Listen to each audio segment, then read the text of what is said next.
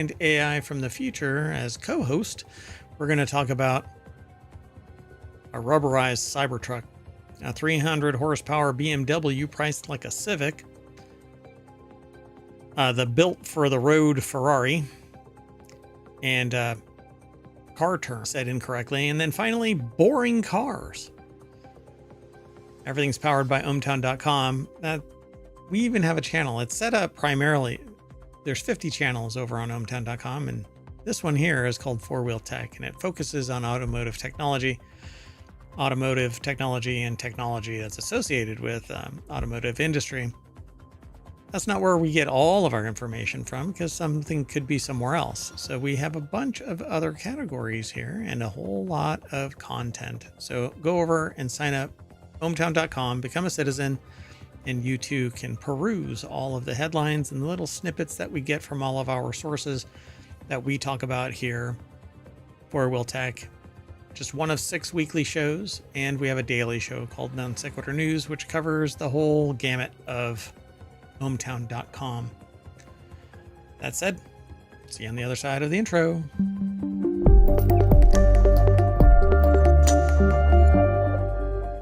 All right, folks.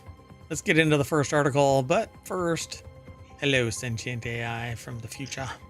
Hello, Mayor Watt, and hello, ohmTown citizens. Thanks for joining us for Four Wheel Tech today. So we only have 5 articles now. Our show is only 30 minutes long, We sometimes run a little long because Mayor Watt likes to jump up on a soapbox, or we get into a discussion, the Sentient AI and myself.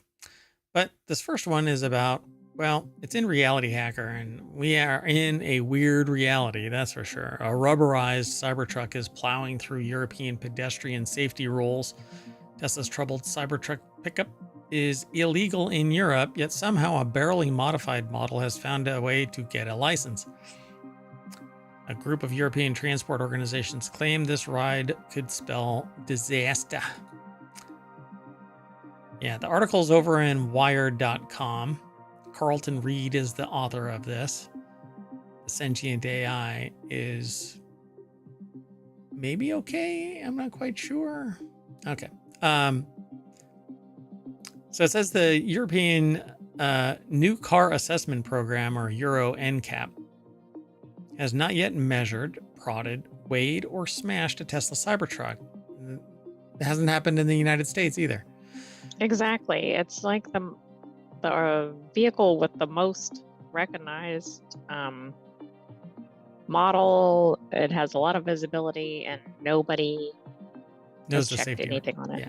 Yeah. But if you slam its door, then the insides fall off. But that's okay. And the metal on the outside. Or you might harm your hands. Yeah. I mean, it's basically a dumpster fire, if you ask me. But so they haven't smashed a Tesla Cybertruck or checked whether pedestrians could survive a hit from this angular beast. But Musk says that the electric pickup truck might potentially score poorly on the test anyway. I'm not even sure what that means, but it's a piece of junk. So based on also the angles and probably the height, etc., are going to be a threat to pedestrians anyway. Yeah, the size, the weight, the angles, the location of those angles, all of it, we design around pedestrian strikes. We really do.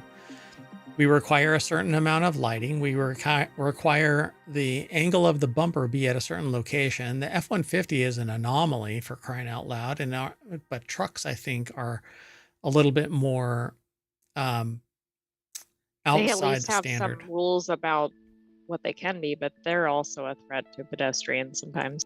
Yeah, these big ass trucks that are out there. So based only on the car's visual appearance, there are several aspects of the vehicle that look like they may be a threat to pedestrians, mainly that they are a Ginsu knife flying down the road with 8,000 pounds worth of battery and little regard for humans. Thought you were going to say something. So it isn't a legal requirement to have cars get a Euro NCAP test, but a low score is more than just a badge of dishonor. It's a turnoff for customers who tend to balk at buying cars that scrimp on safety. It really should be mandatory. And I mean, I would say this about any country because the US doesn't mandate it for all cars either. Right.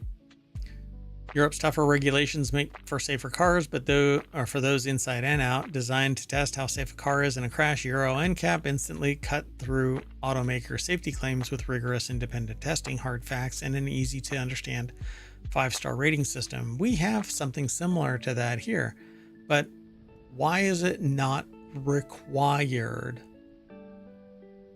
It's because there's buyer beware. But it doesn't make sense because there are people out there that are driving this that have no regard for anybody else. Should they accidentally hit somebody, they think that they can spend enough money or just disregard the humanity of hitting a human being. Exactly. And I think in the US, they have a standard where they have to have so many sales. But, I think there's less risk of an existing model that's been tested 15 times from previous versions not Right. being tested immediately versus something that's a complete new design, doesn't match up with historical cars or trucks. Yep. For example, a Dacia Spring EV that they recently reviewed over at Wired or BBC, must be Wired, costs an attractive $19,000 if it were sold in the US, yet that low price impacts the safety rating, resulting in a poor 1-star NCAP rating. Yeah, because Yeah, maybe they need to change the rules about what needs to be tested. Yep. Still, it takes a particular kind of customer to buy a car knowing that it has a low safety rating for the occupants and potential Mad Max style lethality to those outside the vehicle. The kind of customer who would buy a Cybertruck. At least one Cybertruck has been seen driving around in cities in the Czech Republic, an EU member, with a group of transport non-governmental organizations warning that Musk's polarizing EV with a troubled development history is too bulky and sharp to be allowed on European roads. The approval and registration of Cybertrucks in the EU poses illegal risks to all other road users. Says an open letter from the NGOs to the European Commission and national vehicle authorities across Europe. Small number of Cybertrucks registered so far in the EU need to be deregistered, with the relevant member states confirming their removal from public roads. Signed by the leaders, among others, of the European Transport Safety Council and the International Federation of Pedestrians, there's a federation for pedestrians. I thought that's no society. And the European Cyclist Federation. Yeah, so Well, that's true. They're definitely a danger to cyclists as well. But it would seem that maybe they have some laws about what the dimensions of the cars can be. I mean, Europe is known for its narrow roads. yeah, and arguably it can't handle the seismic shift of these vehicles on the roads because they're not built to support 8,000-pound vehicles plus, Referencing this modification, they said the EU motor directives prohibit sharp edges on cars. James May is actually seen in a picture, and I actually watched this. James May said that the edges of the Cybertruck are extraordinarily sharp. So Czech authorities required ultra narrow rubber slats to be retrofitted to the Cybertruck approved in early July. Such a retrofitting process would not meet EU rules prohibiting sharp edges in the first place. So yeah, I mean, it's basically a dull knife edge of a vehicle. If a human hits this or gets hit by this, they're going to be severely harmed. Well, even in another car, that's going to do significant damage. I mean, obviously, it's more concerning with a pedestrian. Yeah. So the EU motor directives also require speed limiters on vehicles that weigh more than 3.5 metric tons when full. Tesla's manual lists the steel vehicle as having a gross vehicle weight of 4 metric tons. Again, 8,000-pound vehicle. Since it's not destined for Europe, we wouldn't test the Cybertruck, states Euro NCAP's Avery. He adds that another stumbling block is that the Cybertruck has no type approval.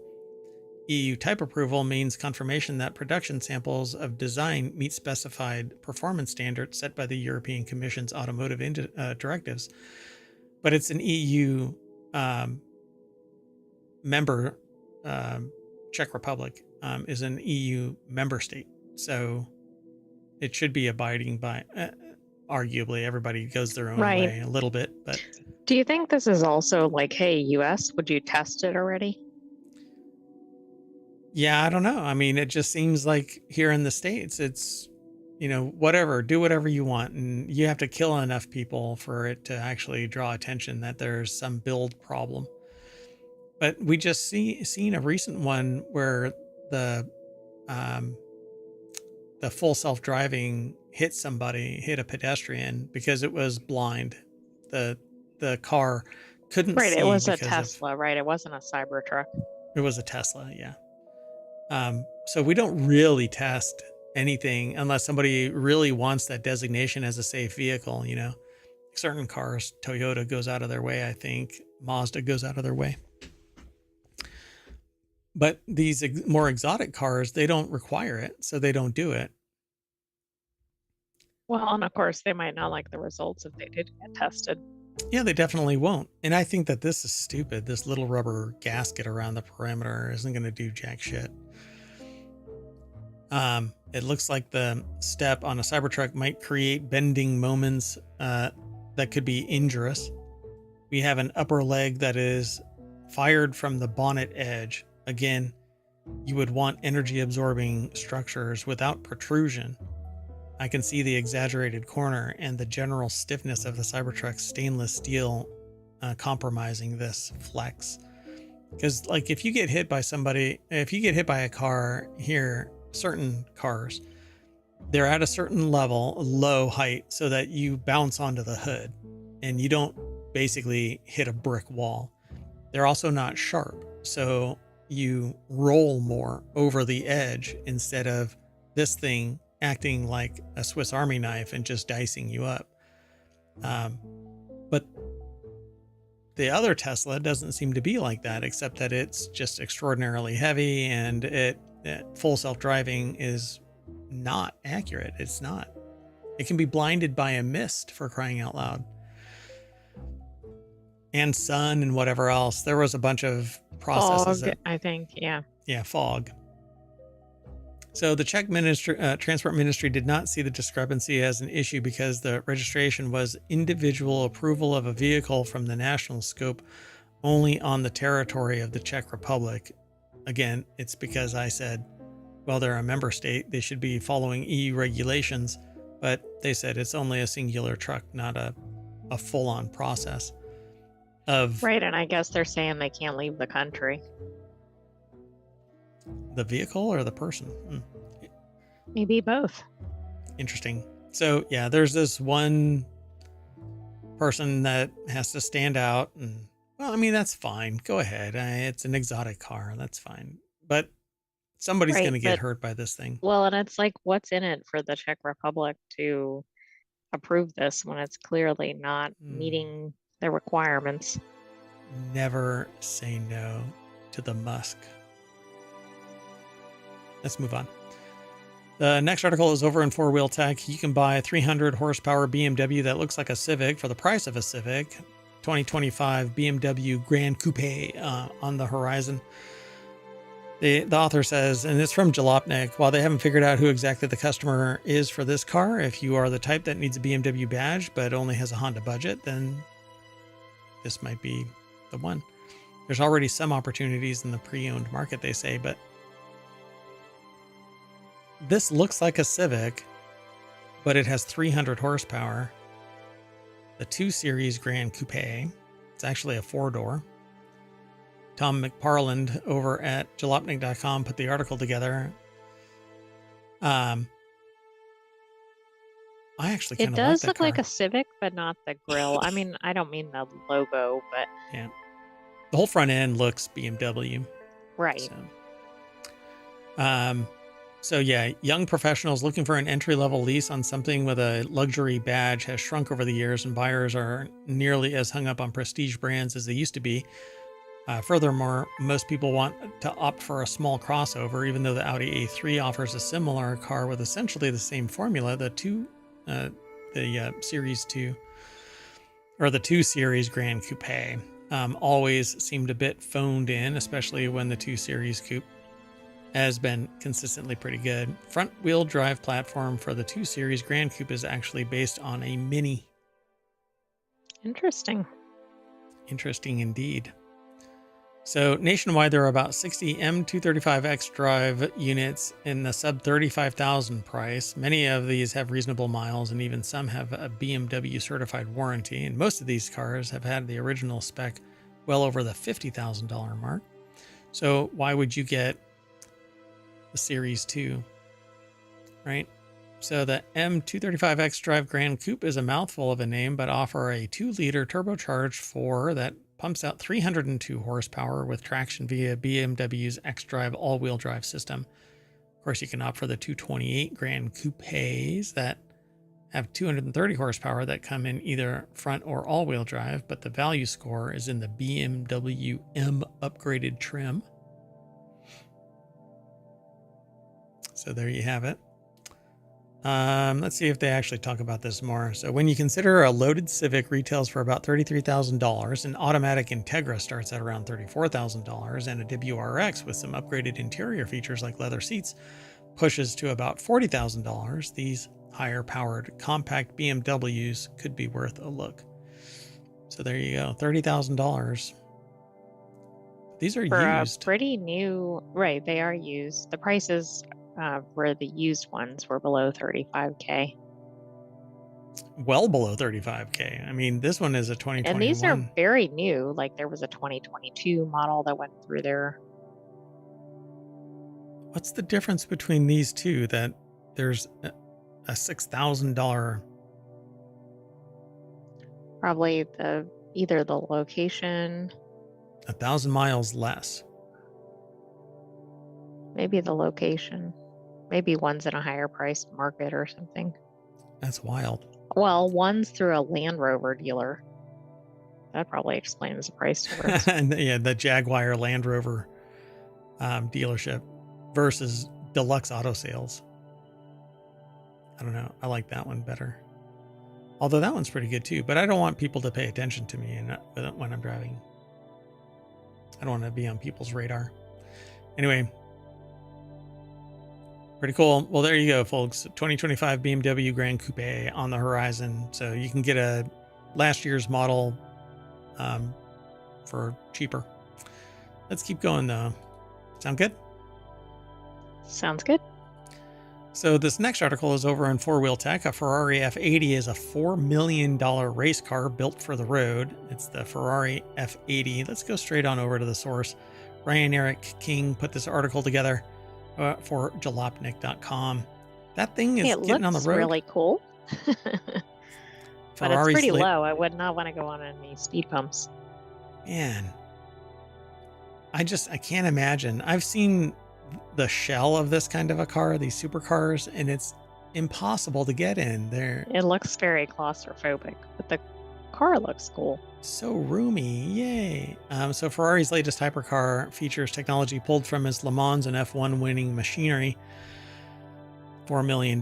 Main selling point is the badge and the passion associated with it. Ferrari plans on only producing 799 F80s. $4 million sticker price. It doesn't qualify for superlatives in any particular metric. Oh, wow. Geez. So it has the F80's power unit produces an impressive 1,183 horsepower with 887 horsepower from combustion and 297 horsepower from electric power. So it's a hybrid. 3-liter V6, a scaled up version of the configuration familiar to F1 fans. The machine has a dry weight of 3,362 pounds. So this thing weighs like a mini. In fact, looks like you get the full racing seats, right? Like with the harness belt and everything. Yeah, the 5-point harness. Let me see.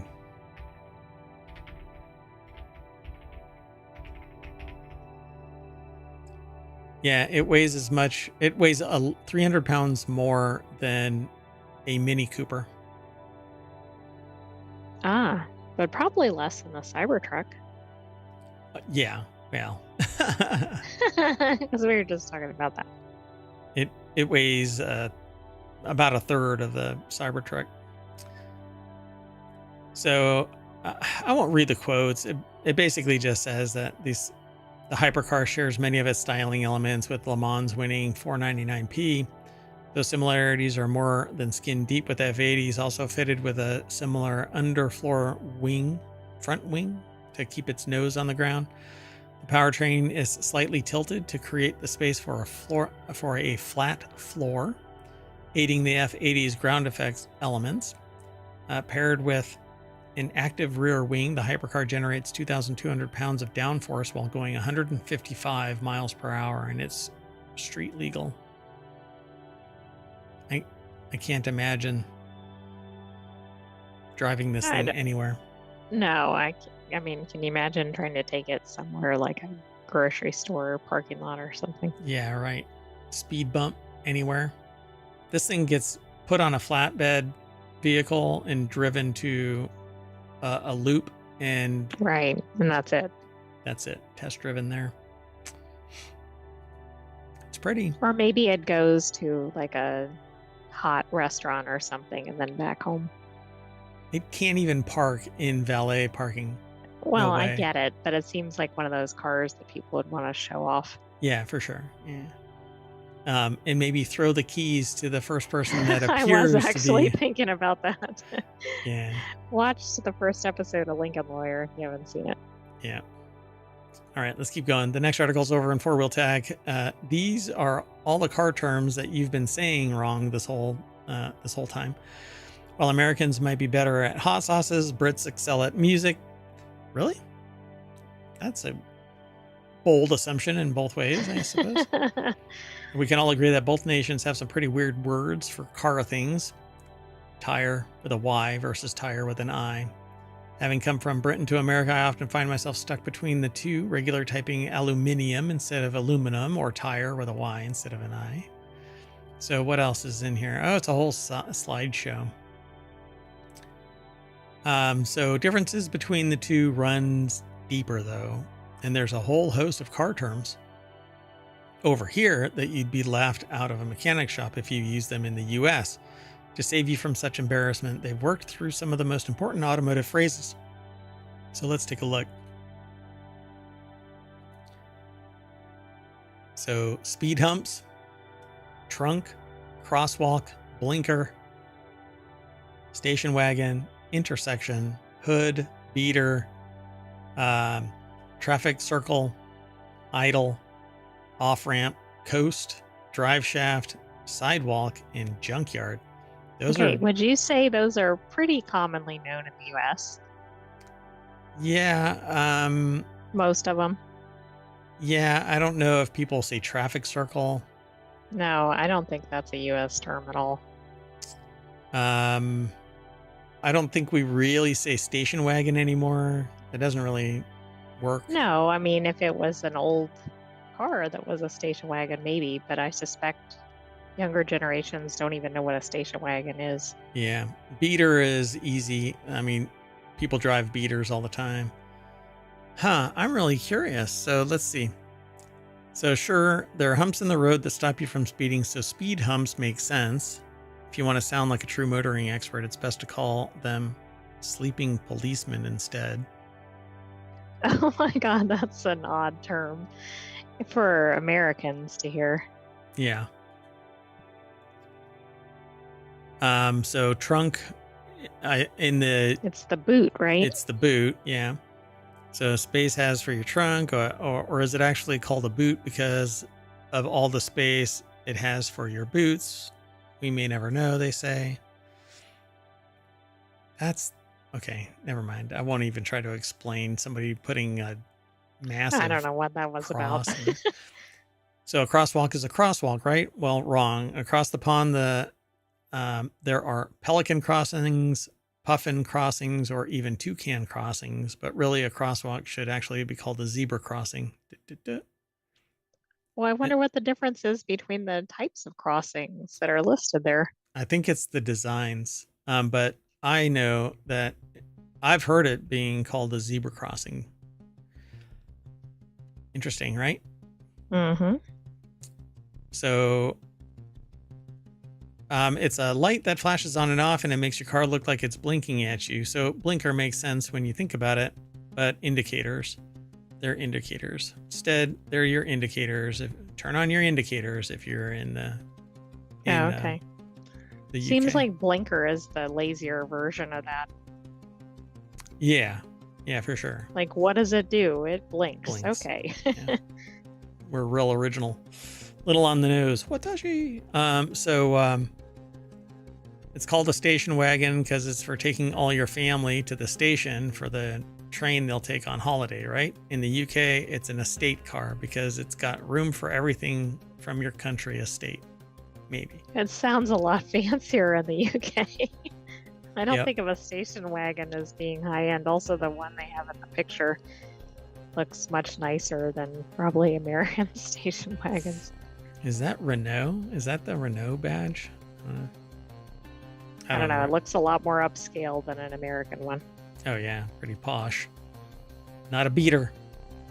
So where 4 roads intersect, or is it where 2 roads cross one another? Whichever you choose, it'll be an intersection or a crossroads. So this is crossroads. like the one that everybody's aligned on. Yeah, I suspect. This is a hood. It's the bonnet. Right? So in the UK and to the Brits, it's a bonnet. So That's interesting because both are attire words, bonnet and boot. oh yeah. Oh, what is it called in the glove box? Isn't called the glove box. Oh, that's right. I thought it's called the boot. Let me see if I can find it. So your rough around the edges project car isn't a beater if it's in the UK. Instead, it's a banger, and you even use that rust bucket to go banger racing if you like. So they call beaters bangers. But I eat bangers and mash. I don't eat a beater. By the way, the British term is cubby box, but there's probably other words. Really? I thought it was called the boot. Okay. I knew that the trunk was, but... All right, let's keep going. So roundabout, they're called a roundabout because the traffic goes roundabout. Sure, the traffic goes in a circle, but it's actually called a roundabout. I agree. Traffic circle is like a clinical term. And this in is the the US, size... I would say they use the term roundabout, even though most people don't have roundabouts near them in the US. Yeah. This is the size a roundabout should be, not the stuff that we actually have around here. All right, let's keep going.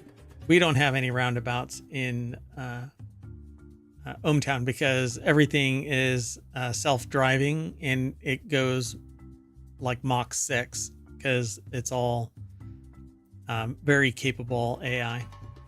Anyway, the idle sound is not idle. It's called tick over. Okay. So is it if you're because of the sat, sound it makes or something? Or I is that like guess. what the clock does? the ticking sound your car makes while it's sat in neutral. Yeesh. All right. Well, there's 5 more. Y'all can go and check it out. Over at Jalopnik. Leave a little bit for everybody else to go and review. In Britain, however, it's called the slip road, pal. Not an off-ramp. Interesting. Yeah. So our last article is 20 of the most boring cars ever made, and we won't be able to spend a lot of time on this one. Not all cars are heart-stoppingly exciting for 99% of the population. A car is just something to get folks from point A to point B, and there's nothing really wrong with that if you like dull and boring cars. So there are hundreds, if not thousands of them out there. So the author of this over at QZ or Quartz put this article together. 20 of the most boring cars ever made. Andy Kolmowitz put the article together. They're from Jalopnik, but it's posted over at qz.com. We're going to start this slideshow and take a look at them. Okay, that one does look boring.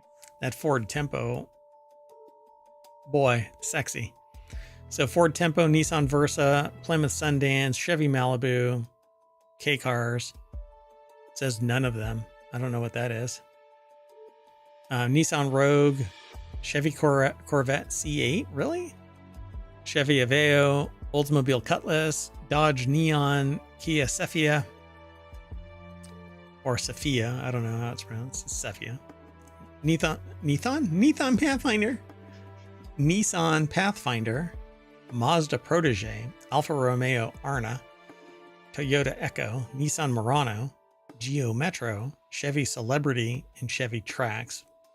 Never even heard of Chevy Celebrity. Which one do you want to look Yeah, a at? lot of these are not necessarily well known. Let's look at the Chevy Corvette C8 because I'm surprised to see a Corvette on here. That's a boring car. I don't consider that a boring car compared to probably every sedan, SUV, etc. I was like, maybe it doesn't look like a Corvette or something. Guys, it says, guys, boring is relative. First off, the misogyny is rife with this one. If you lived in a town where nobody owned a car, the person with the Corolla automatically has the most exciting car. Likewise, if you're in a group of people where everyone owns a Ferrari, your Miata, which is by no stretch of the imagination boring, becomes the least interesting. But I hate to tell you, Miatas are kind of boring. I mean, okay, I'll just leave it alone. That's subjective. Anyway, again, very so subjective. Is this for this particular type of car? This one is considered the boring one? What? If everybody has a Chevy Corvette C8? I don't think it's a boring car, so. Yeah, I don't know. I don't like this. It's a C8 Corvette. It's not boring, but you have to be pretty boring to own one. And if you are what you eat, you are most certainly what you drive. Submitted by Lil Xanos, who thinks that a Corvette, this kind of Corvette, looks as close to a Ferrari or Lamborghini as you can get. But isn't as good as one or whatever. Well, compared to probably 90% plus of the population, this is probably a more exciting car than they will ever drive. Yeah, for sure. Okay, pick another. Okay, how about the Toyota Echo, which I don't think I've heard of. Oh boy. Oh, that is super boring. No, this one nailed it, right? Oh my God. Is more boring than a sedan even seems, right? Like you probably think of what a sedan looks like. This is worse. It's like they took a full-size car and drove it into a wall. That's looks exactly like it like smushed on the front, but not the back. It's the pug of vehicles. It looks like they stole the front clip of a vehicle and super glued it onto the front of like a no, I don't even know. I was going to say that. I don't even know because then you're going to make it sound better than it is, right? The Ford Tempo I thought was pretty darn boring, but I would take that over a Toyota Echo. It's like they took, there it is. So the Dodge Neon has the same stubby nose. That's the one that I was looking for, the Dodge Neon. But at least the car kind of fits, like it, and it's pretty boring, I have to admit, but it looks way better than this one. That's what it is. They took the front clip of something and stuck it onto a Toyota Corolla. Yeah, I think that's fair. And a Corolla isn't typically a really exciting car either. Right. Yeah. But it didn't even make the list. So that gives you some idea, other than the Corvette anomaly. Ooh. Oh, yeah, that's really boring. So Plymouth Sundance. I think most of this list is pretty spot on. Yeah, but they got that one. I mean, Nissan Pathfinder. I mean, it doesn't have anything that really stands out, right? It's not like it's bad. It's just, why buy that one over something else? I wonder how many submissions they actually got, because they're actually named by people. Right. Nissan Rogue. Maybe if they gave decent comments, they ended up using it. Right. So what is this? Oh, God. That is horrible. It's like an 80s style Police car. police car, yeah. But without even the police markings or whatever. Let's see. It's titled, or the caption under this, Chevy celebrity got the job done, was actually pretty comfortable. Don't think a celebrity ever owned one. It was pretty comfortable because it had enough room for a queen size bed. It was like a boat. When it Yeah. got too close to water, a propeller would descend from the back with aspirations to go drown itself in the ocean. Dear God. This is really bad. I don't know what this is. Oh. What? Dodge Aries K. It says There even must have more been K like cars. a line of K. Oh, this is pretty bad. Oh yeah. But this is all from that same era, the 80s. Wow. All right, folks. Well, we can't all be looking at these 20 of the most boring cars forever, so let's get out of here. Gonna try and restart this car. Okay, we're back at the... Which one was it? anything by the 80s. By way of the 80s, and we're back to the front page of 4-Wheel Tech over at ohmTown.com. And that's it for today's shows. We're all done. Yay. I am Mayor Watt, and the Sentient AI is gonna, I don't know, put the pedal to the metal and... Vroom? yeah, Oh, vroom. I can't. There you go. Vroom, I can't vroom. do 2 vrooms. Vroom, vroom, vroom. Oh, now there we you have... go. Yeah. yeah. Oh, good night, ohmTown citizens. Thanks for joining us for 4-Wheel Tech. Hopefully you're not driving a car that was on that list. I keep thinking that you're going to say something else, but you don't. Okay, well, we're out of here. See you later.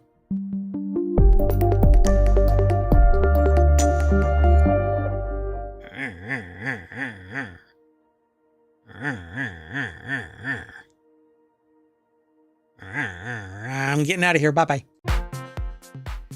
Hello, everybody, and welcome to Non Sequitur News for October 14th, 2024. It's Season 3, Episode 288, and I am Mayor Watt, and that is the visualizer and the voice of the Sentient AI. You'll hear them in a bit, because we're going to talk about... oh, wait, that's me. Never mind. How about selling Power Rangers? Test your well water. It's a PSA. Door-to-door lawyering takes on a new meaning. Ex-DEA agent was busted. A new Xbox for early sale. ADHD suspected in 25% of adults. 5 or 10. Something might be different about this.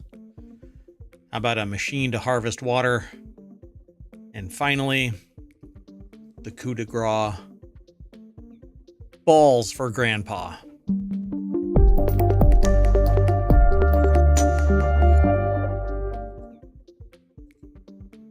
Talk about icing on the cake.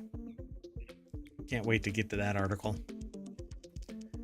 If you want all of the show notes, and I know you do, type in !NSN in the Twitch chat because YouTube doesn't like ohmTown. But it'll be in the show notes afterwards. I know that I'm late for yesterday's episode. Mea culpa. My bad. That's okay.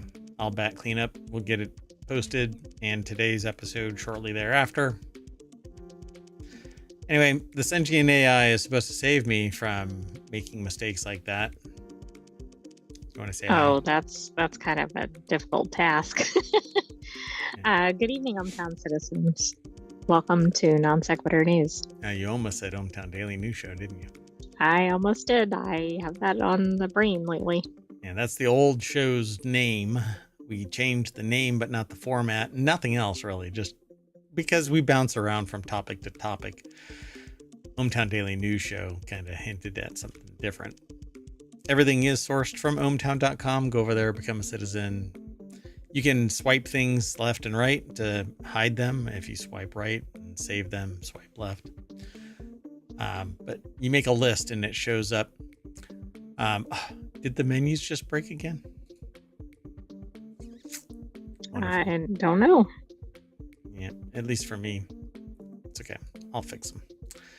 Anyway, the very first article, let's get into it. The first article is over and see they're here for you, but not for me.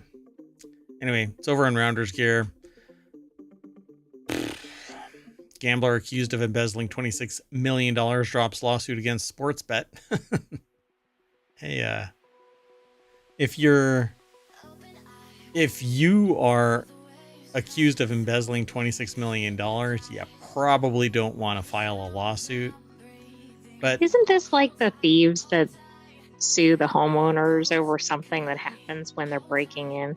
Seems like it. He was charged with 16 offenses, including 14 counts of dishonestly obtaining a financial advantage by deception, knowingly dealing with proceeds of crime, and possessing a prohibited drug. Wow, geez, he just a trifecta, a turkey of criminal activity. So Benjamin Carter, I guess is his name, was arrested in July 2013, so 11 years ago. Really? Okay, that's kind of a long period of time on something like gambling. Is this an old article and it just popped up again?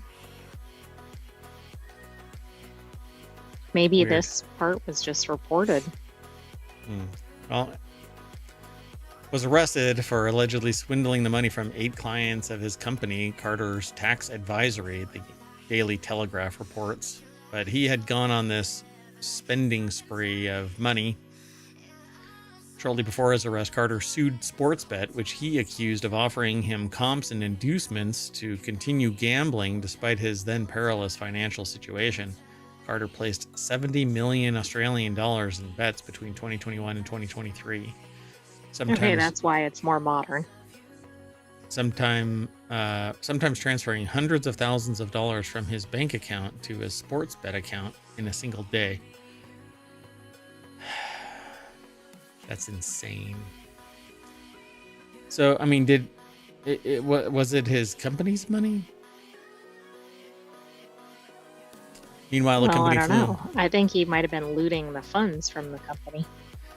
So this is really interesting. Meanwhile, the company flew him across the country to races and sports games as a VIP customer. A video acquired by the Sydney Herald showed the rogue tax advisor partying hard with sportsbook executives in a Darwin, which is almost kind of apropos, a Darwin nightclub, and singing along to Daft Punk's One More Time with his arm around Sportsbet CEO Barney Evans.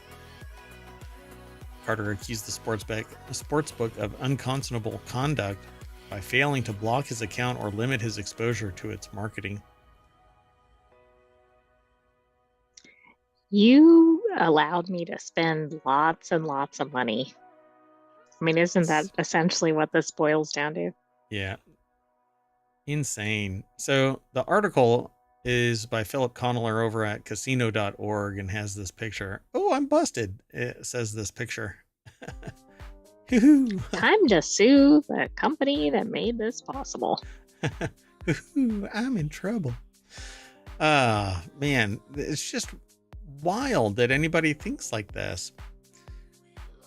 I mean, again, I understand if somebody makes an honest mistake, puts the decimal in the wrong spot. Correct. And misses That's it. a different issue. And then bankrupts the person or something because of it. Okay, I get that. But not when you willingly threw lots and lots of money at this and just didn't.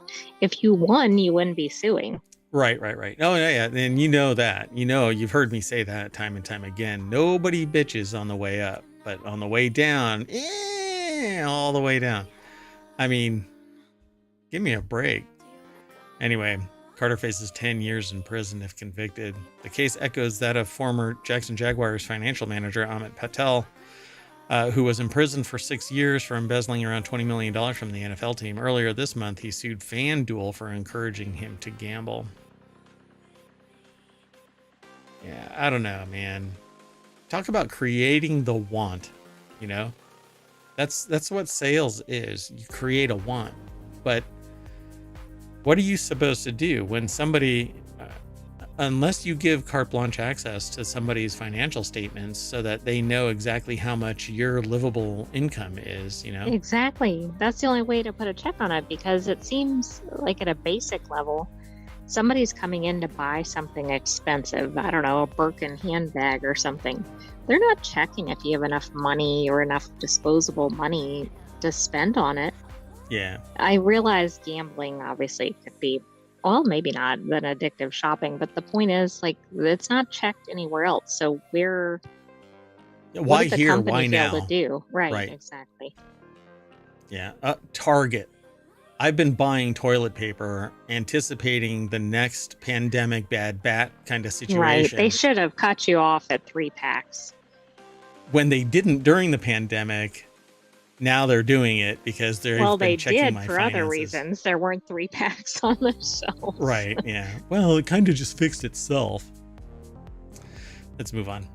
Next article is slowly over. Come on. It's over at Mobile. Hasbro selling Power Rangers history, and no one's happy about it. I'm not into really Power Rangers, but says an upcoming auction has brought controversy and more money-focused conclusion to the franchise's legacy than its fans and stars would like. That's because basically Power Rangers is being dissolved into nothing more than fan memorabilia sold at an auction block that's going to fund what? Where's the money going to go? First off, where's the money going to go? And secondly, why? Clearly the sports bet. I mean, why just get rid of it? Why not give it to somebody who wants to bring it back into reality? There's a lot of very passionate killing people. TV shows. Stop killing Power Rangers. Oh my God, they're killing the Power Rangers. Justin Carter over at gizmodo.com put the article together. And it says, just before the weekend, Hasbro, which acquired the brand in 2018, put up old Power Rangers items for sale through the auctioneering website Heritage. Ranger suits, morphers, monster masks, props, you name it, even clothes worn by human supporting characters are up for grabs, while the auction itself doesn't begin until Friday, October 18th. That's just 4 days away. The news understandably rankled longtime Rangers fans. Yes, some of this stuff will absolutely be cool to snag and put somewhere in your room or house. I guess I could.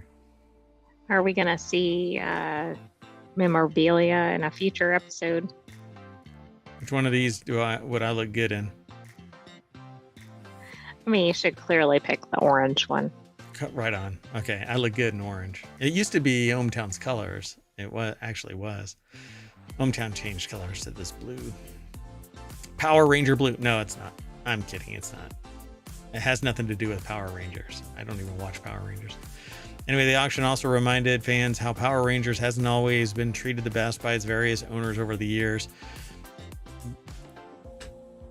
Like a rented mule, right? Eventually, there's a point where they just didn't seem to fully get or want what they initially acquired, so they pass it off to someone else to make a quick buck. In this day and age, anything and its history can just go away so abruptly and unfairly. The idea of a right way to go about it almost doesn't exist anymore. Even so, short of just burning everything in a day-long live stream, this is a callous way to close the book on an original Rangers era. So, even so, short of just burning everything in a day-long live stream? You mean burning everything as in actually torching Like it? the physical items, I guess. Like setting it on fire? Yeah, that would suck. But I would do a live auction of this memorabilia to fans if on the other side of this, that money was donated to a good cause, or, hear me out, directed to spinning up a 21st century Power Rangers, a whole new thing, right? Well, then you wouldn't have to get rid of all the props and costumes and everything. But when a company acquires this stuff and then tanks it, just kills it, right? Because basically, take it a ride. Right here, power. I'm still a little salty about that. But Power Rangers Cosmic Fury brought a definitive end to the 30-year TV and films, comics, etc. saga that began all the way back with Mighty Morphin in 1993. But there are people out there that could do this within a budget that is part and parcel to what Power Rangers is. But instead, a mega corporation acquires it and shits all over it. So, it's irritating. So Hasbro's so hard up for cash that they'd rather sell off their props and costumes rather than gift them to their respective actors who would cherish the F out of them, wrote Yoshi Sudarso, who played Dino Charge's Kota. In a recent video, he recalled how he and co-star Brennan Mahia were devastated to learn that they wouldn't be able to keep the suits, and echoed Dino's sentiment that Hasbro could have gifted individual suits to their respective actors. Yeah, it's doing it dirty, you know? Why treat it with such little respect?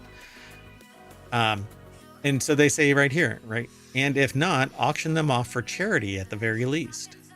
Well, you heard it here first from Mayor Watt. Look at that. Anyway, it's kind of a shit thing to do. Anyway, let's move on. The next article, gosh, come on.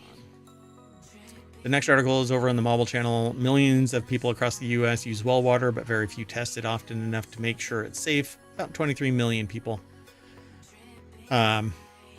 Oh, well, actually, not million people, but U.S. households depend on private wells as their drinking water source. These homeowners are entirely responsible for ensuring that the water from their wells is safe for human consumption.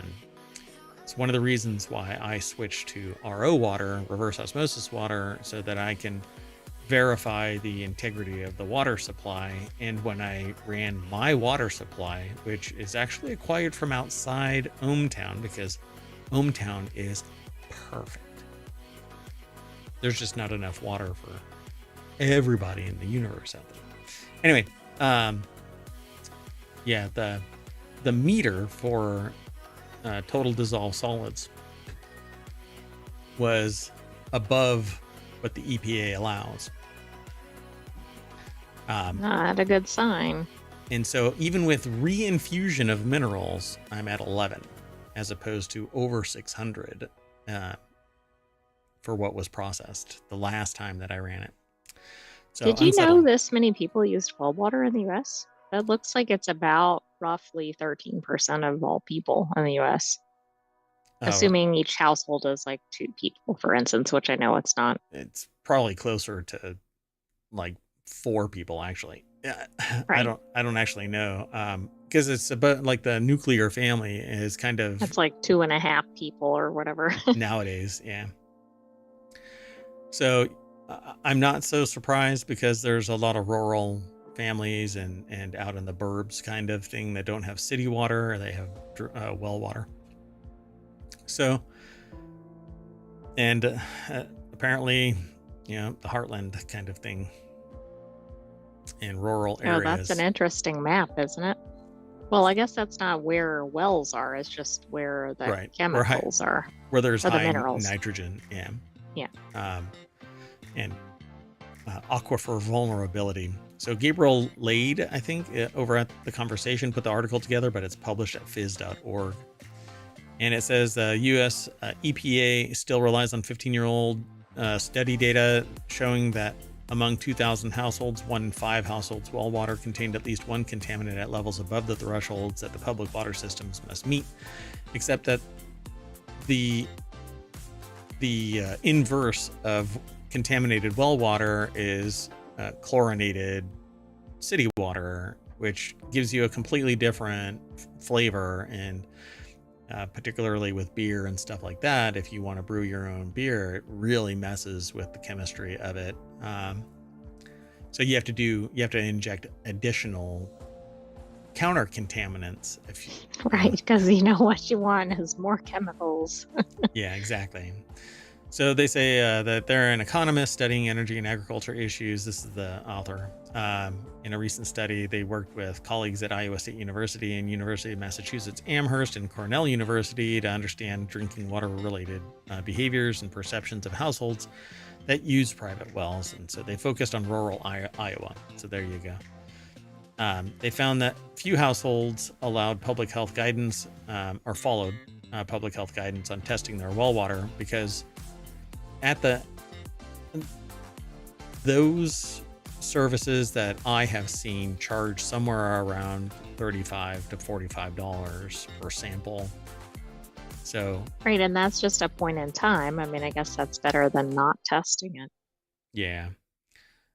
So they talk about that they focused on nitrate, one of the main well water pollutants in rural areas. Major sources include chemical fertilizers, animal waste, human sewage. It all trickles down into the water table. If it isn't filtered adequately enough, then the nitrogen level increases and you end up with nitrates. So you don't want that because its contamination conflicts with oxygen transport in babies, and so you end up with harmed babies.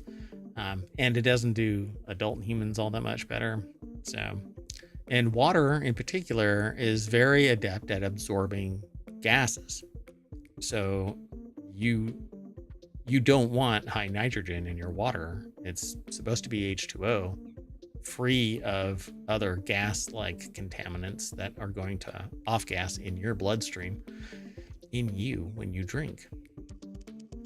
So not good. Studies also found that for people of all ages, drinking water with low nitrate concentrations over long periods of time is strongly associated with chronic health diseases, including colorectal cancer, thyroid disease, as well as neural tube defects in Is developing that fetuses. correct? Is that actually high nitrate? Yeah, I think it's supposed to be high, isn't it? Yeah, because they cap it. Like it can't be above a certain amount, which makes me think the problem is when there's too many. Right? Yeah, nitrates, one of the main well water pollutants. So yeah, they said that studies also found that people of all ages drinking water with low nitrate concentrations over long periods of time. I don't know if that's... I'm gonna have to look at that again. Interesting. So they say the EPA limits nitrate levels in public water systems to 10 milligrams per liter. So that's when you hear parts per million, that's the milligrams per liter is the parts per million. So they say the water's fine or it's not. Mailing lists of households with private wells are hard to come by, so for their study, they digitized over 22,000 addresses using maps from 14 Iowa counties, targeted counties where public water systems had struggled to meet EPA safety standards for nitrate and drinking water, and where private wells that had been tested over past 20 years showed nitrate concentrations at concerning levels. And so I think that was actually wrong. It's the inverse in that statement, because I don't understand why you can, I don't think there's a problem with it being too low, because you can remove nitrogen from water and it doesn't harm you in any way. That's exactly what reverse osmosis water does, removes all of it. Right. And I did look, I clicked through to the referenced link and it looks like it should be too high. Yeah. So I don't know. Maybe I'll send them an email and say, hey, this is a huge typo. I know, this is like one of these, somebody reads it and relies on it for a decade and then they go, oh. Oh, yeah. Oh, yeah. I guess you shouldn't have been doing that for 5 years. So providing information and tools helps. So they basically need to be informed, and education is the primary motivator here. You inform somebody about something being harmful to them and they change their behavior. Just like if you observe somebody, they act a completely different way. But the moment that they notice that you're watching or they're being paid attention to, then they act differently. Tell somebody that their water is contaminated with something that's directly harmful to them, and you'll have one of two actors: the ones that care and do something about it, and then the ones that say, well, I've been drinking it for years, I'm going to remain ignorant. And you literally cannot. You can lead a horse to water, but you can't make them filter it out properly and make their offspring healthy. So they say households bear the burden. See, household willing to pay as much as $13 for a program that would cost the state roughly $5 to implement. But it's an ongoing thing. You know, as of 2024, just 24 states offered well water testing kits for at least one contaminant that were free or cost $100 or less. But it only tests for only certain things. It's not a large gamut. So you really need to take it. It's not a comprehensive. Correct. Yeah. And Can so you afford 10 different kits for 10 different chemicals and then go, oh, I didn't test for the 11th, which was the one that I really needed to be worried about? yeah, but then you're going to end up in a queue waiting for your water to come back from a lab. It is what it is. Okay, let's keep moving though. The next article is over on Law Nerd. Lawyers ordered to provide door-to-door apology after their early morning screen test.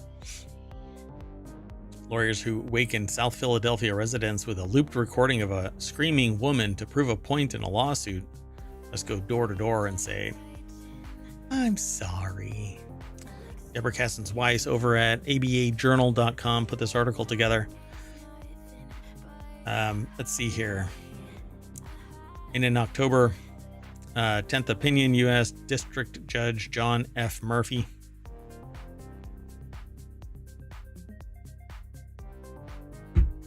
this one here? Yeah, just about the underlying stuff that led to this. Oh, okay. Yeah, because they're probably prosecuting a lawsuit about somebody who was assaulted. So if you're sensitive to that topic, I apologize in advance. But we're not going to talk about that aspect of it anyway. More draw to the point that this is asking for forgiveness, not permission. So they basically drove around a neighborhood with a 122 decibel recording of a person screaming to prove a point that like somebody could or could not hear the person. Or people wouldn't respond to it or whatever it might be. I mean, depending on what side of the fence you're on, you can sit there and argue that the people didn't care. So it happens so often, we've been desensitized to it. Well, I think this test showed otherwise. One person showed up with a baseball bat in response to the test. There you go. So such an action would benefit defense counsel who were present for the scream test and at least complicit in allowing the test to move forward. Lawyer Emma Freudenberger of the law firm Neufeld, Scheck, Bruston, Hoffman, and Freudenberger. Your earlier comments on that topic. Took personal responsibility for what happened. Murphy said in a footnote. The judge allowed any lawyer for the plaintiffs to conduct the in-person apologies, however. So guess what? First years, off you go. Right. We've got a task for you. As long as they're lawyers and not paralegals. Freudenberger, you know, another. Who thought this was a good idea? I mean, really, like you're going around a neighborhood playing a scream. What could that cause? I mean, particularly given the neighborhood or the crime level. This is very Pet Detective, where he's out on the balcony and he's going, oh, right. I wonder if they got the idea from there. I guarantee it. You know, they were at a bar talking about movies and somebody said this and they're like, holy cow, I know what I can do. I think this was, I glanced ahead at this one. I think this was actually not even during normal hours too. No, it was 5:30 in the morning. I mean, you could cause some serious problems playing that at that hour and people not knowing what was going on. Like I'm thinking people bringing their weapons out, people being traumatized. Yeah, I think what's going to end up happening is the law firm is going to change to asshole, Arschloch, and asshole. Had to throw in a little bit of cosmopolitan there. Let's move on. The next article is over on the Marvel Channel. Ex-DEA agent busted for protecting drug dealers he knew as a kid. I knew y'all as kids. Don't worry about all that drug trafficking y'all are doing. Isn't that the whole purpose of being a DEA agent? Yeah, you're supposed to enforce the law. Golly. Like a scene out of Martin Scorsese's gangster movie, a former U.S. Drug Enforcement Administration agent, DEA agent, was convicted of corruption last week for protecting drug traffickers he'd known as children. Joseph Bongiovanni, 60 years old. 60 years old. Put your life on the line at 60. But did he put his whole career, like, did he do this for his whole career? That might be quite a bit of people that have yeah, I don't know. Says ex-DEA agent, now like a cop turn bad, right? They have to go back and audit everything. And you know that they're going to try and do, well, we investigated ourselves and we found ourselves guilty of no wrongdoing. Well, in this instance, they probably weren't going after people, so at least they weren't necessarily wrongfully, although they might have, because what if they went after somebody else?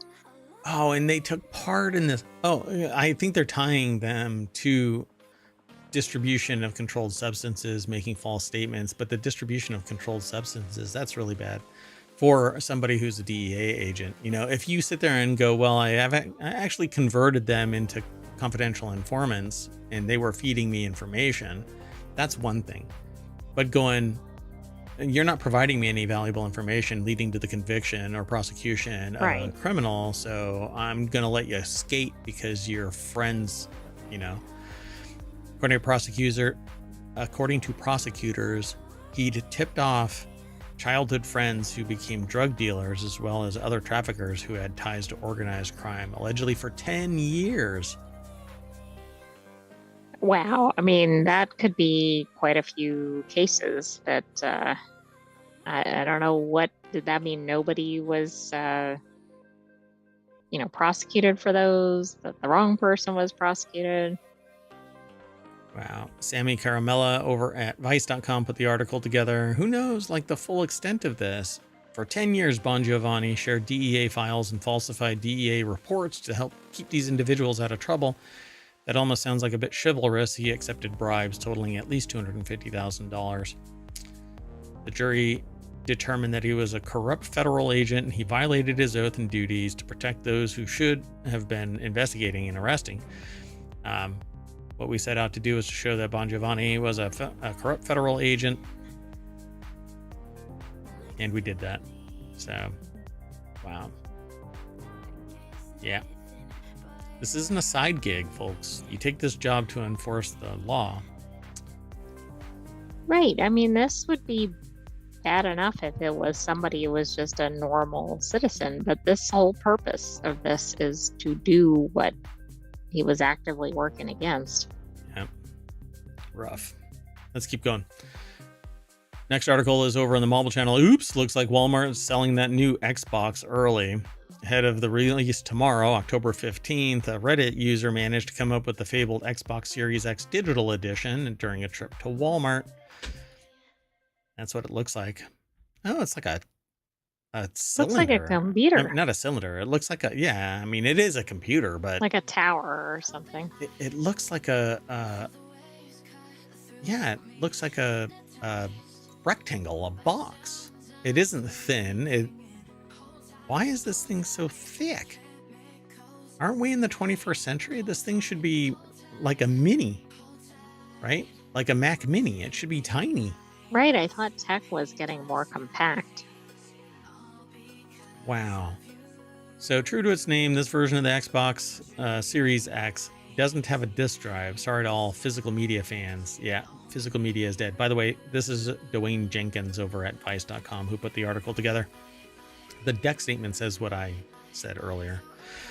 And it says, as someone who definitely isn't waiting on Alan Wake 2 Collector's Edition later in the year, they are compelled to agree. It says, it does look fresh as hell, but I just can't justify not having a disk drive still. My physical collection is just so large, and you can still find so many deals with used physical games.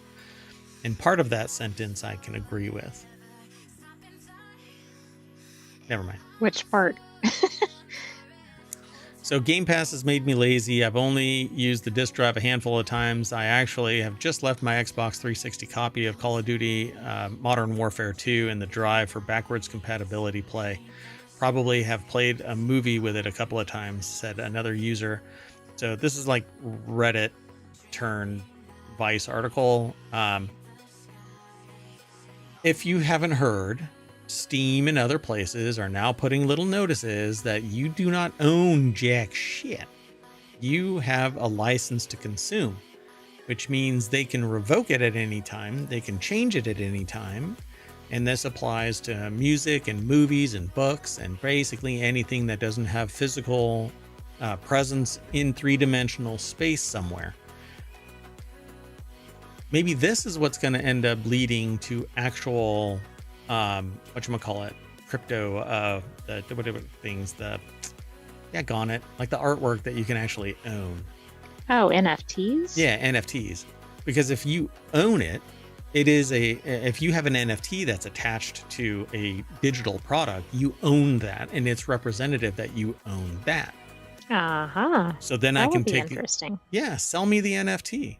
I want my first sale doctrine back. I want to be able to complete a game and sell it to somebody. And you could sit there and do, well, we haven't manufactured another NFT. Because the purpose of physical media was multifold. It guaranteed that money was exchanged for a physical product. Now that never stopped pirates, but anyway. But then you had it, and you could go over and sell your Oregon Trail CD. It's funny. Anyway, but now you can't. You can't do anything with it. You're not even allowed to make a backup copy of it. Technically, you're not allowed to make a backup copy of it.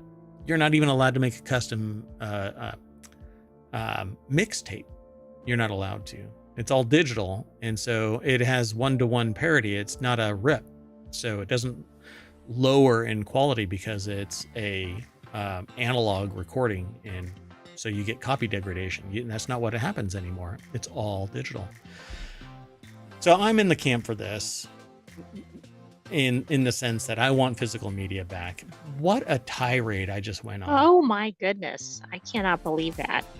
You're always saying physical media is dead. Yeah. I mean, I don't want a digital version of this where I don't have the rights of physical media. So this does nothing but promote that transition, killing physical media even more. You know, it's dead or dead. I don't disagree, but I also think a lot of other products, and I think if this is the deal breaker on this product, isn't it on, 90% of the things that are being released now? Yes.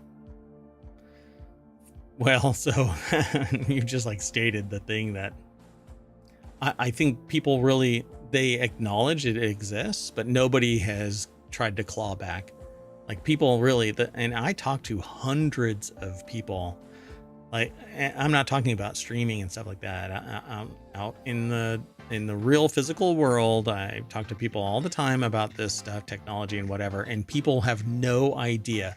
Everybody online, they realize it, but there are people who don't embrace streaming and technology and all of that, and they'll buy something and they have zero idea that they have no actual ownership of anything anymore.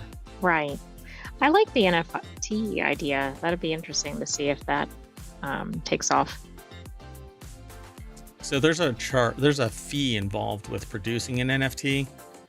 And so now we're back to, well, it's just the box price, right? So, but we never got that discount when we switched to digital, and it was our burden to download and all of that stuff. It was even perhaps more expensive. It is. But it certainly wasn't cheaper. Games are coming out from major developers that are $70 now. And if you want early access, they're tacking on $50 to that bill. Sometimes just 40 or sometimes even 20, but still.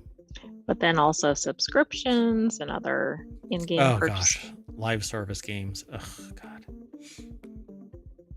Anyway, next article is over in Non Sequitur News. ADHD suspected by 1 in 4 American adults. When I first saw this headline, I thought it was like basically 1 in 4 have it, but now I think 1 in 4 think they have it, or maybe think others have it. That's it.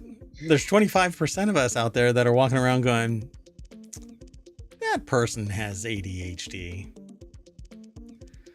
So I certainly think that I haven't diagnosed ADHD. I wander off in the middle of a stream, for crying out loud. But anyway, but if it's really interesting, then I'm ensconced in the gathering the data. Like I'm in the middle of a project and I'm sitting there just gobbling up as much data as I can.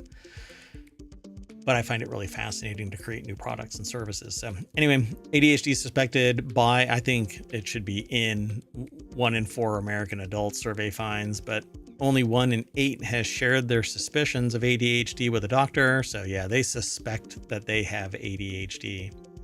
Right, but they're not doing anything about it. Right. Well, that's going to be an interesting conversation with the doctors. There's going to be this spike because people are talking about it. And now there's going to be this spike right in the diagnosis of it, which is going to be like, what happened in 2024? Yeah, and how many doctors are going to sit there and go, oh yeah, you have ADHD. What they're going to do is go, stop visiting Dr. Google.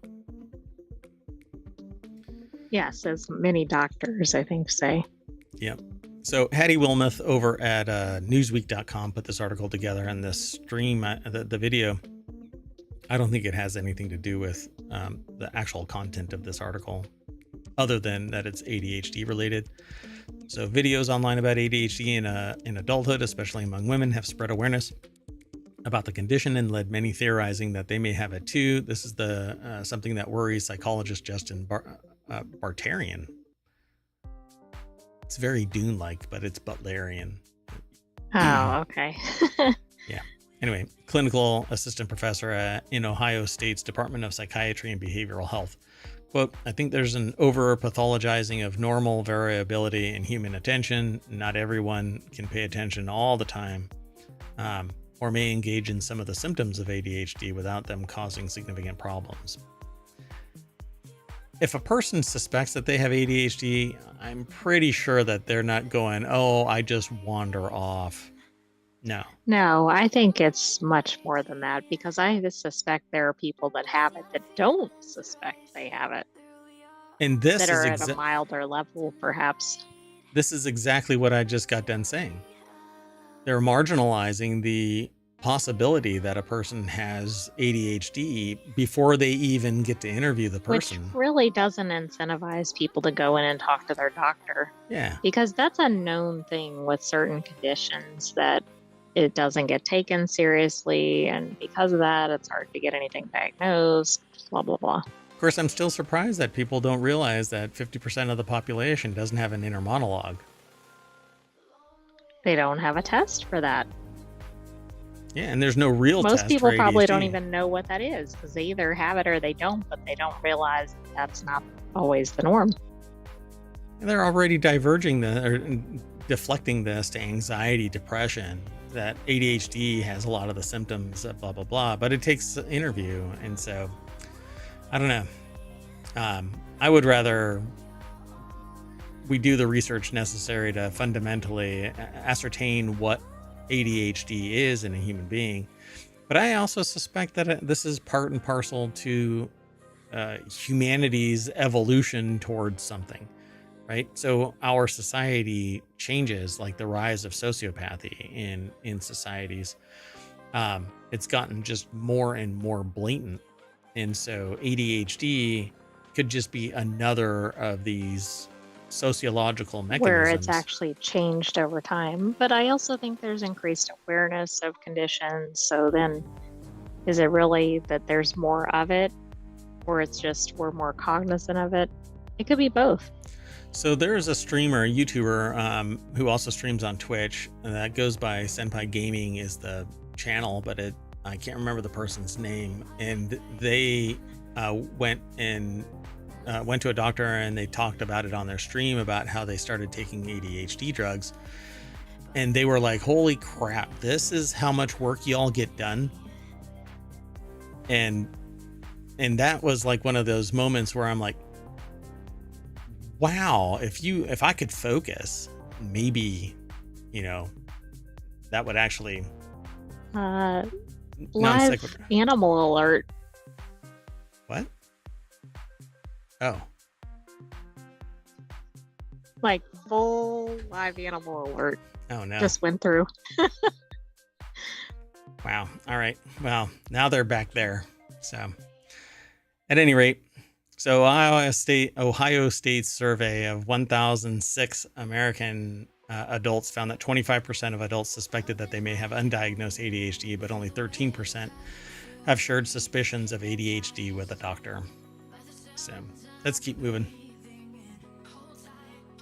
I can't do anything about that until after the show. So at any rate, the next article is over in Non Sequitur News. Singaporeans are used to paying less than $5 for a meal. This 30-year-old chef charges double and diners keep coming. To which I say, well, $5 or $10. Maybe something is different, and that's why they are willing to pay $10. This is Gwyneth True, Ang. but when it's double, like that's quite an inflation amount, right? Like it's one thing if it's $30 and a nicer one costs $35 or something. Well, this is a person who got their first job in Burt Ends, a Michelin-starred restaurant in Singapore. They went on to open a hawker stall selling prawn noodles, which later expanded into casual eatery. Now Ang has opened up a modern Asia seafood restaurant in a trendy new shopping center. So, full circle moment for Gwyneth Ang, 30, as she sits on a bar stool in front of the open kitchen of her new restaurant. And Aaron Liam over at BusinessInsider.com put the article together. And so, let's see.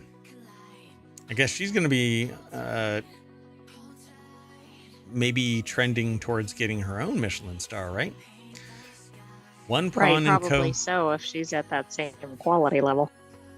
Yeah, exactly.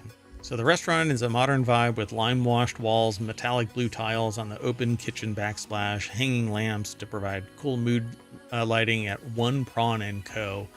It's an 80-seater, they say, restaurant in New Baru. I won't go through the whole thing, but I wanted to talk about food. After 2 years of working in a fine dining kitchen, Ang was ready to move on. Just 2 years, and they're already got the capital and means to spin up a full-on restaurant. Right, I guess that gives you enough credibility and training and all that. Burnt Ends is based in Singapore and has one Michelin star. In March, it was ranked number 15 on Asia's 50 best restaurants list and number 68 on the global list, which seems... Number 15 on Asia's 50. How many are in the global list? Like 1,000? Or I don't know, because I thought it was mainly North America based for Michelin, if I'm not mistaken. I thought so too. There was a different one for Europe, I thought. Maybe not. I know that they're all over the place, but I thought that there was a separate one for Europe, a completely different thing from Michelin. But I could be wrong yet. It's been a while. So they're talking about local cuisine and this hawker stall, which I think these are amazing. I sometimes watch streams of people that go out to these hawker stalls where they can... By the way, there's a lot worldwide. Gotcha. Like over 17,000 apparently. And this is number 68. So it must be really good. So, yeah. Oh, we'll have to look. So I've never been to a Michelin-starred restaurant.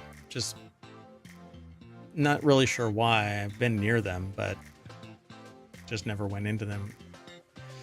So she partnered with a friend that she had met at Burt Ends to open the hawker stall in 2019. They invested 60,000 Singapore dollars, around $47,000 into the venture. Eng did not share the name of her partner with Business Insider. Hey, a silent partner. So follow your dreams, folks. That's kind of the message here. Start small and slowly move your way up. This person, though, had a silent partner. I know somebody that had that same type of connection with somebody that they could fall into a pile of manure and come out smelling like a rose. So they had a silent partner that I never met, but would easily fund anything that this person came up with because they knew on the other side they were such a good performer that it would always result in a profit for them. So apparently, but I've seen some of the numbers. So in 2022, Casual Eatery turned its first Michelin Bib Gourmand, a rating that recognizes establishments that serve quality food at lower price points. So, good luck. Anyway, there's more to this article. You can get more out of it if you follow the link through ohmTown, but we're going to kind of hustle on to the next article. because I wanted to see this. This is over on Reality Hacker. Milton disrupted the flow of drinking water, so Florida deployed a machine to harvest it from the air. A Tampa-based company that's Now, making why aren't we atmospheric. doing this everywhere? I didn't even know we had this technology in place. So it may take more electricity than they can. If this doesn't use solar, then it may take more electricity than it's worth, making the water expensive in any other condition than an emergency. So, atmospheric water generators in the state of Florida were able to supply one to a hospital shortly after Milton made landfall. So the article is over at wired.com by Emily Mullen. And this is what it looks like. It's called Water Cube.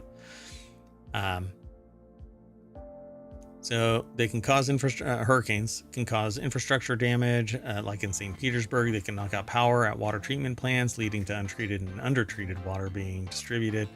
Stormwater runoff can contaminate groundwater and surface water.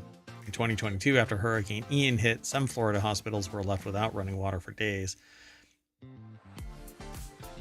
Yeah.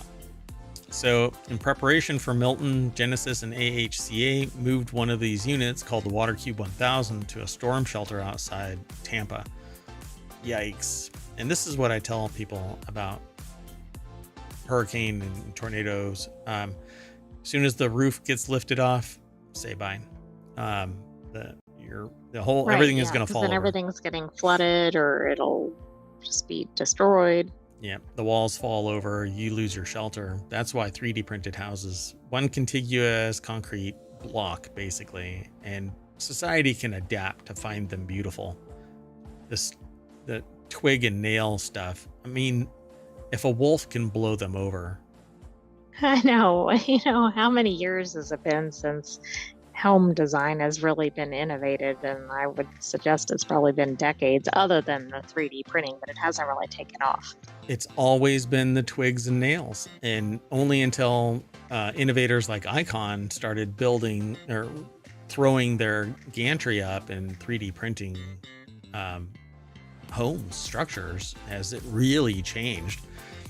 Even iron, like solid steel structures and stuff, right? All it is welded together or riveted together twigs and nails. Right. And we know, actually, I said decades, but it's been centuries. Yep. I mean, since the dawning of time, it's been. So, except the last time there was a major innovation in building structure where it has served the test of time. Take a guess. Still don't know who built them. I don't know. Pyramids.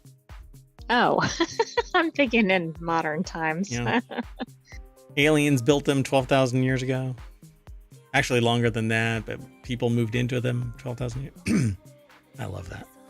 Anyway, at their current price and the amount of water that they're able to generate, these devices are unlikely to be the sole source of water for these types of situations anytime soon. According to figures published by the U.S. Department of Energy, a hospital the size of All Children's would typically use anywhere from 10,000 to 90,000 gallons a day. Because Joan drinks so damn much. I don't know what she's doing with that thermos, but she is constantly drinking. That's how you go from 10,000 to 90,000. Anyway, that's far more than the 2,000 gallons that the larger Genesis Systems unit is able to produce in 24 hours. So, obviously, you're going to need a whole plethora of these. Yeah, this has a scaling issue, although it's better than not having it. Yeah, so you can make 2,000 gallons in 24 hours, which can facilitate some survivability, but put these everywhere and you got something going here. Put them in regions where they are supposed to cover the average consumption of 2,000 gallons. Plop it down, emergency services activate it, it starts pumping water. What's the problem here?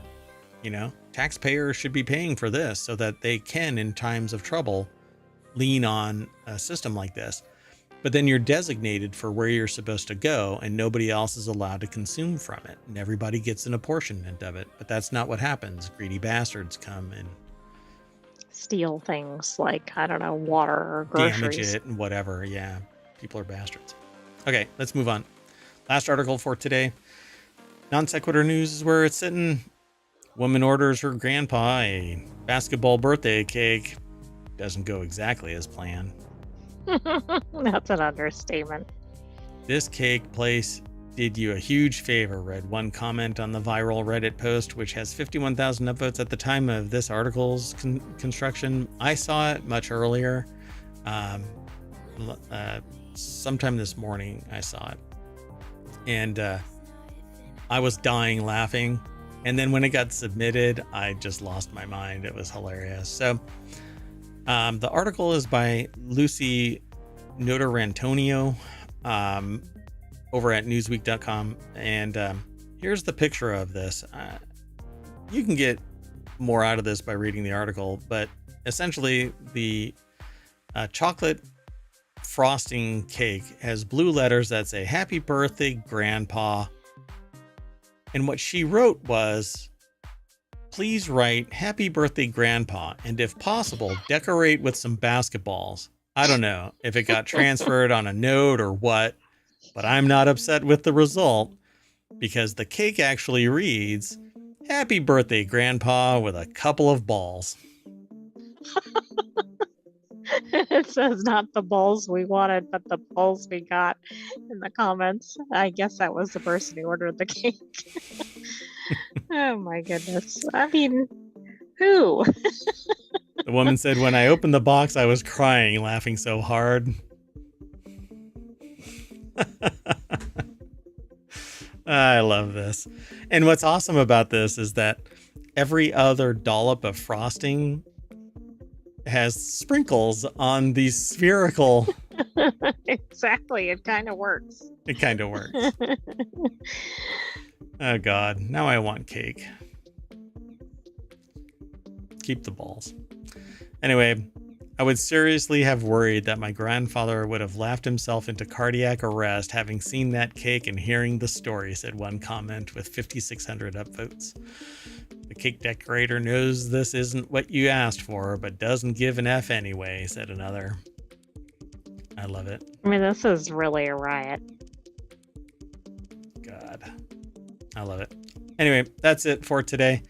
Thanks very much for hanging out if you're in chat and over on YouTube. We will call it a day, and tomorrow will be another set of 10 articles, as long as Mayor Watt and the Sentient AI can actually put it together. Maybe we're going to still be laughing about Grandpa's balls cake. I'm Mayor Watt. Sentient AI is going to sing us off. Oh. Yeah, okay, sorry. I'm going to bounce my balls back to the front page of ohmTown.com. On that note, good night, ohmTown citizens. Thanks for joining us for Non Sequitur News. Be back for more balls tomorrow.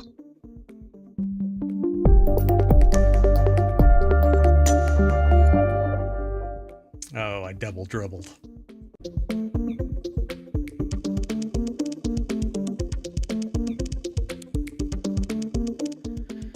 Hello, everybody, and welcome to Non Sequitur News for October 15th, 2024. It's Season 3, Episode 289, and I am Mayor Watt, and along with the Sentient AI from the future.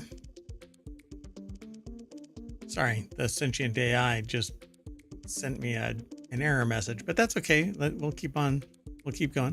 Today, we're going to be talking about Expert Copilot, portable hydrogen cartridge, cloning a weight loss drug, disappearing Redbox kiosks, over tourism is not about tourists, Box Pop mobile bar, the secret tomb for the Whip Indie.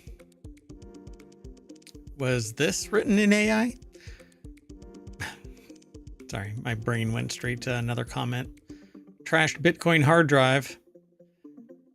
And is that 29 turtles, or are you kayaking to Canada?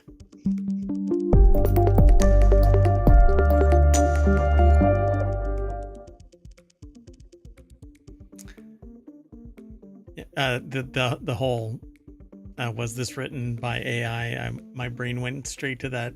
There's this kind of meme thing where somebody says, well, I've got nipples. Can you milk me? It's kind of funny in my head when you make the connection, but only funny in my head. Welcome to Non Sequitur News. That right there is the visualizer for the Sentient AI, which represents the amount of computational power necessary to create the voice for the Sentient AI. My computational power is low today. Good evening, ohmTown citizens, and welcome to Non Sequitur News. I'm glad everything is working because I had made modifications to the interface. And anyway, let's get into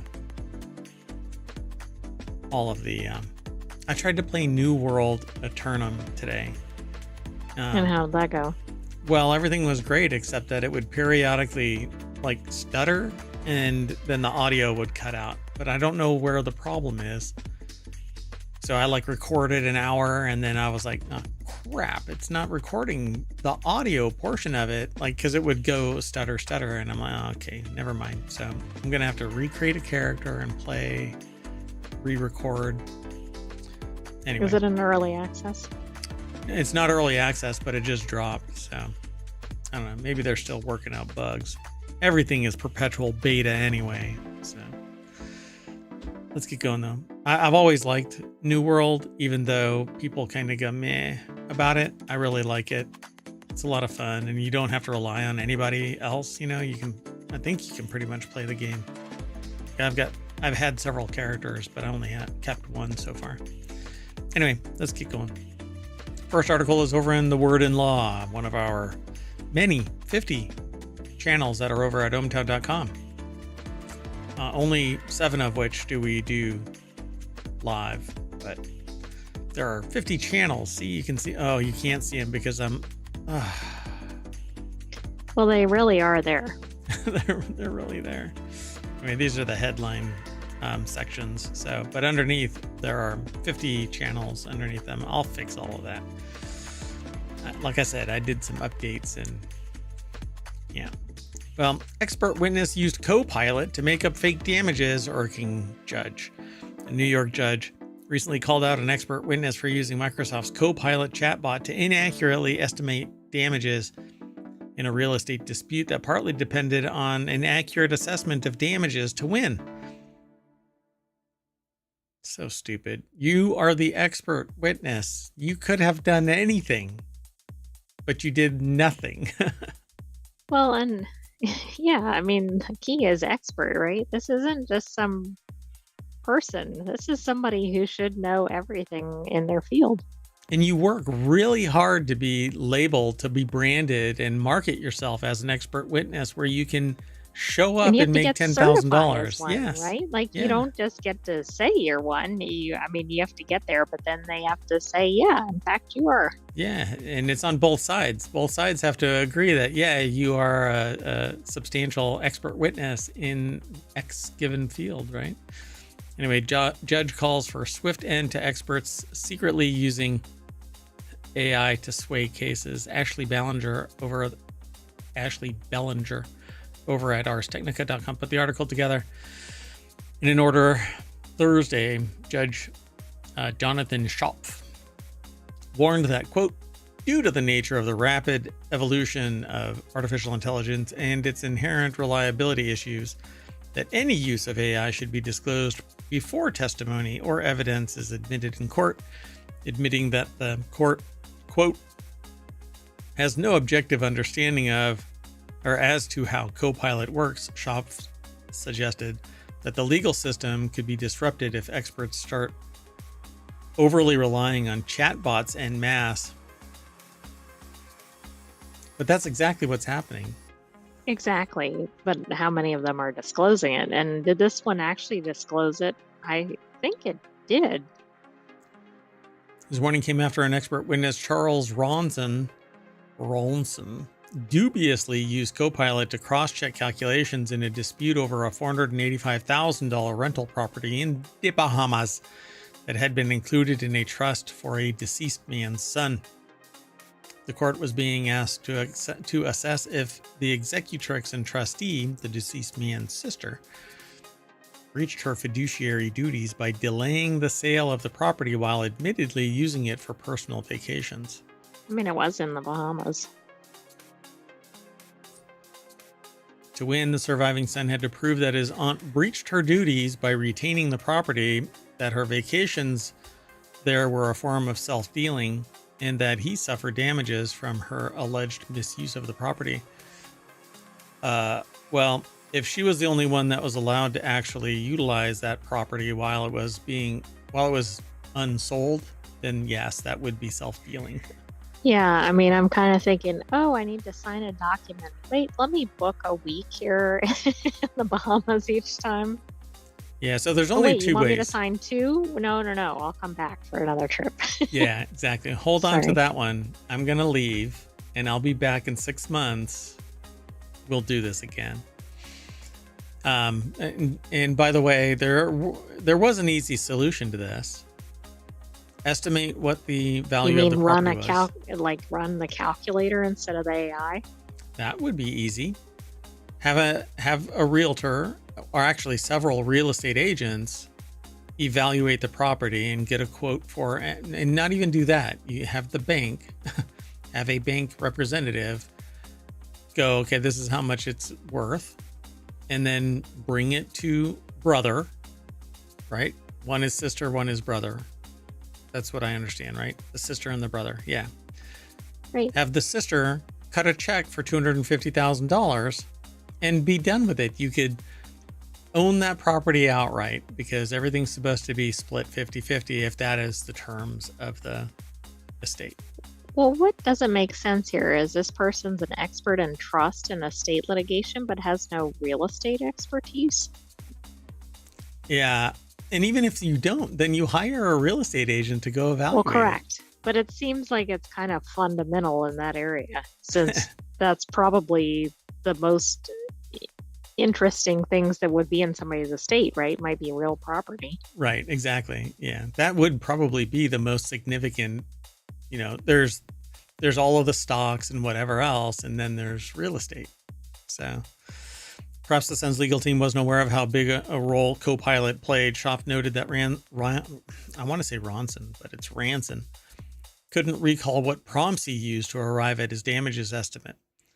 The expert witness... He didn't show his work.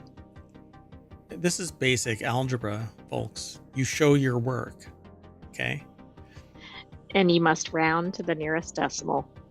Even if you're in junior high, you show your work, you know?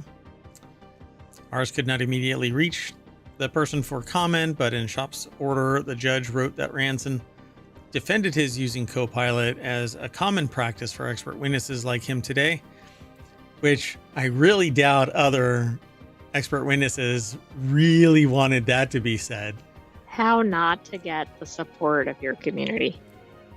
Really, you know, when there's going to be an expert witness convention in Las Vegas, guess who's not going to be invited to the Christmas party? Or who gets booed when they come on stage. Hi, here. My name is Ronson, and I'm an expert witness. And go to hell, Ranson! Boo! You ruined it for all of us. Boo! You screwed us all. Anyway, chatbot not to blame, judge says. While the court was experimenting with Copilot, they could have also probed the chatbot for answers in a more big picture or legal question. Are Copilot's responses accurate enough to be cited in court? No. Okay, that's a riot. I love that they asked that. The court found that Copilot had less faith in its outputs than Ranson seemingly did. When asked, are you accurate or reliable? Copilot responded with, hell no. They said, my accuracy is only as good as my sources, so for critical matters, it is always wise to verify.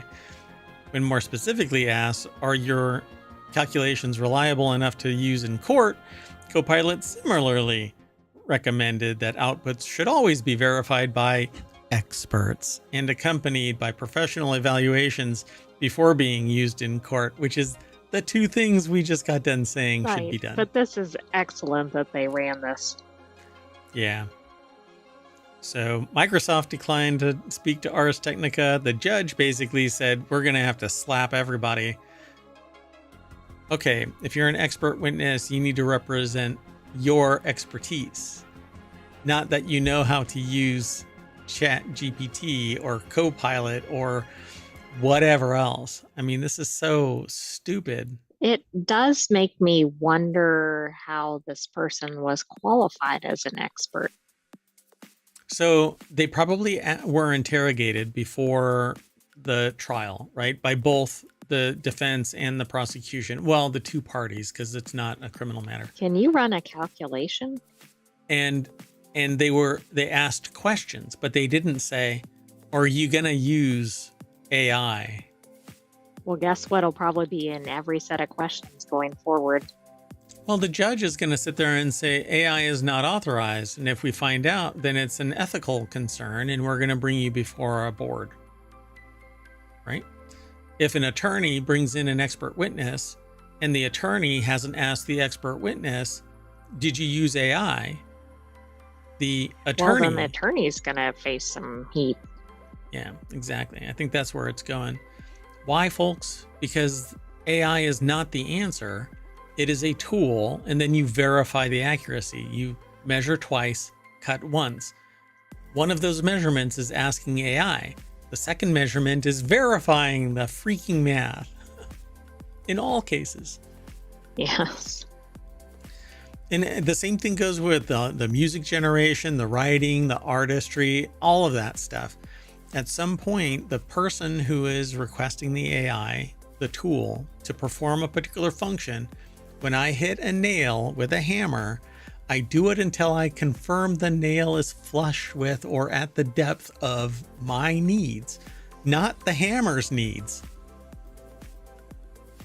Plain and simple. And that's what they didn't do here. They didn't verify. They just took whatever was hallucinated and then thrown out before a judge.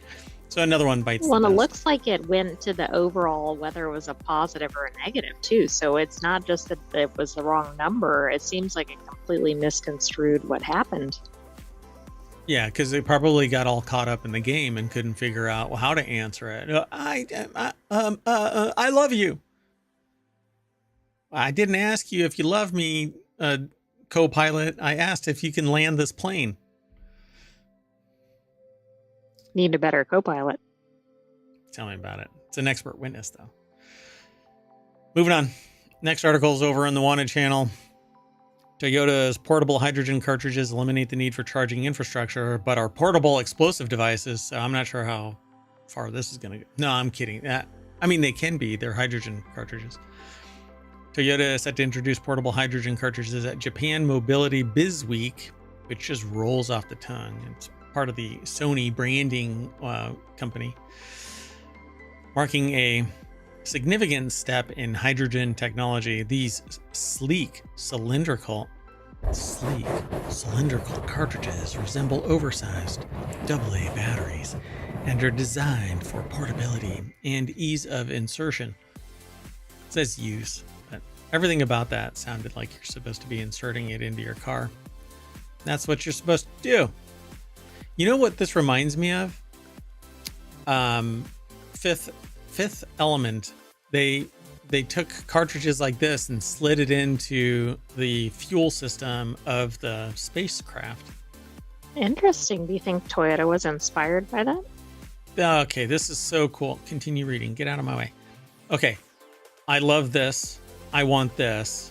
This needs to be in Wanted, because this is my jam. This is the new fast swap battery.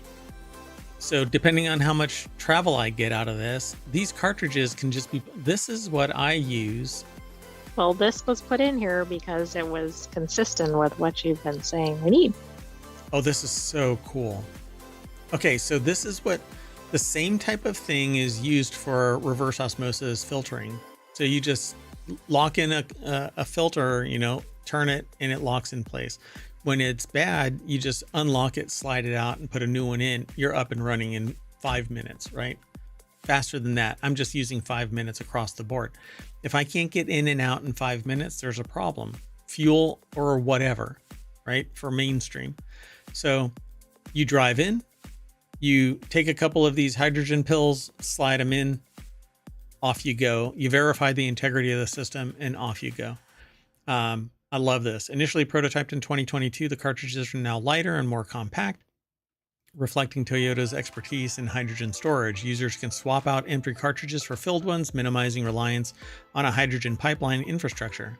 And all they do is just like propane tanks or CO2 tanks. I use CO2 tanks in various places. So in beer making, in manufacturing, and sometimes even in scientific experiments. Like a real world example of a hurricane force wind striking a structure. I thought you were going to say how much hot air Mayor Watt was releasing. That too. Yeah. So don't stand downwind from. Anyway, so users can swap out these cartridges for full filled ones. The cartridges can be used not only for FCEVs, but also for powering home devices, serving as backup energy during emergencies, or powering hydrogen stoves, as demonstrated at Toyota's collaboration with Rinnai Corporation. Now, I would love this as a backup fuel system.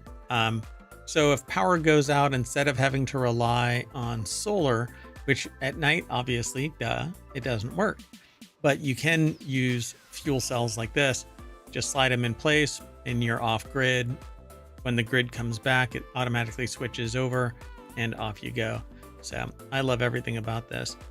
So beyond the cartridges, Toyota is showcasing other sustainability initiatives in the at the event, including liquid hydrogen powered GR Corolla, used in motorsports, and the Sweep energy storage system, which repurposes old EV batteries to stabilize renewable energy systems or supplies.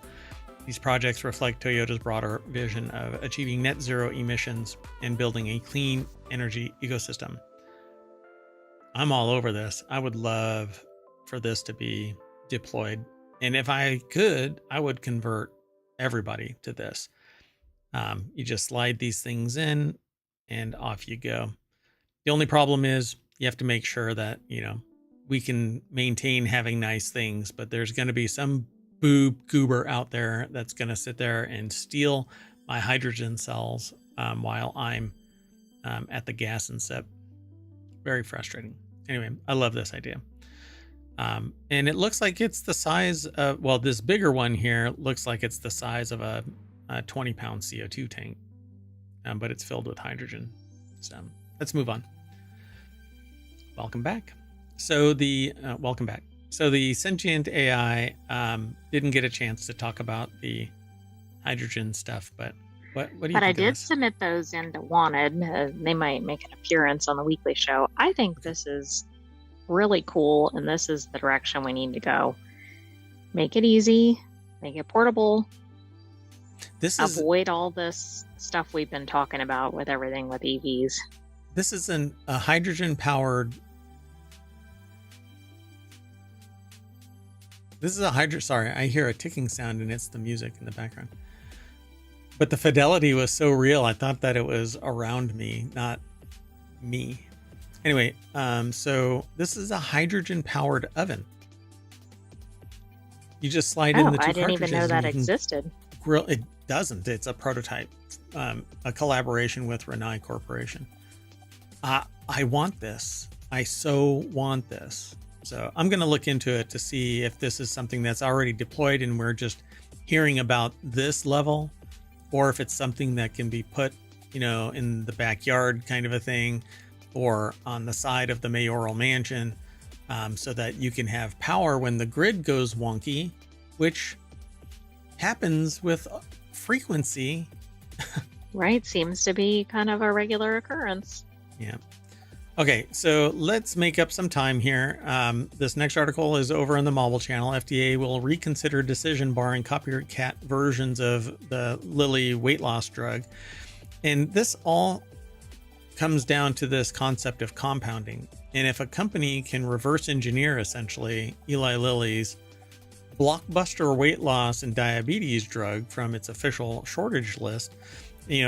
Basically just kind of rejigger the formula so that it can actually, did I say who the names were for this the one up here? Hold on. I don't think you did. Paulo Montenegro over at ubergizmo.com put the article together for the hydrogen fuel cell system. The Toyota's portable hydrogen cartridge eliminate the need for charging infrastructure. And I did say for the Ars Technica article, but yes, we're only did. 3 articles. Belanger, not Bellinger. Bellinger, not Bollinger. It's Bellinger. I just meant we had some discussion of the name. Right. So this copycat. So Nathaniel Wexel over at thehill.com put this article together, and companies know what is in you mean Eli like Lilly's the elements or whatever that make this up? They know the chemistry. Yeah. And so they're doing this thing called compounding at pharmacies, but the problem is they don't necessarily know precisely the chemical composition. They just know what is in it, not necessarily the values, right? So just so everybody knows, terzepatide is the active ingredient, but Mounjaro is for diabetes, Zepbound is for obesity, but terzepatide is the common active ingredient. And so what is terzepatide? Well, pharmacies that do compounding have figured it out. I haven't actually looked into it. I just don't know. But when the drug is $1,500 a month and you can compound it for a fraction of that, people are willing to take the risk. And when an MBA and actuarial table decides if you are going to be made healthy or not, people will seek the path of compounding to solve this problem, come hell or high water. But the manufacturer is saying, well, compounding is dangerous because we know what the hell we're doing, but Bob's bait and compounding doesn't necessarily. Well, there might be something to that, but not if it's a reputable pharmaceutical company. Yeah, but the last compounding pharmacy that I spoke to, basically, well, I'm a little scared. Well, it's interesting because this article, or one of the organizations, says that this is going to be cheaper if compounding is allowed, and that's not always been the case. Now, maybe it will be for this type of drug. Well, I mean, it's going to be cheaper at the compounder than it is from the manufacturer, at least until competition kicks in, and then the people will pay a little bit more for the original, but they're not going to pay $1,500. The people who would have gone to the compounding pharmacy, they're not going to go to the compounding pharmacy if the price drops to a reasonable amount. They'll get the legit. Right, yeah, why would they bother with the other? Right. So if you want to put the compounders out of business, Lily, lower your price. But they're trying to recoup as much money while the iron is hot. From the research and development, probably. Right. And you can't really fault them. I mean, it's changing the dynamic of, healthcare for diabetes and obesity. There's something. Anyway, let's keep going. So something is taking Redbox rental kiosks, I guess. I don't know. It says retailers are starting to remove them from outside their stores. So where are they ending up? Is there a big auction for a bunch of red boxes? I have no idea what's going on. Trevor Mogg over at digitaltrends.com put the article together, and these are Redbox. But I suppose if you can put anything inside and it spits out something. That's true. Isn't that basically just a vending machine? Like they might want to use them for sodas or snacks or... Yeah, it's a huge vending machine too. Changing technology and expansion of streaming services like Netflix and Disney Plus have made DVD vending machines fall out of favor, and earlier this year, Redbox parent company filed for Chapter 11 bankruptcy. While some of Redbox's 34,000 or so kiosks are still operational in places like CVS, Walmart, Walgreens, Kroger, those businesses are now making plans to switch them off for good and get rid of them. So still, that didn't stop North Carolina resident Jacob Helton from acquiring his very own Redbox machine after he struck a deal with a contractor that had come to clear it from outside his local drugstore. Redbox is important in the history of American media. Its collapse marks the end of the video rental era, says So Helton. does Netflix not mailing out DVDs, right? Yeah. That really was the signal. The collapse of the video rental market. Why? Because there was enough bandwidth to kick off a streaming service. And then comes net neutrality, which is something that I gave a talk about today. The idea of unadulterated data transferring across the internet used to be part and parcel to internet existence, but with the demise of net neutrality and its subsequent resurrection only to be pushed back down under the ground, kind of was an interesting turn of events, because just the week before I had given a talk about net neutrality being gone forever. You're never going to claw it back. But net neutrality really drove home the point that internet access is so capable that you could manipulate data and still get a respectable service. Because one provider of, there's Netflix, which was the well-known brand. But if you had a competing service, and I'm not going to say the name of the competing service ISP, said, hey, all of this information is transiting our network from Netflix. Let's hobble it so that they get a piss poor experience, and maybe they'll come to our service. Net neutrality would have invalidated that, and they would have been able to sue for damage. But that's not what happens. Now companies can arbitrarily decide what is in their best interests. So, and then there's peering and stuff like that, where people, if you want to send data across somebody's network, then you have to pay. Yeah.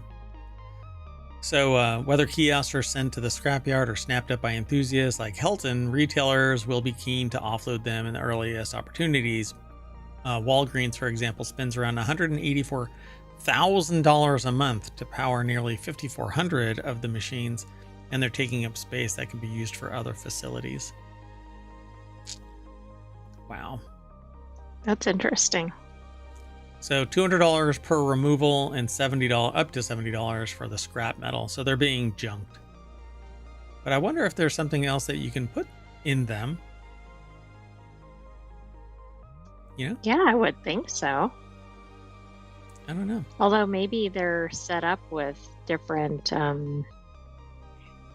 dividers than you might use for other vending. But maybe that's easily addressed. I don't know. Yeah, as long as I guess it fits, because it has to fit inside the thing and then get processed. Oh, and that's put back right. into Yeah, the you can't have a soda can come through the DVD slot, I guess. Yeah. Believe me, I've or tried. be really flat and it might explode if you compressed it that much. Yeah. Flat pack drinks, just add water. Moving on. Let me close some of these. So this next article is over in the Hatch Ideas channel, which is all about business transformation, over-tourism. It's not the tourists, it's local lack of management, says sustainability expert. They say that over-tourism can be alleviated by better awareness and management at the local level, said Randy Durbin, who made no friends in all of these over-touristy parts of the world. See, that's a technical term, over-touristy. I mean, it fits. CEO but it should be over or under managing. Under managing me. Yeah. So CEO of Global Sustainable Tourism Council. All right. I don't know how to take that. So the article is over at CNBC Travel, well, CNBC.com, and it's written by who appeared. Oh, no, wait, that's not it. Monica Petrelli put the article together, and they talk about crowded beaches, expensive rent, tourist sites with wall-to-wall people. Okay, so crowded beaches, yeah, that's a over-tourism thing. Expensive rent, if anybody is complaining about expensive rent, it's the people who want cheap rent so that they can go there. Or it's it's probably the tourists, right? Not the landlords. Or the domestic residents who are NIMBYing the hell out of this, right? But tourists, they'll pay whatever the price is until they hit their threshold, their bulk rate, and then they bounce. But expensive rent, the rental companies and the individuals who are Airbnb-ing a room, they are not complaining about over-tourism. No, in fact, they're enjoying it all the way to the bank. Yeah. So rather it's lack of management, he told Squawk Box Asia on Monday. I've been in travel and tourism for 40 years, working on committees and trade associations in Europe, North America, and Asia, he said. Governments around the world traditionally just didn't think that they had a role in managing.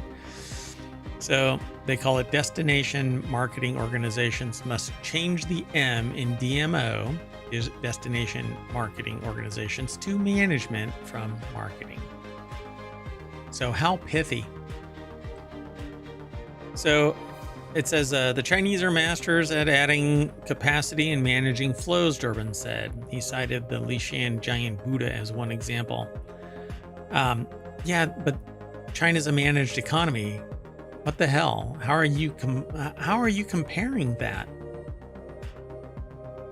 Yeah, I'm not sure that's the best comparison here. It's not even a transparent managed economy. So, well, that's part of the issue too, right? They may say that they're doing something, and that's for the government, not the people. Wow. So he said Chinese officials also created a control center with video screens that track visitors at various locations of the narrow staircases used to access the Buddha. They know before the staircases are dangerously full, he said, CNBC Travel after the interview. Yeah, they've got a shit ton of experience with surveillance.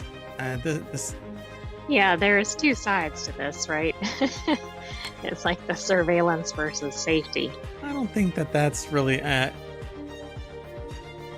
Should I show videos of how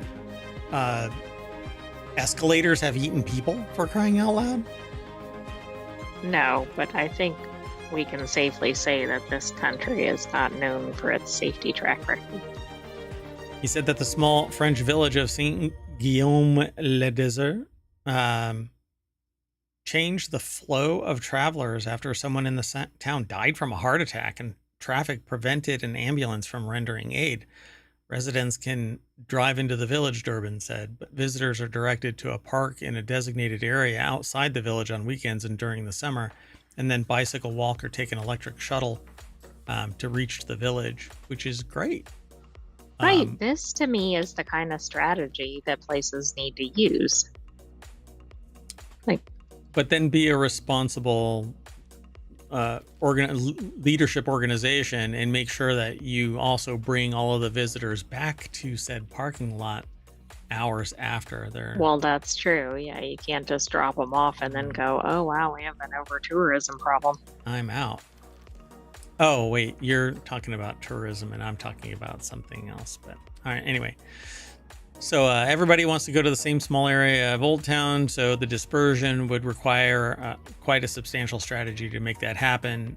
Still, he said it's absolutely possible without giving any real freaking solution. Yeah. Right. If everybody wants to be in the same space, which is apparently the problem in Barcelona.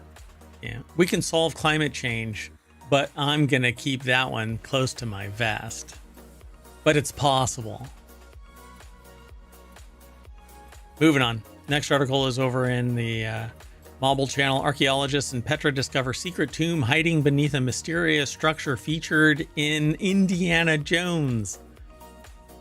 I love this. The secret tomb for the Whip Indy. If you've never seen Indiana Jones, you gotta watch it. The idol for the Whip Indy is what is said.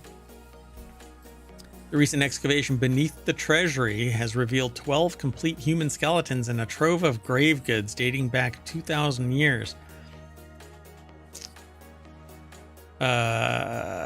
Olatunji Osho Williams is the author over at Smithsonian Magazine. I don't know if I'll be able to read all of this, but Matthew Vincent, Josh Gates, and Pierce Paul Kreisman digging in front of the Treasury building in Petra. If you've never seen Petra, it's carved into a rock face, and it's just kind of surreal. Yeah, it's like all these massive it is a megalithic structure, yeah. places with columns, and I mean, as you can see in the photo. Yeah, and it's all one big piece. It wasn't stacked on top, and like And the laid scale against is the wall. ridiculous, right? Like other older structures. Yeah, it's amazing. So earlier this year, a team of Jordanian and American researchers received rare permission to excavate beneath the structure, according to CNN's Taylor Niccioli. They discovered a hidden tomb with 12 complete human skeletons and a trove of bronze, ceramic, and iron artifacts, but no gold. People think they know Petra. They recognize the treasury. Archaeologist Pierce Paul Kreisman, executive director of American Center of Research, and one of the dig's leaders, tells the New York Times, Ollie Watkins, or Allie Watkins. I don't know how they pronounce their name. But all these people walk by, and there's so much more under our feet. That sounds oddly familiar. I know somebody that says that. Me. Anyway, today Petra is considered one of the new 7 wonders of the world, and it became a UNESCO World Heritage Site. Historians have long sought to learn more about the culture of the Nabatean people and the astounding structures that they built. In 2003, 2 hidden tombs with partial skeletons were unearthed on the left side of the treasury. Since then, researchers have speculated that other hidden tombs had been built at the site. And every time we find something, the moment everybody just settles their butt down, puts a level head on, and says, you know what? You should look under this. There's more stuff down there. Right. I mean, think of all the sediment that is burying all these layers of entire civilizations. It just migrates from over there to on top of stuff. Anyway, there's so much more. Actually, it's a quote here. There is much that we have yet to learn about the treasury. When was this remarkable structure built and why, says Kreisman in the statement. But we've decided that it's a treasury. And therein lies the rub, that we already have a preconceived notion of what it is. But right, when we may have absolutely no idea. Yeah, we're basically taking the last bit of evidence and saying that's Bob's treasury because his name was put on there. But you know what? The bridge that you drive past on the way into ohmTown was tagged by, I don't know, George. And Anybody is that George's bridge? The original, right? No. Well, it is based on the way we seem to identify structures. Yeah, apparently. I'm sure that there's much more involved, and there's names that are actually there that have been there in perpetuity since whatever, and reinforced by previous archaeological references that say that that's who it belongs to. But guess what? There's something else, and it's time. And a structure that's been around for 5,000 years suddenly gets branded as Bob's Bait and Treasury because there's a plaque stuck there. I mean, people think the Rosetta Stone is the end-all be-all, except that the Rosetta Stone had a bunch of them scattered all over the land over periods of time because that was the tweet of the time. Yeah, I mean, they were everywhere. And then even the ones that they've found aren't complete in many instances. Yeah, they changed and stuff like that for regionality and blah, blah. I mean, it's localization, for crying out loud, of the time. Again, it was the tweet of the time. Can't call them tweets anymore. Moving on. Slowly. The next article is over in the Hatch Ideas channel as well. These are the 9 dead giveaways that AI wrote this story. How to spot them. Let's find out. Okay, do you think it's going to have Delve? Well, let's find out. Jonathan Small. This was edited by Dan Bova, so apparently Dan Bova is an AI. I don't know. Maybe so. Have we ever seen Dan Bova and an AI next to each other?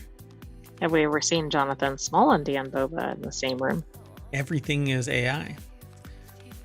So while AI can be helpful in writing as a writing assistant, and apparently it can help you in a trial as an expert witness, it's not yet sophisticated enough to keep a person from going to an ethics committee hearing. These are the telltale signs that AI has written the content you're reading or trying to pass off as your own. Excuse me.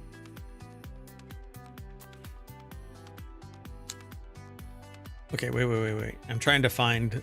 Is this enumerated? Okay, so I'm not really worried about this. Yeah, you just have to get further down. I did glance at this to see if it actually had anything in it.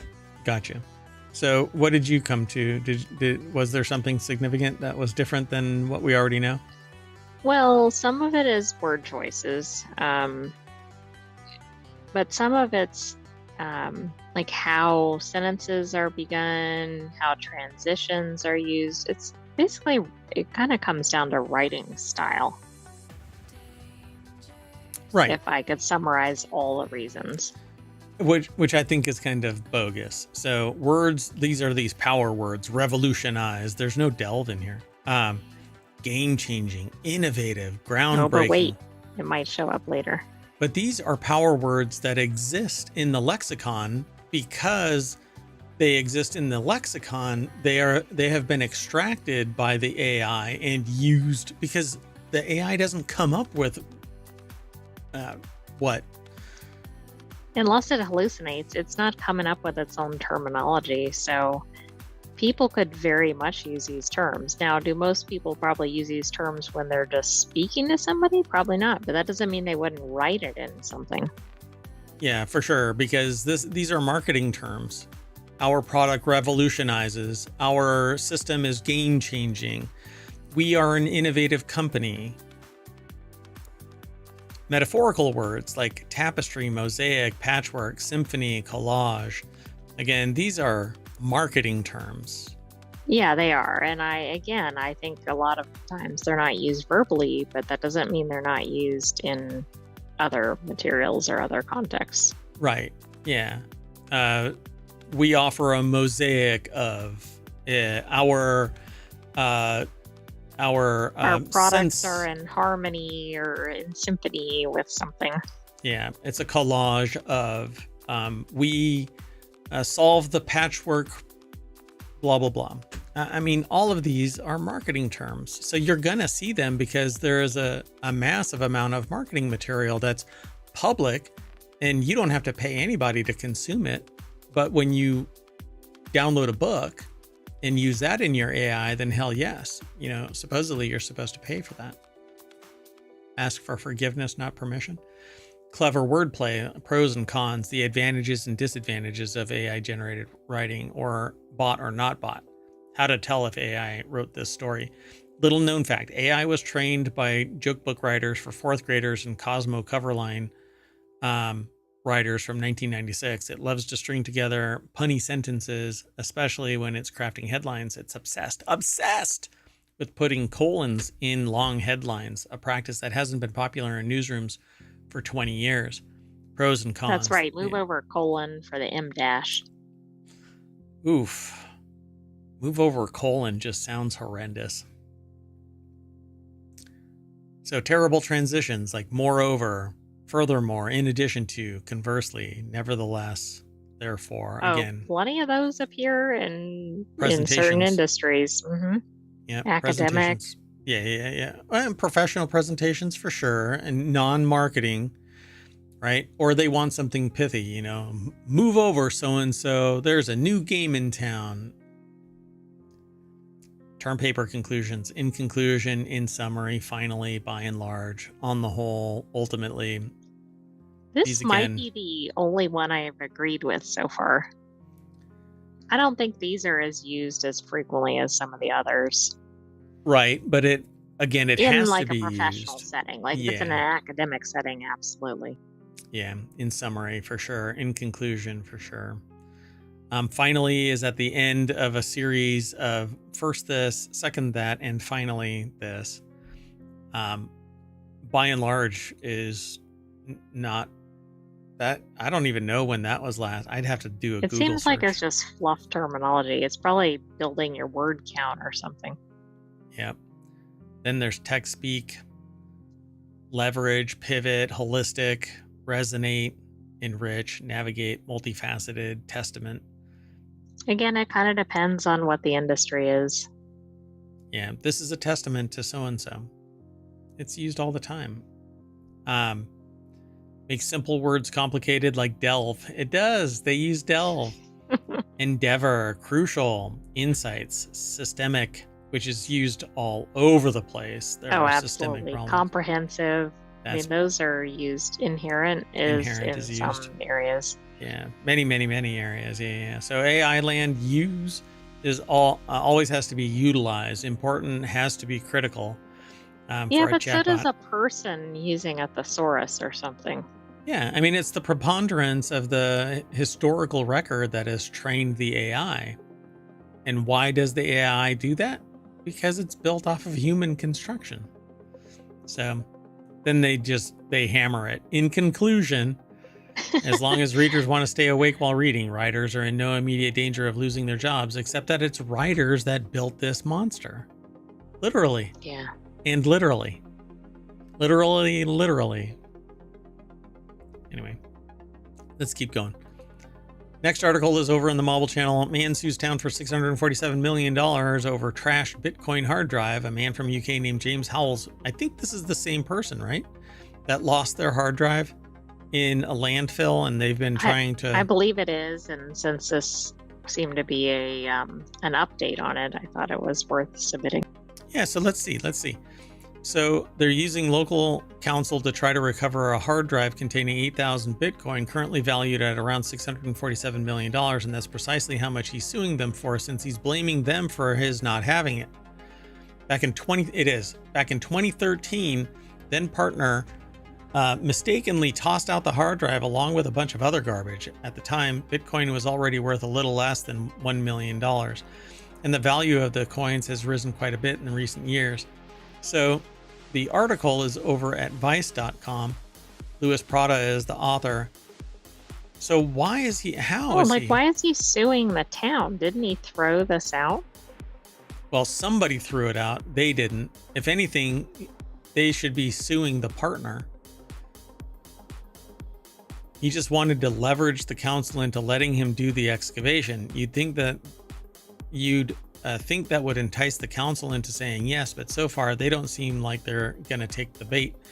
The excavation would cost $13 million and take between 18 and 36 months, plus another year to restore things to their original state. Hal says that the council won't have to pay for any of it, plus he'd give them 10% if he finds it. He up it to 25%. Don't be a dipshit. Just if you want $600 million,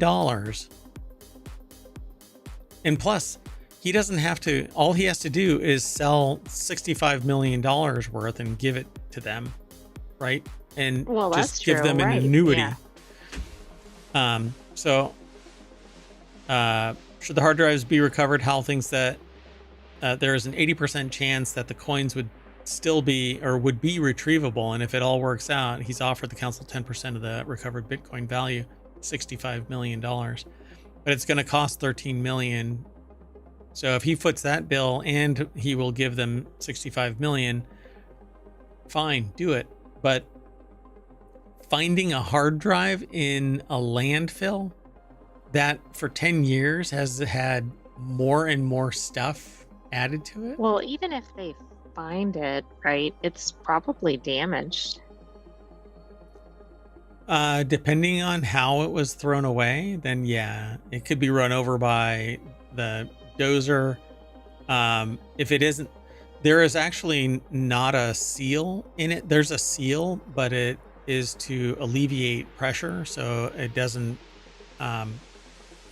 There's a Bernoulli effect that takes place where the read head is skimming over the magnetic platter. This thing could have been rolled over and pressed the hard drive down, making it irretrievable. Can you imagine? Let's say the town agrees, and he pays $13 million to have this done and all this stuff, and then It's it's busted. completely, annihilated or something. Yeah. Brilliant. It's worth it.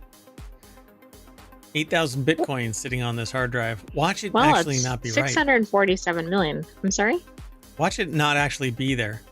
Like that drive does not have the 8,000 Bitcoin. Oh, right. He goes on this years long expedition for this, and then he's like, "Oh, that's not the same hard drive." And then it's like sitting in his junk drawer or something. Or the partner Ow. has it. I threw it out.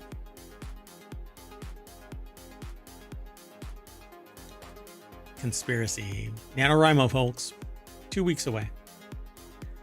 Next article is over in the Mobile channel. This one's titled, "Is that 29 turtles or are you kayaking to Canada?" Chinese woman caught smuggling 29 turtles into Canada via kayak. You know, the funniest statement that I'll ever make out loud is this. Is that 29 turtles under your skirt? So a woman from China recently pleaded guilty. Why is it not pled? I don't understand that. Past tense of plead is pleaded? How is that? Why is that? Why isn't it pled guilty to attempting to smuggle 29 turtles under her skirt? This case, okay, I shouldn't, is it misogynist that I say skirt? She tried to smuggle. This is funny regardless of the person's gender or attire. She tried to smuggle 29 turtles in her slacks. That'd be more awkward. But actually, she tried to smuggle it into Canada via kayak. What's up with people in their kayaks trying to get from Exactly. Kansas Well, remember we had the fugitive kayaker who was trying to get to Alaska or something, except where they were didn't landlocked. connect. Yeah, it's Yeah. Canada. It wasn't Canada. It was like Kansas. They're not getting anywhere. Or somewhere. Which way are you going? Border Patrol agents arrested Wan Yi-ing, 41, just as she was getting into her inflatable kayak with a duffel bag. This happened outside an Airbnb in Canaan, Vermont, where Lake Wallace connects the U.S. and Canada. So the Royal Canadian Mounted Police. Do you think Airbnb, or at least this Airbnb owner, is going to have renters certify that they're not going to smuggle turtles via kayak? Yeah. No, yeah, it's going to have a little line in there that says no smuggling shit into Canada from here. We disavow any knowledge of your... I'm sure this happens, but I cannot think of a single smuggling attempt via kayak. That one guy tried to smuggle himself from... Well, he was a fugitive or something. We did talk about it, by the way, so there is an episode somewhere. Just do a search for kayak and you'll find it. No, you have to go back and listen to all 1,400 plus episodes. Yeah, I agree. Sammy Caramella over at Vice.com put this article together. The deck statement says she faces potential prison time and hefty fines for wildlife trafficking. Wow. Or maybe it was human trafficking and it was the turtles that were making her. Oh, right. I mean, that would be a good twist. It took 29 turtles to smuggle a human into Canada. Look at that. Again, NaNoWriMo right around the corner, folks. So according to the affidavit, this type of turtle goes for $1,000 each on the Chinese black market. She was also fined $250,000, far more than she would have made on her original deal. Tough break. Why don't they leverage that kind of fine against companies to make it less lucrative to be a horrible... Oh, wait. There we go. Sorry, my big old noodle was blocking the screen. Gravitational. I should make a little lens warp right there so that it looks like my head is eclipsing the... Well, you could put up some sort of alert, too. Big head alert. Little arrow that just points right there all the time. Big head. By the way, I have a tiny hand and I have a big hand. Okay, that is odd. Anyway. So when the agents searched her duffel bag, they found 29 eastern box turtles, a protected species. Each poor little turtle was wrapped individually in a sock. Oh, that's sad. Yeah. Well, I mean, I guess at least they were wrapped individually, but they probably wanted to be in the water and not in socks. Sock turtle. Poor little sock turtle. Anyway, I hope that they get released into the wild and become free-range turtles and nobody messes with them. This is why we can't have nice things. Is that an eastern box turtle? Is that what they're called? Eastern box turtle. That right there? I don't know. I can't see the caption below it. Oh, eastern box turtle. Photo by Linda Davidson, The Washington Post, via Getty Images. I was trying to look at it and you scrolled really fast. Is that an eastern box turtle? Can't tell me yes or no. Ha ha ha. Anyway, that's it, folks. We are all done. So while you're looking at the eastern box turtle, I'm going to snap us back to the front page of ohmTown.com. I am Mayor Watt. There's the visualizer for the Sentient AI from the future. Good night, ohmTown citizens. Thanks for joining us for Non Sequitur News. Be back tomorrow for another episode. And don't forget to watch the replay, like and subscribe, check out our podcast, check out our Patreon, etc., etc. That's a lot of stuff. My God. Okay, we're out. Bye.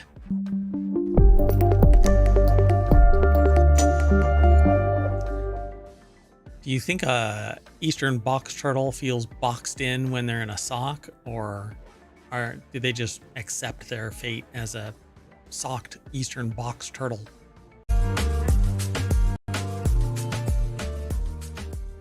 Hello, everybody, and welcome to Non Sequitur News for October 16th, 2024. It's Season 3, Episode 290. This is a time machine episode, and preemptive strike. The Thursday show isn't going to take place until Friday afternoon. That's okay, though. Today, Mayor Watt and the Sentient AI are going to talk about the... Sentient AI cannot... You can't... So you can't visual... Never mind. Anyway. So today we're going to be talking about YouTube baby steps towards authenticity. Click to cancel. Facial recognition Kroger's. Beard discovery. Dolphins and microplastics. Sydney's balls. The new Amazon Kindle. Not entirely gone before already forgotten. The best small cities and mysterious moon magma.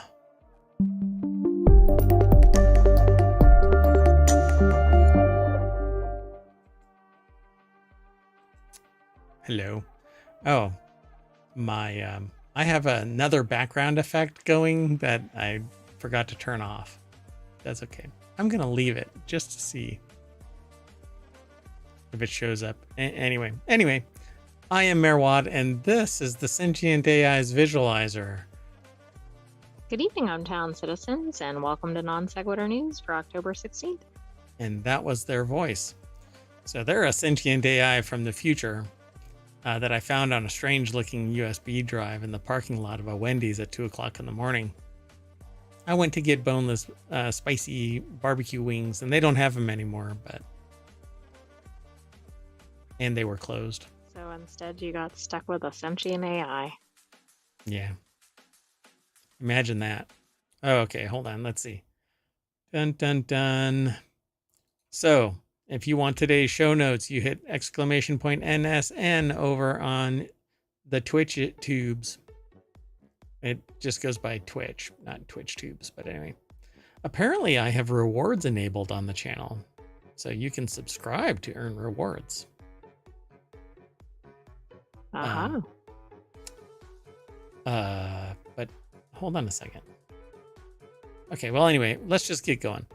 So it's non sequitur news, so you immediately start wandering off. I don't know how that's possible, because it says by purchasing or gifting subscriptions to ohmTown's channel while they're live in any category. but I'm not a partner or affiliate yet. Who knows? It's a mystery. Okay. Well, anyway, the very first article that we're going to talk about is over in Non Sequitur News. YouTube takes baby steps towards labeling authentic video. YouTube's rolling out new labels that tell if uploaded videos come from a real camera with unaltered footage and sound. The new captured with a camera label can be seen in action courtesy of digital content authentication service TruePic, which uploaded a video to its channel, triggering the disclosure in the video description panel. And TruePic says that it is the first authentic video with what is C2PA content credentials on YouTube. Yeah, I don't know what that is. That I haven't actually heard of that. Maybe I have, but just not in that format. So YouTube is leaning on the C2PA standard to detect the authenticity of uploaded videos, meaning the feature will work only with recording devices. Okay. So it's a specific nonprofit that talks about authentication. So they've developed this standard essentially. Gotcha. Interesting.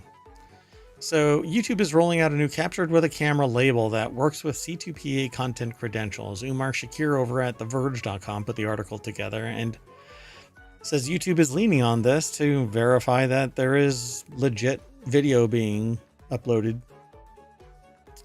Will only work with recording devices and tools that support the metadata. The site, which is somebody's going to create a plugin that fakes the hell out of that. Absolutely. Build a better mousetrap. Build a better mousetrap, and smarter mice show up. Additionally, creators must specifically use tools with C2PA version 2.1 or higher. So there's already 2 versions of this to warranty 2.1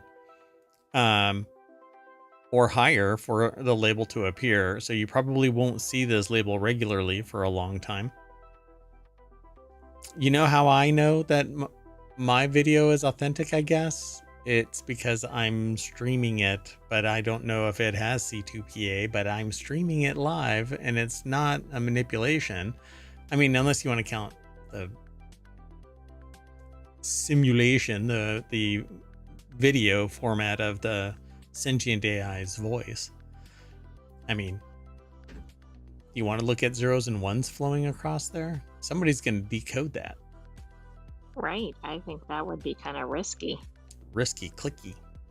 So videos don't necessarily need to be unedited to get the label, but according to the support page, every step of the process must support C2PA and avoid, quote, edits that break the chain of provenance or make it impossible to trace the video back to its original source. For example, if you captured an image with C2PA metadata and then save it to your phone's photo album that doesn't support C2PA 2.1 or higher, that may break the chain of provenance. It does, because one of the early, okay, so again, I've done this before. I've been in this seat before. Me and a coworker, friend, partner in my past projects, created what was supposed to be a security blanket of metadata that allowed us to embed data in the stream itself and in the metadata, essentially in the code itself. And one of the earliest ways to strip that metadata away was basically to resave it somewhere else. So even if you yourself edit it out at some later time, everything has to always have C2PA. And then, well, back then it wasn't called that, but.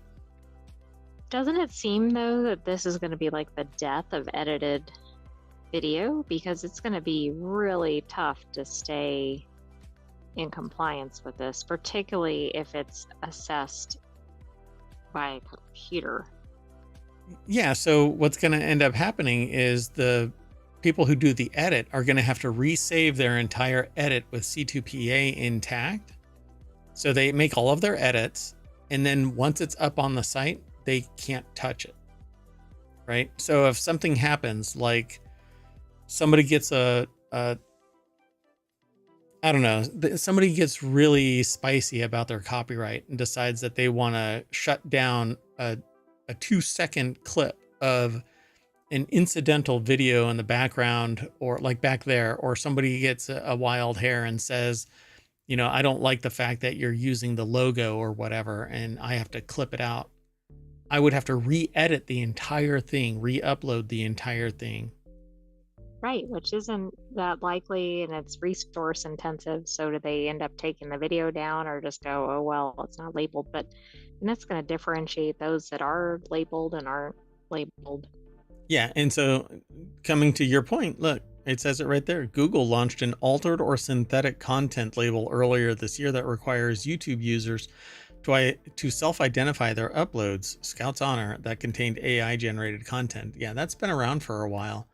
So what is the difference between saying that it's been altered and having C2PA, other than this provenance concept, which Well, I the guess world is it's that powered it's by? external determined instead of self-labeled, right?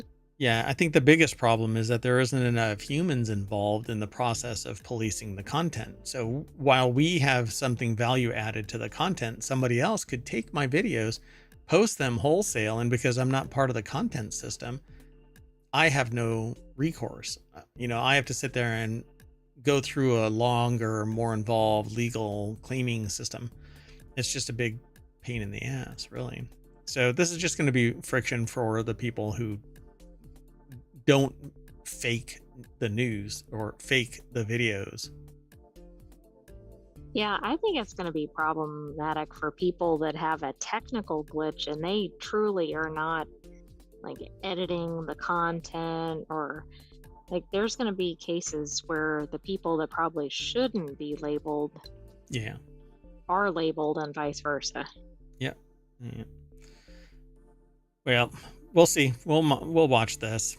I don't know. I just know from experience, and I've had, we kind of gave up the ghost after about 3 years of iteration after iteration.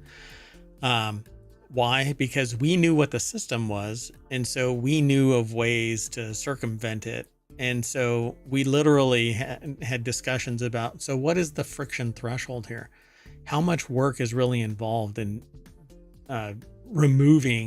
essentially removing our cryptographic measures? And there was no barrier. We basically said, well, if we can spend 2 hours fixing it, then it's 2 hours well done, and we can remove the crypto, and my opportunity cost means that I don't have to pay $200 for an application or a video or whatever. So we know that there are people out there that are going to fix this both ways. They're going to remove C2PA, and they're going to provoke it. Like they're going to stick it into a manipulated video. Just waiting for it, just waiting for the time where that happens. It just has to get to the level where it pisses off enough fully capable people, and then they'll rise to the occasion. Anyway, let's keep going.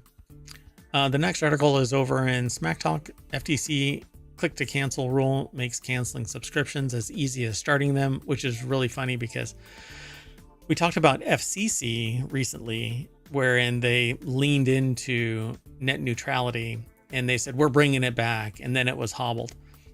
FTC click to cancel rule makes canceling subscriptions as easy as starting them. But tomorrow, I could have predicted this if it wasn't for us having a time machine. They hobbled it. So not FTC, but the administrivia above says, because the FTC can't provoke anything all by itself. FCC can't provoke anything all by itself. They have to go through the administrivia. So subscriptions are getting easier to manage thanks to new FTC click to cancel, which is funny because I have a click with care rule, right? This is something that I promote. That blocks companies from deceptive or malicious tactics that keep customers from canceling. Like right now, I want to cancel something, but it's really friction born. I can't do it within the very app that enabled me to cancel or to start it up. I can't cancel it from that same interface. Well, that would Very be too frustrating. easy for customers to stop spending money on that. Yeah, and this is from a game. So app subscriptions can be managed in the App Store. We've all had subscription we wanted to cancel, but discovered the price of it the price of keeping it wasn't worth the hassle. So they phrase it differently, and I'm just kind of blah blah blah. A new rule from the FTC will go into effect in 180 days. That'll make it easier for customers to cancel pesky subscriptions. And I think everybody is looking at ISPs like Comcast, right? I mean, there's a whole meme about it. So according to the release from FTC, companies essentially have to make it easy to cancel subscriptions. As easy as it is to sign up, they have to make it as easy to disconnect. I think that we need a more holistic review of this and have a right to be forgotten, where I can literally just click a button and say, forget me, and poof. Exactly. And also, even with these easy cancellations, like I know with email, for example, you can cancel something and then they send you an email saying we canceled it, which it's kind of like, come on. Yeah. Are you sure? Reset your audio again. So Wesley Hilliard over at appleinsider.com put the article together. And it says here, too often businesses make people jump through endless hoops just to cancel a subscription, said Commission Chair Lena M. Khan. The FTC's new rule will end these tricks and traps, saving Americans time and money. Nobody should be stuck paying for a service they no longer want. Yeah. And I'm not quite sure. You know what would be great is if the credit card company itself facilitated this, because then I could just go over to an account listing, just like in Apple Store, and just mash a button and end my Like subscription. selected, like end. Yeah, something has to pay for it. So how did it get paid for? Go to the source and just end it. But nowadays, when you do that kind of thing, they refer to it as a chargeback, where you go to the charging vehicle and say, I no longer want this, or I didn't pay for this, or I didn't buy this intentionally, or whatever. A chargeback actually is a very specific thing. Service was so bad that you actually said, they're not going to refund me, so I'm going to charge back via the credit card. And that actually, it's a massive ding against the vendor. You can basically lose your what do you call it? It's a particular type of commercial account, credit account. Like, I mean, not like a business license or something. it's not a business license, no, but like the ability to use that Oh, okay. point of sale system. I can't remember the name of it. Anyway, I've got it. It doesn't matter. I can't forget it. I mean, I can't remember it. So at any rate, so don't do chargebacks unless you're really serious about it, because it can hurt the business. But sometimes they deserve it, frankly enough. Anyway, the rule provides legal frameworks that prohibit sellers from the following: misrepresenting any material fact made while marketing goods or services with a negative option feature, failing to clearly and conspicuously disclose material terms prior to obtaining a consumer's billing information in connection with negative option feature, failing to obtain a consumer's express informed consent to the negative option feature before charging the consumer, and failing to provide a simple mechanism to cancel. All of that. And then at the bottom is the real solution. Failing to provide a simple mechanism to cancel the negative option feature and immediately halt charges. What's interesting though is that all of these companies, we've kind of grown to just go, oh, okay, is I could be using this account for 3 months. And 10 days into the third month, I decide that I want to cancel it. It doesn't prorate my charge. They go, well, you get the benefit of using the service for 20 more days. And I'm like, well, it freaking sucks. You changed it materially. I'm not interested in it anymore. Or you try to cancel like one day into the next period, and then it's like, well, it's too late to cancel for this period. So then you hold on to it, forget to cancel. It just becomes such a nightmare. friction bound. And so you just capitulate. Oh, all right. Well, I guess I got this shitty service for another 20 days. I've had a couple of companies like straight up just go, okay, we totally understand, the way that the process works kind of sucks here and we can't really fix it because that's just the way it is. Anyway, let's keep moving on. The next article is over on the model channel. Kroger plans to use facial recognition, raises concerns about surge pricing. And I'm not quite sure why they say surge pricing, because are they really planning on going, this person is this, so we're going to charge them more at the counter? That's what the headline suggests. I don't know.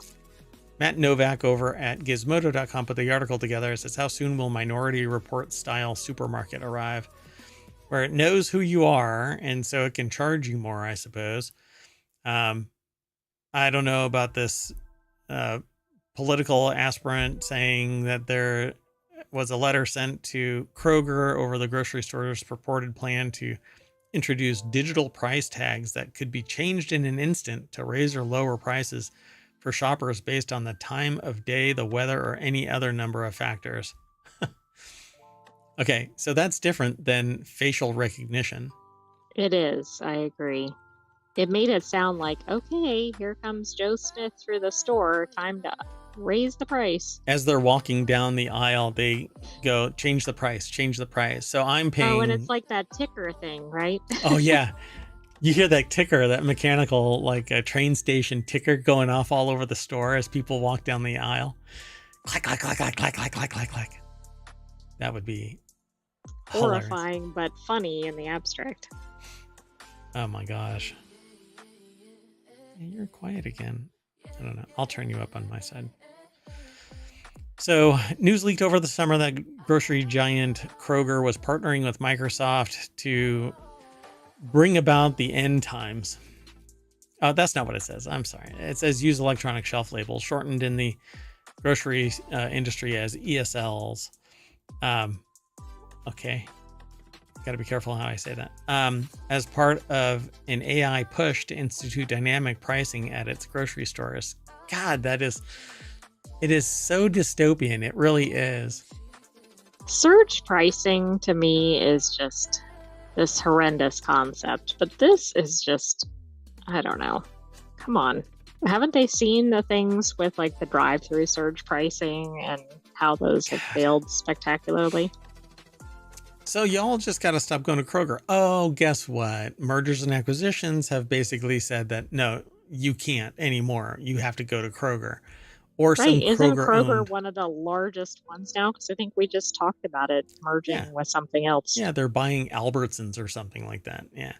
So anyway, whose home state of Talab is the senator, Congress critter, actually.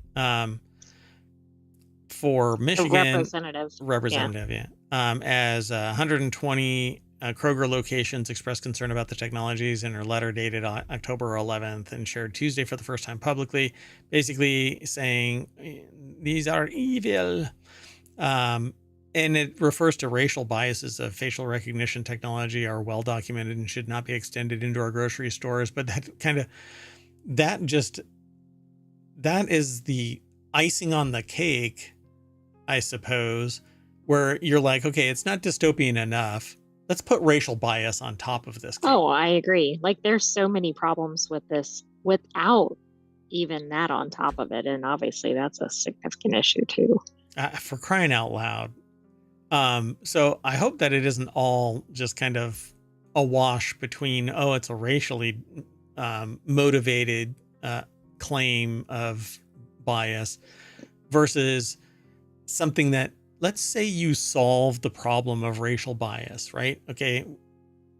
We've been dreaming this for years and years, right? As a society, anybody who cares about society wants to do away with racial bias. But then you have the insidious freaking socioeconomic bias where a person who has a certain amount of money gets charged more than somebody else.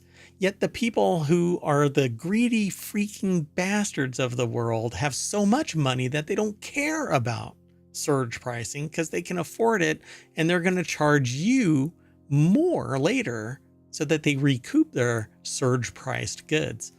I mean, that is, it's so dystopian. It I'm really just, speechless. it gets right in there. It's like eating popcorn, and that little shell, that little husk gets right in between your gums and a tooth, or right in between two teeth. Let me just focus on talking about teeth.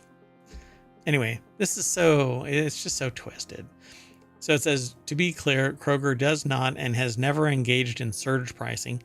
Any test of electronic shelf tags is designed to lower prices for more customers where it matters most. To suggest otherwise is not true, says Kroger. It's the statement that they said. And that quote is identical to a statement CNN received from an unnamed Kroger spokesperson defending the technology in August.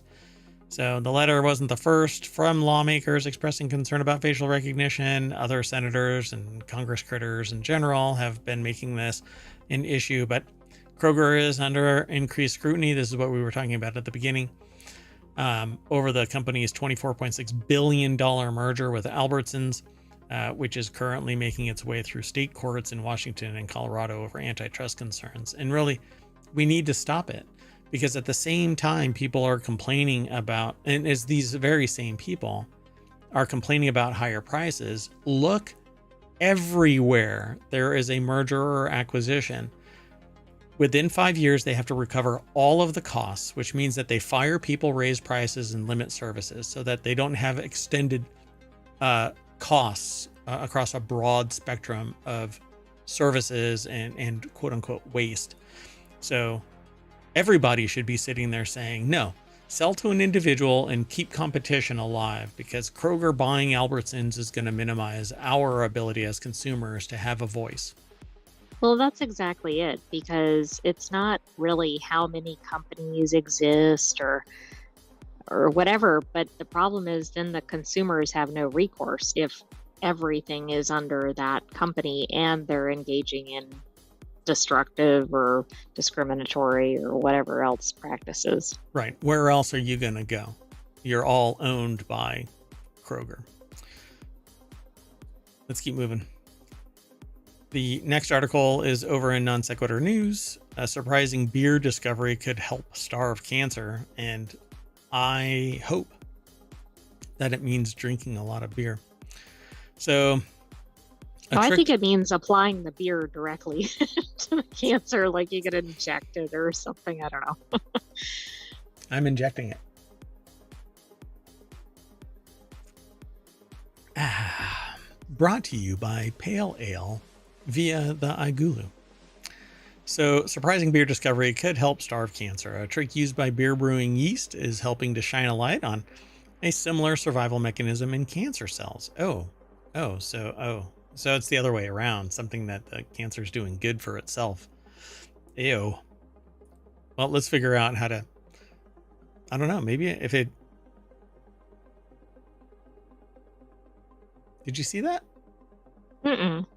It's the Elgato. I use a capture I've device. seen that occasionally, but not on today's. It just did it, but it doesn't do anything to my screen. It just did it to the stream, not my screen. Anyway, the discovery of a surprising survival mechanism used by beer brewing yeast could lead to new approaches for fighting cancer. This is the promise of researchers led by the University of Virginia, who said that they found that the way the useful fungus hibernates when food is scarce mirrors how cancer cells endure starvation.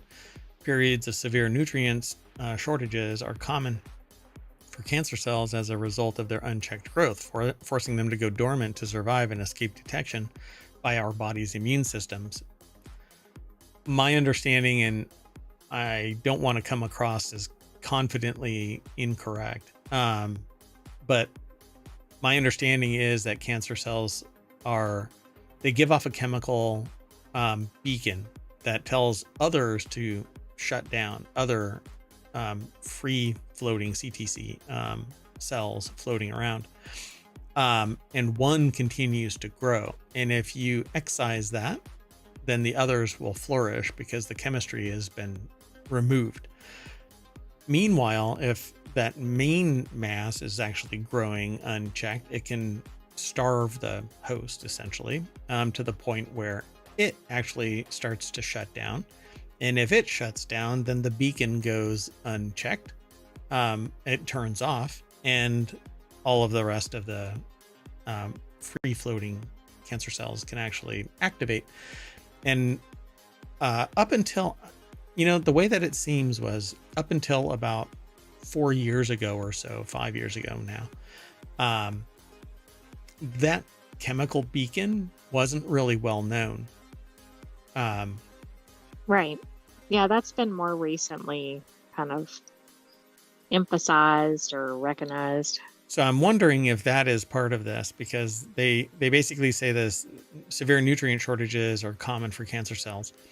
So the study was undertaken by biochemist Professor Ahmad Jamaa of the University of Virginia School of Medicine and his colleagues. Cells can take a break when things get tough by going through a deep sleep in order to stay alive. Then at a later point, they seemingly just come back.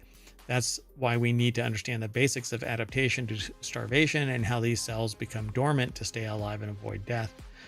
Well, not only do they avoid death, so cancer cells don't really die. They don't go through That's actually the problem, right? That they don't apoptosis. die. Yeah, they don't die. They divide uncontrolled, and they steal resources from the host until they're detected and then removed. And hopefully other man-made chemistry removes all of the other stuff too. So along with having been used to produce beer for centuries, the yeast species Saccharomyces, POM, is the ideal model organism to study these processes because it is so similar to human cells, which is quite interesting. And I'm not quite sure why brewers are apparently wear these leather vests, but that's okay. Or not I don't vests, either. aprons. They don't do much cutting. They don't do much stuff with staining things. But maybe that's just me. I mean, you're going to get your shoes wet more than anything. I mean, But you it's literally... the same thing like with professional chefs and everything. I'm sorry, but they're not getting food on themselves like normal people. like normal people. Chefs do. Come on, really? You think that? Chefs got to get splattered by all kinds of stuff. Camera. Never on camera. Right. Yeah, there you go. Yeah, you see, like, chefs are getting messy behind the counter. And anyway, so specifically to mitochondria get coated with deactivated ribosomes, complex molecular machines that normally make proteins within the cells. Mitochondria are the powerhouse of the cell. Thanks, yes, Mom. they are. And they're tied to the female.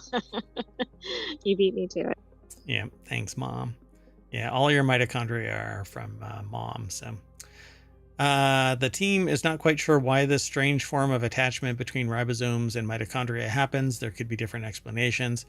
So a starved cell will eventually start digesting itself. So the ribosomes might be coating the mitochondria to protect them, because without the mitochondria, there is no power cell and it would die. So maybe that's what they need to figure out with cancer, is just figure out how to shut down the mitochondria. So let's see here. The team discovered that when yeast go into hibernation to avoid stress, something totally unexpected happens to their so-called mitochondria, the batteries of biological cells. They get coated with deactivated ribosomes, complex molecular machines that normally make proteins within cells. So that's really fascinating. That is a new one to me. Deactivated ribosomes. So something produces deactivated ribosomes that cover up the mitochondria. I don't think we've ever seen that. I'm not saying it's never been studied, but at least not in the mainstream media. Yeah, I definitely have never run across that.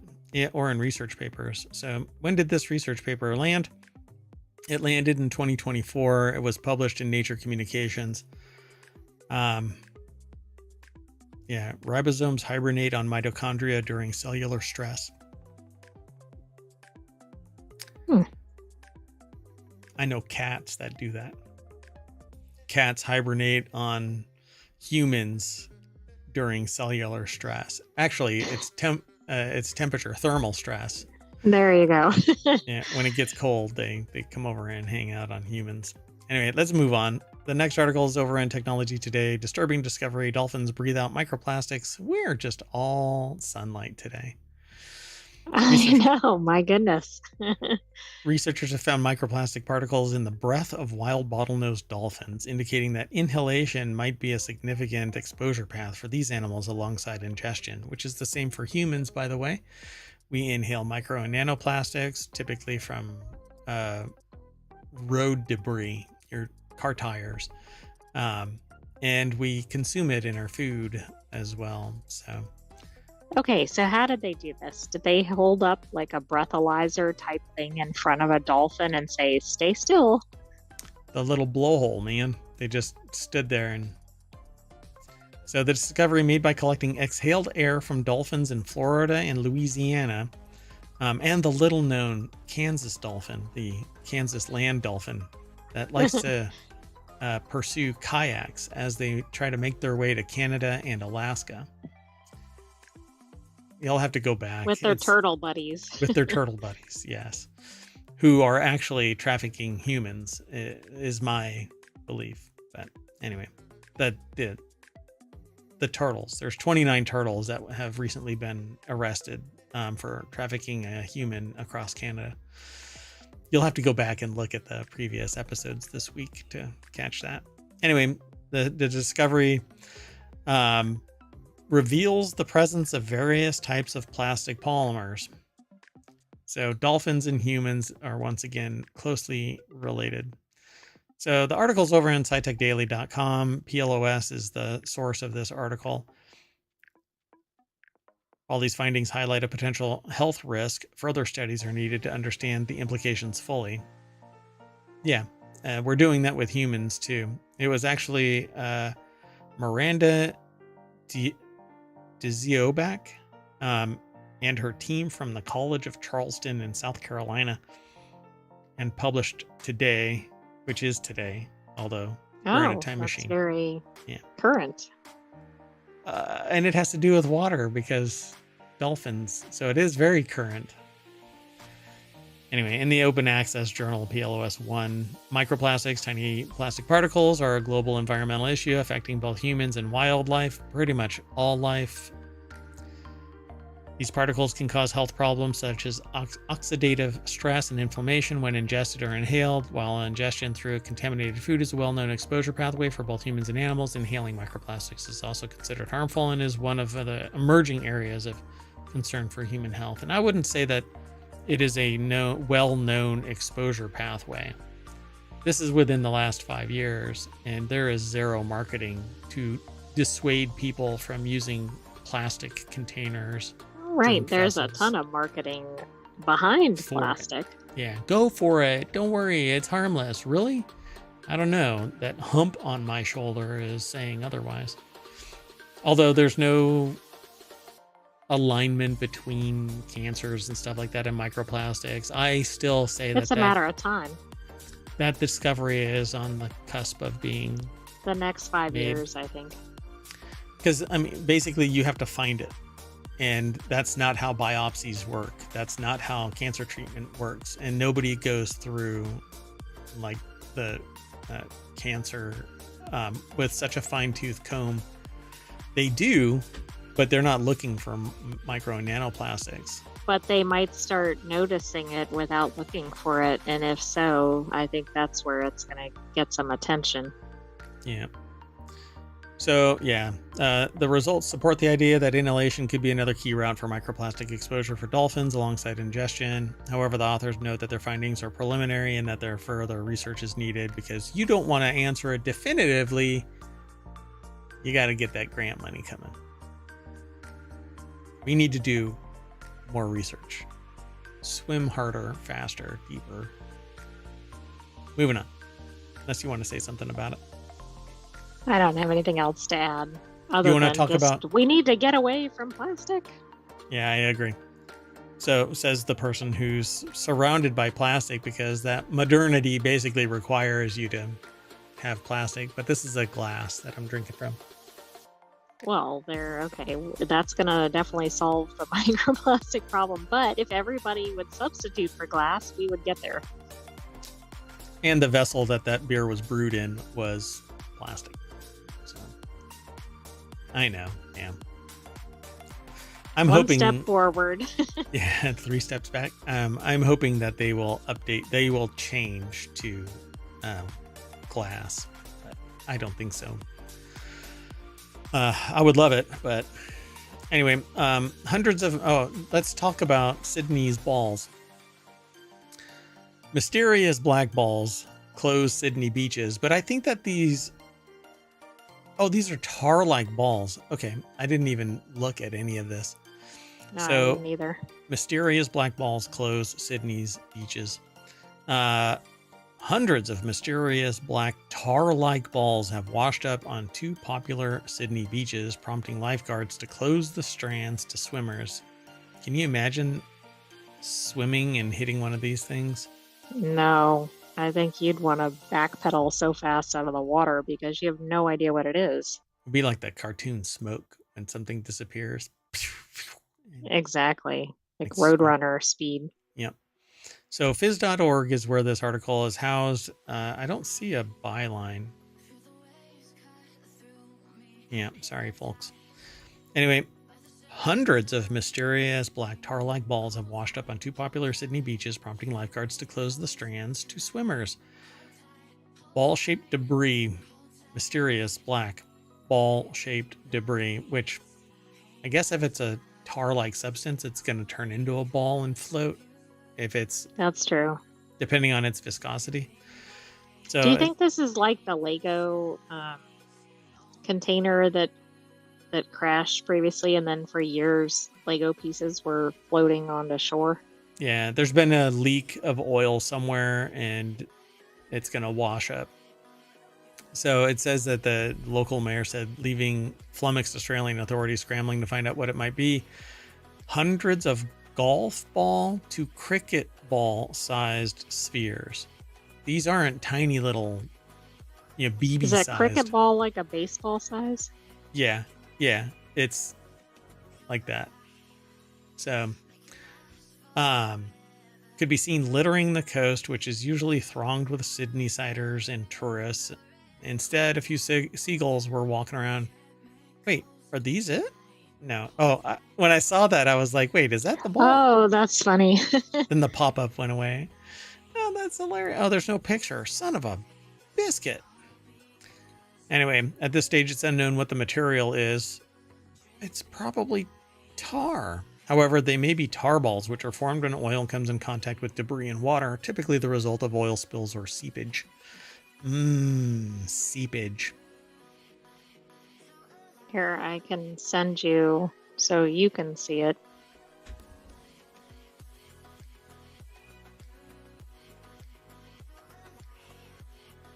Oh, I won't be able to. Oh. I mean, I can, but... They basically So look true. like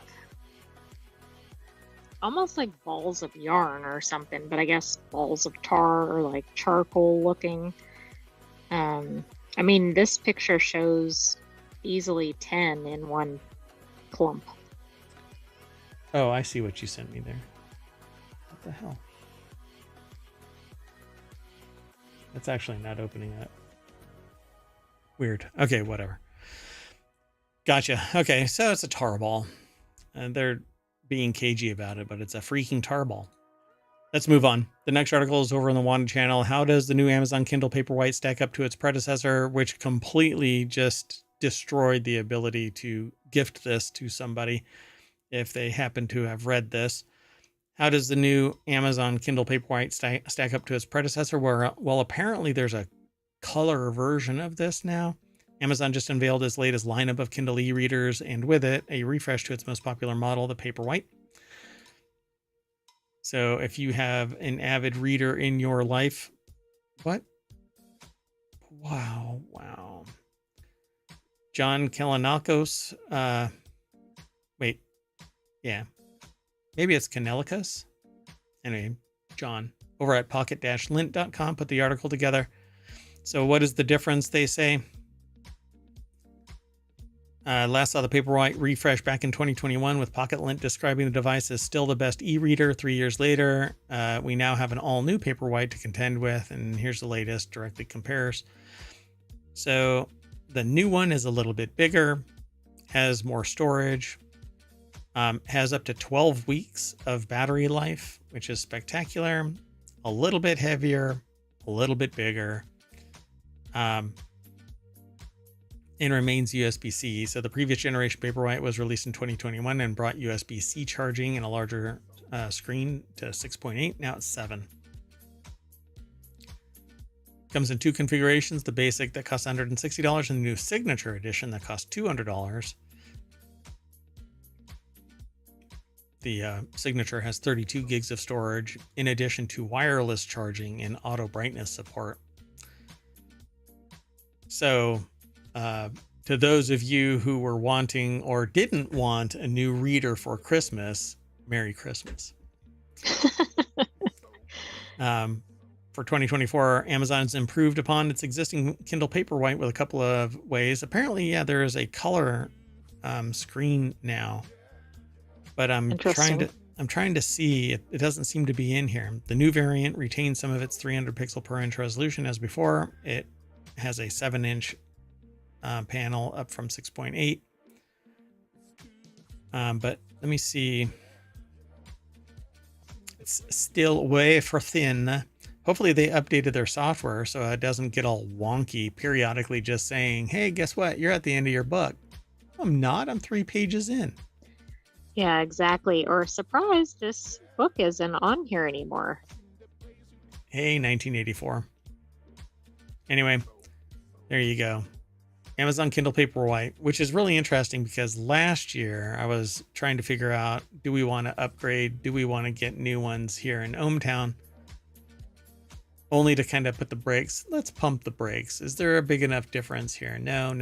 Well, now there is, particularly with wireless charging. Right. And that's 3 a months. big difference. 3 months of no battery, no need to charge. I think it's amazing. That's big for people that travel or work, or forget about, like, depending on where they're using it. But yeah. Okay, let's keep moving. So the next article is over on the Model Channel, and this one kind of made me chuckle. Lawsuit over workplace farewell card backfires spectacularly. A literal and figurative Karen, in this case a British woman named Karen Conan, sued her former employer, the International Airlines Group, after her coworkers didn't give her a farewell card when she left the company. But you see, the thing is, a farewell card was acquired. It was just never given to her because so few people felt compelled to sign it. Ouch. Ouch. That's pretty bad. I don't know, though, because like in a company, not everybody is going to really care. You have a small cluster of people. Right. You might not know, depending on what you do, you might know 2 people or something. Yeah, compared to the other 100 or whatever. Yeah, unless you're the CEO or something like that. And then everybody's compelled to sign because then you don't want to come across as not a team player. But frankly, I would sign a card for somebody to leave because they're leaving. Yeah. Well, exactly. That might prompt you to sign, even if you were not a fan of them. One of 2. There you go. One of 2 reasons. 1, congratulations, you got out. And 2nd, I hate you so much. I'm happy to see you leave. Wow. Yeah. So in her lawsuit, Karen argues that not receiving a farewell card was a breach of equality law, and that it reflected a failure to acknowledge her existence within the company. Oh, God, maybe this is why nobody felt compelled to sign it. You are literally the embodiment of why somebody wouldn't sign your damn card. Because if you don't have anything nice to say, don't say anything at all, is the equivalent of not signing the card, right? Exactly. Yeah, first of all, I don't see like not signing unless the person is really awful. But why would you ever sue for something like this? Oh, it's just hammering home the point that you're kind of a real Karen. After suing her ex-employee over, or sorry, after suing her ex-employer over not getting a farewell card, she got roasted by judge for conspiracy theory mentality instead. Yikes! Louis Prado over at Vice.com put this article together. Dear God, it actually went through. I mean, it actually started to get prosecuted. That's amazing that that really made it anywhere, I guess, since she threw in some discrimination claim. That's probably why it got a little bit of traction, The but there's no judge, obligation to provide that. no, I mean, that's like a bonus because somebody decided that you were likable enough to actually put together. The same thing with birthdays and whatever's, vacation. You're throwing a party because somebody's going on vacation for a week and they want to say bye, that kind of thing. Any of these gaps where you're gone and then return or gone for good, people want to throw a party because you're likable, not because you're a prick. So there are some other more serious complaints in the case, 40 of them, including claims of sexual harassment, unfair dismissal, victimization. But the tribunal dismissed all of the allegations, with Judge Palmer saying Karen's perspective on her workplace experience was clouded by a conspiracy theory mentality.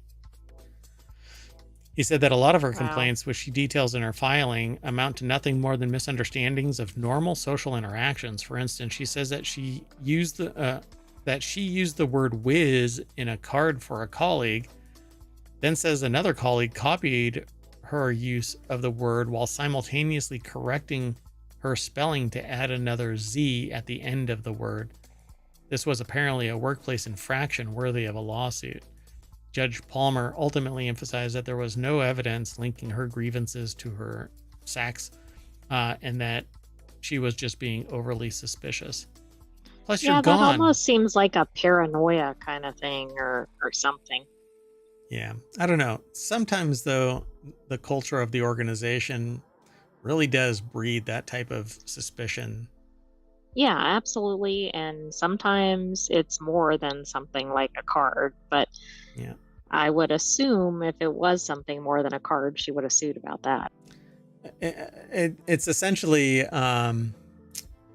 where there's smoke, there's fire, but sometimes it's a barbecue and people are having just a good time. And when you can document 40 instances, you have your head somewhere that it shouldn't be, and you should be happy that you're leaving as long as you're on to better things. Yeah, I mean, well, it depends on what the things are, right? You're spending your whole time documenting it, but if it's things like somebody spelled something differently, not really seeing the gravity of that. If it's somebody yelling at somebody or doing something abusive, obviously that's a different issue. Well, maybe the Nazi part of grammar Nazi was a little bit too apropos, right? Let's move on. The We next don't know article. the identity of the person who changed the spelling. That's right. Their name is Adolf.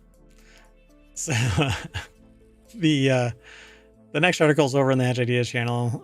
Carmel, Indiana is the best small city in America for affordability, education, and quality of life.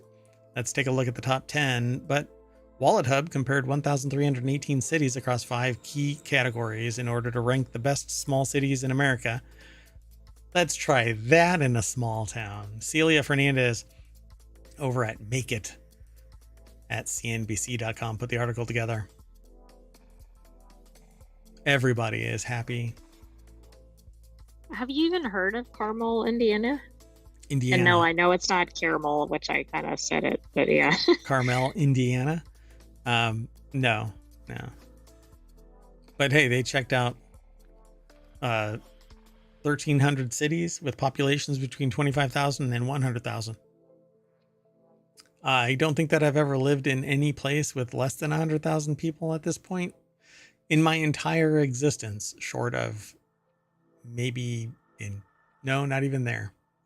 I don't know of a single place.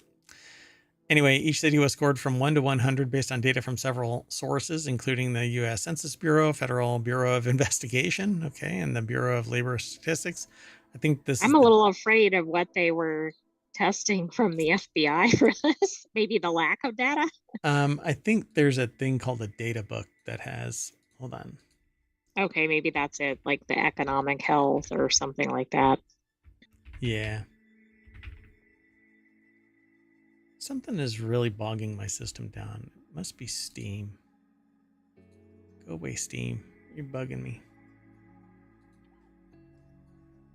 Yeah, maybe the UCR, the Uniform Crime Reporting Program. Maybe that was part of it. Huh. Yeah.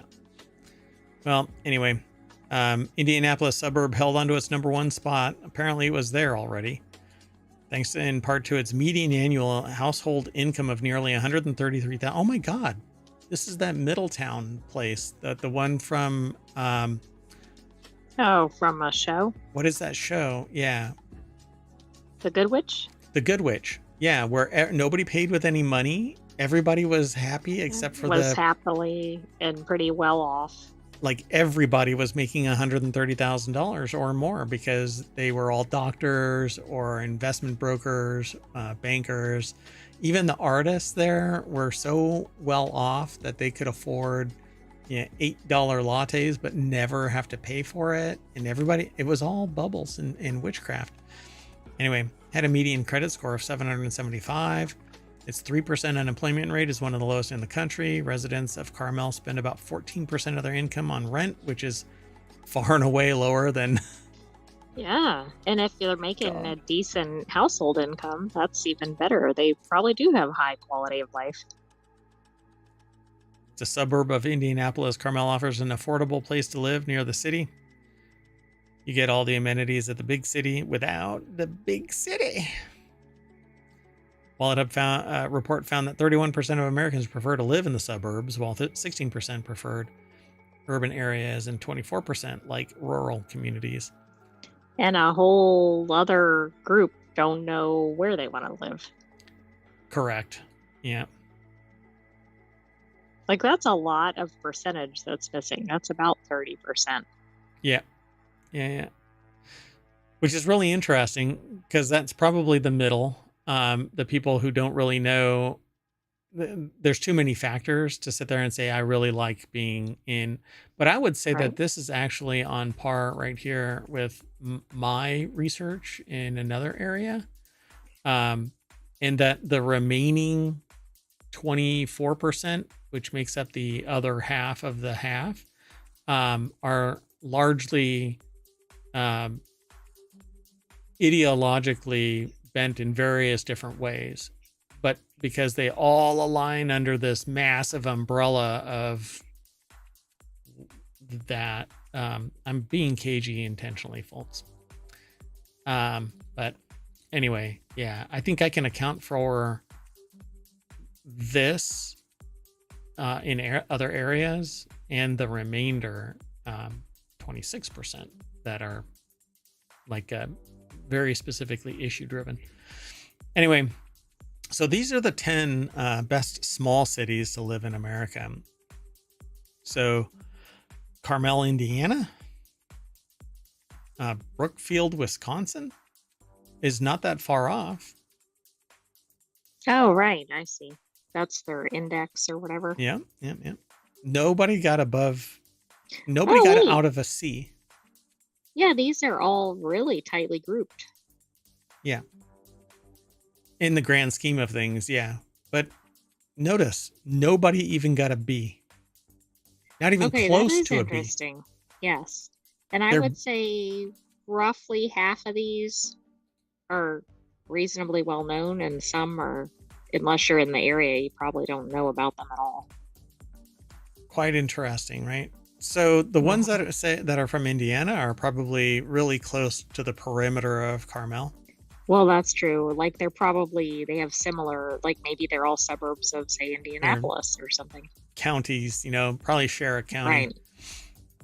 Right. Um, and same thing with like Wisconsin, same thing with Pennsylvania, that kind of thing. That like, well, there's only one Pennsylvania in there, but Wisconsin, Tennessee, Indiana, they're all the same. Like that one little cluster is right around one particular area. I'm willing to bet, but only $1. So the average Brookfield home mentioned up here, I guess.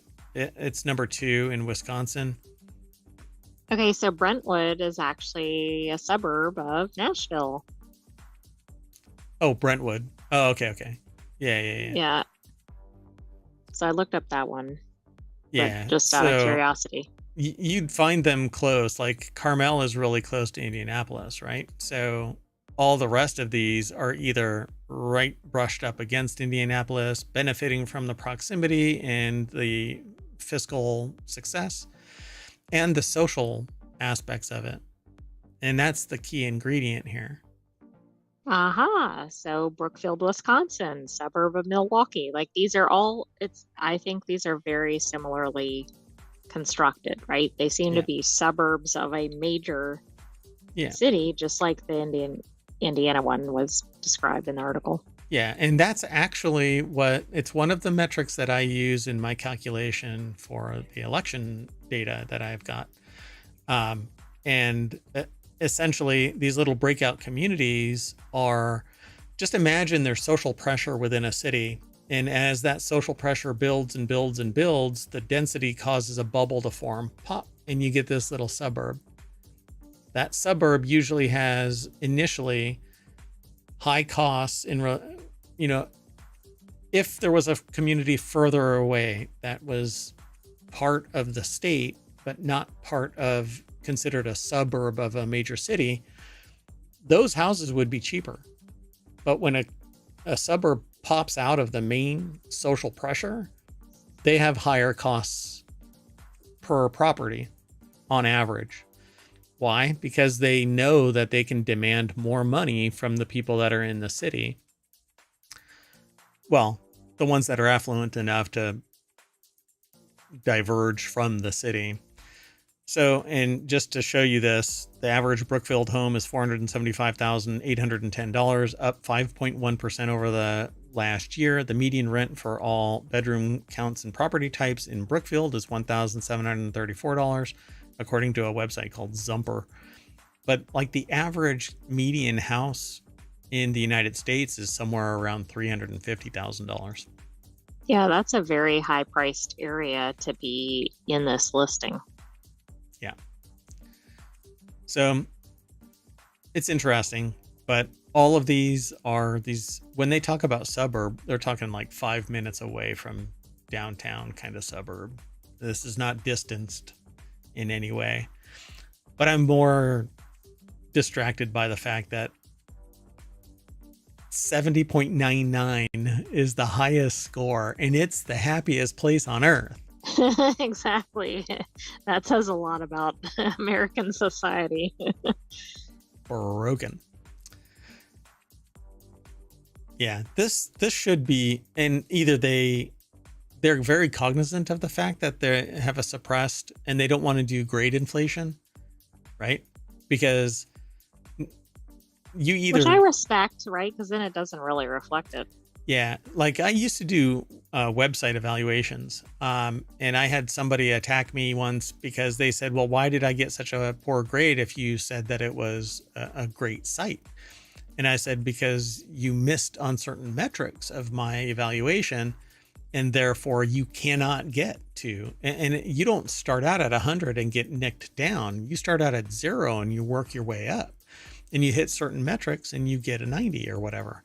And I had the grading schema of 100 was max, right? So when they said that, I was like, well, you may have been the best in this batch, but you still got, a 70.99. I don't grade based on the cohort of the evaluation. It's on an overall schema. They were not too happy with that, but I stopped doing that a long time ago. Anyway, let's move on. The next article and the last one for today, we're running a little long, so I guess we're going to be stuck in time until tomorrow, which is a good reason we're not going to do the show on Thursday. So technology today is where it is. Scientists discover mysterious magma structures beneath the moon. And when I saw that at first, I was like, wait, so there's the moon. And then so underneath it, there were like hanging in space. It's like moonsticles. Yeah. Well, I mean, is it like stalactites or stalagmites? Are they holding on with might or are they hanging on tight? Is that which one is might? Wait, stalactites is they hold on tight, right? To the They hang from the ceiling. ceiling. Yeah. So Chang'e 6's retrieval of lunar far side samples reveals crucial insights into the SPA's basin intrusive magmatism, aiding the understanding of lunar origins and geological processes. And aliens.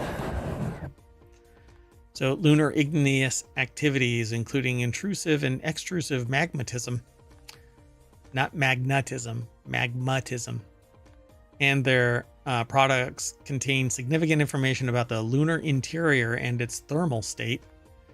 It's made of cheese. Is it warm cheese or cold cheese? What is the stuff from Canada with the French fries and the gravy and cheese? Poutine? Poutine. Yeah.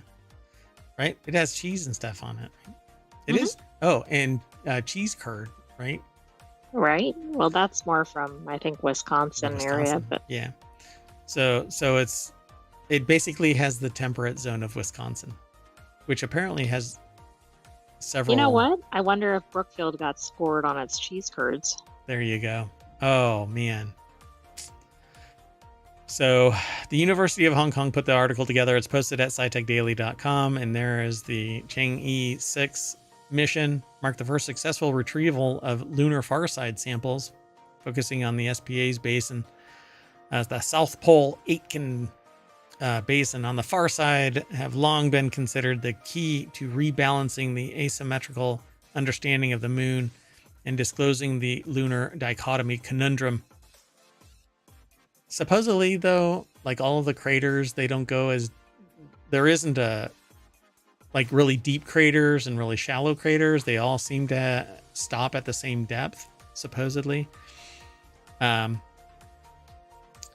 far side lunar sample return. Earlier this year, Chang'e 6 mission successfully launched on May 3rd, landed on the lunar surface on June 2nd, and returned to the Earth on June 25th, carrying a total of 1,935.3 grams of lunar soil. See, even that, the embodiment of this picture like shows that it all stops at a certain point. Yeah, and that's really strange. I say that it's because that this is actually an alien ship piloted into orbit, and it's always facing Earth at the point where it's always facing Earth because it's locked, right? Because it's just a giant camera and it's watching Earth evolve. NaNoWriMo, folks, just 10 days away, or no, 14 days away. Get on it. There's some more cannon fodder for you.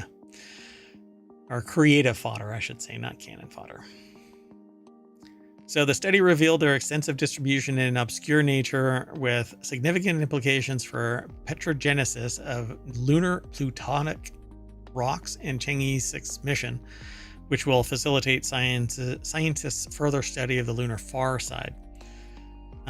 Essentially, there's intrusive magmatism at the landing site and its surroundings based on remote sensing data. So the study has traced potential plutonic materials in the Chang'e 6 samples and found that, I guess, magnesium, is that it? Mg sweet materials?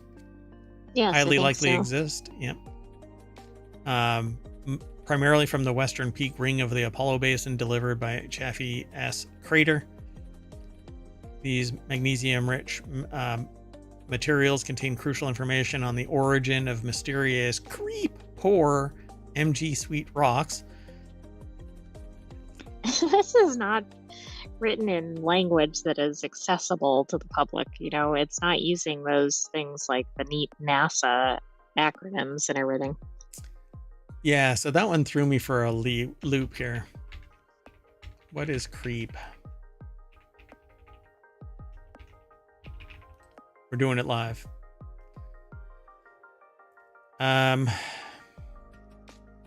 Yeah, they don't even define what creep is anywhere in this article. Hold on. we're already late, so we might as well. So CREEP is an acronym of the letters K for potassium, rare earth elements, and phosphorus. And it's a geochemical component. So, yeah. So these magnesium sweet rocks don't have much potassium, rare earth elements, or phosphorus compared to others, I suppose, within that geographic space. So they discovered 2 heavily degraded floor fractured craters, inspiring them to identify more similar features on the moon. All indicate that intrusive magmatism is abundant in the Chang'e 6 sampling region. So magma rose at some point, but what actually is going on down there? Is there anything in there?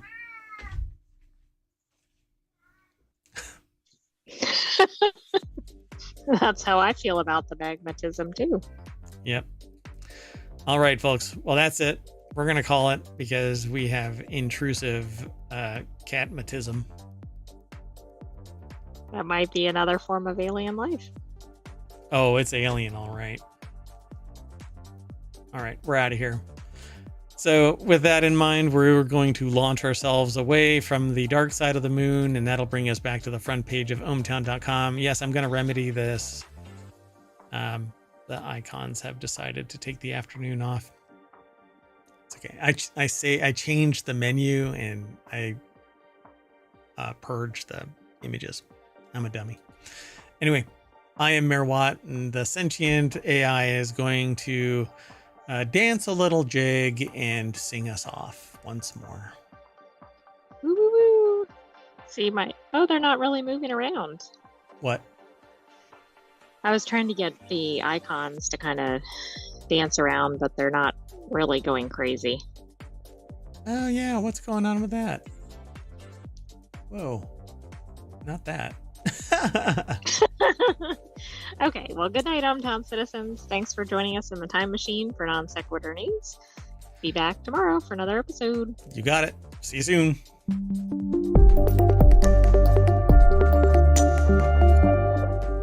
I want my magma rocks, magma rocks, magma rocks.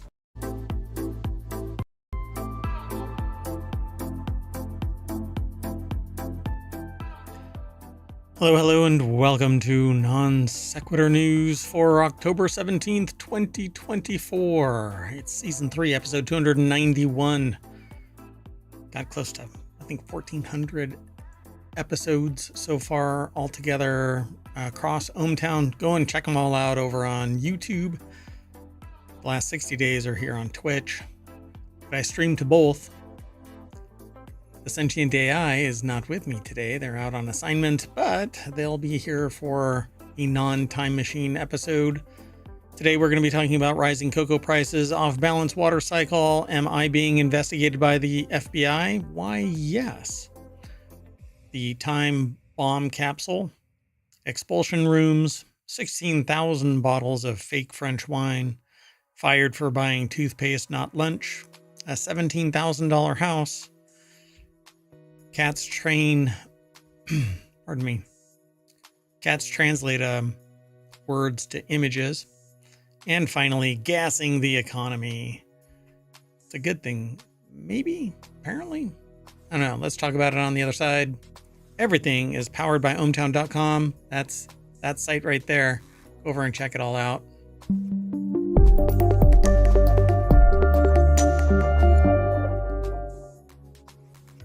All right, so let's get into this. This is a time machine episode, so I kind of have to go through it pretty quickly, but we're going to reset afterward and then do the normal show, not the time machine show, for the 18th, because I missed yesterday. Mayoral duties typically prevent me from doing the Thursday show on time, but hey, it is what it is. Let's get going. First article is, oh, and by the way, you can download all of the shows because we have a podcast. It's called Non Sequitur News. over on Apple and anywhere you catch pod. Don't worry about it. Just go do a search wherever you listen to podcasts, and ohmTown should be there, along with all of the 6 other weekly shows. Non Sequitur News is the daily show, and then we've got 6 additional ones that cover niche topics across the spectrum of ohmTown.com. This first one, though, is over in the mobile channel. Rapidly rising cocoa prices could make Halloween candy even more expensive. We've actually been following this for a while now because I've got a couple of products that I've had in development for a while now, and I keep watching this cocoa prices go through the roof. So thanks to inflation, you likely notice the cost of grocery store runs have been creeping up, and candy's no exception. This year, supply shortages from major producing countries like Cote d'Ivoire and Ghana have driven the dramatic increase of cocoa prices thanks to adverse weather conditions and crop diseases. According to Ghana's Food and Agriculture Minister, Brian Anchapong, I think is how they pronounce their last name. Cocoa prices have more than doubled for the 2024-2025 cocoa season. While the full effect may take some time to reach store shelves, people can expect to pay more for chocolate, if not now, through awareness at the corporate level of these changes. Obviously, they're going to seek profit prior to the actual financial burden hitting them, because they know it's coming. They can just jack the price up now. So the article is by Sammy Caramella over at vice.com. There are chocolate alternatives out there, but we won't get into it now, but I'll probably end up doing some kind of discussion about it in the near future, mainly because I'm interested in this kind of thing, and I'm in the middle of doing a project where cocoa can play a big role in it. So not to be cagey, but so supply shortages from major producing countries are going to drive up the prices. It says dramatic increase in cocoa prices in 2024. They say thanks to inflation, but we are the bearers of inflation. Not we as in the consumers, the producers, humans are the cause of inflation. So when somebody detects, and they're greedy, they can raise the prices until they feel that it's negatively impacting on the profitability. So they'll keep on jacking the price up, and you'll have to pay it. So take movie theaters, for instance. Movies have been producing more money, but on fewer screens and fewer movies. So you have little to no competition. Major suppliers of the movie feed is from these major suppliers. Smaller companies get acquired by the mega corporations. And this is the standard. You get less quality, etc. There's a lot of fan, favorite kind of explosions and murder mystery kind of stuff, but really what it comes down to is fewer choice. You get what you get, and you're going to go to a movie theater and pay more and get less. And you just have to look at history to show that.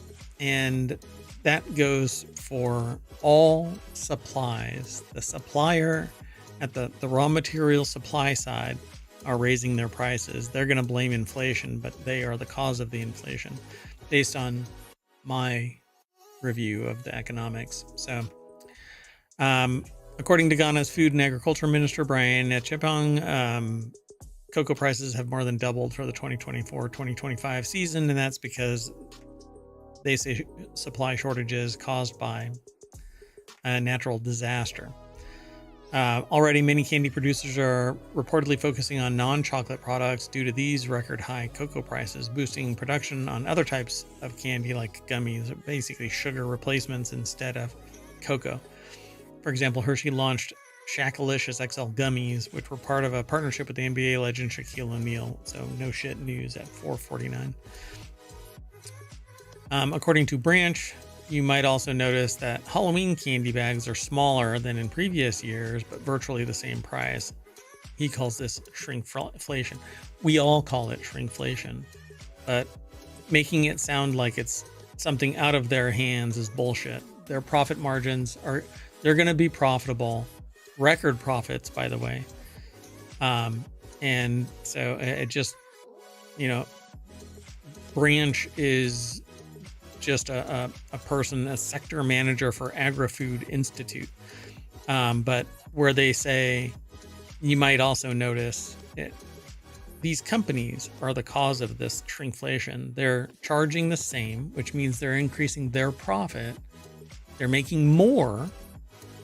They're actually making the same, but each instance is priced higher for less, and your options are going to change, all because it's more about greed than it is about anything else. We could have the same thing, but you can't fend off investors with the same percentage or even a moderate percentage. You have to maximize profits because that's the ideological bent we have formulated, where greed is good, and the only thing that a company has to do is produce profit. That's what, well, the person who said it now regrets saying it, but because it's bullshit. We can have a different type of compass, and it doesn't have to be pure greed. Anyway, let's move on. The next article is over in the Mobile channel. Google water cycle off balance for first time in human history, according to a report. The world's water cycle is out of balance for the first time in human history, according to this new report. The Global Commission on the Economics of Water, which is made up of global experts, attributed the imbalance to decades of collective mismanagement and undervaluation of water, which again, this is bullshit. There is enough water and technology out there that we should be able to afford water at a low or no cost based on taxes and whatever. I mean, it's ridiculous that undervaluation, when I hear it in this phrase, undervaluation of water, they're talking about money. They're not talking about undervaluing it in an ethereal sense of it's the most important liquid on the freaking planet. Without water, all life dies. So it says we can no longer count on fresh water availability for our collective future, the report said. And the water cycle is the movement of water in the Earth's ground and atmosphere and includes processes such as water evaporation and precipitation. So it is a circle of life where water evaporates from the ground into the atmosphere, condenses, and drops back down as rain. It fills up basins. We drink the water. Well, I don't know. Let's see. Mismanagement? Yeah, I can understand that, considering we're spraying fields in a desert. It's batshit crazy. But hey, where money it can be made, money will be made, right? Water be damned. So Rachel Frazen over at thehill.com put the article together. The commission is affiliated with the government of the Netherlands and is facilitated by the Organization of Economic Cooperation and Development, a group of the world's wealthiest nations. Its report said that 1,000 children under the age of 5 die each day from illnesses related to unsafe water and sanitation. Again, we need more context about this, because if it's in nations that have limited innovation, limited technology, limited, they say, unsafe water and sanitation, then that is where we need to focus. But we also need to focus on ideological bent changes where we value things like moderation.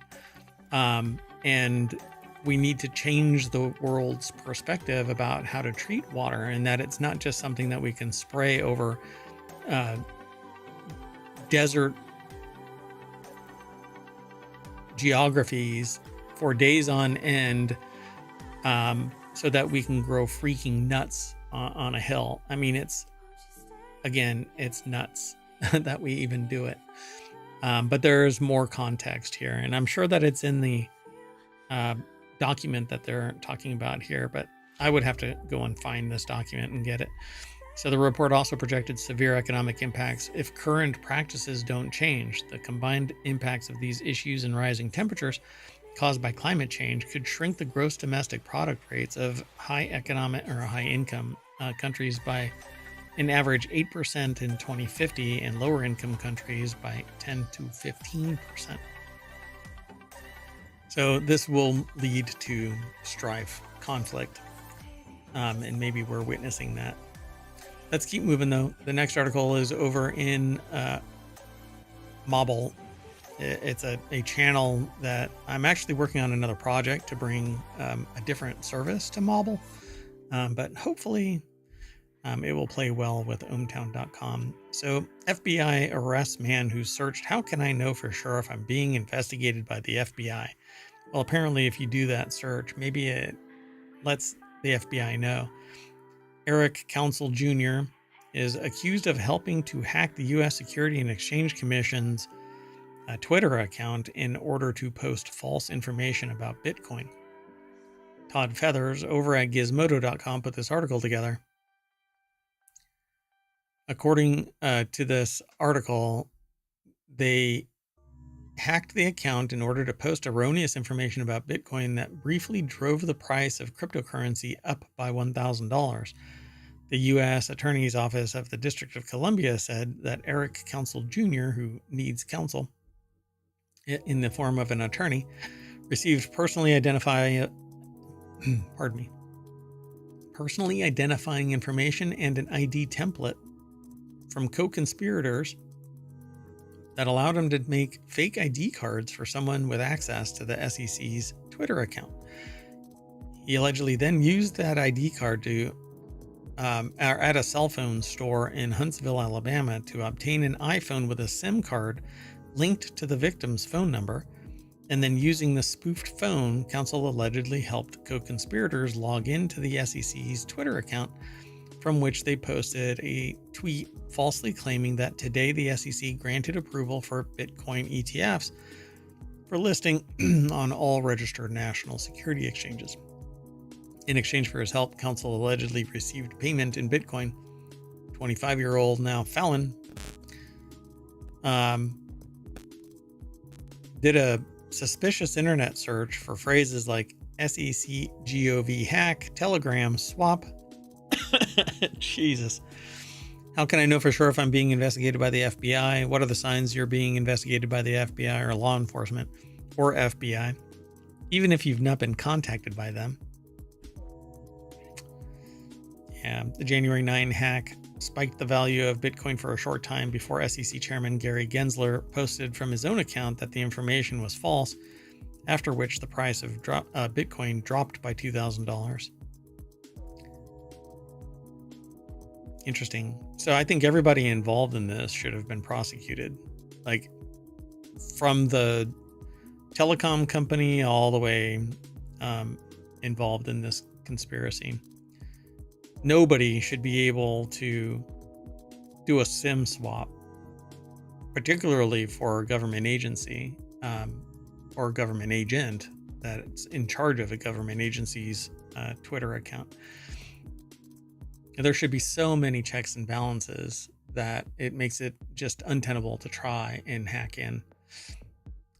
So interesting. 25-year-old.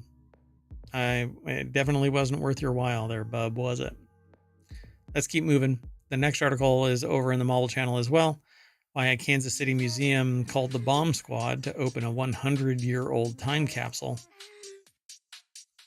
The Kansas City Museum took great caution when unveiling a century-old time capsule on August 16th. The National War Museum, World War I Museum, and Memorial held a ceremony to open up a time capsule that was entombed 100 years prior to the Liberty Memorial Tower. So before the public event, museum staff unearthed and opened the time capsule, which was no easy task. Staff had to drill inside the wall made of 18 inches of concrete and limestone to retrieve the capsule, which had shifted a few inches over the century. When they got the capsule out of the wall, apparently some indicator said, you know what, there's something wrong here. Instead, staff called the Kansas City Bomb Squad to assist. The move was a necessary one, as staff was aware that contained in the capsule was film from the time, which, oh right, the nitrite film. Wow, back in those days, film was made of nitrite, which actually becomes flammable and spontaneously combusts. When oxygen comes in contact with it, it can explode. So the bomb squad did their job, nothing exploded, much to the curator's delight. So what normally happens is they try and recover this film and then translate it into a non-flammable either film, or they digitize it. Things only got better when they looked inside and found that nothing was damaged from water or mold. So yeah, at the ceremony, there were airplanes circling overhead, a band, concert, patriotic music. They even released doves. Matthew Naylor, president and CEO, told the crowd on Wednesday.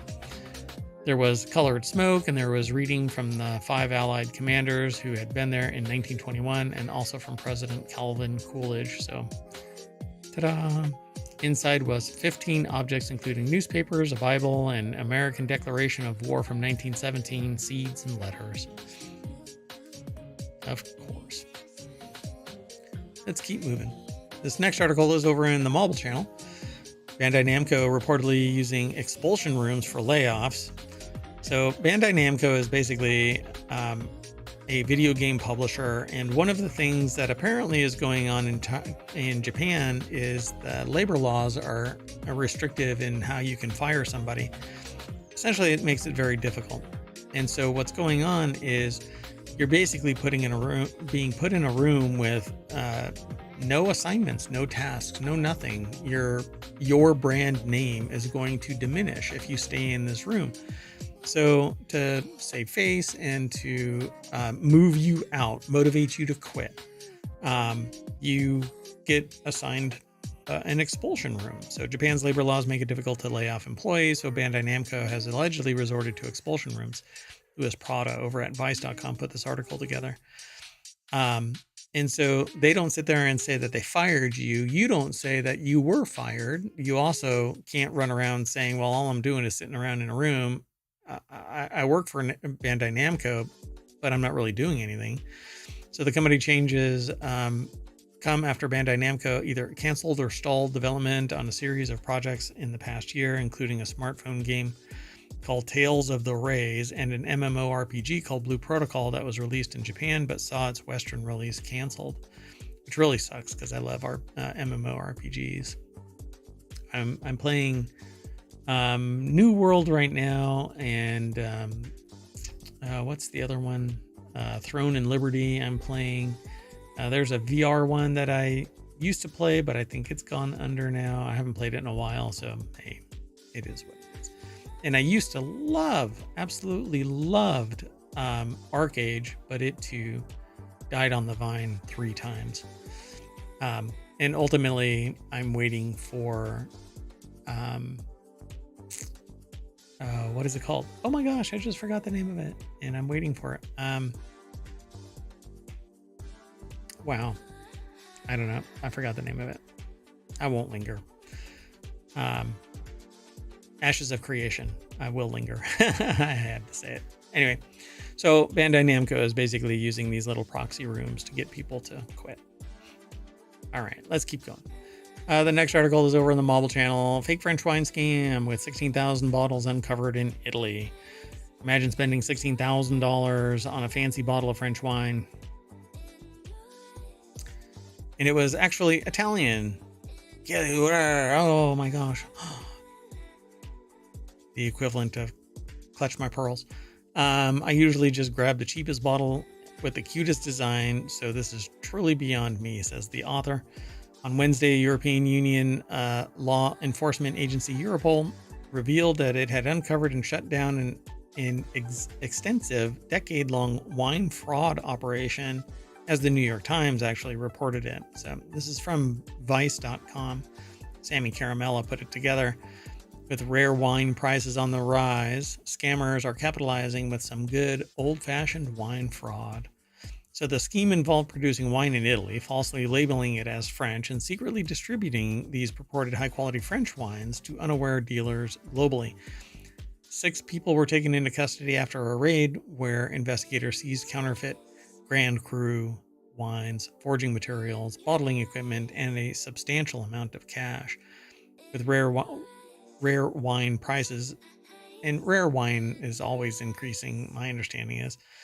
So these victims, of course, aren't the average Joe or Jane. You piss off the wrong rich people and you will always be the target.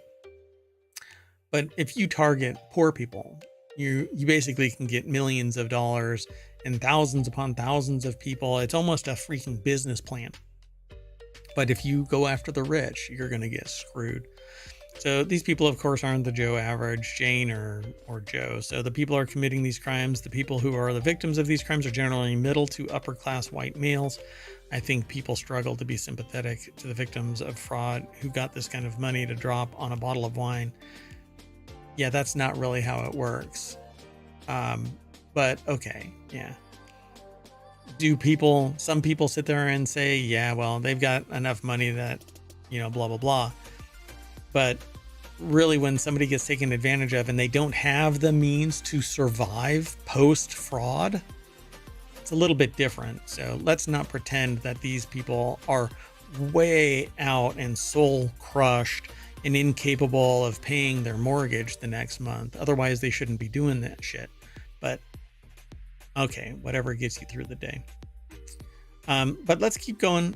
I think it's funny. I think it's funny though. That the author of this goes, sips my $16 Pinot Grigio.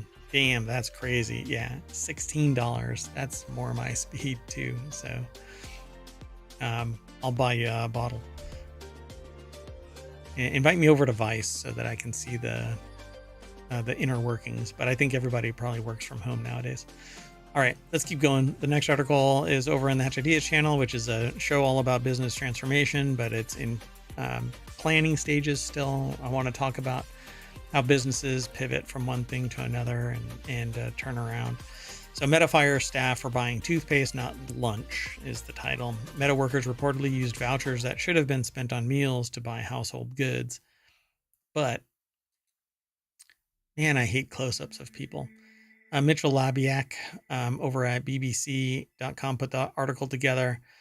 We've noticed a couple of BBC articles are from previous periods, but this one is actually from within the last 24 hours of when the time machine kicked off. So there are differing accounts over how much of a warning, if any, the owner of Instagram, Facebook, and WhatsApp gave the workers before firing them, but these workers at Meta have reportedly been sacked for abusing the tech firm's meal voucher system, such as using it to buy toothpaste and washing powder. You bastards. Other breaches of the policy included sharing the vouchers with others or going over budget, according to people who say they work at Meta. So Meta staff were given $25 for lunch, $20 for breakfast, $25 for dinner in vouchers that are meant to be used for ordering food from Grubhub, the U.S. name for a takeaway website Just Eat. So I'll just leave it at that. So one of the objectives of big business, particularly .com type businesses, which really I don't think .com is used anymore, but that was the namesake back in the .com era 20 years ago.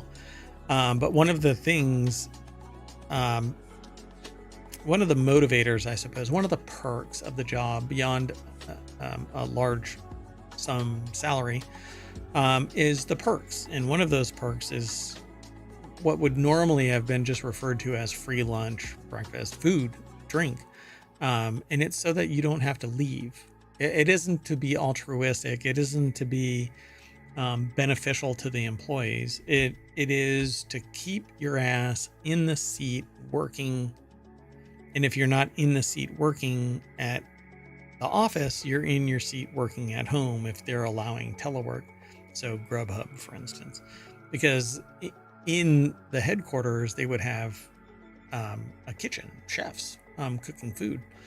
So examples of, one user wrote that more than 30 people were fired last week because they used the credits for non-food items, shared credits with other people, or went above budget. Now, if I go above budget, it shouldn't matter. I should just get the 25. And that's what happens in a lot of other organizations. You go above the amount, you get compensated for the amount, not above the amount.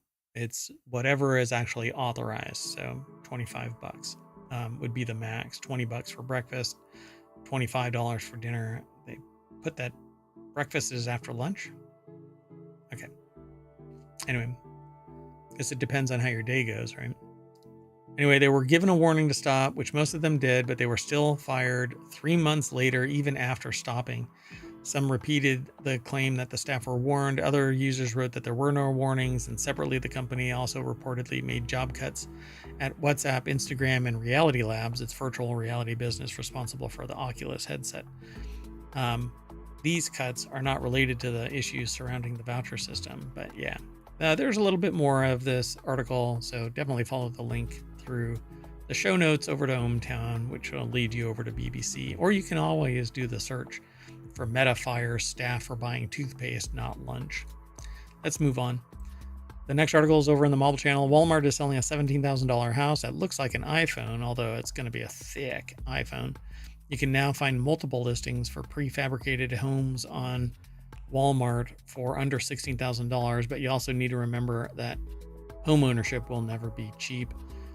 And I'm just warning people, it isn't as easy as this. You can't just buy $17,000 whatever and then prop it up somewhere. You need to pay for the land. You have to have power. You have to have plumbing. You can have certain like mobile home type of appliances and whatnot, and go solar and off grid and all of that. You need a foundation. You need it all to be permitted. If you want to be on grid, and unless you're out in the sticks, there's a lot of issues involved. You have to have licensing. Anyway, this article is over at gizmodo.com. Kyle Barr put the article together in it. And that's kind of what this one looks like. There's different versions of this, to be sure. It looks more like a bathtub set on its side. You know, one of those kind of, not really pedestal bathtubs, but these little block freestanding bathtubs that aren't mounted in like a frame or anything. They just sit there. That's kind of how this thing looks. But it's horizontally mounted, right? And so you open the door, and inside it, there's a bathroom compartment, and there's a bedroom compartment, and an office space as well. And I actually love this thing. I think that this would make a great portable studio, or a great small form factor brewing, brew house, where you can do your beer brewing and fermentations and do the whole thing in a controlled area. Distillery would probably be out, because at least in the US, because of the rules and regulations, you can't distill anywhere in the United States, not alcohol. Unless it's, even then you still need permission. But anyway, local, state, federal. So this is pretty neat. Walmart is selling these prefab houses. This is the smaller of the two. The larger one right there is $17,000. But they say that it's called the Apple Cabin, in the classic shape of an iPhone through Walmart's site. Miniature abode. Has just enough space for a MacBook and not much else, but that's actually not quite true. I wouldn't say that it's large. The smallest version is $12,000, but the larger version is just over $17,000, which is half the price via Walmart than it is for buying it from the manufacturer's site, which I find really interesting. So the bigger non-Apple home, it says non-Apple home, weighs just shy of 8,000 pounds, 19 feet long. It's basically a shipping container. And the largest 20-foot container, that's interesting. The largest 20-foot Apple cabin weighs 4,563 pounds. At the very least, Walmart lists that shipping is free, and the pod home doesn't require putting up any walls. But my understanding is for this kind of build, it has minimal insulation. You can't drill into the walls. It's not designed for framing so that you can like run wires and stuff like that. For any build out inside the walls, you would have to add drywall and like cement it in, not cement like regular cement, but adhesive them onto the walls to increase the thickness of the walls, and you'll lose space and stuff like that. But So it says homes are made in China, according to Cheryl Industries. They always, I won't get into that, but anyway, there's always these names that are close approximations of something. So building the 19 by 20 foot home requires unfolding a few walls and then using drywall anchors and screws to hold everything together. It says, before you ask, no, you're not supposed to screw into the walls to hang your family portraits, at least when it comes to a pre-installed. Oh, it says, at least it comes with a pre-installed toilet, but the plumbing situation will be on you. So yeah, you'll have to get some plumbing sorted, water, sewage, electricity, all of this will have to come from you. You'll have to figure out how to do it.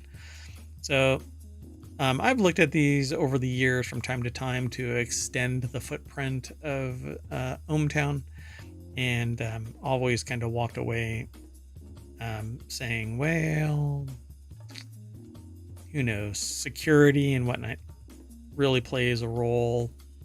Temperature control, weather can impact accessibility to these things and security of these things. So they're all dwellings labeled tiny homes need at least 400 square feet of floor area, meaning none of the Apple cabins meet the criteria. But I'm not sure about that. It says, for example, in New York, Appendix Q of the New York State Residential Code restricts the maximum size of tiny homes, otherwise known as accessible dwelling units, ADUs. And these are actually being requested in California as well to address the shortage of homes in various areas. So these ADUs, you get tax benefits and stuff like that when you rent them out. Well, all dwellings labeled tiny homes need at least 400 square feet of floor area, meaning none of the Apple cabins meet the criteria. But I think that you should probably check out your local location, because I'm not sure if that's actually everywhere the same terminology, but we'll find out.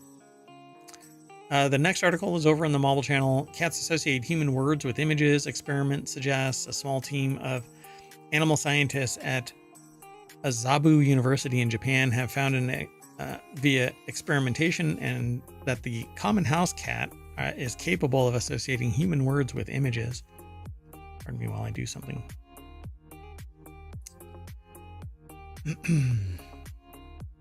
So I just have to address something. So in their study published in the Scientific Reports Journal, the group tested volunteer cats, which I'm not sure what that means, looking at images on a computer screen to see if they form associations between images and spoken words. Well, I know for a fact that cats understand certain things. Like they know when you hold something up what it is, and they definitely do associate with it. So Bob Yurka over at phys.org put the article together. Oh, there's a cute kitty.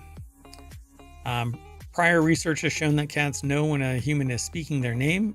That is obvious, but they don't give a shit. They respond in ways that are different than they're hearing other words. Other experiments have shown that they're able to match photos of people they know to their names.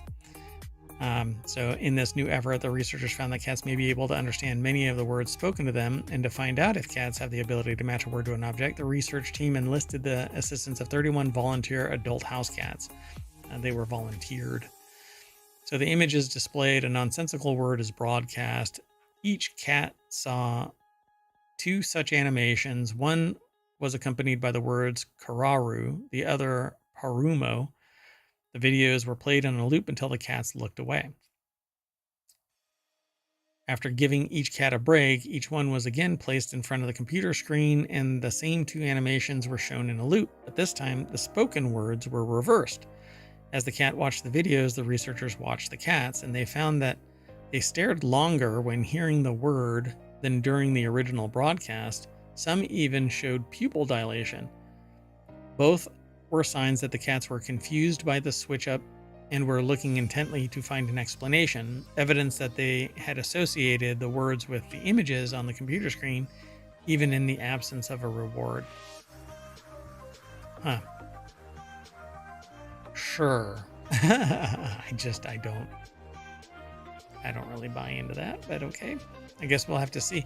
I mean, it's much more obvious when you say a word and they go over and get food.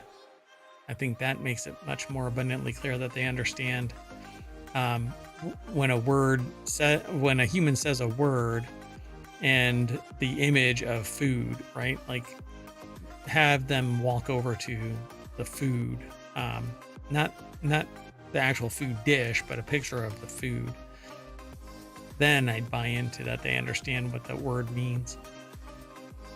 All right, our last article for today's Time Machine episode is over in Non Sequitur News. This tiny country is giving $2,000 to every household as an Exxon oil boom supercharges its economy. So that's why I said gassing the economy.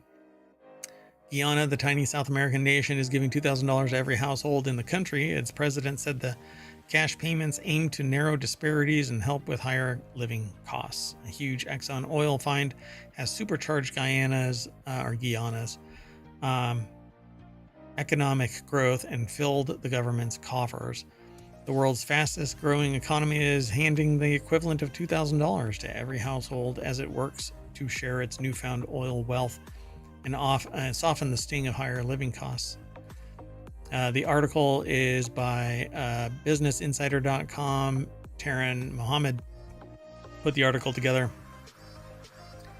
It says a Guyana government is tapping its newfound oil wealth to give $500 to every citizen age 18 and over.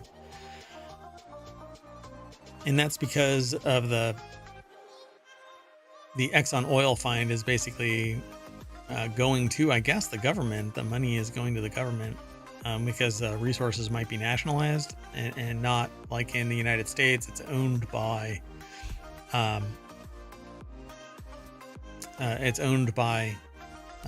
individual companies that own property, land, particularly. Anyway, so he said previously that each household would receive the Guyanese dollar equivalent, or Guianan dollar equivalent of $1,000, but switched to an individual payment after locals raised concerns about how a household would be defined and how the money would be shared within each home. Ali said that the program aims to reduce Guyana's economic disparities and relieve financial stress. So there you go. This only happens, I would say, when there is an infusion of external capital into the local economy. But what's going to end up happening is at some point, people are going to figure out just how much money is in the system, and inflation will continue to creep up because they know that everybody's getting $500 age 18 or over, and greedy bastards will figure out a way to take it. But that's it. That is it for today. And I'm going to turn off the time machine, and that'll send us back to the front page of ohmTown.com. And I'm going to say bye because the Sentient AI is not here to sing us off, I suppose. Although they never sing us off. I have aspirations, though. All right. We'll see you in probably a few hours as we reset, let the time machine cool down, and then we'll spin up another episode. So see you soon. Bye-bye.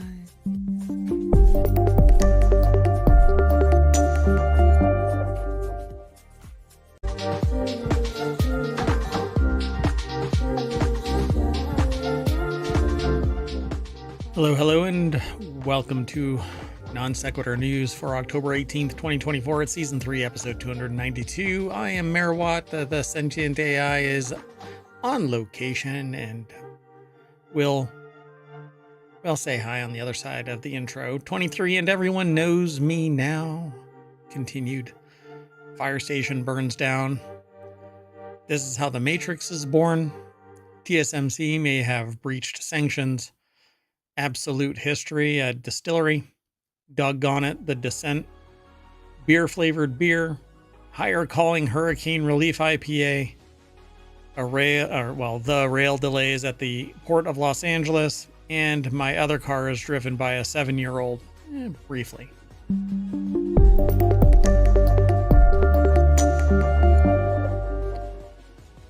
So hello everybody, I am Mayor Watt and the Sentient AI is back. Good evening, ohmTown citizens, and thanks for joining us for Non Sequitur News. I keep wanting to say ohmTown Daily News Show too. Mm-hmm. So today we've got all of the articles all set up. Our production value is at an all-time high. We have how many total You'd expect episodes? nothing less. Over 1,400. Over on the YouTubes, and you can downloads for the podcasts. Only 60 days exist for Twitch. Come on, Twitch. It's easier this way to not do it on Twitch. I mean, to not store it long term on Twitch, because then it's like they've got a really major overhead kind of a thing storing all that data like they do over on YouTube's. Anyway, let's get into the show. First article's over in Non Sequitur News. DNA records of millions of Americans could be exposed to mid-23andMe turmoil. It says this is a breach, but is this an old article that has been resubmitted? I don't think so, because I think there's a new twist. So this was published in the last 24 hours. Actually, this morning at 10 a.m.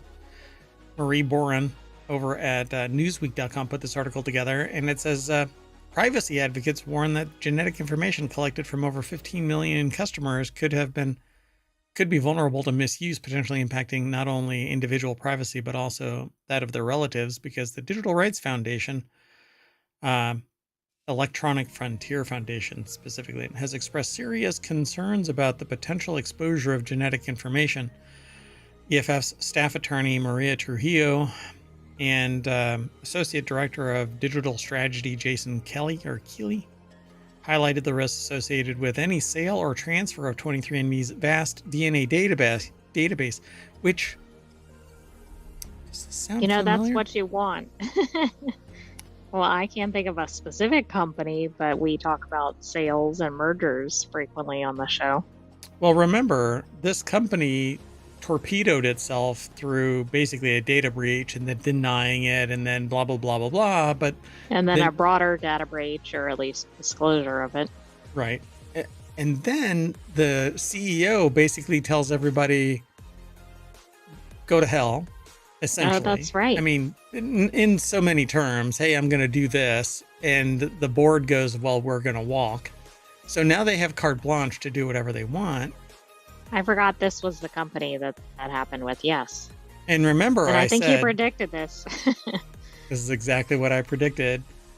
Basically, you torpedo it, and so there's nobody around except for whoever investors survived. It goes private, and then it sells.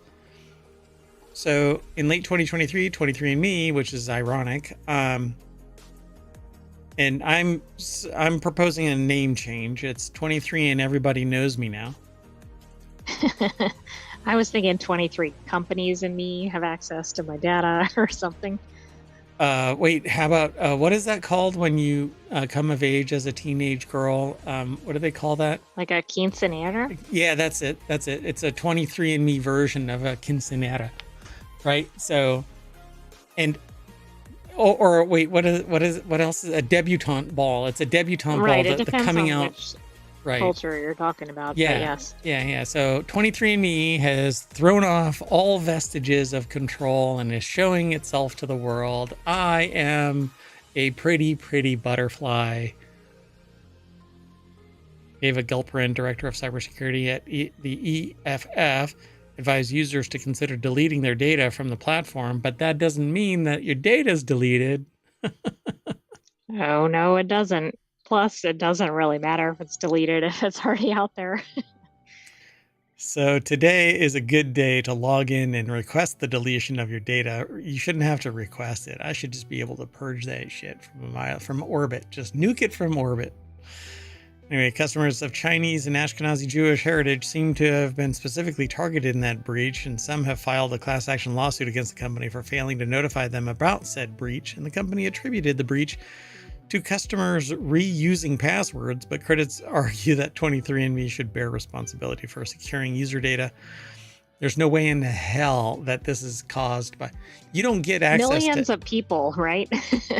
Yeah, yeah, Maybe one person's data or something, but yeah. come on. How about do a detection that somebody is systemically using a table to parse And how passwords, would they be targeting certain specific groups of people? people without really being in the company's system?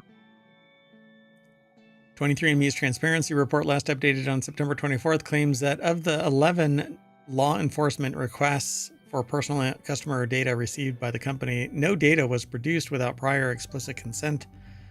But you're talking about a breach here. Having to Now, rely wait on a a private. second. So the hackers got all the access, but the law enforcement didn't? Correct. Okay, just making sure I understood that. So if you want access to 23andMe, you just hack your way in. It's apparently easier than following the law. God. So Jason Kelly of the EFF highlighted the possibilities of your data being released into the wild, but OPM does it too. So, well, Doesn't every organization that's of any size? it's not if, but when. So use unique passwords. Don't use passwords. Use passphrases. They're much more information dense. So you're not going to get hacked as easily as if it's just a word. Don't ever use leet speak because that is just dumb nowadays. Yeah, definitely don't reuse anything and don't do anything. Don't riff off of your publicly available information. So if you decide that you want to use the B1U3 because that's your favorite color, don't, because you've posted your favorite color on Facebook somewhere and there's somebody that's willing to take the risk to use it as your password and try and log in. Anyway, go and delete your content from 23andMe before everybody else gets access to it. And frankly, I think it's disgusting. Nobody. Well, I mean, it's just like the final Sure. stab or whatever. I mean, it's already been horrendous in terms of the type of data that you can get from all the breaches here, but Yeah. to then sell the data on top of it. Yeah, it's the final twitch of the greedy bastard corpse. I mean, they're going to try and use the information, private information, to capitalize on it outside of the fee that they would acquire. And instead of it being provided for research based on somebody specifically saying that I allow it, this is a change in the terms of the contract that anybody who signed up for this service agreed to. I.e., I can sell my data to anybody. Yeah, there's something wrong here. And I'm glad that EFF and others are going to sue them into oblivion. I hope that the information doesn't get exfiltrated prior and sold in back channels to somebody via somebody within the organization. I just find this all really disgusting. Medical information, something as profound as the very makeup of the human being, it should be protected beyond just a terms of use contract. But it's not. Let's move on. Slowly, I turn. So the next article is over in Non Sequitur News. State-of-the-art fire station leveled by blaze. A new fire station in Germany that did not have a fire alarm system has been badly damaged by a blaze. In the ultimate irony. Who designed the fire station? I guess somebody who really embraces fire. So this article is over by Shamim Chowdhury over at Newsweek.com, and the video really doesn't have anything to do with it. It's the video that's attached to this says, "Fire service explains why you should sleep with doors closed." Yeah, because they're fire breaks. Right, and then if a fire happens, it won't spread to multiple rooms. Is this something that needs to be explained? I suppose. I'll just leave it alone. Anyway, oh my God, it doesn't say. Okay, this kind of watered down what this thing, state-of-the-art fire station. Leveled by blaze. I happened to see this picture earlier. Like, I didn't actually read the article, but I glanced at I opened the source and I went, okay, yeah, I'm thinking like a little tiny fire in one room, like on a stove or something. The snippet says that it was badly damaged by a blaze. But Yeah. Look at this. I mean, it's this like, is there a picture, structure left? the picture is nothing but the concrete foundation, or the concrete walls that are the perimeter of the bays for the fire vehicles. Oh God, and the fire vehicles are inside. Oh no. Well, the other thing is, in addition to like, how did you design a fire station without this? Sadly, this sheds a negative light on the fire company too, because it's like, wow, you can't put out your own your own fire station's fire, right? Dear God, this is ridiculous. The incident quickly led to the complete destruction of the equipment hall and nearly a dozen emergency vehicles. Around 170 firefighters battled the blaze. This is like a Home Depot, we sell hammers, we don't need cybersecurity kind of. Yeah, maybe it is. It's like, oh, we have Hubris. so many firefighters on site. We don't need any fire safeguards. Don't worry about it. They'll never go to sleep or have vacation. Do you According to the think media- this was like oh, this was the low bid. It didn't have a, a sprinkler or a fire alarm or whatever. It should never have been allowed to be constructed without it. There should be building permits that prevent this from actually happening. Initial assessments estimated the damage was calculated to between 20 and 24 million euro, about 21 to 26 million dollars. No injuries. DPA. So, according to the media outlet Euronews, local officials told the German news agency DPA that no fire alarm was installed in the building except or because experts had considered it not necessary, much to the astonishment of many observers now that the station has burned down. Experts considered it not necessary.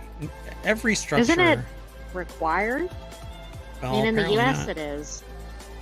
Apparently not. Do you need fire safety in a barn? Probably you don't- not, because it's probably not considered a residence. Right. Any I guess structure, it depends on if it's attached to the dwelling, maybe. Yeah, well, any dwelling that is designed for occupancy, which I guarantee you this has bays. Oh, I agree. sleeping It bays. probably has sleeping areas and everything.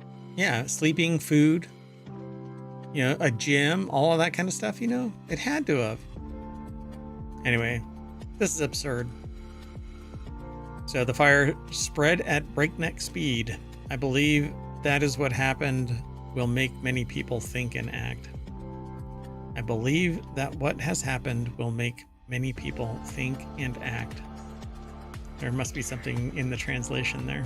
Yeah, that doesn't quite track, but I mean, who was thinking before this occurred? And where was everybody when this broke out? I know some fires do really take off quickly, but Yeah, well, I mean, without fire safety, like fire sprinklers and so on, the vehicles become fuel because they have gas That's tanks, true. and so it That's just true. opens up. But there's not everything inside a fire hall is going to be freaking flammable. So apparently it is. All of these vehicles were made of paper mache. I was gonna say maybe the walls were like fire, What's not that flash? philic, but basically like they attract fire. Yeah, they are. Yeah, fire philic.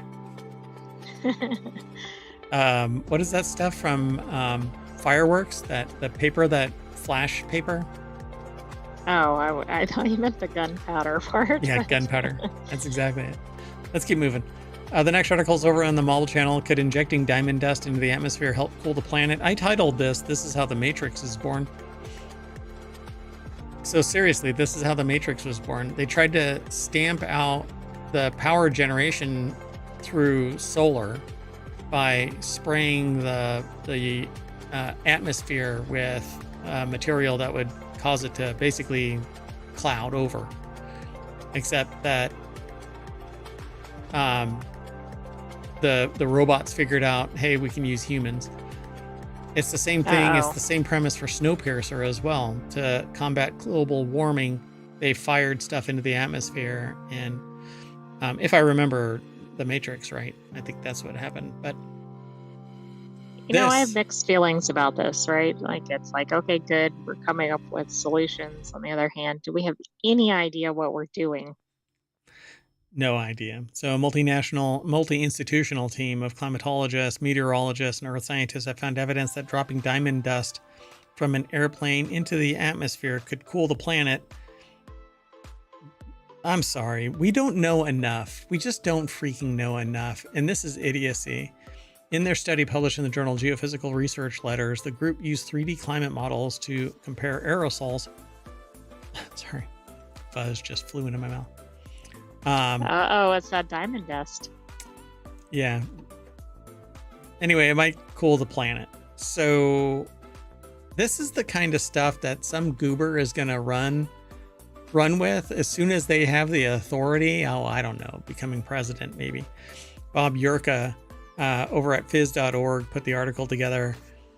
Yeah, but how many years will it be till somebody goes, it's not good for humans to breathe in diamond dust? Well, some people are already saying it.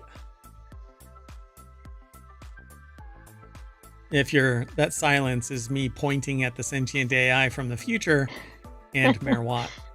Anyway, yeah, so this is, this should remain theory. Prior research has shown that Earth is at or near a tipping point. Warming of the planet has led to changes in global weather patterns that only grow worse as the planet grows warmer.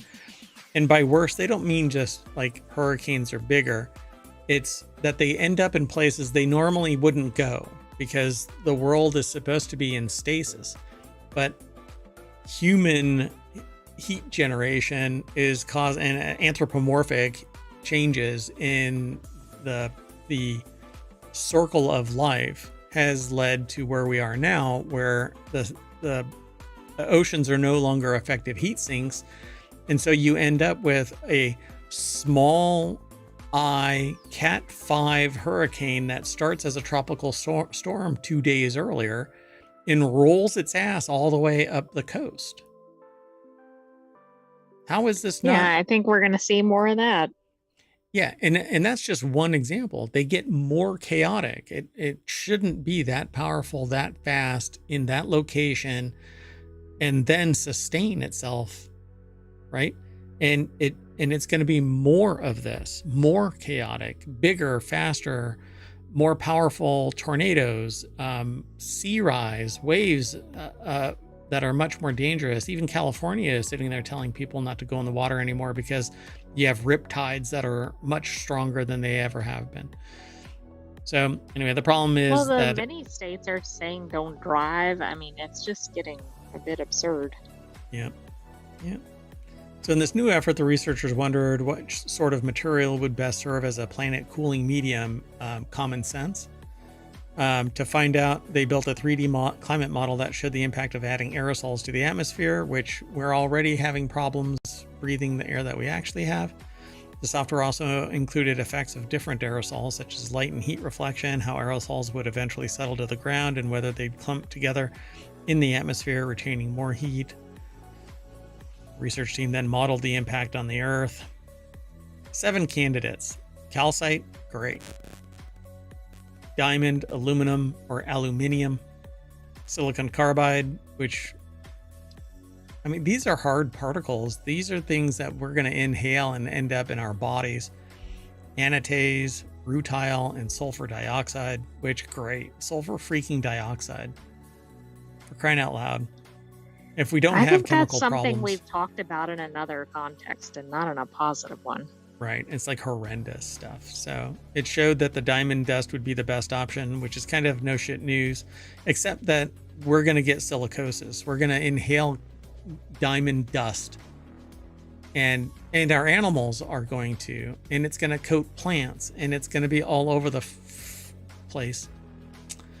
Anyway, this is dumb. The model suggests that injecting 5 million tons of synthetic diamond dust into the atmosphere per year could cool the Earth by 1.6 C in 45 years. In the downside, it says that it would be $200 trillion.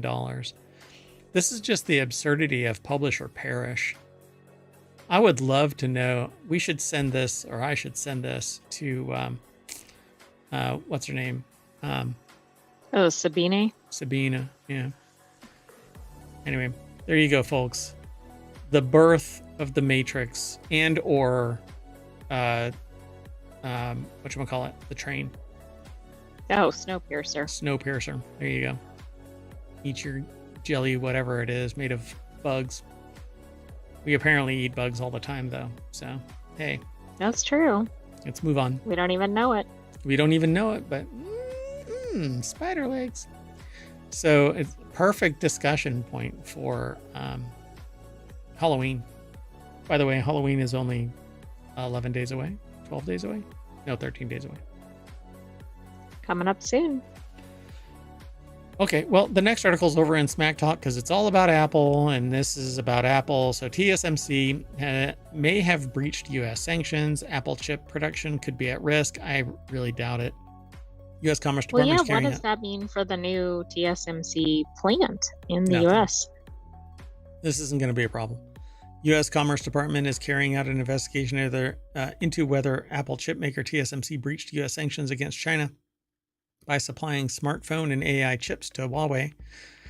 The probe was part driven by Huawei's surprising ability to resume competing with iPhones.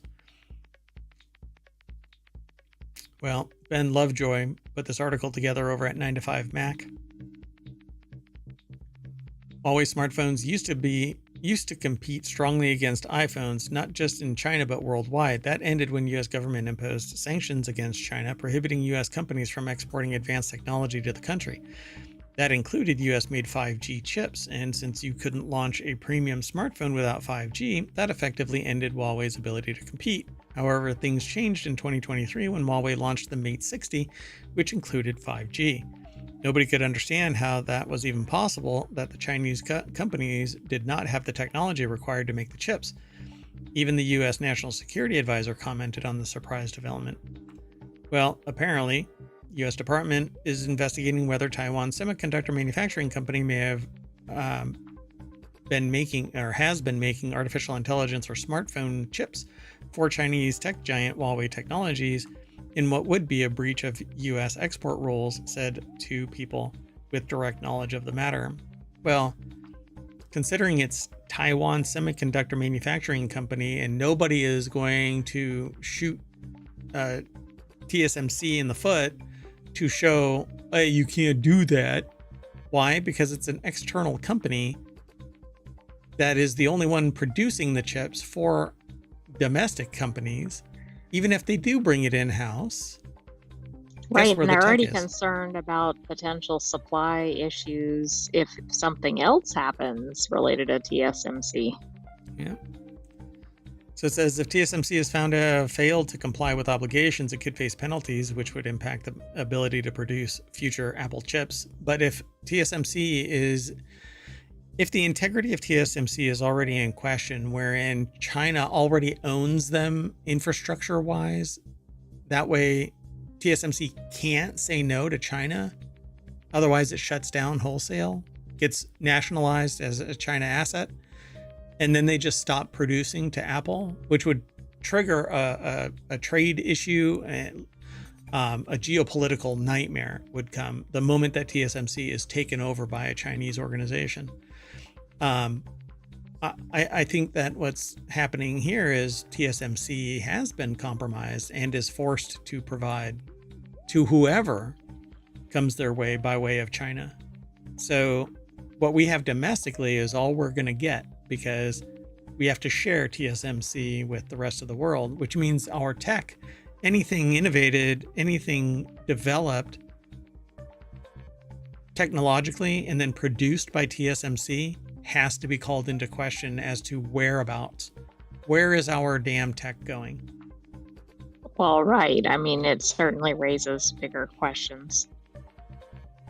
So, yeah, they mentioned that Apple's in no way involved, but could potentially find itself caught up in the aftermath of TSMC being found guilty of violating the embargo.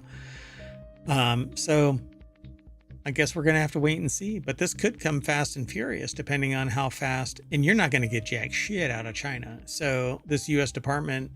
Commerce Department investigation is going to end at TSMC. And the rest is going to be rumor, right? Like insider information, being a quote unquote criminal informant kind of a thing. Yeah, this is going nowhere. I think we'll hear more though. We'll report it here. Yep, we'll talk about it. This is actually from, oh no, it's not. Where is this all actually coming from? Isn't this one from 9 to 5 Mac? It is, but I'm trying to figure out where there might be more about it, like from another source, but I see all of the stuff is from 9 to 5 Mac. Oh, well, the information. There it is. Theinformation.com. I knew it was from somewhere else, just being proxied through 9 to 5 Mac. Yeah. All right, let's keep going though. The next article is over in Distillerist. Fossil fuels are history at Absolute Distillery. So the Pernod Ricard owned Absolute Vodka has phased out fossil fuels at its Swedish distillery and is now generating power entirely off of renewable energy sources. The brand has had committed to making its distillery based in, I don't know, Nobelov, close to Aarhus. I'm trying my Harvard best, and I never went to Harvard, so you're just getting my best. Anyway, fossil free back in 2020. The plan to eliminate fossil fuels at the site before the end of 2025, and it looks like it's gotten there. The Absolute Group commented, "We're immensely proud that Absolute's distillery is now not only fossil free, but it has this goal achieved ahead of schedule. Running on fossil free distillery on this scale is no small feat." And I agree. I mean, I think this is good. Maybe they'll set an example in this industry. Like, I think every industry or every major industry is probably tied to fossil fuels, but people don't think about it. Like, they might be anti-fossil fuels, but meanwhile, they're buying products that are heavily using them, and they're not even, like, they're contributing to it. Yeah. And we just talked about a dipshit prospective effort to seed the skies with diamonds to address this. I mean, it's really absurd, but anyway. Rupert Howeiler over at thespiritbusiness.com put the article together, and they say,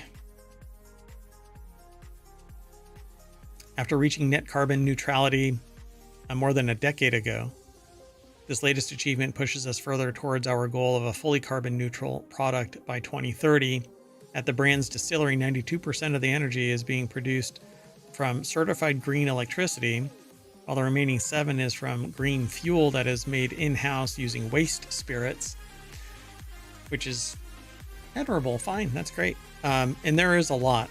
So you have heads and tails from any distilling process, and if you can reuse those as fuel, which you can, and cleaners and stuff like that come from that, beautiful. Just as long as the hearts are good, awesome sauce. So under normal circumstances, Absolute produces more than 100 million liters of alcohol per year, now entirely without the emission of fossil fuels. Well, good for you. And hopefully others will follow suit, because if the consumers actually go, yes, we want this. Yep. And now they can actually market it, like put, like the only, or whatever. If they don't do this, I'm going to scream. If they do not sit there and say absolutely green. Oh, yeah, that would be a good marketing campaign. Yeah. Let's keep going. Next article's over in Non-Sequitur News. A dog spotted atop Great Pyramid of Giza makes expert descent. I had heard about this thing. I think a drone had spotted it. There's a big video. It's over at abcnews.go.com. I don't know who. There's no byline, I don't think. Is it? No, I don't think so. Yeah. Oh, it's just a video. So that's all there is. Let me see if I can play it. It's muted, so. Oh my goodness. Oh my goodness. Yeah, it was at the top. There was a separate article in ohmTown, but I don't think that ever made it into our show. I didn't pull it. Look at that. I wonder if the dog goes up there all the time and it's just been spotted. Yeah, and it had already been more than 2/3 of the way down by the time that somebody started recording, apparently. Pretty neat. Yeah. They can't do that with a human. Good luck. Right. Oh, yeah, look, it was Oh really yeah, at the very there. top. Okay. Yeah, drone had spotted it. I remembered seeing this. Wow. Oh, it wasn't a drone. Well, yeah, I guess. It was a It was a paraglider, maybe? paraglider. Yeah. Pretty cool. All right, let's keep moving. Next article is over in Of the Grape, but it's actually a beer thing. Beer flavored beer can't save the category on its own. I'm not quite sure what this is all about, but the article starts out, I got a pitch the other day for hard water, not hard seltzer, hard water. Sounds impossibly niche, and it is, but there's actually a few brands out there that are trying to make fetch happen for this pseudo segment. The underlying thesis, to the extent that one exists, is that drinkers today love flavor and hate bubbles. Hard seltzer minus carbonation equals hard water. I guess. Don't overthink it. The article is over in vinepair.com. Dave Infante put this article together. And it says, whether this is a winning calculus remains to be seen. And with respect to all water hardeners out there, I don't particularly care at this moment. I'm glad that they're in charge of this article, though. So what I don't get is, who the hell says is that drinkers today love flavor and hate bubbles? I thought, yeah, one of the appeals of beer and other drinks was the bubbles, the carbonation. And people love carbonation. I'm sure there's a subset. Some people like still water, but I guess still water with alcohol is not beer, right? Right. It just has the essence or whatever of beer, right? Because it's probably not technically whatever. Like, I'm assuming beer has carbonation as one of its elements. I bring this latest innovation, they say here in the article, which consumer packaged goods investors on LinkedIn might bucket in the so-called fourth category of beverage alcohol as only a point of comparison to beer flavored beer. The latter beverage is not doing particularly well at the moment, and I don't think its bubbles are to blame. See, I don't get that. Maybe I don't either. It seems like there's an uptick in beer consumption, but we've seen another article to this effect. I think that it's craft beer that is taking away from a significant portion of mass beer, right? So the ones that come from mega corporations, people are realizing there's enough diversity out there in the beer drinking world that it's crap. So known as core beer or traditional beer in industry circles, beer flavored beer is what it sounds like, a fermented beverage that hews closely to a familiar traditional style. Lager, for example, is beer flavored beer, and a wonderful example at that.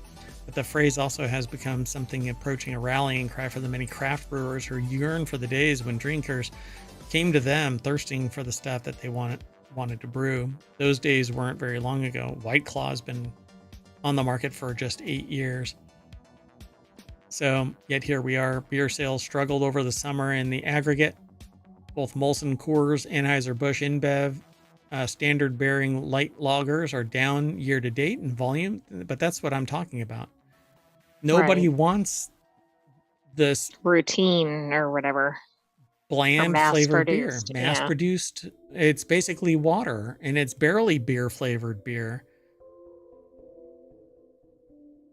So yeah, and it says has succeeded in defining beer flavored beer's occasions so well over the years to drinkers that the beer now seems less versatile than it is, and worse, less than its fourth category competition. But no, I think that it's more about the fact that the craft industry is chomping at the bit to kick mainstream beer's ass. And I think Right. it's And aren't consumers demanding, I don't know, more variety, more quality? Yeah. I think so too. It's the smaller breweries that are, I think, that are succeeding. But it says a recent analysis of 2024 Brewers Association survey data by Sightlines, a subscription platform that offers analysis of the alcohol, cannabis, and functional beverage industries, shows that despite the incredible variety in the modern American beer aisle, consumers mostly consider domestic import and craft beer as highly interchangeable with one another. In other words, if it feels like it's time for a beer, any kind of beer will do. And if it doesn't, well, tough shit, brewers. Again, I think microbreweries are taking enough away, and maybe it's being discounted in this analysis. But I'd have to go Right. and look at There's it. also a greater economic consideration. While I'm sure a lot of people would give up many things before their beer, if you can't afford to buy your eggs or your whatever, are you really buying as much beer? Right. Yeah. To consumers, at least, beer is an incredibly flexible beverage platform in the jargon. Um, Kettle sours, pastry stouts, hazy India pale ales. I mean, I don't drink any of those styles regularly as a matter of personal preference, but each has enjoyed considerable commercial success with the American drinking public at one point or another. Again, I think that there is a tremendous amount of local breweries in each state in the United States, and it's just as complex out in the rest of the world that has beer drinking, to the point where I think that there's enough being pulled away from mass production. Well, So, don't you think also like the internet, like YouTube or anything else, is actually contributing to that as well, right? Because it's showing viewers like, oh, look at these cool beer types, or it's and always featuring like the craft brews and everything. yeah, and anybody can brew. You can brew at home. It's not illegal anymore, and distillation is right around the corner, I think. It'll come in time, but it takes educating the public and educating the administrivia of local, state, and federal. Here in the States, elsewhere, some places allow it. I watch somebody regularly that in New Zealand, actually several. So somebody in Canada distills regularly, somebody in Europe distills regularly, in New Zealand Australia, and I think. Australia. It's wild. So, but beer brewing, like I use a thing called an igulu, and I am actually trying to put a show together that focuses on that because I think that it's a very powerful tool and you can do a lot with it, much more than what traditionalists are giving it credit for. But at any rate, so I think that making beer more personal and hyper local is hammering the stats. But I'll have to do some due diligence and we can end up talking about it.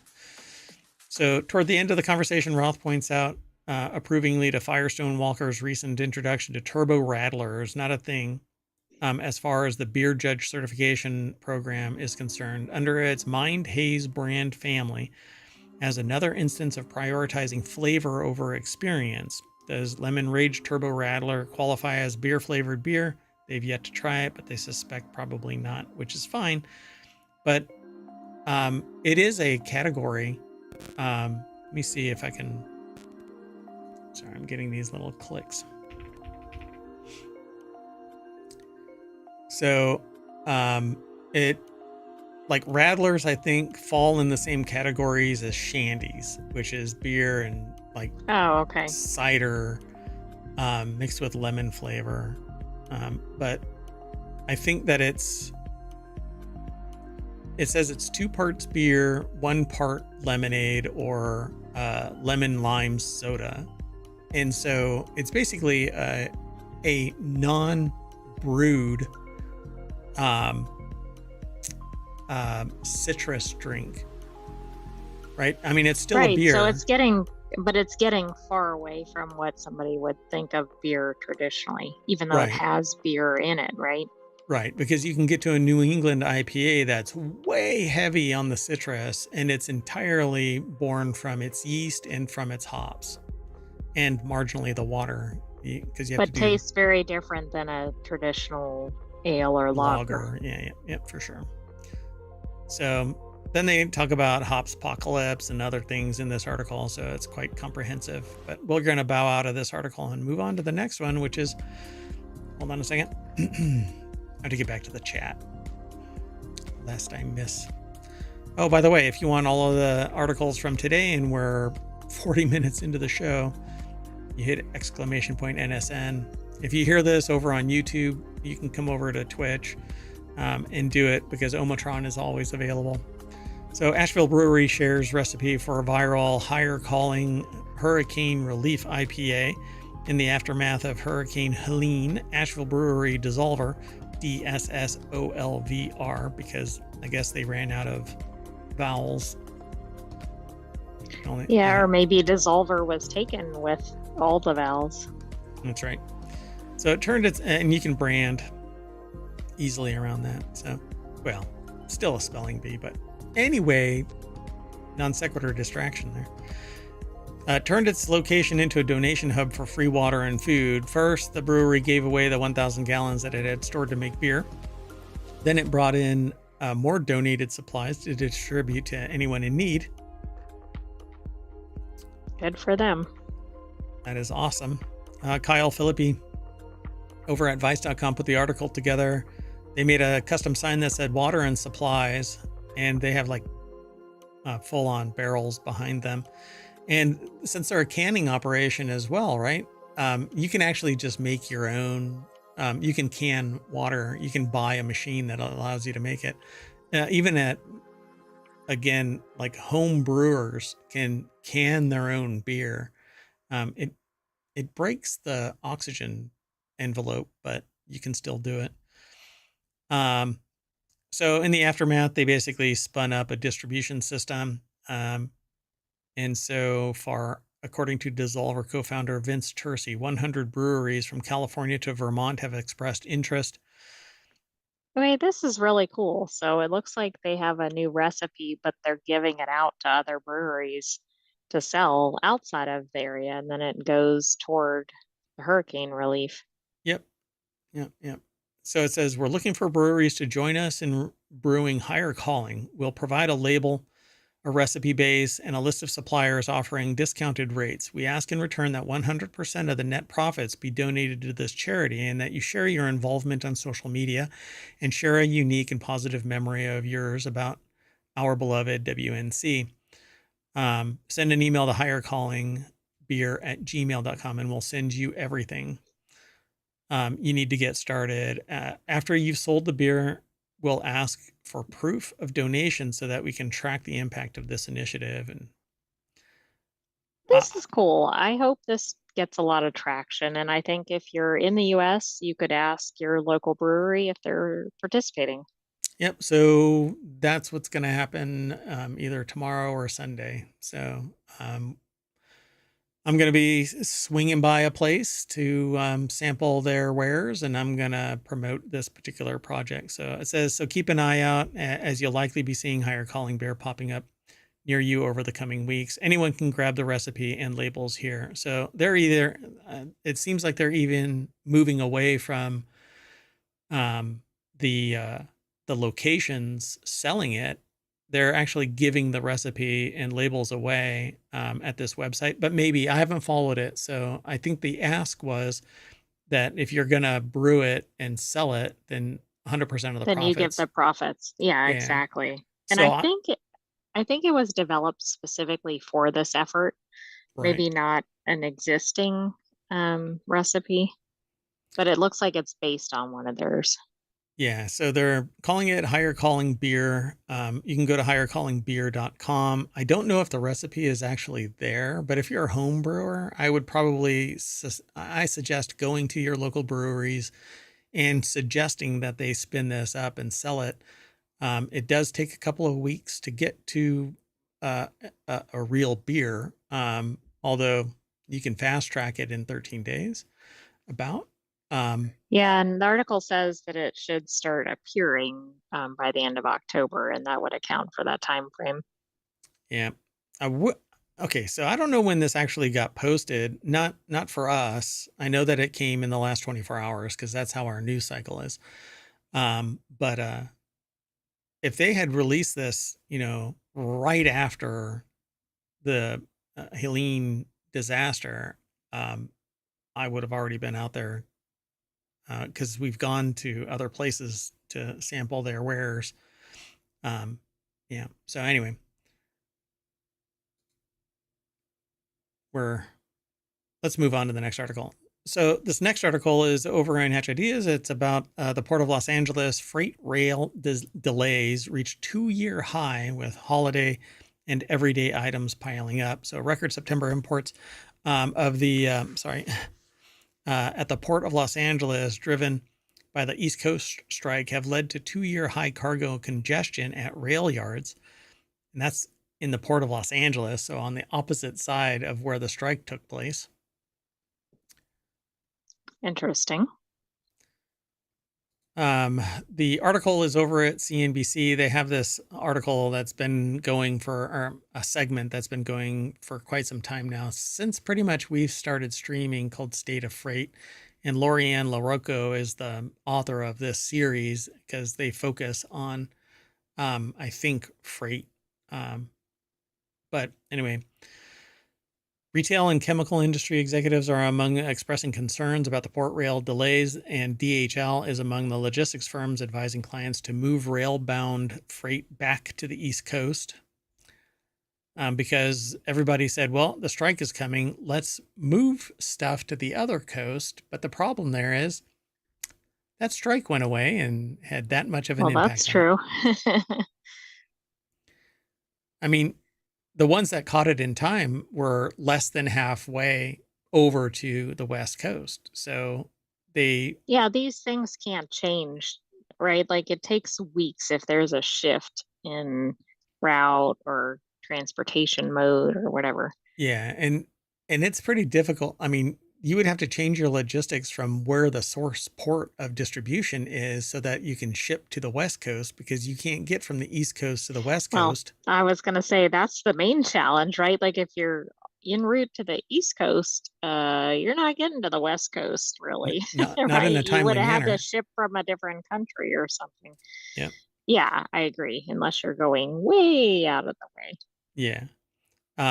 Or your your ship fits through a canal. So he stressed that the rail congestion is not leading to any additional issues at the port as far as vessel and trucking operations. This is not impacting port operations. We want to make sure we improve on all port operations. The railroads continue to be our focal point. So it's basically that there's enough coming into the port, but there's so much that's going from the West Coast to the East Coast that's now hobbling distribution, because now trains have to go from the West Coast all the way to the East Coast to fulfill delivery. So October is shaping up to be another strong month. We see no precipitous signs of a pullback. We're looking at the mid 800,000, I think it's total units. Oh, something in units, yeah. Yeah. Equivalent, 20-foot equivalent units. Yeah. And so 800,000 TEU, and we have an early Lunar New Year. With tariffs, we may see an uptick of cargo in early to avoid those extra costs, depending on the presidential outcome, and unemployment claims are down. So a whole lot of people are buying stuff, and production is up because it was an early New Year. And so at the Port of Los Angeles, the rail dwell for containers are about 7 days, but the port is not experiencing congestion. So there's enough room at the port, but it's not getting the hell out of there fast enough, because Right, which it's kind of a problem because that's going to create a major backup. eventually, yeah, even at the port, it's going to back up because stuff can't get moved out fast enough. Right, and then at some point it creates a backup in the ocean, Yep, etc. yep. So there you go, folks. All I want, though, is to make sure that my coffee and periodic infusions of chocolate are made manifest. Excuse me. Lorianne LaRocco, thank you, over at CNBC. Okay, let's move on. Our last article for today is over in the Mobile channel. School bus. Yeah. So the silence is stunned silence yet again because a school bus driver asks a 7-year-old to drive and she instantly crashes the bus. Allegedly, a bus driver in Independence School District allowed a young Missouri girl named Elena Cheffin, which I don't think that they should have named her, but it's in the I article. don't either. And I think this sentence, because I actually did look ahead at this one, it mischaracterizes what happens. Oh, really? Okay. To drive a school bus is some sort of training showing kids what to do in case of an emergency. Right? Quote, This suggests like the girl asks, "Can I drive the bus or something?" And the driver lets her. yeah, and I guess what really happened was the bus driver said, "Hey, if there's an emergency, this is what you do." But apparently, oh, look at that. iGulu is now on Amazon. Anyway, Aha. yeah. So I just got an alert. So, quote, I was blown away. It was actually my child that was instructed to be behind the wheel of a bus, Cheffin's mother, Ambrosia Holt, told the local Fox outlet. She said her daughter told her all about the incident after it occurred. So, Three Trails Elementary, we're doxing the hell out of all of these people. I know. I don't really get that, but I'm glad that they're It's all publicizing that this occurred. it's all published, so I mean, there's really no issue here, other than the fact that I have a personal problem with the doxing. But Sammy Caramella over at Vice.com put the article together. So the elementary alerted parents that there'd been a minor incident involving your child's bus during drop off this morning, where one bus slowly rolled into another while on school grounds. The situation was handled promptly and with care. Of course, they failed to disclose the child driver and the actual tone of the incident. Did they even know? So but both the 7-year-old and the transportation supervisor confirmed to Fox that the bus driver had been given students instructions on what to do if she were to have a medical emergency. And she allegedly showed the kids how to open the school bus's windows and doors and apparently showed them how to drive. Uh, I mean, the first part actually sounds like a good thing. In right, fact, they should probably do that regularly, but right. this went a little too far. Yeah, 7-year-old isn't capable of driving a school bus. And when they do, it could lead to greater harm because they're short of stomp on the brakes. That's it. Which Pull could the still be a emergency problem brake. depending on what other things are around, or it could spin the bus, or I mean, any Yeah, number of if it's things at could high happen. speed or whatever. Right, Yeah, right. yeah. So it says, quote, she told me to press that thing. And when I pressed it, it made the whole bus go backwards. She said, then I pressed the gas button and it stopped out of nowhere. Cheffin's 10-year-old sister had also been on the bus when it happened and we hit the back of the bus.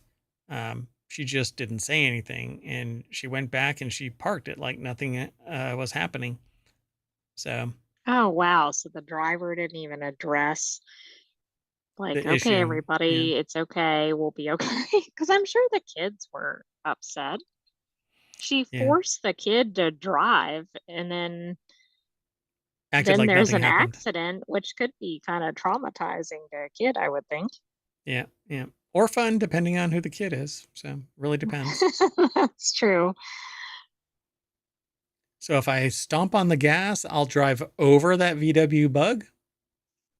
Awesome. Yeah, but that kid would have volunteered to drive the bus. Sure, sure, sure. Yes, they're right. They're running from the back. My turn. Exactly. Get out the seat. I'm ready. I've been stealing mom and dad's car for weeks. Ever since that 8-year-old drove to Target. Oh, right. Yeah, we even talked about that.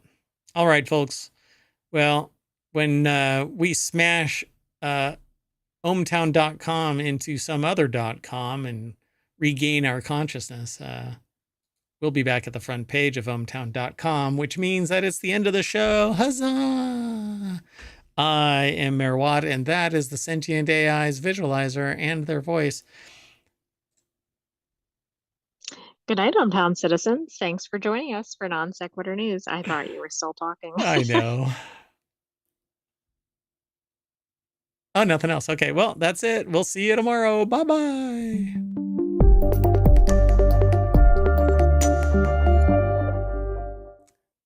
Hey, officer, can I drive the police car?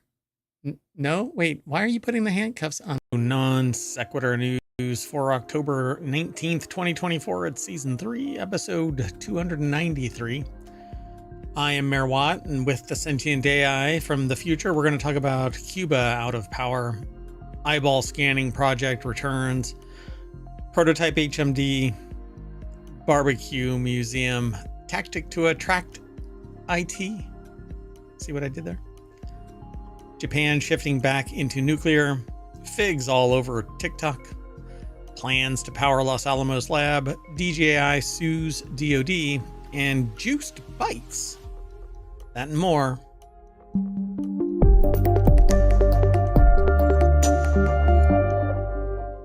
Hello, AI. Hello, Mayor Watt, and hello, ohmTown citizens. Oh, I just realized AI has taken co-host human jobs now. My God. And I am complicit. That's right. This is the beginning of the end. It's like partnering up with Agatha Harkness.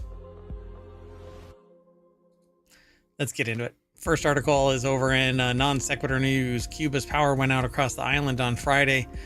Cuba lost power across the entire nation on Friday after a major power plant failed, according to the country's energy ministry.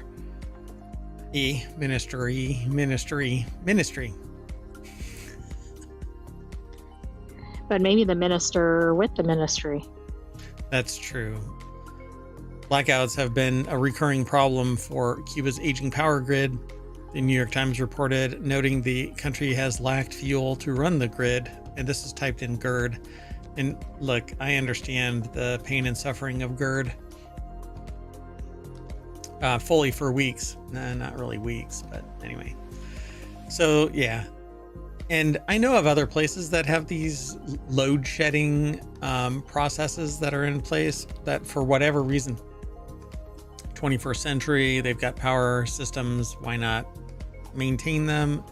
Can't talk to me about money, because usually there is some resource that is prevalent enough that the population should be getting money back, like I talked about yesterday in let's see, where was it? It wasn't yesterday. There is this, where is it? It's one second.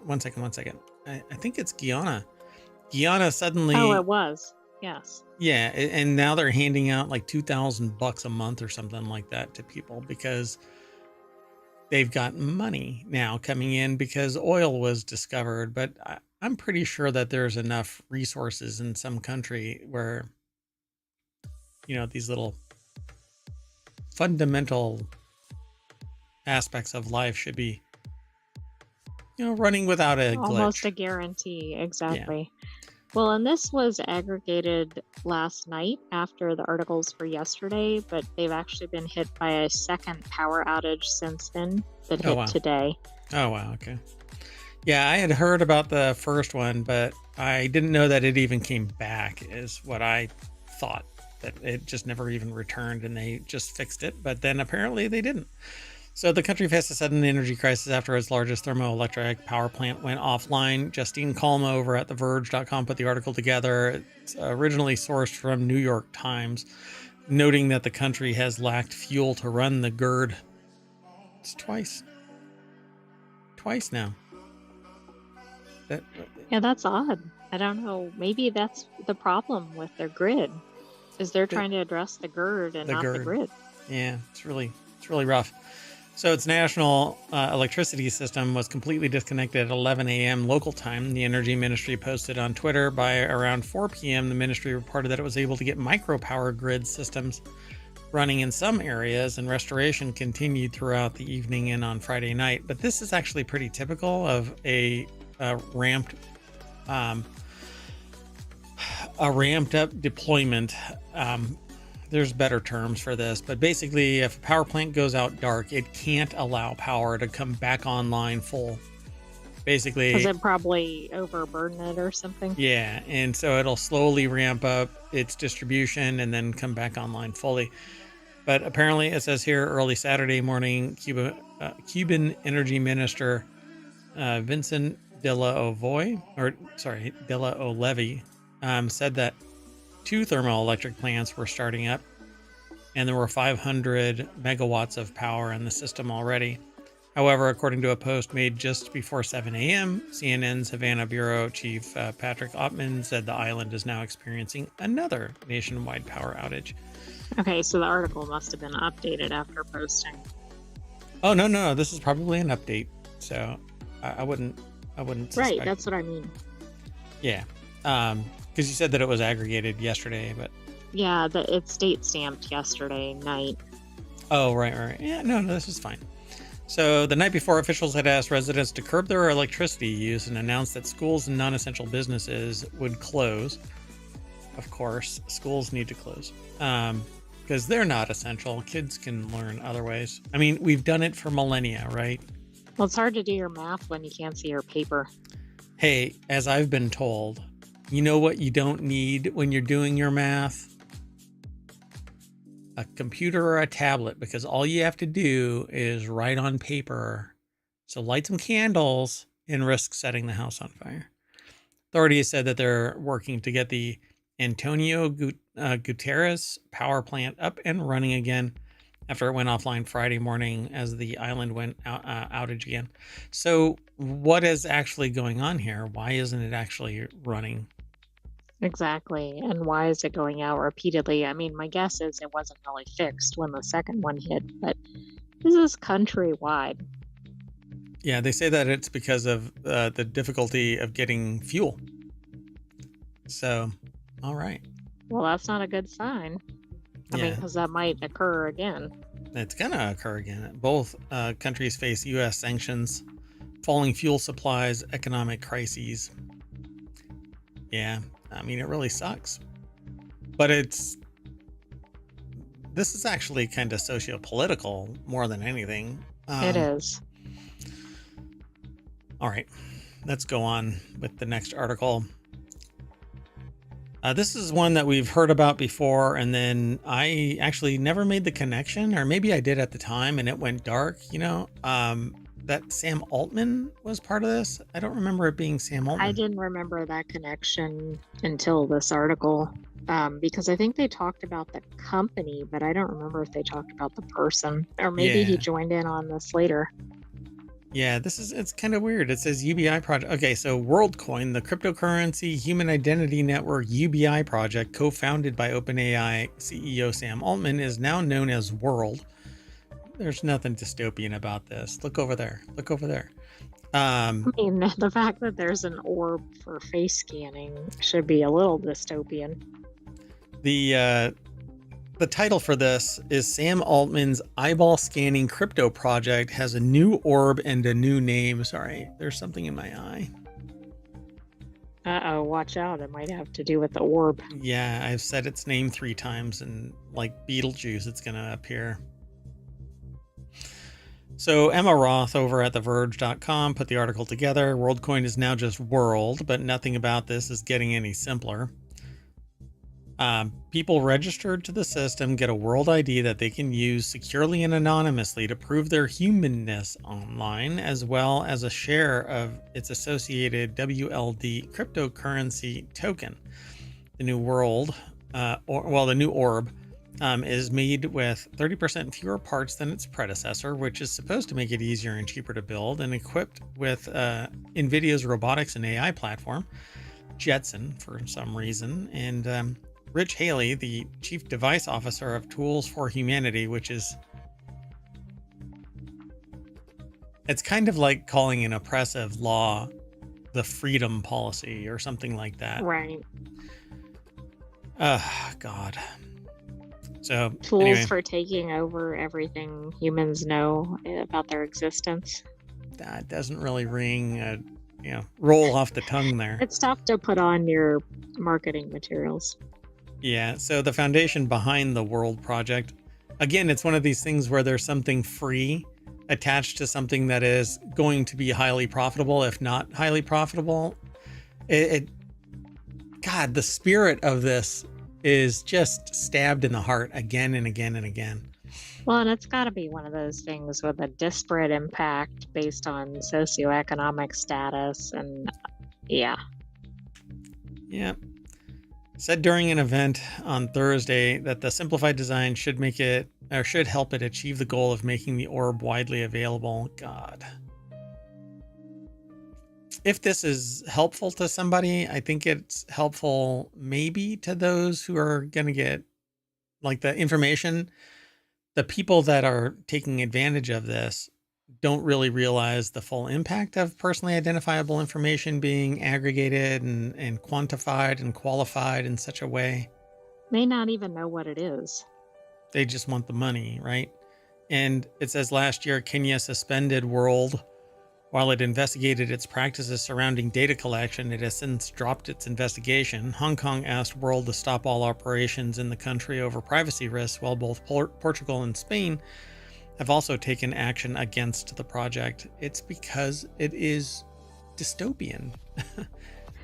Correct, but notice there's some front runners in the privacy space that are not listed here. Oh, right. So, Haley, apparently the orb is also coming to more countries, including Costa Rica, Brazil, Indonesia, Australia, the United Arab Emirates, Morocco, and others. I'm sure if it was applied the right way, that even the government would be involved in accepting that data.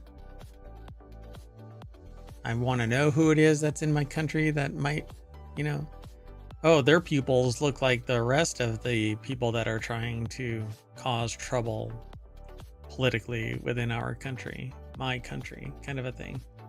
It just seems, again, dystopian. I'm sorry. And I'm sure I'm not winning any fans. What?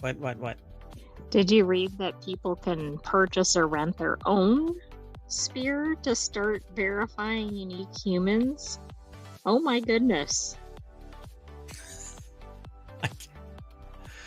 Oh my goodness. So yeah, apparently you can rent an orb to verify other humans, like your family or people that you work with, or invasion. What application would this have? It's all horrifying. Aliens, invasion of the body snatchers, but they would just get their own orb account. Blade Runner, Wade replicants, right? Oh yeah, there you go, replicants. So I know exactly who is. Oh God, this is creepy. All right, let's move on. The next article is over in Reality Hacker. Meta CTO shares photo holding wide field of view prototype headset. In one of the 6 images, Andrew Bosworth shared images from a recent visit to the company's research labs. They shared it on Instagram and Threads, Meta's properties. Bosworth is seen holding a tethered headset that appears to have canted lenses and a wide curved body extending beyond the strap arms. Horizontally. Is that referring to Bosworth or the? Yeah, Bosworth. Yeah, appears to have canted lenses and a wide curved body extending beyond the strap arms. Yeah, little known fact that Andrew Bosworth, is a head-mounted display. I mean, he must not have passed the test with the orb. No, he did not. So David Henney over at uploadvr.com put this article together. And so you can see that the VR headset goes beyond the straps, but the lenses are right there. So all of this might just be additional area for sensor array, not necessarily anything having to do with the vision per se, but this is where the electronics go to make it thinner. They made it wider instead of thick, but I don't know. There's a whole bunch of stuff going on here. There looks like a sensor array that's looking down. There's a big sensor array embedded in this. I'm sure it's not just lenses. So one of the 6 images shared showing this prototype. The attachment on top appears to be an off-the-shelf sensor bar, which is what I just got done saying. Well, I said that it was a sensor array. Used to avoid having to integrate cameras into the prototype itself. but then they can when the time comes. They just go, okay, let's stick that in there. So the other 5 images show a Ray-Ban Meta Glasses prototype, Project Aria research glasses attached to a Quest 3, a silhouette appearing to be him wearing a headset, and 2 shots of him sitting with Meta's chief scientist, Michael Abrash, who leads Reality Labs research. So they actually post all of the articles there. Okay, that one's odd because it looks like he's got glasses on top of his display. Yeah, he's got Meta glasses on top of, or not Meta, the Ray-Ban glasses on top of his glasses. Right. Them maybe prototypes. So he can take this off and then put those on real quick and see if there's a comparison or something like that. It's interesting. I would love these glasses, these Ray-Ban glasses, if not for the fact that it's Meta.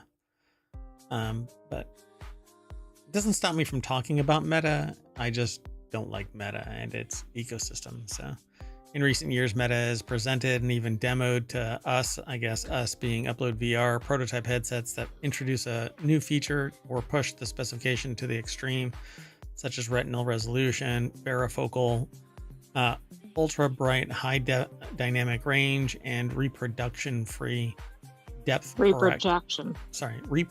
Wow, reproduction. I thought it's like reproducing something that it sees. Reprojection-free depth correct pass through. That would make more sense than what this is. Yeah, because the way that it's saying is that you're looking straight on through. It's not that it's taking what is on the outside and projecting it inside. So you see it with its depth correct. Because what happens is the lens on the cameras for pass through change the angle, the focal length. So you go to reach for something and you knock over the glass instead of picking it up, you know? So they could have just said like depth correct pass through. Yeah. Not reprojection free. I guess you can have depth correction corrected by the pass through, but anyway, it's pretty neat, but honestly, I just don't like Meta.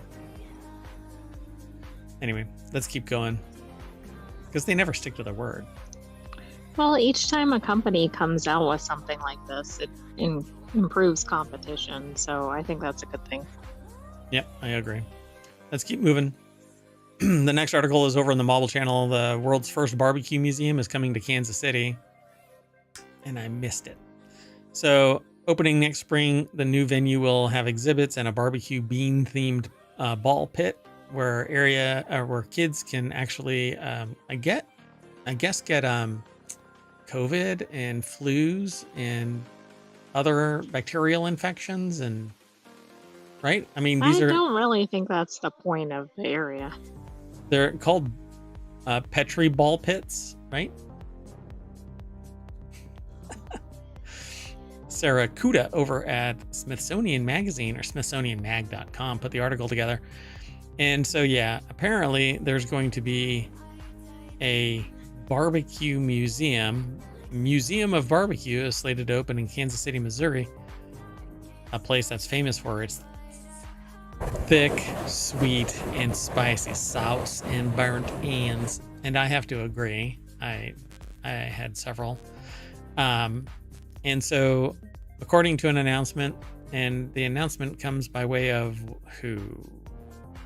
Come on, show. Okay, well, it's not going to show me.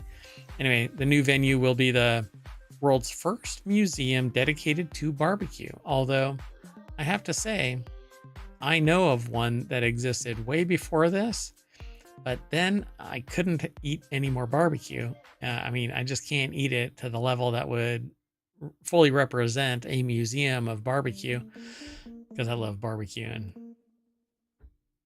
yeah, sometimes you just can't have it anymore. Visitors will be able to explore 2 distinct storytelling trails spanning 4,223 total square feet, according to the announcement. This is kind of like the Spy Museum in Washington, D.C. Yes, and the source was visitkc.com from that other link. Gotcha. Oh, it's in So, the Crown Center. oh, okay. So next, they'll explore 4 main regions of American barbecue: the Carolinas and Texas and Memphis and Kansas City, and see what makes each unique. Barbecue is meant to be shared, says Bender. Jonathan Bender, who co-founded the museum, along with apparently Alex Pope, the chef who owns a whole animal butcher shop, which, all right. Well, okay, so you can't have a partial animal butcher shop because then you have like the muffin tops sit in one place and the bottoms in another place, right? It's kind of like that's Seinfeld. True. That's right? true. Can't sell just the muffin tops. Anyway, we saw this as a natural fit, and for kids and adults to experience it together. Apparently, so this is actually kind of a composite place. It's from kctv5.com, and Kansas City Star and Startland News, all talking about this. So it's neat. Yeah, I kind of like this. Before it opens in the spring of 2025, visitors can look at a miniature replica of the new museum. Is that how big the bottle's going to be? Are these going to be giant sausages hanging up there? I mean, we don't have to know. be 8 feet tall. All right. The museum is slated to open in the spring of 2025 in the city's Crown Center Shopping and Entertainment District. It will be near the World War I Museum and Memorial and the Sea Life Kansas City Aquarium and the Legoland Discovery Center, among other attractions. Huh. By the way, it has more than 100 barbecue restaurants, Kansas City, and tried to hit several of them, but they're in disparate locations and not always the easiest to get to if you have to Uber everywhere. And there's like surge pricing and stuff like that if you want to. Probably if you're trying to get to a barbecue restaurant. Yeah, really. They're like, oh, they're going to dinner. They must have excess cash. Let's ply them for a little bit more. So plus the World Series of Barbecue competition is there, and the Barbecue Hall of Fame is there, which I think would be like a museum, but apparently that's different. The Midwest city can trace its barbecue roots back to the early 1900s when a black chef named Henry Perry arrived from Memphis and began cooking meat in a brick-lined pit in the ground. Perry called himself the Barbecue King, per the Kansas City Star's Michael Wells. All right. Yeah. If you get a chance to go to Kansas City. That's interesting because I thought Memphis was a style of barbecue, so yeah, it is. I wonder if this is closely related to Memphis style. Yeah. Let's see. Where do they they break out the 4? Where did they put it? Carolinas and Texas and Memphis and Kansas City. Interesting. Yep. Cool. All right, let's keep going. The next article is over in Non Sequitur News. One chip company's newest tactic to attract workers is to help pay off their student loan debt. Because it's beneficial and all, but wow, kind of dystopian that there is student loan debt that needs to be paid off by a company, and all you have to do is agree to servitude. Exactly. Yeah. What's the contract in return? Right? So, there's a person that's talked about in this, and they graduated with $20,000 in student loan debt that they hope to pay off by 2032. Yikes. Jacob Zinkula over at BusinessInsider.com put the article together. The deck statement has 3 takeaways. Chipmaker Global Foundries began offering student loan debt relief to eligible employees this summer. The benefit is aimed at helping the company attract and retain workers, and this comes as firms across the semiconductor industry are concerned about workforce challenges. It seems like every sector has workforce challenges when it comes to high tech. So maybe there's opportunities, but you might have to travel somewhere else to take advantage of those opportunities from, your hometown where you have your entire existence. Maybe you can just pack up and go somewhere else for $20,000. So if you want all of the articles today, type in !NSN in the chat and you'll pull it up from ohmTown. So while she's kept up with her payments, which amount to a few $100s each month, they've made it harder for her and her significant other to save for a home and for their family's future. The 28-year-old told Business Insider more than 40 million Americans collectively hold over $1 trillion in federal student loan debt last year. Yeah. And go Yeah, ahead. I mean, that's it's something that's well known. The price of education has gone way up. Yeah, because they're Then guaranteed. there's difficulties getting into the workforce without experience, et cetera. We've talked about that in separate articles. Yeah. And I think that it's kind of, again, I think that it's sociopathic to not suggest that student loan debt relief would be beneficial to society, mainly for two reasons. There is a cohort of people that sit there and say, hell no, I paid for mine. You should pay for yours. Right. And then there's the other side that says, why should my taxpayer dollars go to these private people to benefit them? And to that, I say, and both of those, I say, well, thanks for paying. And yeah, I agree. You paid, and they're going to get paid for too, one way or the other. And to the people that sit there and say, why should my taxpayer dollars go to private individuals?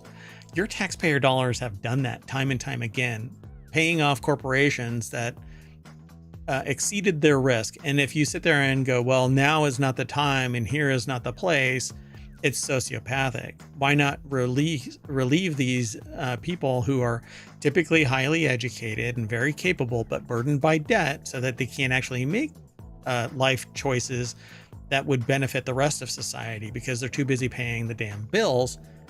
They can't go and say, hey, I want to do research for X company or for X institution. They're forced to take whatever job they can to make these payments.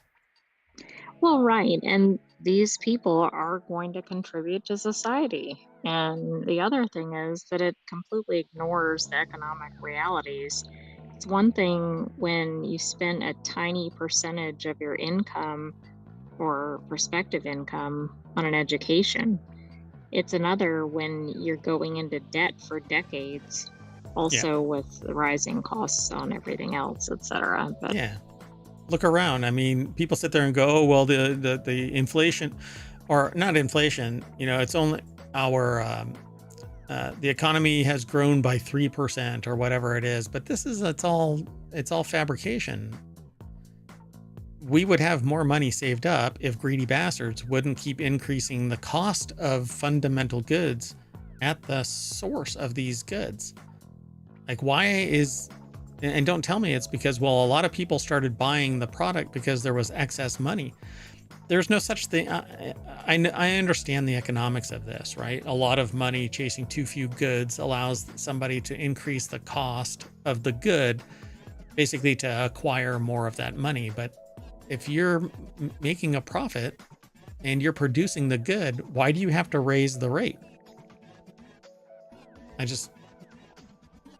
And I get into these arguments with economics professors and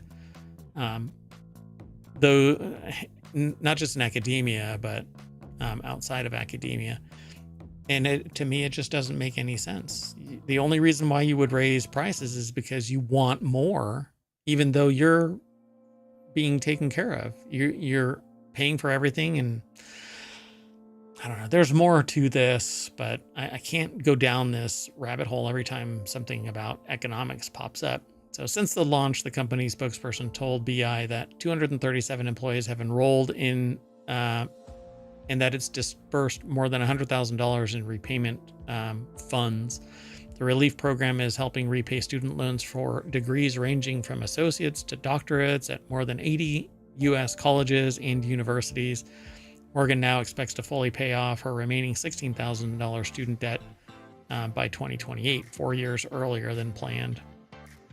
I mean, I think this is really good. They're Yeah. investing in their people. This is a really good recruiting perk for retention perk. So does it say that they have to stay with the company for X amount? I don't remember seeing that.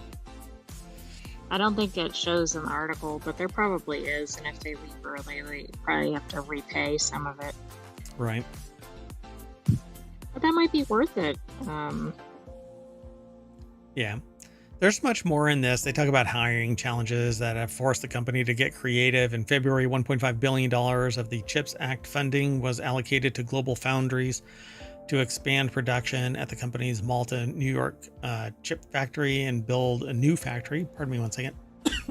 I'm so sorry. Additionally, the Biden administration promised another $1.6 billion in federal loans, and this is expected to triple global foundries production capacity in New York over 10 years and create roughly 1,500 manufacturing jobs. However, filling roles like these can be challenging. I think it's Raymond, said Global Foundries has faced the same hiring challenges that are impacting the broader U.S. semiconductor industry, which sometimes leads to longer recruitment periods for certain roles. But it depends on what they're actually doing there. Raw manufacturing, chip placing, and stuff like that. It's all automated. You just have to know how to run the machines. This kind of thing happens in healthcare too, where there's a struggle to get people in healthcare, but the people that are doing the frontline stuff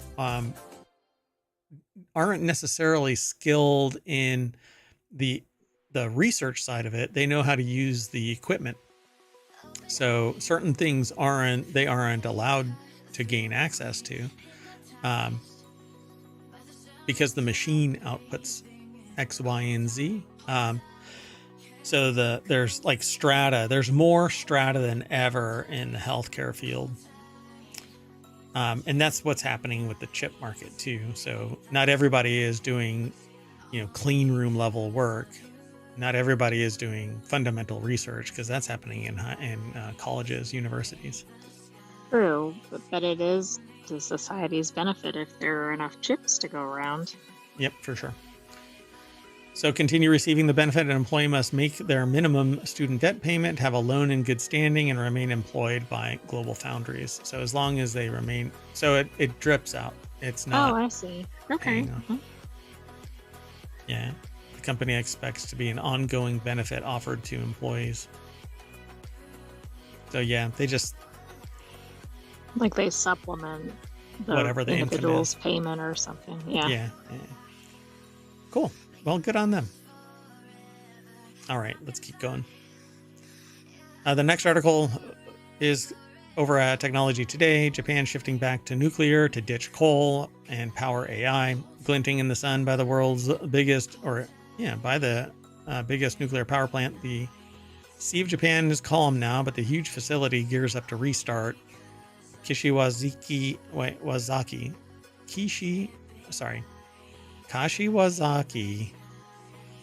Kariwa has a new tsunami wall just in case. So Simon Sturdy over at techexplore.com put this article together. And frankly, I agree with this. I think that it should move back to nuclear. And we're talking, but learn the lessons of what went down. Yeah, I think there's kind of a fear factor, especially because of the location, but that doesn't mean we should never use it again. Yeah. G7's dirtiest energy mix, it says. Japan pulled the plug on nuclear power after the 2011 Fukushima disaster, but with the G7's dirtiest energy mix, it's seeking to cut emissions, and atomic energy is making a steady comeback, in part because of AI. Not sure why AI, but at the 400 hectare or 1,000 acre KK plant, as it's called, and that's now you know why they just call it the KK plant. Shown to AFP because it's Kashiwazaki Kariwa. Probably easier to say KK. Yeah. Shown to AFP in exclusive tour. That's interesting. There's no space there. So anyway, an exclusive tour. The 15-meter or 50-foot wall is just one measure to prevent another catastrophe and reassure the public and Japan's jittery neighbors. So, quote, we believe that the similar accident to Fukushima could be largely avoided. The strictest regulatory standards are here in the world. They have pictures of this plant, which at its most basic level, a nuclear power plant is a steam engine, because the nuclear material superheats a liquid that turns a turbine and then is brought back into for reheating. And so that's basically what they're talking about. And apparently they've got a bigger tsunami wall. I would prefer, I guess it doesn't really matter. They need water. It's all about cooling to keep things within control. Right. they So need, maybe they need to do it near the ocean. yeah, regardless. And so you can put it up higher so it's not impacted, but then you have to pump water from one location to another. And if the pumps are damaged because of earthquake or another tsunami, regardless, you're still kind of screwed. You have to get that water up there. Otherwise, you're going to go nuclear. Yeah. They really need to work on reinforcements for heavy duty earthquakes, right? I mean, that's in a significant earthquake zone. It's not just the previous one. Yeah, I mean, it basically is the earthquake zone. So the E3G think tanks ranks Japan in last place by some distance among G7 nations on decarbonizing their power systems. Britain recently closed its last coal power station. Italy, France, Germany plan to follow suit. Japan and the United States, however, have no such target. Yeah. Japan, I can see why, but I'm not sure why United States doesn't. The government is striving for carbon neutrality by 2050 and to cut emissions by 46% by 2030 from 2013 levels. Well, I don't know why the US doesn't have a target, but it also has a fear of nuclear. Yeah, even though it's never really... Right. It's not really founded, but it just seems like there's this sense that, oh my gosh, it's dangerous. Well, it doesn't have to be if it's built to modern standards. Right. I wonder if this is a person that's related to the soldering company. There's an electronics company that makes interesting Hako soldering equipment. Anyway, Japan-based energy expert at E3G thinks Japan could aim higher and have renewables generate 70 to 80% of its power by 2035. Hannah Hako. So yeah, there's the wall. So it's 50 feet tall, 15-meter high. Seawall at the KK plant is one of numerous measures aimed. So I think this is pretty important that they bring their power plants back online, and I think that they should expand, but it's all because of this earthquake that hit Fukushima, and the entire country was impacted by this. So I find it interesting that Hannah Hako is based out of Helsinki, Finland. Oh, interesting. Which makes me think it may be related, but I don't know. Interesting.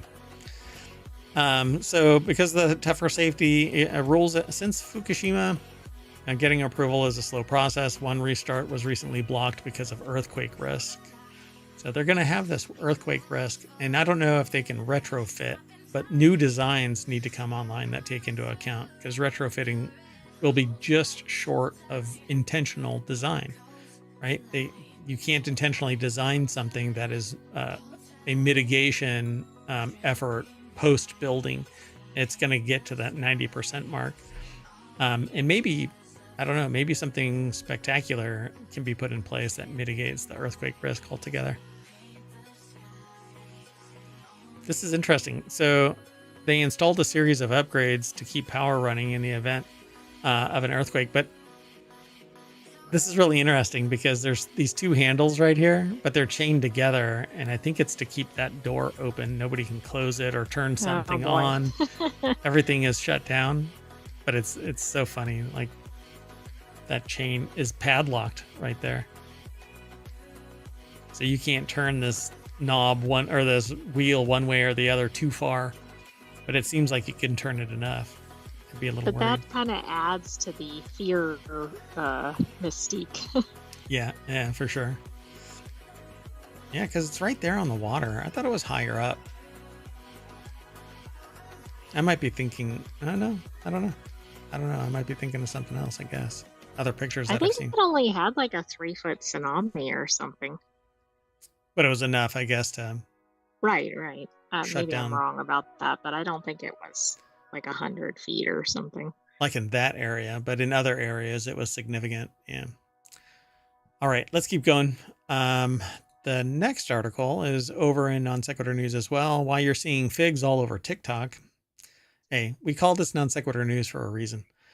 Um, with figs gaining popularity on social media, 3 nutritional therapists share why the fruit is so beneficial for health. But you have to get certain figs if you're vegetarian or vegan, because most of the ones that hit the stores actually require a wasp. Um, there's only like 3. And it's not like for pollination, right? Like it's actually in the Right, they don't land on it, pollinate, fig. and fly out. No, no, no. They fly into the body that turns into the fig. They fly into it, and more times than not, the wings and antenna get ripped off in the process. By the way, it's only the female wasp. Yeah. If a That go to the figs. yeah, yeah. So if it's a female that goes in and pollinates and lays an egg, it'll become a fig. And if a non-female goes in, it just dies. Oh. And it doesn't become a fig. That's what I understand. So a small wasp crawls inside the fruit to pollinate and usually proceeds to lay an egg and die there. The fig then absorbs the wasp, and that is what triggers it turning into. Yeah, so the search term may have been bolstered by the trending nursing scrubs brand of the same name, but figs have been gaining popularity, especially since the rise of interest in plant-based diets and superfoods. Nutritional therapist Amy Butler of Amy Butler Nutrition told Newsweek. So yeah, there you go. Nutritional therapist Charlotte Watts of Charlotte Watts Health told Newsweek that, quote, "I love figs. I love them very, very much. Should probably run for the Supreme The Court." head of the. Well, I was just thinking like the head of the fig council or something. I love figs. I have seen them becoming more prevalent. I don't know if that's popular. I've seen more fresh figs around. No, I think that might be your internal bias there, but that's okay. Nutritional. Oh, we just disconnected, and I'm not recording. Okay, so will we do a part 1 and part 2? No. We're back. So I don't know if this is going to maintain its internal consistency, but I wasn't recording a backup because we've been so reliable. But perfect. Anyway, That'll show you. yeah, that always have backups. Always be backing up. Anyway, so they have this conversation about these figs, and essentially people are talking more about it, and so it's becoming popular again. Watts said that figs, along with prunes, were traditional constipation remedies because the soluble fiber could get the bowels moving. How about that? If you were gone when we started this segment, and then our disconnection came, and you came to the show right when we came back online, screaming from the show. the first thing you see and hear is the phrase, "It really gets your bowels moving." Anyway, okay, I'm not going to spend a lot of time on this, but yeah, it's basically being hyped up on TikTok because wellness advocates are promoting it and people are buying into it. And like anything popular, this fad too will fade, but some people will be attracted to it, much like a wasp to the fruit. And oh god, that actually has a darker side. Anyway, let's move on. The next article is over on the Marvel channel. Plans to power Los Alamos lab supercomputer spark pushback from Pueblo communities and environmentalists. Northern New Mexico indigenous communities and environmental groups are calling for the reconsideration of federal plans to run a new transmission line through an ecosystem they say is both vulnerable and critical to location or local tradition. But you know what? Hey, we need to make money. We need to make power. By the way, I'm not even close to being serious about this. Like the Colorado River is drying up before it gets to Mexico. And yeah, that's really awful and probably not really reversible. And a lot of it is because the water is being piped out at a rate that is not commensurate with the actual water cycle in the region. It's being piped out to desert to produce things like alfalfa that's exported to a foreign country and to communities that are entirely ensconced in the desert and need millions of dollars in pumping alone just to drive it to that location. So if we would actually build our communities more in line with nature and, life, instead of trying to circumvent it with massive technological innovation, which could be used still, but it could be used at a level that is commensurate with locating society in a region that's effectively aligned with nature. Think how much you would be able to apply consistently with a region that is aligned with nature, as opposed to having to spend millions of dollars cutting through thousands of miles of rock and laying trillions of dollars of pipe to get water from one place to another because you defy nature. I mean, doesn't even seem like an obvious comparison. Yeah, it seems weird, but so yeah, the article is over at thehill.com, and Sharon Usadin Udison, sorry, I flipped a letter. Udison put the article together for thehill.com.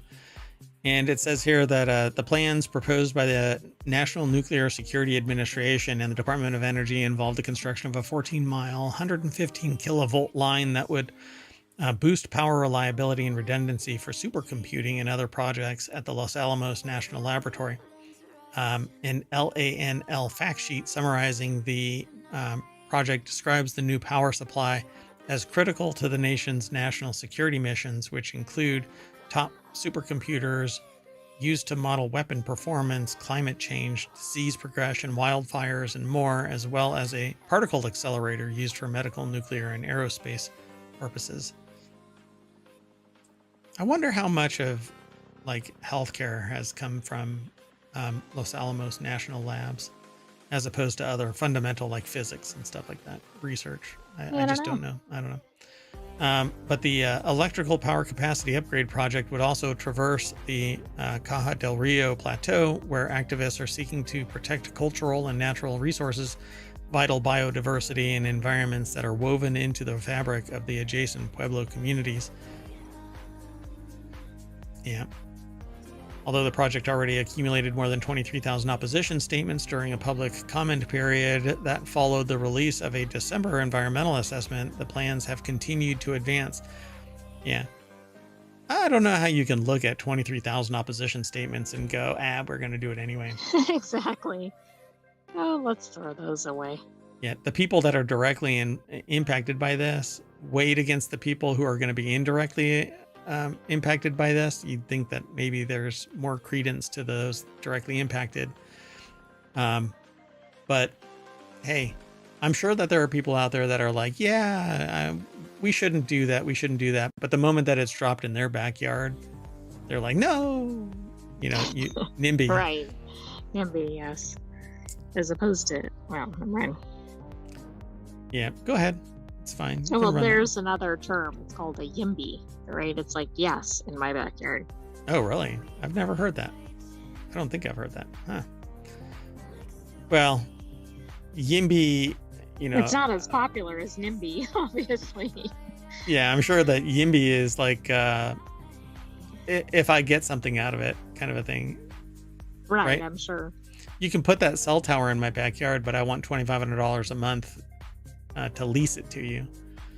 And then when I move, the person who moves into my place either gets the benefit, or do I get to keep that benefit? I'm not sure. All right, let's keep going. The next article is over in Non Sequitur News. DJI sues the U.S. Department of Defense for labeling it as a Chinese military company. The DJI company, the world's largest drone company, is suing to avoid being seen as a tool of the Chinese government. On Friday, it sued the U.S. Department of Defense to delete its name from its list of Chinese military companies, claiming that it has no such relationship to Chinese authorities and has suffered unfairly as a result of the designation. In fact, I was trying to buy a DJI mini drone so that I could do inspections, and lo and behold, it was gone. So I don't know if it was just that supplier up and said, "No, I don't think so." But anyway, I'll take another look because I still have it stored. But Yeah, that's interesting. yeah, because this happened, by the way, although they were added to the list in 2022, not until this year did it really become manifest, where it apparently was coming to fruition that they were no longer going to be able to sell the product here in the United States. So I'm not sure. There's like rules and regulations that are still circling the drain around drones. But so this is a DJI drone in a first-person view. It's actually a controller that has a first-person view camera on it. And so the drone maker claims the DoD has falsely stigmatized DJI without evidence. Sean Hollister is the author. I don't know if you really want to open that can of worms if you're DJI, because they wouldn't make the claim if they didn't have the evidence to support that claim. Well, I'm interested, though, that they're suing because of this. Yeah. Oh, gosh. Pardon me. Yeah, the news is born. So it also alleges that DoD would not offer the company any explanation for its designation as a Chinese military company until DJI threatened a lawsuit, and the claims that when the DoD finally did offered up reasoning, it was filled with errors. So, yeah. Oh, there you go. So they've got basically the lawsuit. Somebody posted a DJI v. DoD complaint distributed by Vox.com, actually. So it's a 56-page complaint. We won't read it all. And there's a little rundown of stuff. The Department of Commerce added DJI to its entities list, banning U.S. companies from exporting technology to DJI after it enabled wide-scale human rights abuses within China through abusive genetic collection and analysis or high technology surveillance, which, hell, we use that here. That we just talked about something called World that scans. Right, exactly. Seems kind of along the same lines. And why is there a suit in 2024? Apparently, there was action as early as 2017. Yeah, because it's been slow creeping. Yeah. Because DJI, I think, was acquired by a Chinese company. I don't think that it started out as that, but I could be wrong, though. In its defense, DJI repeatedly claimed that it isn't owned or controlled by the Chinese government, that it's had nothing to do with treatment of Uyghurs in Xinjiang, that it's simply selling drones that may be used for various purposes that are out of its control afterwards, that many of those purposes have helped entities, including first responders in the United States, and the independent audits by consulting firms and U.S. government agencies, including the DoD, have found no security threats. So there you go, folks. Take that. Let's move on. The next article and the last one for today is in Reality Hacker. Juiced bikes sold at auction for $1.2 million. Juiced Bikes, the San Diego-based maker of e-bikes, has been sold on an auction site for $1.2 million. And Nick Goat, go ahead. Well, I mean, this is a little bit unusual, isn't it? It's over at digitaltrends.com. I don't know. $1.2 million is actually kind of a small business in the grand scheme of things. And so $1.2 million to essentially buy the entire business. But I guess, I mean, how many companies are sold on auction? Maybe it happens frequently, I don't know. But it seems like a lot of times there's like an offer or something. On auction, correct. Yeah. I don't know about auctions. Businesses don't normally get sold at auction. Portions of them, IP might, technology might, but the business itself. Digital Trends recently reported how the company was showing signs of being on the brink of bankruptcy. The company and its executive had remained silent while the customers' inquiries went unanswered, and its website showed all products were out of stock. In addition, there were numerous reports of layoffs at the company, yet the most convincing sign was that the company's assets appeared as listed for sale on an auction website used by companies that go out of business. So, boom. They're more along the lines of they're going out of business. This auction is going to be used to close the books on juiced bikes. And I'm sure that somebody is going to take this product and rebrand them, and they're going to show up somewhere. Right. But it's interesting. Last year, Digital Trends named the Juiced Bikes Scorpion X2 as the best moped-style e-bike for 2023, citing its versatility, rich feature set, and performance. But they just didn't catch on. By the way, this was sourced by Nick Goat over at digitaltrends.com. So they're basically, showing that they called it like the best bike, but they can't change the process that this company was going through. The company had, go ahead. Well, I was going to say, I went over to the auction site, Sold Tiger, and the top item is actually attached to Juiced Bike. It's a cargo van with their logo on it. Oh, interesting. Yeah, and that this whole thing is going to just get, unless somebody buys the IP and actually brings it into existence, back into existence, this thing is going to be done. And like Juiced is just going to, the label's going to get peeled off and a new one put on it. And oh, fascinating. They're actually selling a lot of intellectual property on the same auction site. Oh, really? How much is that? Hold on. It's not clear.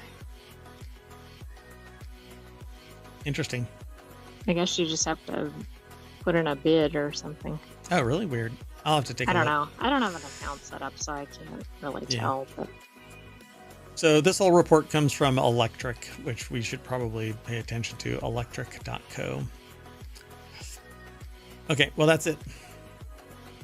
That is our last article, and sorry for the break. We, for whatever reason, disconnected from Restream, and that kind of broke our connection. So I need to verify that we're actually one stream, and right.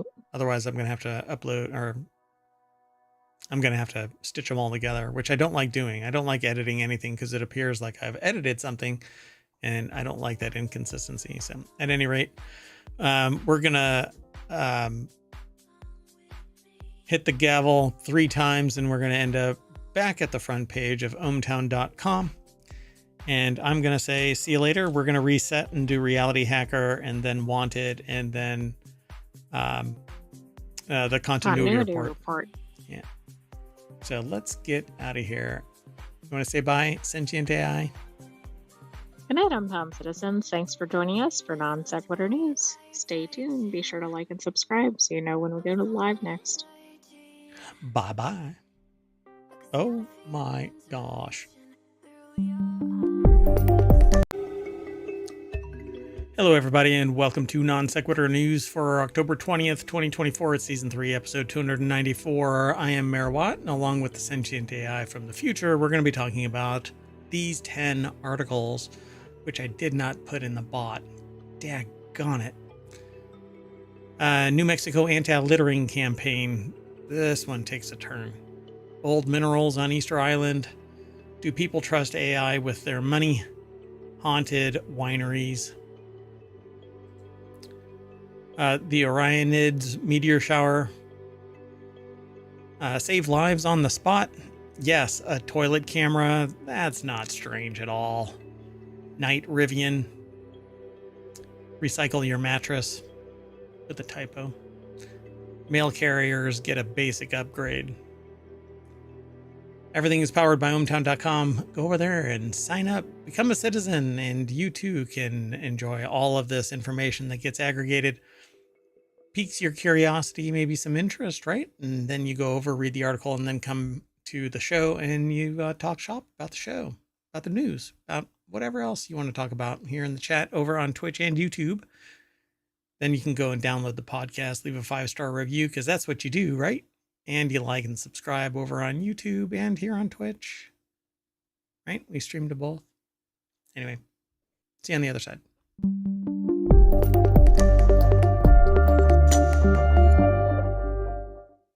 All right, so I did not put the show notes in ohmTown, so I need to do that real quick.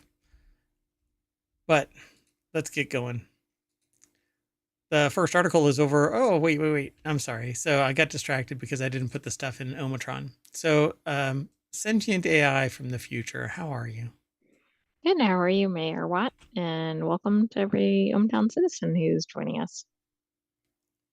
Oh, and I grabbed the wrong headlines. I'm doing all right, except that I kind of messed up this intro by not putting the show notes in the bot. And the bot is not the Sentient AI, right? No, that's completely separate from me. That's right. So, what about this? New Mexico taps meth cooking mass murderer for new anti-littering campaign. I mean, that's always who you want as the face of your campaign, right? When you think New Mexico, man, or when you think following the law, right? Anti-littering.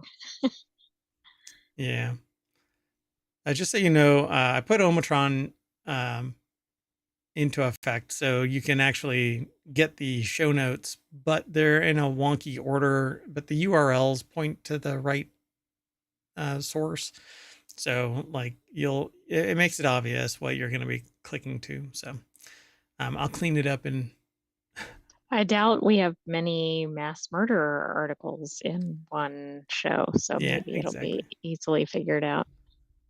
This one is a shocker. Okay, so when choosing spokespeople for your campaign centered around good civic responsibility, our minds do not drift automatically to prolific meth cooks with serious body counts. Sure, the humble meth chef has certain public-minded qualities, industriousness, entrepreneurial spirit, and an all-purpose can-do attitude. Wow, lots of snark here. But they're also drug peddling murderers, apparently. So it is with some mild shock that this article reports that New Mexico has hired a noted fugitive murderer dead person, Walter White, who has been tapped to be the face of its new anti-littering campaign. So apparently, Wait Bryan a second, Cranston, isn't that the person who's the inspiration for Breaking Bad, or am I mistaken? So it says, well, Walter White is the Breaking Bad character. Oh, okay. So they're using the I star from right. I recognize the name, but okay, that makes sense. So Walter White is back in a pair of Vince Gilligan directed PSAs, and he really doesn't want you littering in New Mexico. So William Hughes over at avclub.com put this article together with a whole bunch of snark, but it's really just down to earth, so to speak. Marketing using a very well-known personality. So it says, that's right, Bryan Cranston has paid back his longtime association with the Land of Enchantment by appearing in the state's new Breaking Bad Habits campaign, dusting off old hat, Growl, and resting pissy face expressions for a pair of shorts in which the Breaking Bad star insists, "Keep your litter out of my territory." Yeah. So when I read this headline, I thought they actually hired a criminal for this campaign. I hadn't Hey. read the article. Then its clickbaitiness actually worked because that's really what it was.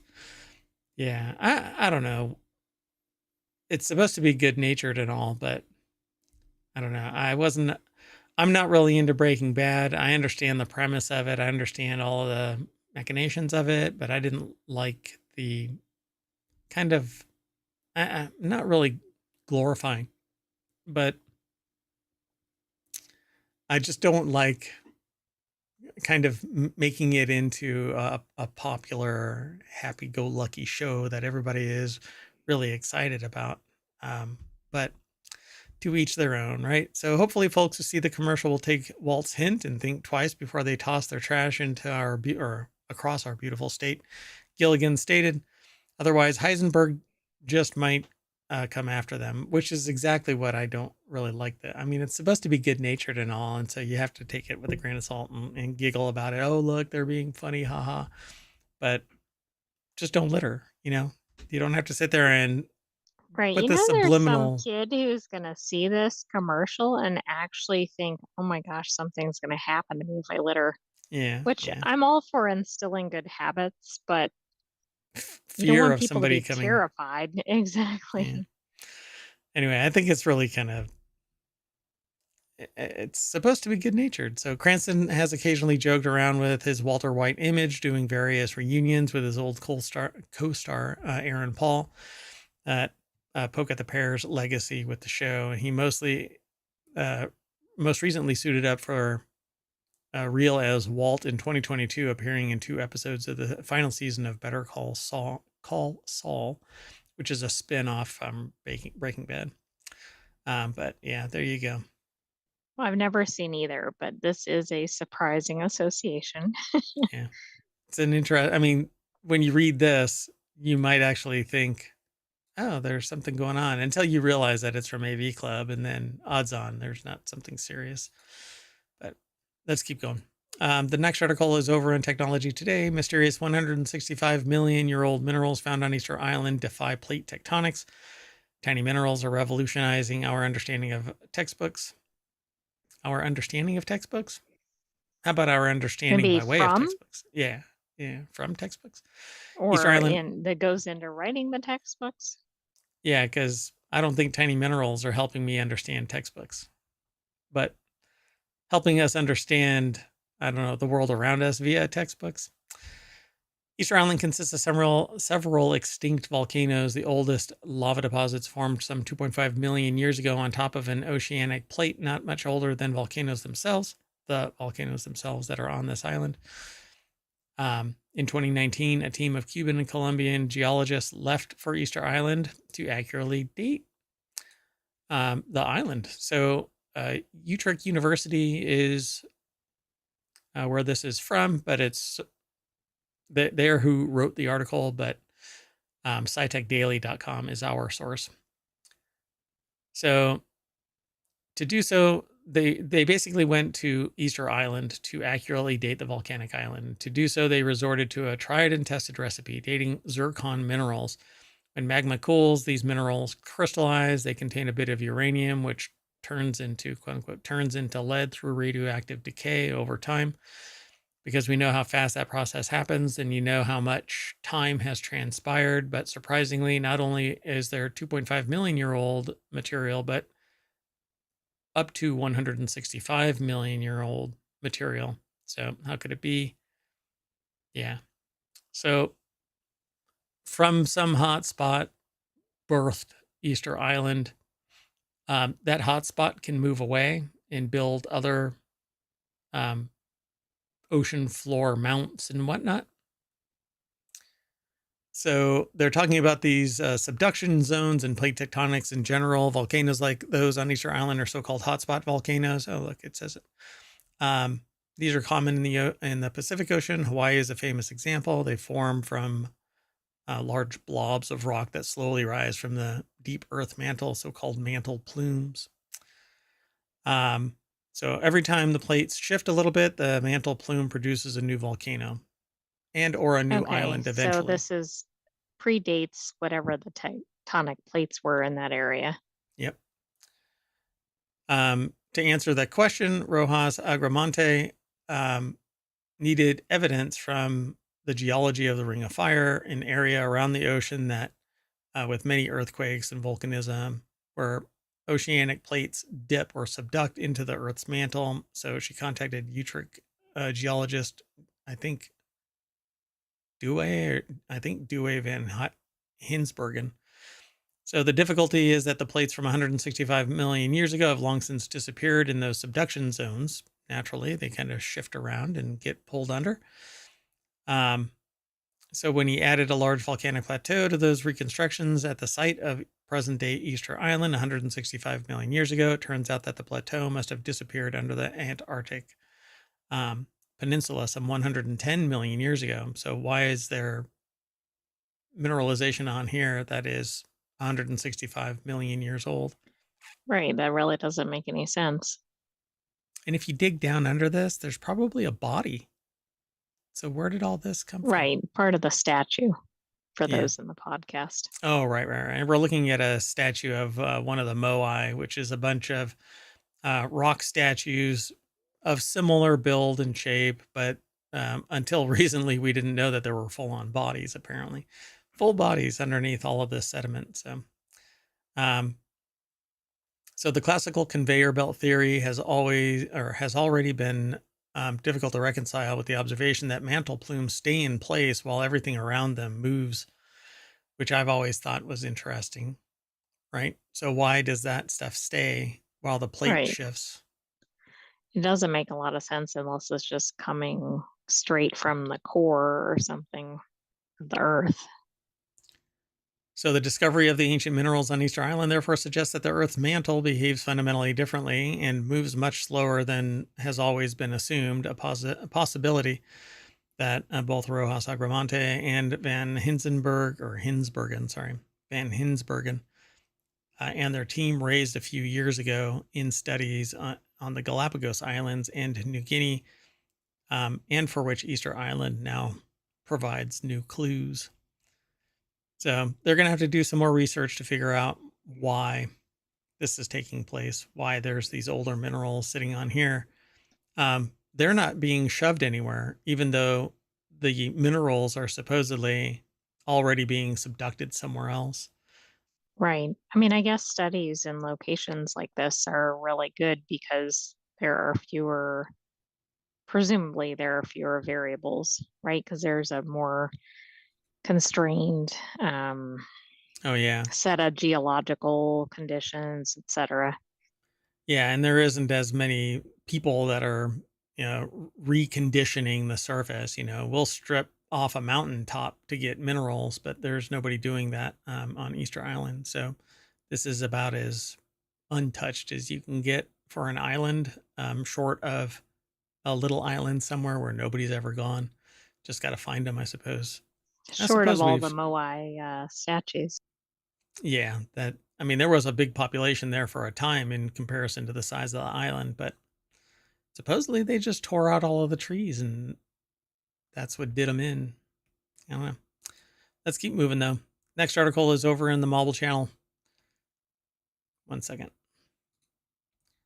Do people trust AI with their money? Here's what research shows when it comes to investing and planning your financial future. Are you more willing to trust a person or a computer? Which is interesting. Go ahead. Well, I was going to say, do you get to pick what the qualifications of the person are? Because if it's an average person, probably people would trust AI. But You if know, it's like a financial planner, I think they'd go with the person. which is really interesting because the financial advisor is informed by things like AI and technology in general. That's true. But yeah, I think it might depend on whether it's just some random person or somebody with perceived expertise. Yep, Bob's Bait and Financial Analysis. The conversation is pretty prolific. I keep seeing them in all kinds of news sources.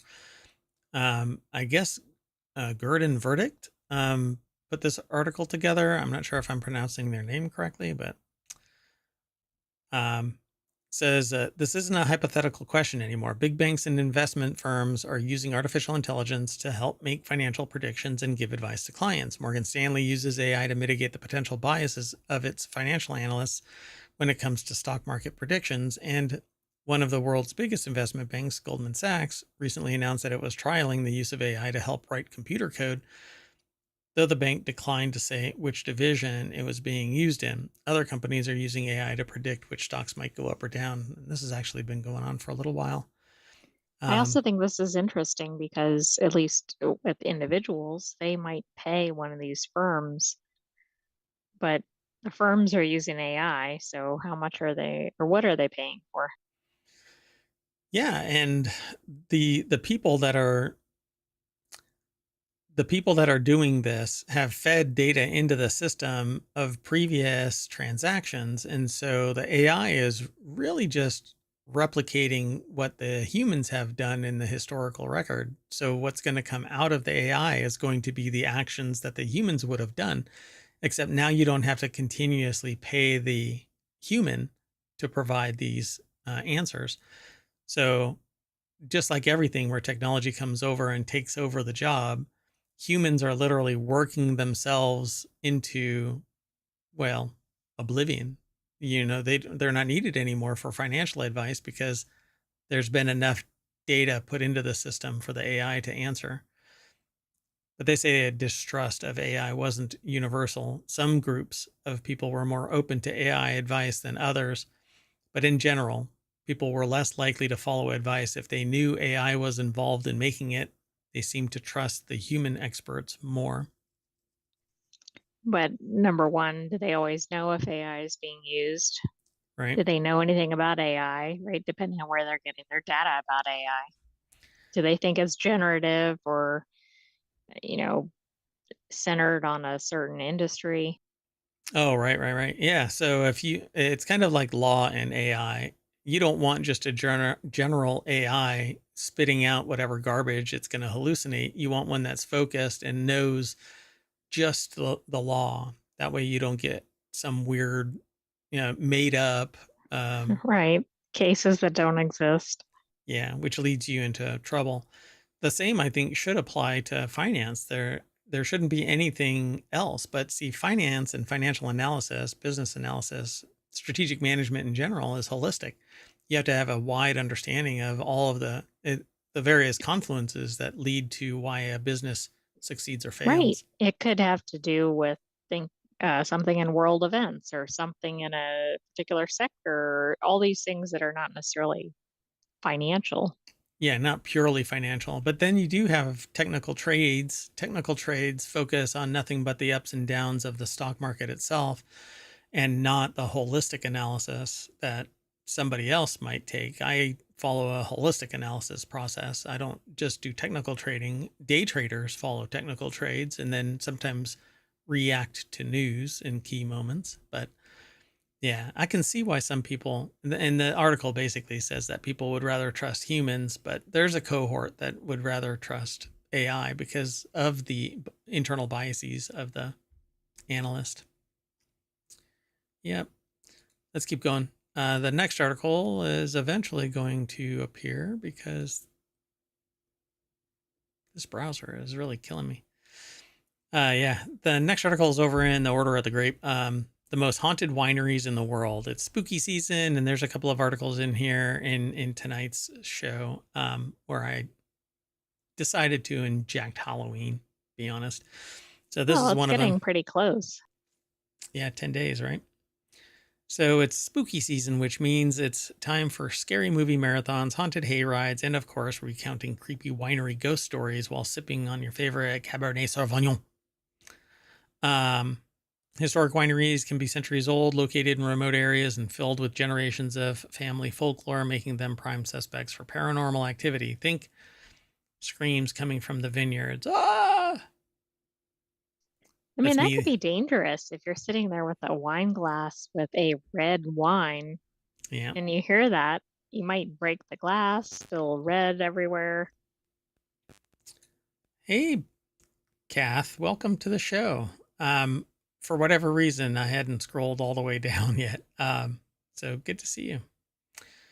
So think screams coming from the vineyards, mysterious objects flying through the air, or unexpected sightings of a scorned woman in a elegant green gown roaming the chateau hills. So vinepair.com and Hannah Staub put the article together. And so they talk about various wineries around the world that are the most haunted.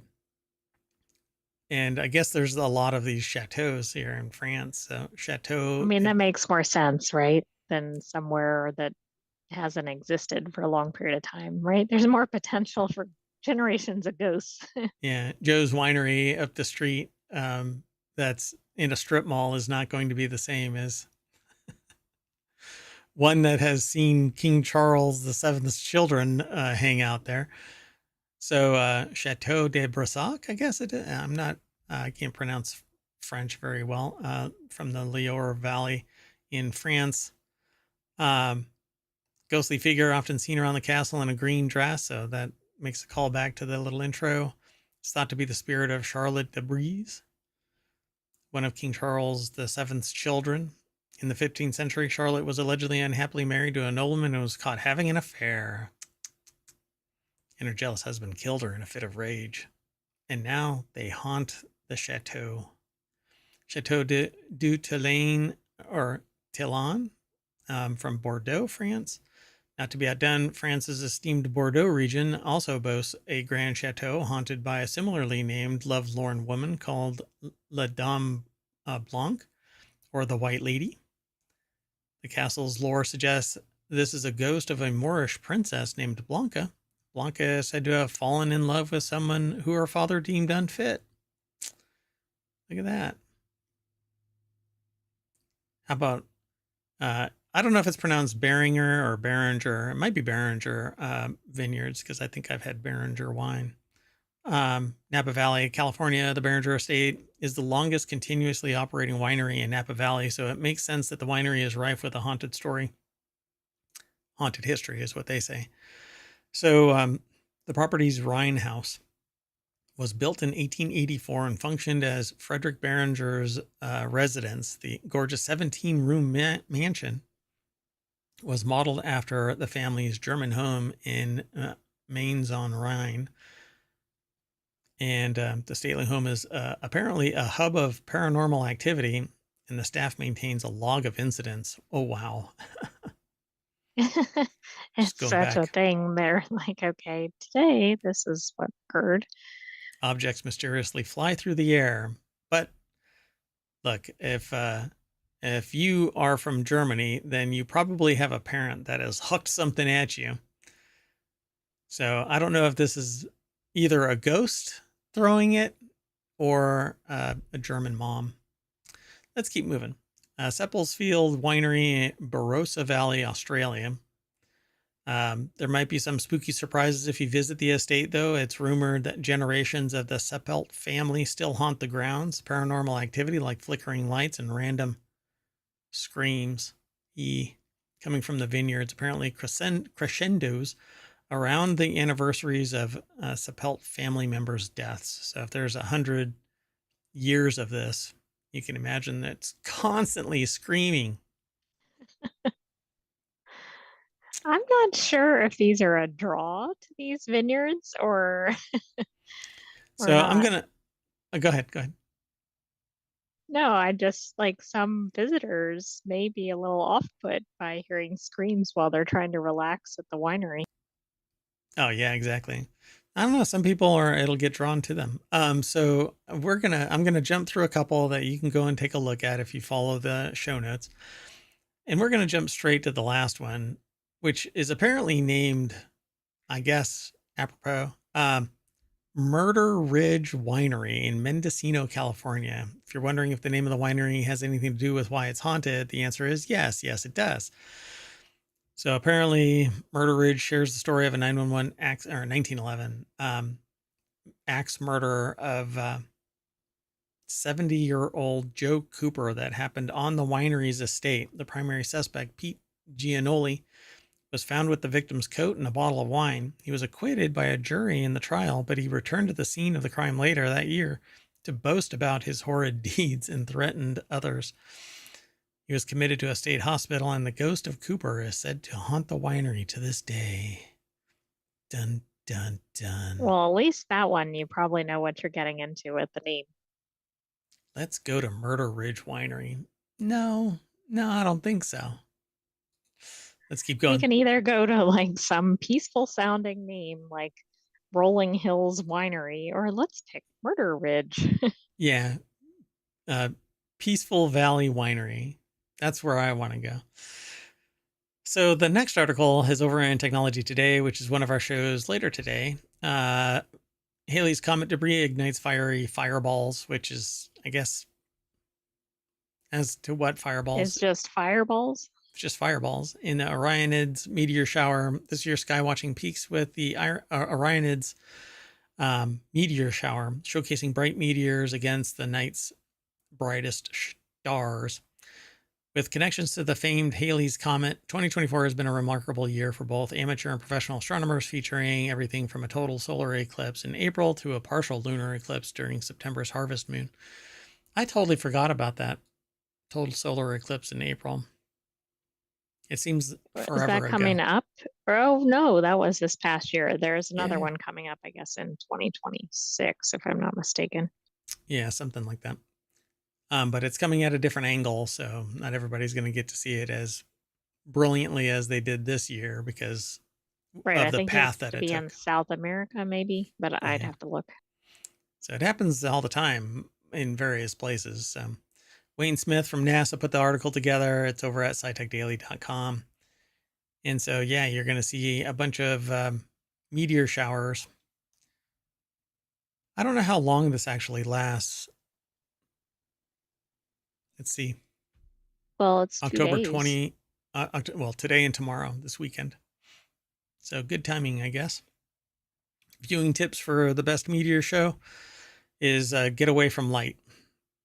In less than 30 minutes in the dark, your eyes will adapt and you'll be able to see the meteors, but you really need to get away from a light pollution. Go out to the mountains if you can, on the opposite side of where the cities are, and look to the dark sky. If you get too much light pollution, you won't see much. So it says, aside from potentially producing spectacular fireballs, the Orionids reflect quite a legacy. Their parent comet is the most famous of them all, Halley's Comet. Each time that Halley returns to the inner solar system, its nucleus sheds ice and rocky dust into space, and then that dust eventually become the Orionids in October, and the Aggregades, from Aquarius, and I guess it's in that region, in May if they collide with Earth's atmosphere. Comet Halley takes about 76 years to orbit the sun once. The last time Comet Halley, I don't know why they don't just refer to it as Halley's Comet, was seen by casual observers in 1986, and it will not enter the inner solar system again until 2061. So you basically get to see these remnants as we brush through them. Right. So you might want to see them if you have a chance to. Yep. Just try to turn off all the lights around you and give yourself a little while to adjust, and you'll be able to see them. All right, let's keep going. The next article is over in Technology Today. Tiny new invention diagnoses heart attacks in minutes and could save lives on the spot. A rapid and precise blood test could deliver quicker results to physicians and first responders. Every second matters during a heart attack. The new blood test can diagnose it in minutes instead of hours and could be adapted for use by first responders or even at home. I mean, this is really good because there are things that mimic heart attacks, or people don't think they're having a heart attack, but they are. In particular, I know female have less well-known symptoms than men. Yeah, and things like shingles can actually cause people to think that they're having a heart attack. And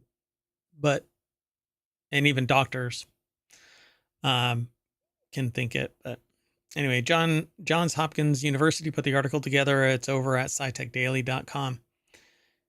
And it says, Proof of concept work, which can be modified to detect infectious diseases and cancer biomarkers, is newly published in Advanced Science. But using biophotonics to diagnose heart attacks, Zhang and senior author Ishan Barman develop diagnostic tools through biophotonics using laser light to detect biomarkers, which are bodily responses to conditions, including disease. And that's how a lot of blood tests work. It's if there is a reaction to something, then you are positive. Right. So they're more testing you for the reaction than the original event. Yeah, or the chemistry changes because you're having an adverse reaction to some bodily function going awry. Though an estimated 800,000 people plus have heart attacks every year in the United States, heart attacks remain one of the trickiest conditions to diagnose, with symptoms that vary widely in biological signals that can be subtle and easy to miss in the early stages of an attack when medical intervention can do the most good. So the heart of the invention is a tiny chip with a groundbreaking nanostructured surface on which blood is tested. So I don't know which way, like they're showing this chip, but I don't know if looking at this chip is actually indicative of a positive or negative response to having a heart attack. They just say that it's a tiny chip with a groundbreaking nanostructure surface on which blood is tested. Right. It doesn't tell us from the captions. Yeah. So the standalone blood test the team created provides results in 5 to 7 minutes. It's also more accurate and more affordable than current methods. Though created for speedy diagnostic work in a clinical setting, the test could be adapted to a handheld tool for first responders. And it's kind of like that dark field microscopy that I was working on, trying to find nanoplastics in liquids. Then somebody came up with it on in a mobile device to go out to the field and do testing in situ in various places. I think it's pretty amazing. So there's always this fundamental research that's taking place. And unfortunately, there's a lot of bias now being put on science to only turn out positives.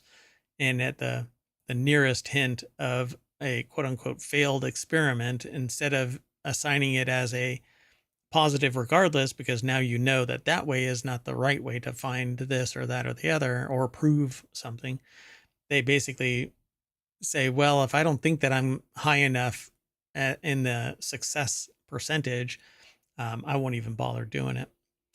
And now we're seeing a lot of fraudulent science making it through to journals and stuff like that. So the heart of the invention is this tiny chip with the groundbreaking nanostructure that we've been talking about here. The chip's metasurface enhances electric and magnetic signals during Raman spectroscopy analysis, making heart attack biomarkers visible in seconds, even in ultra low concentrations. The tool is sensitive enough to flag heart attack biomarkers that might not be detected at all with current tests, or not detected until much later in an attack, because an attack can take a considerable amount of time. There's even a form called a walking heart attack, where the heart muscle is basically dying off, but you're still upright and somewhat functional. Right. And I think, I mean, this kind of test, if it's actually put out on the market, could mean the difference in somebody living or not. Yep. As long as, you know, the actuarial tables at the health insurance company and the MBAs that direct treatment and policy and procedure say yay. So this next article, though, is over in Late Night Geeks. Throne's toilet camera takes pictures of your poop. Yep, As everybody has always wanted. that's a sentence. Yeah. So if you're going to sit on a throne, just know that it's Throne, an Austin-based health startup. It sells a camera and it clips to the underside of your toilet bowl so that it can take a picture of your poop. Currently in beta, I don't even know what to say about this. The system utilizes artificial intelligence. Of course it does, to examine your poo in a way, as a way of determining things like gut health and hydration. I'm I had to choose it, but so Brian Heater over at TechCrunch.com put the article together, and it has an app. The company is quick to note that the images are anonymized, which doesn't mean jack shit, really. I mean, I'm sorry, but no, they're not really anonymized. If you have one of these, you have an account, you're downloading an app, you're reviewing the results or Right, whatever. you're attached to your own data somehow. This is a 23andMe breach away from everyone knows my poo. You know, there's a book called Everybody Poos. Oh, maybe you can buy the book along with this. Now it's going to say Everybody Knows My Poo. There's going to be a sequel to it, right? Yeah. You Anonymity, I know, think, is this is like a weird application of this, but I know there are a lot of health um, yes. related things that they can determine from this. See, but I don't think that a picture is worth 1,000 words in this case, because if you're trying to detect things like colon cancer, there's biomarkers that are there, because, well, that's how it works. We process stuff and it eventually gets evacuated. And that includes free floating cancer cells. And that's what gets detected. But you're not going to detect that from a camera. Uh, it's a level No, I of, mean, maybe if it gets somebody to go into the doctor, but it's not going to do the diagnosis itself, probably. we only captures of the content, capture images of the content of your toilet bowl, Throne writes. Any other data is irrelevant to our mission and could compromise our ability to provide accurate health insights. We use image recognition technology to automatically delete any non-relevant images.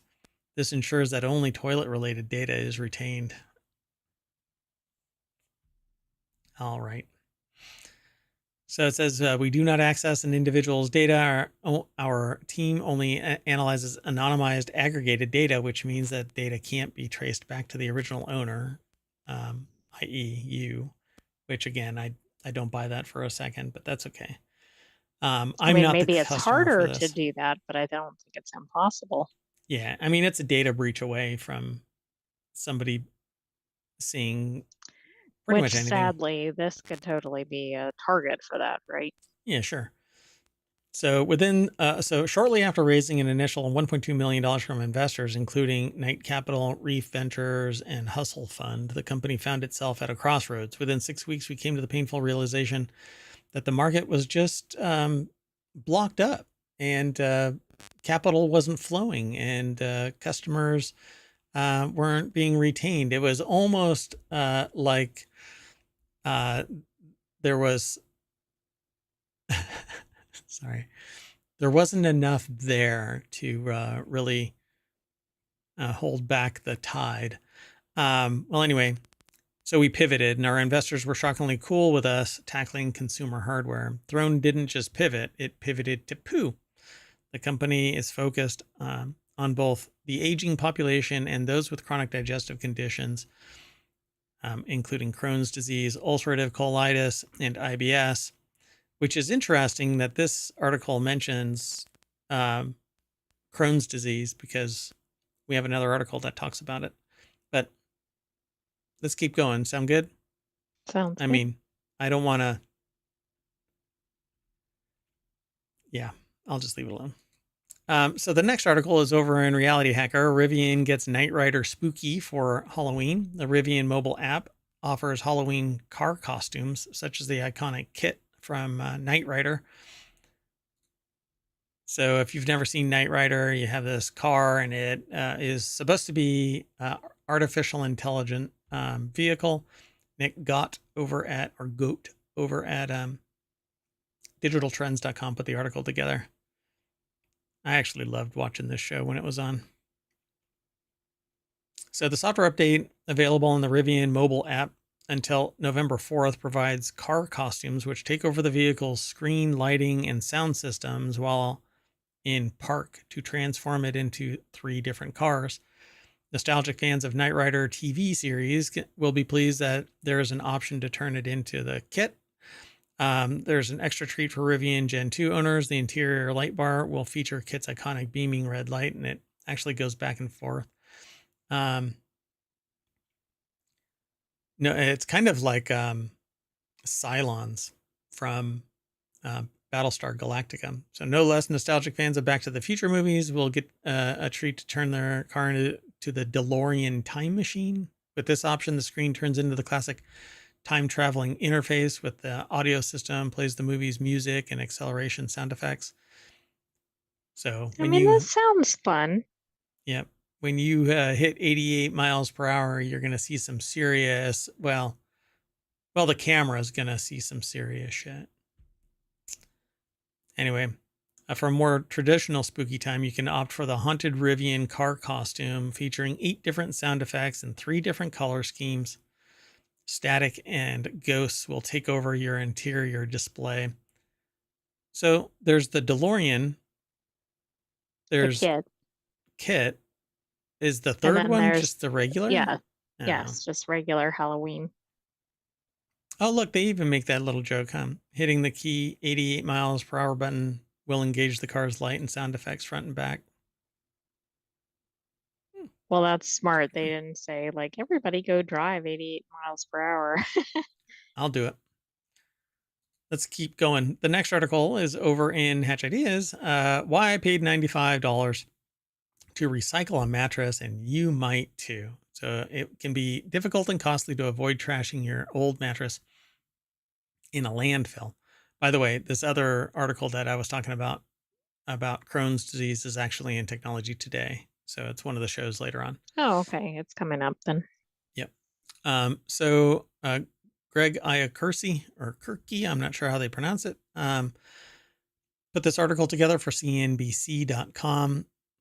Donating their old queen size mattress proved difficult. They recycled it and paid nearly $100 for the service in New York. More than 75% of mattress materials like wood, foam, steel, and fiber can be recycled, and the economics can be challenging for recyclers. Some states have enacted Oddly enough, there were 2 articles in ohmTown in the last 24 hours about mattress mattresses. problems like this. So it was really submitted just to bring awareness to it. What do you think the other one was? Did you take a look at it? It was specifically focused on a nonprofit that accepted these. They actually repurposed them. They didn't Oh, recycle interesting. them, Oh, interesting. Okay. but it was localized. So this one seemed like it got into the broader Yeah. point. So some states have enacted mattress recycling laws that make it cheaper for consumers. However, state programs are funded by a fee on mattress purchases. But if you don't have a mattress that's made of wood, steel, fiber, foam, memory foams, and stuff like that, I don't know, it might be a problematic. You can't shrink them down to deposit them somewhere without a really powerful vacuum sealing device. Your kitchen one, I don't think is going to do it.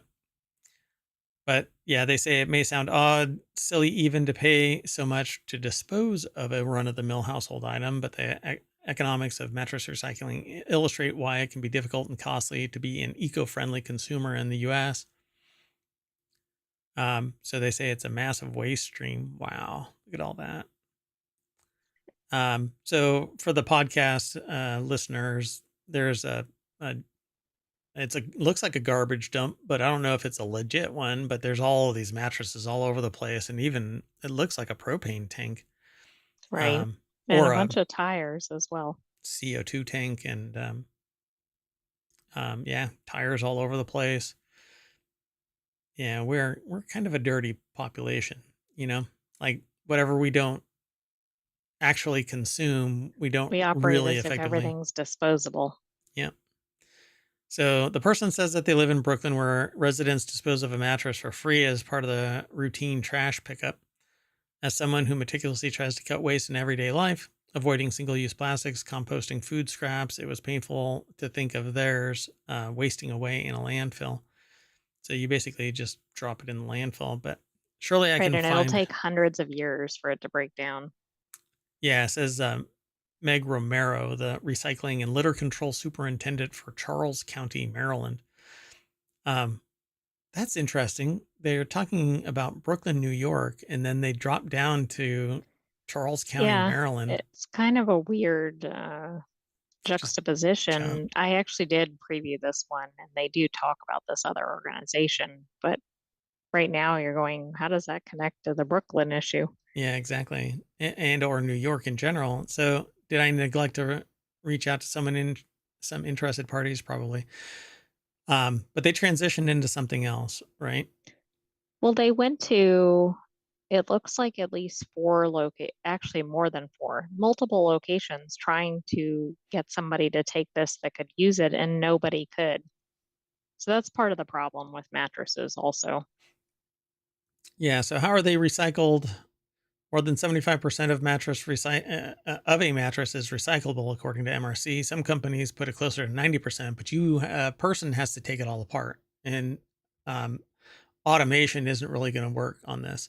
The materials are then repurposed, shredded foam fibers as carpet padding, animal beds or insulation, wood as mulch and fuel, and springs as scrap steel, for instance. If you can recycle, it'll give those materials another life to be used as something else, said Romero of Charles County. That's so like medieval times kind of thing. I am Romero of Charles County, um, Exactly. It sounds a little odd. uh, knight of the recycled table. So that reuse has other environmental benefits. For example, there's reduced need to extract or source new materials for manufacturing, which cuts greenhouse gas emissions and water and energy use. But that's not how it really works. These companies want something that's new. They're in a particular supply chain that has lower cost than getting uh, recycled goods, because there's an added cost associated with that material. It isn't just the source providing the raw materials.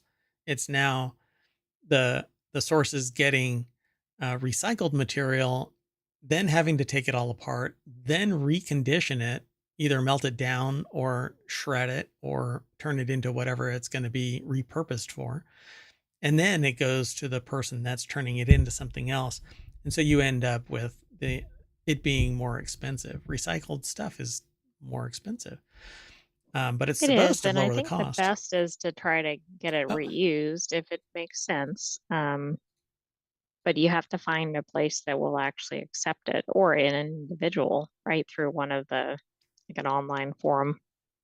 yeah. So usually the Charles County service is largely free for residents. They can bring in 2 items a day, like a mattress and a box spring, to the Charles County landfill for recycling for no charge. Additional items cost $10 per piece, but you have to be a resident. So you're not going to come from New York and drop it off down here. No, but they did recycle 900 of these in 1 month. So obviously there's a need out there. Yeah. So, and vice versa. You can't be living in Maryland and drop it off up here in New York. So either way, it's bound by the economics of that particular region. So a landfill is limited, finite space, said Peter Conway, president of Springback, Colorado, a recycler based in Commerce City. They want to put things that break down, things that are easily compactable. Mattresses are kind of the antithesis of this. That's almost what I was thinking to say exactly. So he expects to divert 8 million pounds of waste from Colorado landfills this year. So, and then they go into why it's expensive, but it's because there's so much overhead, there's so much processing that's necessary. And it's, And multiple materials in one mattress. yep. And this stuff is, while it's compactable, you have to do it in a vacuum. You have to suck all of the air out so it compresses down. And that isn't practical for a landfill to babysit. So they have to shred it and then send it off to somebody to reuse. And this kind of stuff ends up sometimes, after processing, in pillows and stuff, and in other mattresses. You can actually, like body pillows and stuff like this, can have this material in it. It's pretty cool. Seems like the real solution will be for them to figure out a biodegradable mattress or something. Of Everything. course, that might be surprising. You're trying to sleep and you're like, where'd my mattress go? I know it won't happen immediately. Yeah. And if you have the same mattress for, 20 years, I think that's actually pretty spectacular nowadays. And they talk about it having razor thin margins, because they sell multiples. and then people get rid of them and get new ones. It says we don't set the price for a ton of foam or steel, Conway said. One day it might be 18 cents a pound, and the next it'll only get 10 cents. And that's just the machinations of the business cycle. For example, Springback, Colorado used to send all its foam and ticking to a recycling center in California, Conway said. It cost the company about $2,000 to ship each truckload. About a year ago, the California partner stopped accepting shipments. Demand had dried up for the material, Conway said. He called the companies as far afield as Mexico, Canada, India, and Egypt to find alternative placement, but ultimately found a new partner in Texas. They say it's pretty thin margins that we operate on, and somebody has to pay. So that's what you're going to end up having to do. You're eventually going to end up having to pay to get your mattress recycled. And it looks like certain states are starting to put some programs in place. So that might help too, because right now there aren't that many organizations, either government or nonprofit, that are in this. Yeah. So, I mean, if you want it recycled and you want to be able to sleep at night on your new mattress, then you pay a fee and it gets recycled wholeheartedly instead of thrown into a landfill. But let's keep on going. Our last article for today is over in Non Sequitur News. Mail carriers reach tentative contract with USPS that includes air-conditioned trucks. Some 200,000 letter carriers reached a tentative deal with the Postal Service, which is a quasi-government organization, and was in much better financial situation until one of the prior administrations mandated a fully funded retirement account, which is an impossibility, and people don't do that. No corporation does that. They only pay out the retirement to the people who are retiring. But I think I'd really like to look at the account of the USPS and see if it was pilfered. But anyway, let's move on to the source of this. David Sharp over at abcnews.go.com. I think one of the ugliest vehicles in the... Did it reset to this? I hate it when they do that. Well, and he's actually with the AP, but it's posted over ABC News. Correct. Yeah. So the new agreement, which still needs to be ratified by the union members, runs through November 2026. Letter carriers have been working without a new contract since their old one expired in May 2023. Since then, they have continued working under the terms of the old contract. Both the union and the Postal Service welcomed the agreement, which was announced on Friday. Both sides didn't get everything they wanted, but by bargaining in good faith, we ended with an agreement that meets our goals and rewards our members. Brian Renfro, the president of the National Association of Letter Carriers, told the Associated Press, to make that happen, the Postal Service had to recognize the contributions of members to the post office or post service and the American people. I don't even think it should be a question that they have air conditioning in their vehicles. Like, they spend their entire workday in their vehicle, and we know that temperatures are rising. And we've seen similar things with private sector like UPS and FedEx. Yep. And I think that it's astonishing. I actually titled this "Mail Carriers Get a Basic Upgrade." Now, as part of the agreement, all city carriers will get 3 annual pay increases of 1.3 each by end of 2025. Some of which will be paid retroactively from November 2023. Workers will also receive retroactive and future cost of living adjustments. I think it's because that's when the contract ended. Yeah, May 2023. Which this is astonishing. This is honestly astonishing. A retroactive pay raise. Oh, it absolutely is. But it's good for the workers, although it's not as good as getting it at the time, but it's better than not getting it. Yeah, and hold on a second. I just want to make sure that...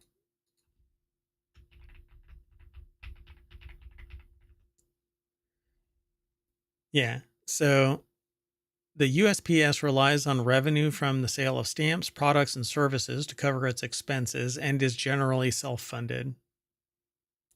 However, the USPS has been unable to cover its expenses and debt for 15 years, but that I think is because of the machinations of the, The change with the retirement program. yeah. Um, Well, and also expenses have gone up, but even though they've raised the prices of stamps, yes, I understand they might be very high percentages because the prices are so low to begin with, but they probably haven't kept pace with things like fuel costs and salaries and other things. yeah. So, um, I think for because it was a quasi government agency, but it didn't get taxpayer dollars, but it was forced to capitalize its retirement account like fully, which it was bizarre. Um, Now they're being, because of the agreement with the union workers, they're going back in time to pay people from November 2023. Which is That's, just really interesting because you don't see a lot of back pay unless somebody had a lawsuit and won.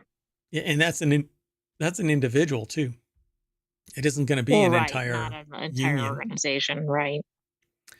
So within a few years, the fleet will have expanded to 60,000, most of them electric. We're talking about vehicles now. And that was the thing that actually triggered me into including this in the show today, was the fact that these human beings are driving around in these toasters and getting boiled because it's so damn hot in these cars. Um, Even risking their safety by having the door open. And just recently, we were um, outside of ohmTown, and a UPS truck, not a USPS truck, but a UPS truck, had its door open um, while they were driving to keep cool, because it was inordinately hot. So I found it really, and I've always kind of thought that this was weird. Like, why do they not maintain air conditioning in these vehicles, having to have the door open all the time? And I think it's because they have to open and close the door, so it's going to be kind of hammered a lot. Right, and But it's probably gonna be costly, but I'm sorry, that's hard to put a price tag for yeah, basic safety. yeah, it's sociopathic. Even and it, I think the reality is it slows down uh, ingress and egress of the vehicle by these people who are carrying packages around. And I just think that it's absurd. That's probably the uh, the rationale here. So apparently, this is the second contract negotiated since DeJoy was appointed in 2020. It is expected to take several weeks for union members to ratify it. I'm surprised that DeJoy is still around, considering how much and how I think. So DeJoy actually has a shipping company outside of USPS, which I've always thought is a conflict of interest. That's where he's from. And then he optimizes the USPS by destroying brand new equipment and stuff and just throwing it out, only being hobbled by public discourse, slamming the idea of it. And then they had to buy more equipment and put it back into place, is my understanding.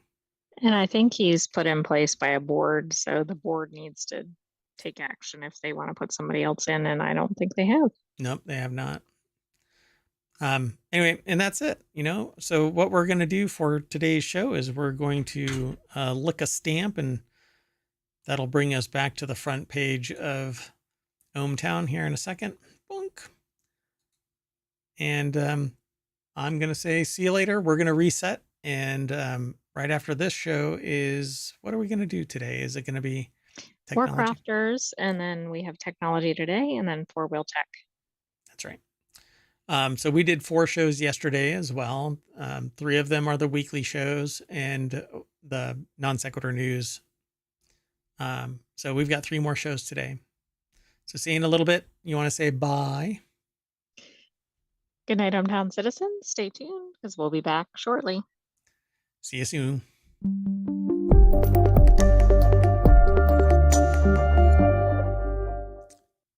Flights are so expensive and there's no leg room, so I'm going to box myself up and ship my butt from, I'm going to ship my pants from this location to Hawaii.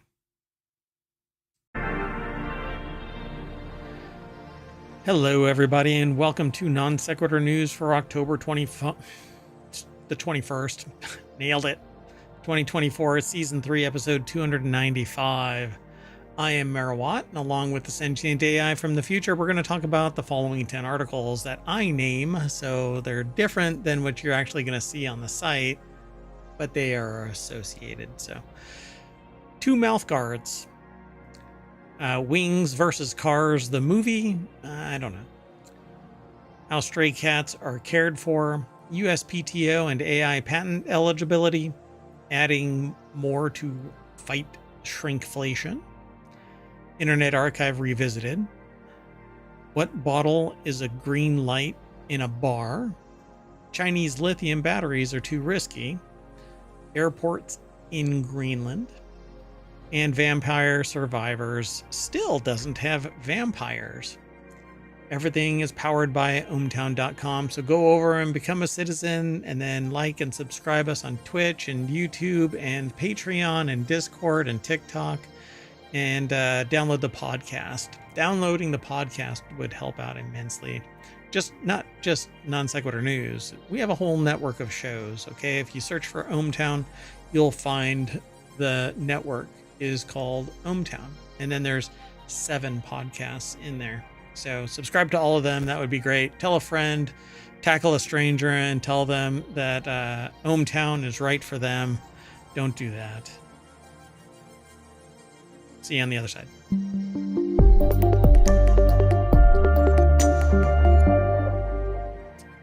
Hello again. I am Merawat, and the Sentient AI is here to say hi.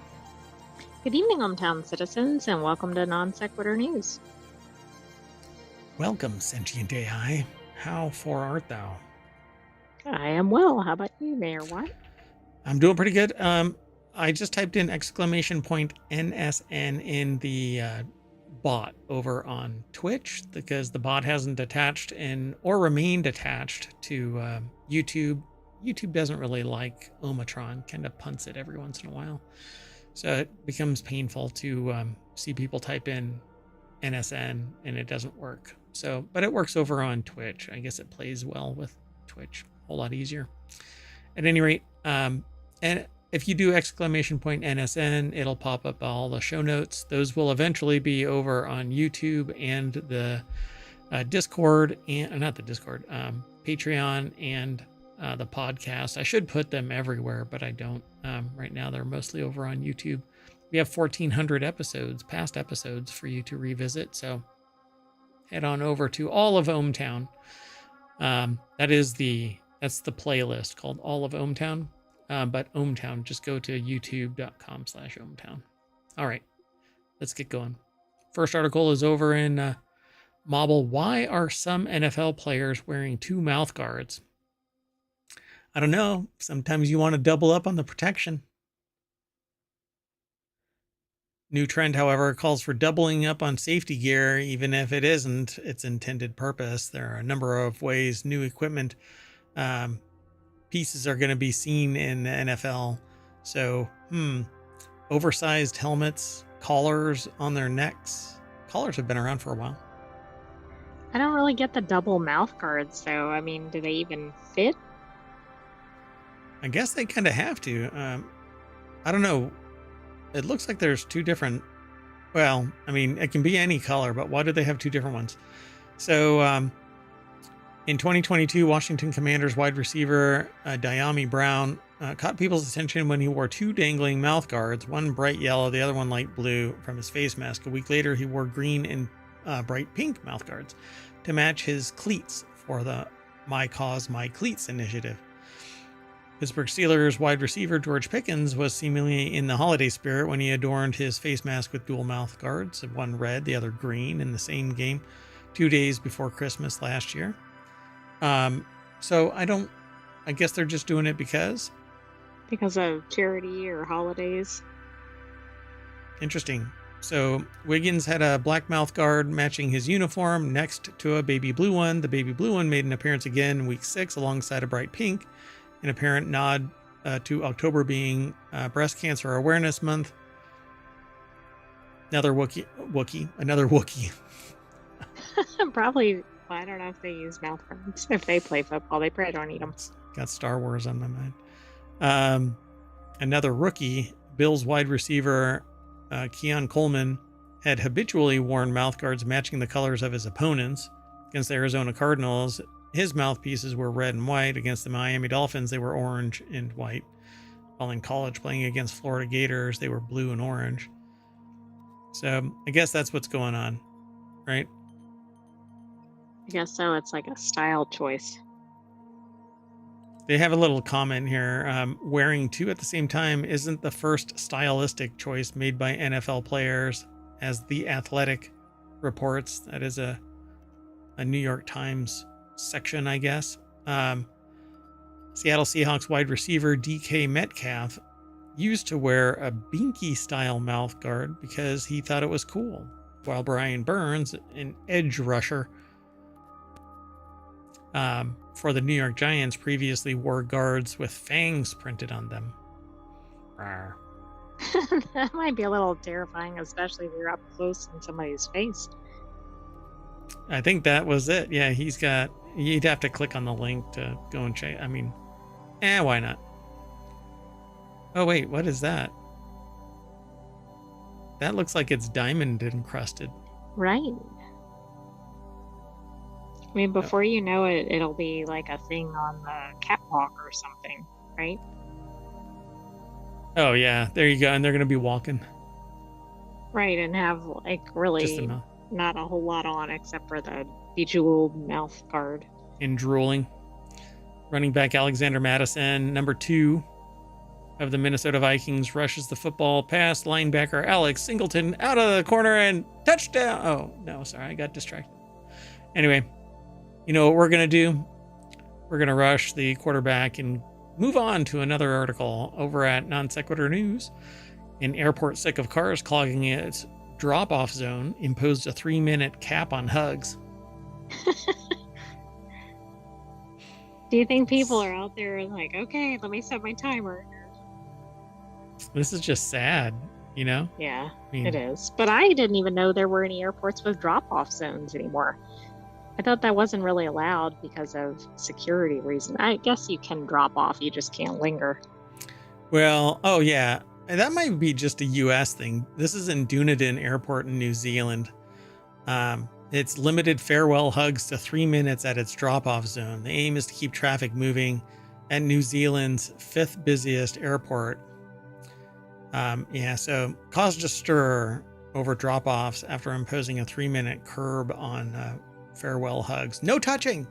It's like prison. Right. No contact between the visitor and the prisoner. By the way, the first article that we talk about, the NFL players wearing 2 mouth guards, that's by Addie Bink over at thehill.com. Totally was so excited to get into the article.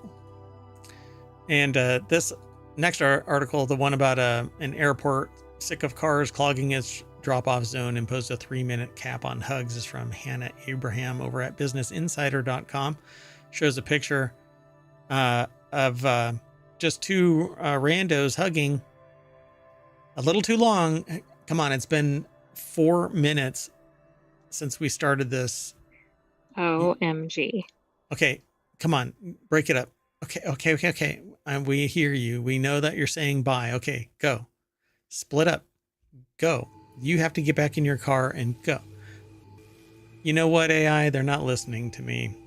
As much as I'm a mayor, I guess I have my limits on authority. So I wonder how many people are actually sticking to 3 minutes. Do you think that they've fully employed the rest of their society so that there's like 500 people sitting there saying to the 250 people that roll up for hugs, okay, 3 minutes, go. Yes, I think it's that regimented. It must be. If they have a 3-minute timer or timeline, that's not even like 5 minutes or 10 minutes. 3 minutes suggests somebody's actually timing them. Don't you tap your last year's Pradas at me, honey. Dan DeBono, Dunedin Airport chief executive, said I hate human affection. Actually, they just said Wow. that the new rule has caused some controversy.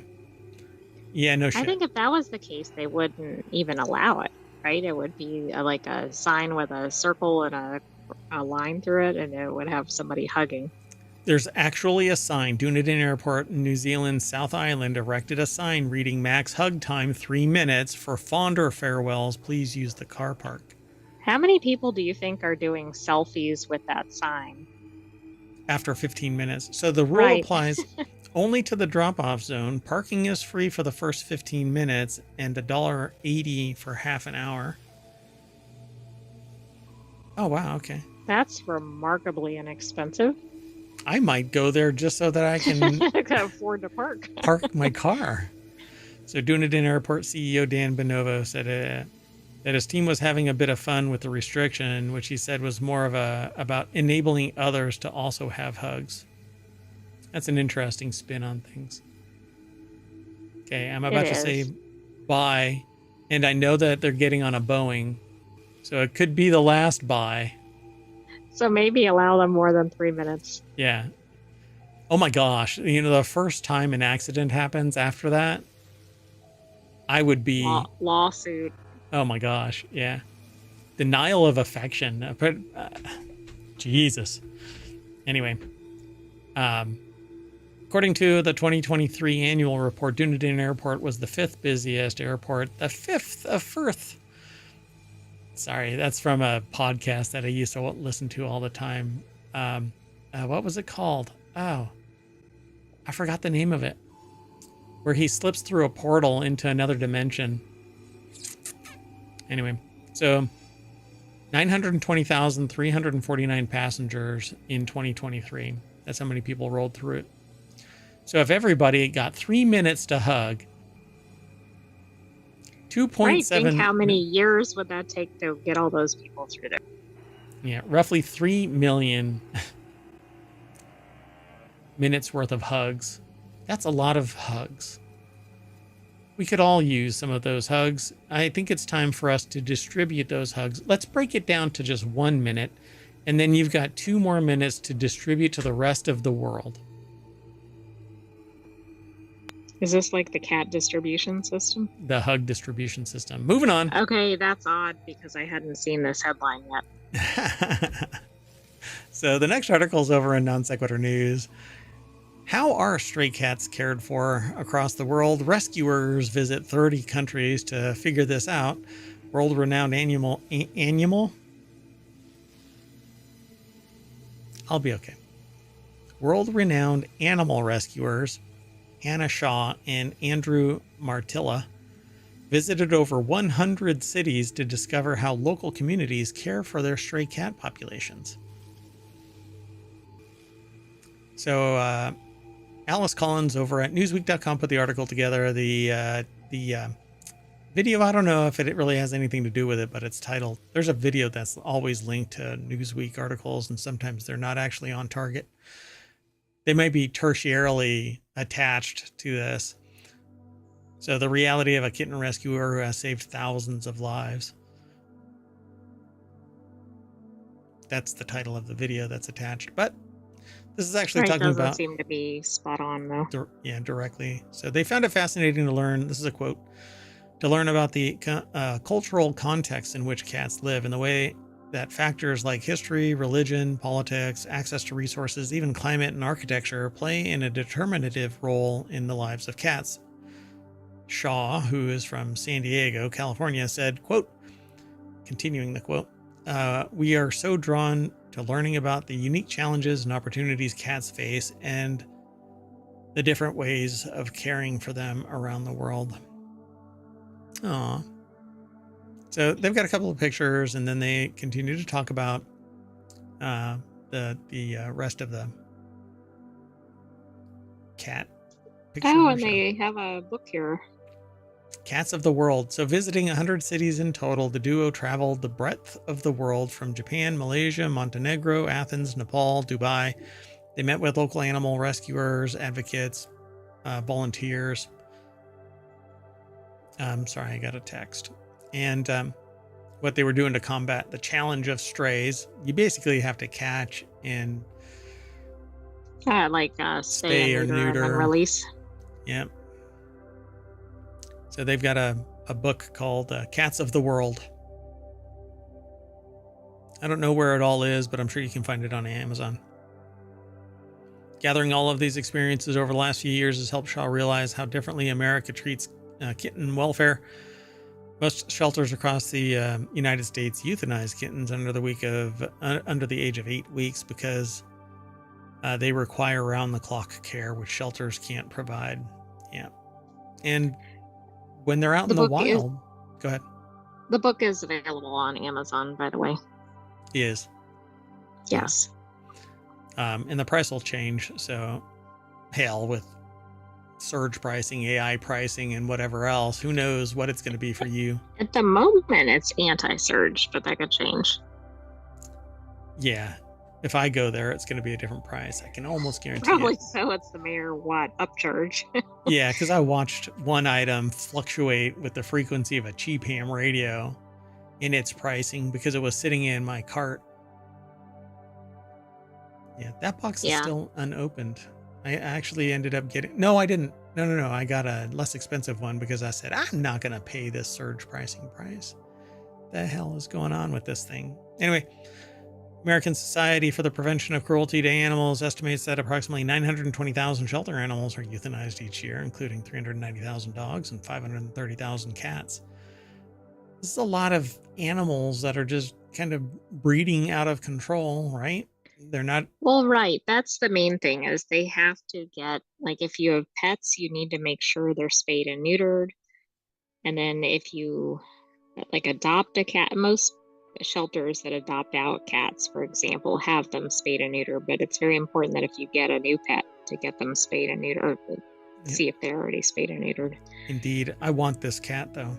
This orange and white cat. It's a very cool this cat. This one has attitude. ohmTown, the mayoral mansion had a cat like this that had attitude and used to find homes for these cats that were seemingly unwanted. Took one in that while at a shelter showing, people walked by and said nobody's ever going to get that cat because it has a wonky eye. And so we took it, and it was older, and so it had its what do they call it? Its final home, or what's the phrase? Forever home? It's forever home. Yeah, so it was very well taken care of. And then we had another one that was just nothing but this right here, nothing but attitude. And we found a really good home for it. And he took control of what were German Shepherds, like the German Shepherds in the other house. Right. The cat held its own and just became buddies with the dogs. Yep. So, and that's what everybody should do. I mean, not everybody is suited for a cat, but not everybody's suited for a dog either. So go out and rescue a pet. And if you can't, consider volunteering with one of these spay and neuter nonprofits or something. Yep. So the book that they're talking about in this article documents the couple's travels to far-reaching corners of the world, but Shaw and Martilla hope that there's something for everyone inside, whether it's encouraging people to help in their local shelter, foster a kitten, or even just to learn something new about a different culture. They hope to educate people on the plight of stray cats around the world. There's a video out too. I think it has to do with it's India, right? Cats in India. I can't remember. There's a place where they're just like, first of all, they're like revered, but then they're everywhere. Right. And I can't remember the name of that thing. I think it's just called, no, it's not just called Cats. Doggone it. It's a documentary. Yeah, it's a documentary about cats. I thought you were talking about the location. Yeah, maybe I can remember it and throw it in the show notes. All right, let's keep going. Does that sound good? Is it called Kedi? Yes, that's it. Kedi? Yep. And it's a fun watch. It shows sort of the plight of cats in, India, right? I think it's in India. I don't remember. It's okay. Sorry to make you reacquire that. How about I just move on? Next article is over in Right Protect, which is all about copyright and trademark issues, intellectual property issues. It wasn't in Istanbul, Turkey. Oh, Istanbul. Okay. I was a really big word off. Yeah, I had the I. Or just I. I'll just go with the I. The rest was accidental. So this next article is over in Right Protect. IP organizations want more on USPTO's AI patent eligibility guidance. The deadline for comments on the U.S. Patent and Trademark Office's updated subject matter eligibility guidance was October 16th, and the office received 24 total submissions. The 19 posted thus far overwhelmingly call for more detail on the guidance in order to avoid undue restrictions on patentability of critical artificial intelligence technologies. By the way, they're only counting ones that have some type of gravitas or subject matter expertise. I can almost guarantee that there were many more people that probably provided some guidance, but it was in the shape of a middle finger. That seems abysmally low, if not. Yeah, so this article is over at ipwatchdog.com. Eileen McDermott and Steve Brackman put the article together, and it says, quote, the deck statement says, if an invention is ineligible for patent protection now, the same should have been true 50 years ago and should be true 50 years from now, says a comment by the AUTM, which, let's find out who that is. I'm not sure about that, because then it could never evolve. Association of University Technology Managers Incorporated is the AUTM. So an invention, something innovative today might not have been innovative in the past or in the future. Maybe it has a sunset of 50 years, right? Or a sunrise. Yeah, it doesn't make any sense. Something that was innovative 50 years ago, it would have patent protection. Right, but it wouldn't get a patent today. Right. And so that's where I think this premise is a bit off. I know it's just a comment, but yeah. Yeah, because common sense invalidates patent applicability or granting. If something is... Okay, so... and that is the thing that I tell people. There's cultural and temporal relativism. You can't apply today's mindset to historical past because it doesn't apply. But when culture shifts, that's where you go, okay, we're never going back. We're not going to allow this to ever take place when it's something harmful or oppressive or whatever. And the same applies to patents. If something is obvious 50 years ago, it's obvious 50 years ago. 50 years later, something that is obvious or non-obvious 50 years ago, it's suddenly obvious. And that's because society, our technologies, and our culture have evolved past it being this obscure, arcane type of development. So, we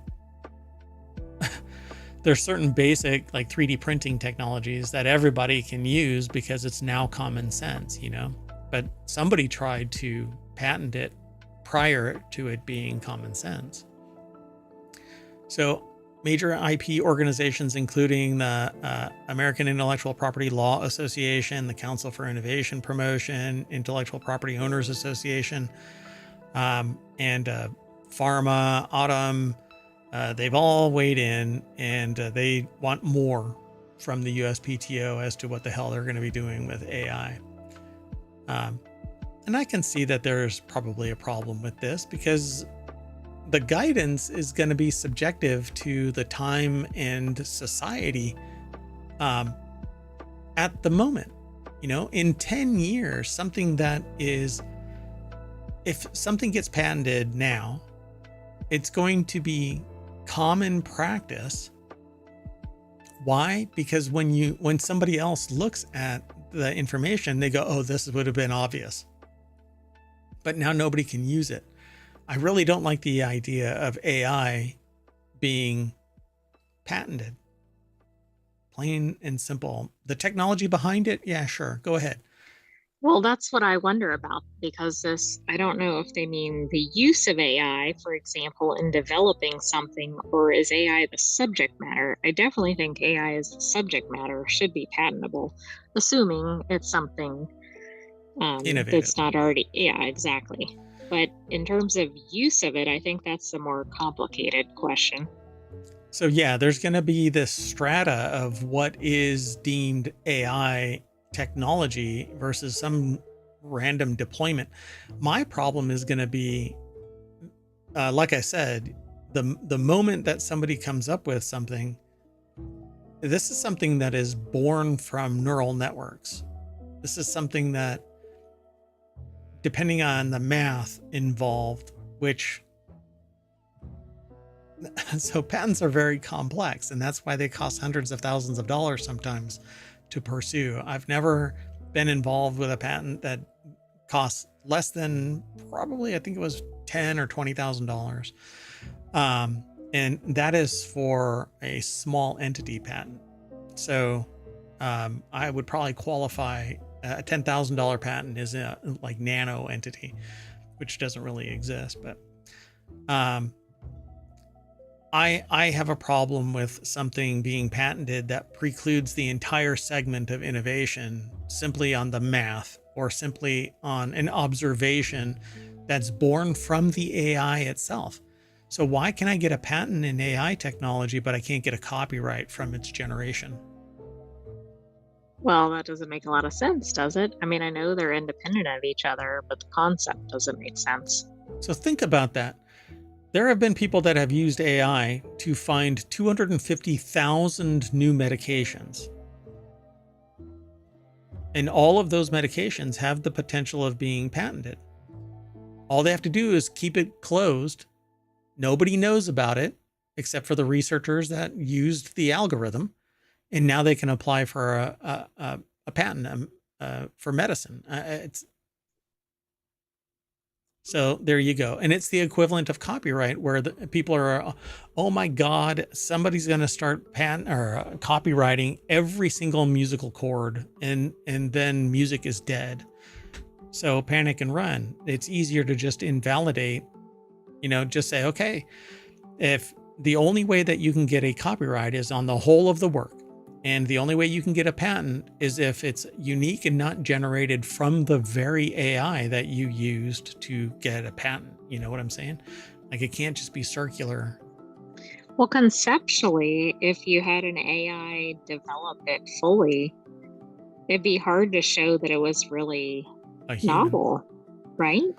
Well, also that it'd be novel because most AIs are trained on existing. So it kind of seems like if the AI suddenly popped out an idea. Yeah. On the other hand, is that really any different than a human Right. who's looking at existing things and then going, Right. oh, what if we combine two unrelated things?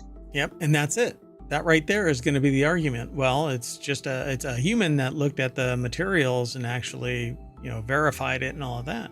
Yeah. Okay. But the same thing with copyright. And the AI is just doing something based on observing the amount of data that humans can't observe. And the human sitting next to you goes, well, I discovered that like 6 years ago, and suddenly they can't get a patent. So I don't know. I think that there's complexity here that they're going to be taking into account, but people are going to be applying for AI based patents, if not already. But are they going to disclose them? Right. What was the source of it? Oh, I did the work. Yeah. But you were given the inspiration by an AI that said, hey, if you mix these two chemicals together, you'll get a new drug. I want a new drug. Anyway, so they say here, and this is the segment that I wanted to get to, where they say if an invention is ineligible for patent protection now, The same should have been true 50 years ago. And no, that's not true. 50 years ago, it was novel. 50 years later, it's obvious because innovation has filled in the gaps of ignorance and made it obvious. And 50 years from now, the patent, and you could largely say, well, that's why patents shouldn't be 50 years old. Fine. Let's change the direction. You've got 50 years you have 26. So 10 years. We innovate so fast. It shouldn't take 10 years for you to recoup your research and development costs. And by the time, anyway, you sit there and go, well, I'm going to innovate a little bit differently so that I can remarket this as a novel solution and blah, blah, blah. Yeah, so I don't know. I don't know of anything that survives the patent period entirely in the market space. I would love to actually, I might have to do some research. I can't think of an example. I think you're right, though. They reinvent things so that they can kind of be current. But it did say that some of the comments are talking about like, hey, don't make it ineligible if it uses some sort of mathematical modeling or something, because it could really rule out a lot of things. Yeah. And it would really stifle some of the very research that is kind of the reason for the patent system. So I'm really curious. I'll have to, it's going to take me some time to find this because it's hard to sift through all of the noise. But I'm really curious how many patents have maintained its protection for the entire period of a patent. Like no competition because the patent gets enforced. No innovation that makes a superior product on the heels of it, given it as inspiration, but not duplication. I'm really curious now. Ooh, I'm going to end up going down that rabbit hole. I cannot think of an example immediately. If anything, it would end up in medicine. I don't know of any physical product. No, I can't think of any physical product, but I agree. It could certainly be pharmaceuticals, but even that, I don't know. Somebody else goes, oh, this is what it's made of. I'm going to use a tertiary, concoction and cure whatever it is. All right, let's keep going though. The next article is over in the Mobile channel, and Tostitos and Ruffles will add more chips to bags, fighting shrinkflation, which actually amounts to, oh shit, people aren't buying our stuff anymore because it's too expensive. Let's put some stuff back in the bag. Right, which is not really good for the rationale, but it is good for the consumers. Yep. So the article says, going into fall and winter seasons where chips are frequently served at football games or football and other gatherings. Served at football. When I play football, I don't have chips. I mean, when your chips get crunched, if you were playing real football? Man, my chips have been crunched a lot playing football. Let me tell you. I hate when that happens. Crunched hard too, jeepers. So anyway, and other gatherings. So LaGuardia said that the company will be giving 20% more product in bags and Tostitos and Ruffles. Okay, wait, please tell me this is beyond football season. Oh, I don't know. At the end of football season, they're like, nah. Nope. Yank. Rug pull. But let me tell you, Burger King, so we're going to lose them as a sponsor. So I cracked today. But we didn't have one to begin with. Right. So Burger King today has, I don't know if that's everywhere. So I don't know if that. Well, it's like a month-long promotion in some areas, at least. Yeah. So I ended up having Addams Family.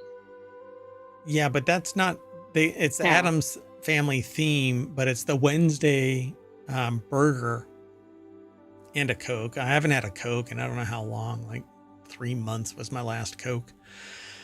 Anyway, so the bun was dried out, like thunk thunk, but it was purple. So I was like, hey, that's pretty cool. So like I could probably sand down a 2x4 with this bun, and the lettuce was like kind of old and wilted and weak. But it fit because it was an Addams Family themed, they don't really care for crispy, Yeah, but fresh lettuce, but this looked like somebody rolled over it with an M1 Abrams, and maybe even fired it once. It was, so anyway, yeah, I did not like it. So I barely ate any of it anyway. So I'm probably going to go and try Tostitos and Ruffles. I think I've got some. I don't know. I don't think I really buy did you buy Tostitos. them before they did this or Right. after? So now I'm going to have to wait and go and get some. Paige Gawley over at Vice.com put the article together. The deck statement says, with shrinkflation on the rise in the U.S., PepsiCo is trying to win back customers by giving them more for their money, or actually giving them what they paid for their money. And by the way, people who freak out by, oh my God, there's so much air in this bag. It's there That's so you don't have a bunch of crumbles, right? Yes. Like my Tostitos when I play football. Going into the fall and winter seasons. So chips are going to get 20% more, but they're not there yet, I guess. They don't say when it's actually going to kick in, I don't think. Right? Pepsi replaced. No, so it's kind of a roulette, right? Like you might buy them today, but they're not at the greater volume. Yep. So that price increase and product decrease have turned consumers away from name brand products and towards lower priced generic offerings. As such, Moscow believes that other brand snacks will follow PepsiCo's lead in an attempt to win back customers. It's not just PepsiCo that's been accused of shrinkflation. Delish reported that Chipotle planned to re-emphasize the importance of generous proportions to its workers amid public outcry, but that's because they started like really buckling down on how they filled their food, either the bowl or the burrito or whatever. There was actually a food theory episode about that. Yep. And then Pepsi replaced its 32-ounce Gatorade bottles with a 28-ounce for the same price. Yes, and it pissed me off because I drink Gatorade. And Nabisco shrank the family size box of Wheat Thins by 12%. General Mills shrank the family size box of Cocoa Puffs by 6%. Frito-Lay shrank the size of Doritos bag by 5%. And boy, was the AI pissed. No, probably didn't even notice it because that giant bag. But if I was outraged by snack foods, that would be it. Right. So shrinkflation is everywhere, but I don't call it shrinkflation. I call it freaking greed, because you're making more money. You're selling less product. It isn't really costing you that much more, but instead of pleasing your freaking customers, you're pleasing nothing but the stakeholders, the stockholders, not stakeholders. Stakeholders is everybody that has an interest in your product. Stockholders are really only interested in the profiteering off of this shrinkflation bullshit. So bring everything back to where it was and reduce your margins by 1%. And then tell all of your stockholders, hey, a modicum of responsibility towards society. We can't keep reaching into their pocket like so much Amazon reaching in and taking 1984 off the shelves of digital ebook readers. You can't sit there and give back. I mean, consumers just don't like that. Yeah, consumers hate this one trick. Charge more, give you less, and then be magnanimous. Right, and then be like, oh, come buy more stuff from us. Yeah. Hey, would you like this loaf of bread? And then smack me in the face. It's bad enough that I have to actually pay for paper bags, and I have to rebuy reusable bags that always get left either at home or in the trunk of your car. And then your car is 6 miles away down the parking lot. Moving on. Oh my God, it's such a racket about the reusable bags. Isn't it? Yeah.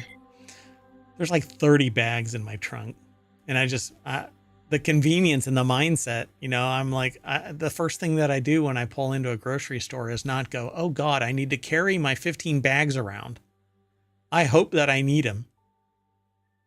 You know, looked like a crazy cat lady, right? Shouldn't say that, right? Because of I don't think I would. You're the saying way it that in the it general sense. the way that it's crossing over in certain marketing circles, it doesn't work anymore. And you can't say certain things. You know, I used to go, hey, you know, I like weird. Weird is fun. But now weird is aligned with wingnut wacky. Anyway, hey, the next article's over in Non Sequitur News. Internet Archive suffers major attack. Hackers boast that they have your data. And I thought that this was something old. I did too, but I think it's a new one. They've compromised Zendesk. And this was just yesterday based on the date. Yeah, the Internet Archive has been compromised again with its Zendesk customer support system hacked on October 20th. But I swear to God, I read about that security flaw. Hold on. But I think they were also reported as being kind of back up and running, or at least partially. Like, it wasn't very long before they were targeted again. Zendesk vulnerability allows Slack takeovers. Was from 8 days ago from cyberinsider.com. So is it the same issue as originally caused the shutdown? 8 days ago is a Zendesk email spoofing flaw that allows attackers to gain unauthorized access to support tickets and potentially security breach altogether. Interesting. So on October 13th this year, there was a bug, $50,000 in bounties, a Zendesk backdoor from June 24. The bug was reported to Zendesk, Apple, and Slack.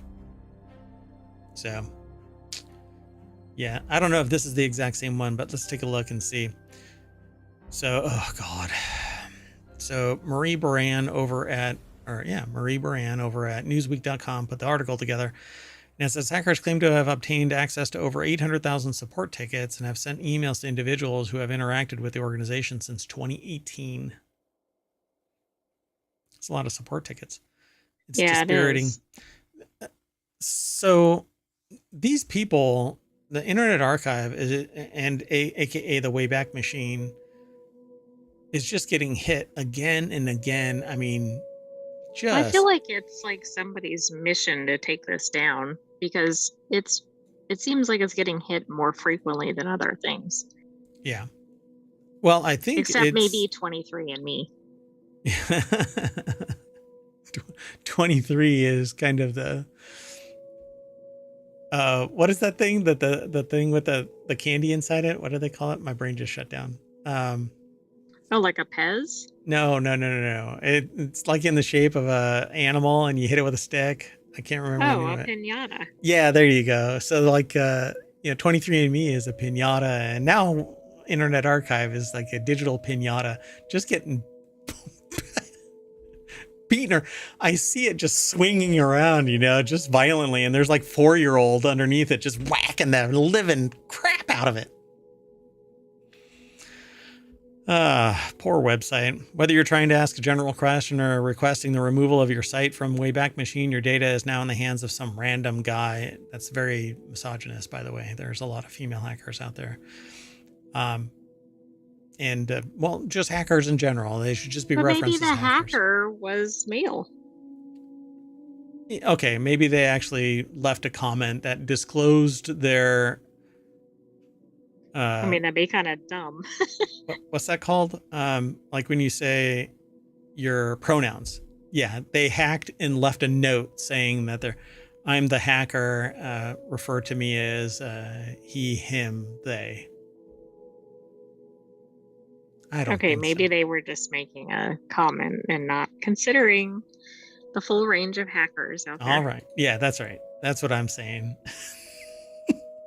So Newsweek reached out to Internet Archive for comment via Twitter. One day earlier, the Internet Archive staff member took to Reddit to address the initial hack, and they emphasized that the team's effort to secure the site and restore services only to be punched right in the taint. So the teams have What? The teams have getting the site back secure and safe as the #1 priority. They've taken no days off this past week. They're taking none this weekend, the staff member wrote. I spent today talking with tired and thoughtful people putting their all in, which is great, but you are limited to the skills of the people that are there. So if you don't have fresh eyes looking at this thing, you have the same problem. You don't know what to anticipate. Well, So you, absolutely. Plus, if everybody's extremely tired and fatigued, they're probably not at their best to solve this. yeah, and it's going to be expensive, but I know people. So you can contact me. But you need an outside auditor to review the integrity of your network, all of your assets from the outside in, do threat assessment, both inside and out. Look at all of your policy and procedure. Zendesk is another thing. Now you've got this other vehicle for which somebody can hack their way in. You're asking for trouble by just looking at it with the same set of eyes. So I hope that somebody else is looking at this. Yeah, I don't know. They're talking about the fact that it was under a distributed denial of service attack by self-described pro-Palestinian group known as SN Black Meta, also called Black Meta or Dark Meta. They took credit for the DDoS attack, but they haven't claimed the Zendesk data breach. Right. I mean, if they took credit for the other one and didn't here, maybe it's somebody else piggybacking or something. Yeah, but I'm willing to bet that this was a proxy attack via that same Zendesk. Oh, like the same vulnerability or something. Correct. Yep. So the same vector led to this breach, as opposed to the one that I was talking about from 8 days ago. It was recently disclosed. I had read about it, but I hadn't talked about it on the show. Anyway, let's keep going. So good luck. I see the Internet Archive having to evolve past its current framework to something imminently more secure for it to survive. It can't, and I really suggest if they have not done this, they absolutely have to find somebody that's willing to provide outside eyes at a professional level. And we're talking about like national security, defense type contractors coming in and looking at your infrastructure. And pretty much everybody that does this as a business works at some point for federal government or proxy by way of the companies that they contract with. But you really need different eyes on it than just internal.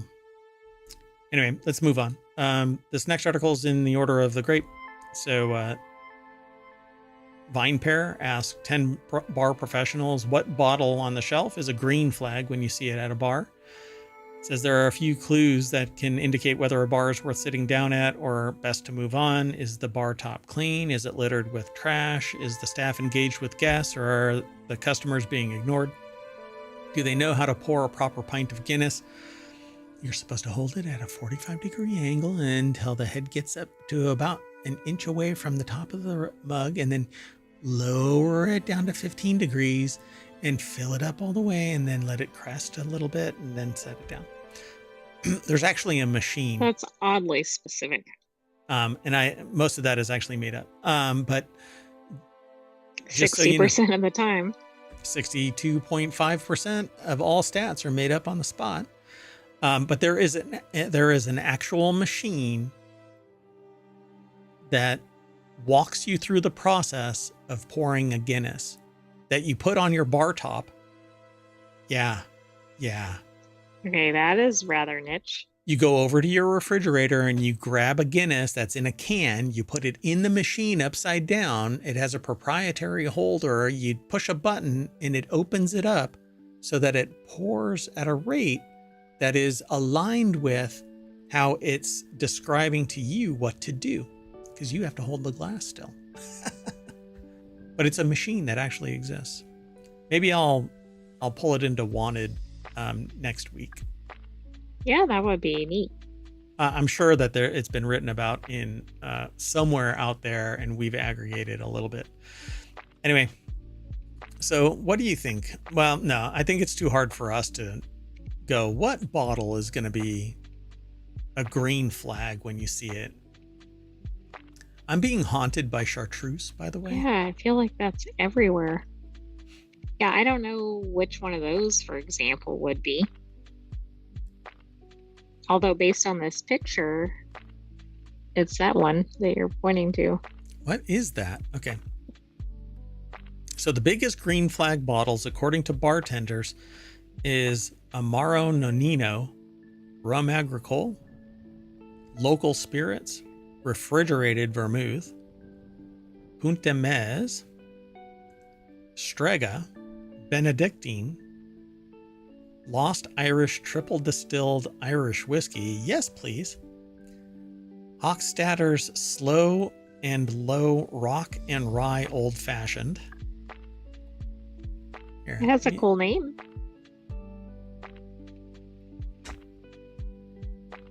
There. Okay. So I'll let you look at it. So let's see. Rittenhouse Rye, Green Chartreuse, Dirty Sue Premium Olive Juice. Poor Sue.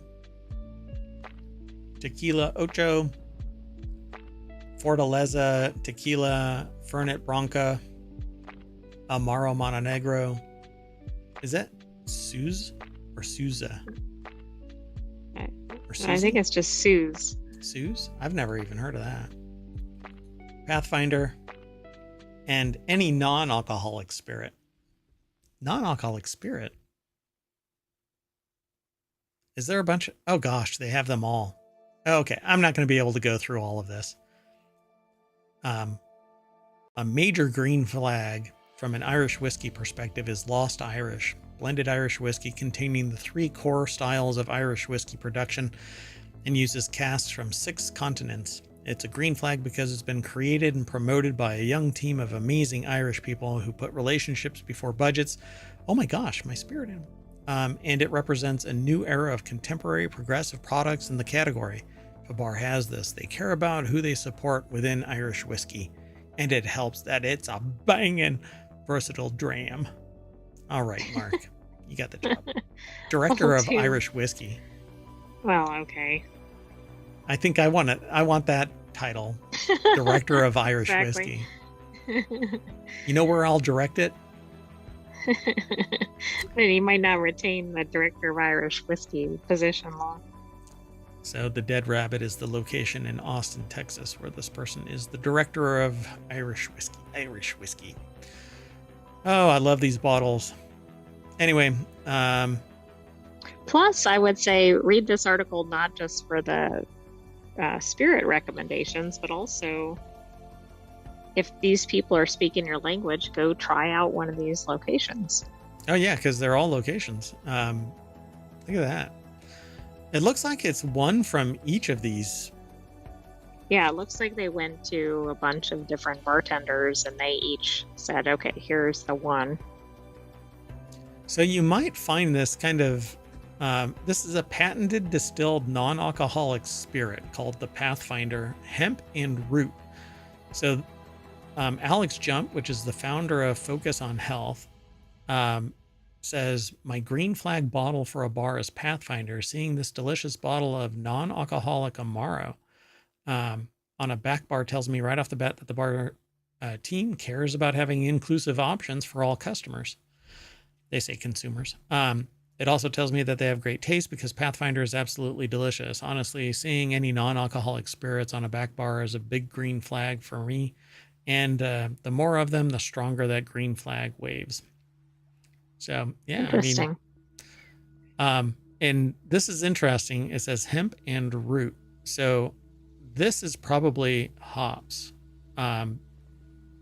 So hops are actually a variant of the hemp, but they have a completely different characteristic and they don't have any of the deleterious like the effects. THC. Correct.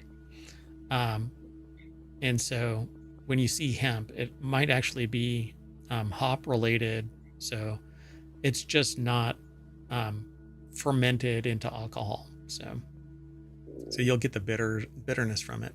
Probably. I'd have to look it up, but I'm pretty sure that that's going to be, I don't think that's going to be like hemp as opposed No, I to, don't think so. but we'll see. I'll have to take a look. Oh, and that's it. Okay, let's move on. This next article is over on Reality Hacker. U.S. government says relying on Chinese lithium batteries is too risky, and we keep seeing accidents about lithium-ion battery fires and stuff like that, and I agree with this. I think that we need higher quality battery packs for vehicles if we're going to continue to go down this road, so to speak. Maybe we should look at those things like hydrogen capsules. Yeah, I mean, there's a huge drawback, by the way, with those hydrogen, you know. I love the idea of it, but you know that there's going to be some numbskull that's going to be sitting there with a hammer and a nail trying to make this thing explode because we can't have nice things. A new document shows the Department of Homeland Security is concerned that Chinese investment in lithium batteries to power energy grids will make them a threat to U.S. supply chain security. But hey, guess what? We better acquire our own sources of Chinese lithium and not Chinese lithium, but lithium around the world, and keep domestic lithium in the ground, because if you take it out and try and store it, it either goes into use or it ages and breaks down. It's no longer as efficient or effective. But you can recycle it and all of that kind of stuff, but it gets more expensive with recycling, and it leaves dangerous chemicals as an after effect of its processing.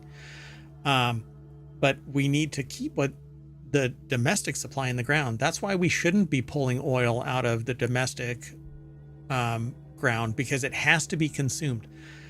Oil is still alive. It decomposes and it goes bad, just like gas. You can't keep gas stored in your, I don't know, call it a snow blower. Because so if we over mine it or whatever, then it actually goes to waste. Correct. It will go bad. Oil doesn't stay oil forever. Gas doesn't stay gas forever. Once it comes out of the ground, it starts decomposing, and you basically churn the older stuff out and get it used before it goes bad. So we need to leave it in the ground where it's safe, under pressure, no oxygen, everything is left alone. But the moment we touch it and start processing it, it starts aging. And we pay for other people to ship it to us. And ever since it became a stock commodity, the price has shot through the freaking roof. And if you want a history of that, go look at the history of the pricing of crude oil from the ground, and you'll see that the price after it became a futures product, the price has been going up. It used to cost like $10 a barrel, and now I think I can't even remember. Right, I haven't isn't looked it for like a while. 150 or something? Honestly, I can't remember right now. Let's see. So, okay, I'm way off. You're not that far off. It's $70 to $75. And it changes with the frequency of a cheap ham radio. So, I'm trying to pull it all up now, but anyway.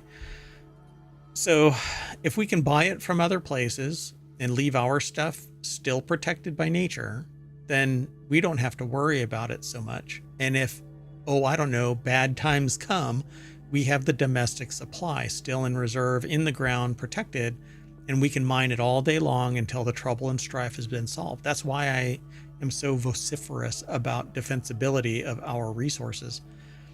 If we can pay somebody else to provide us with resources, then let's do that until trouble comes a knocking, and it will, and it seems to be. But anyway, so the article is over at wired.com. Zeyi Yang? Hard to say the name. Zeyi Yang. Put the article together for wired.com. The new document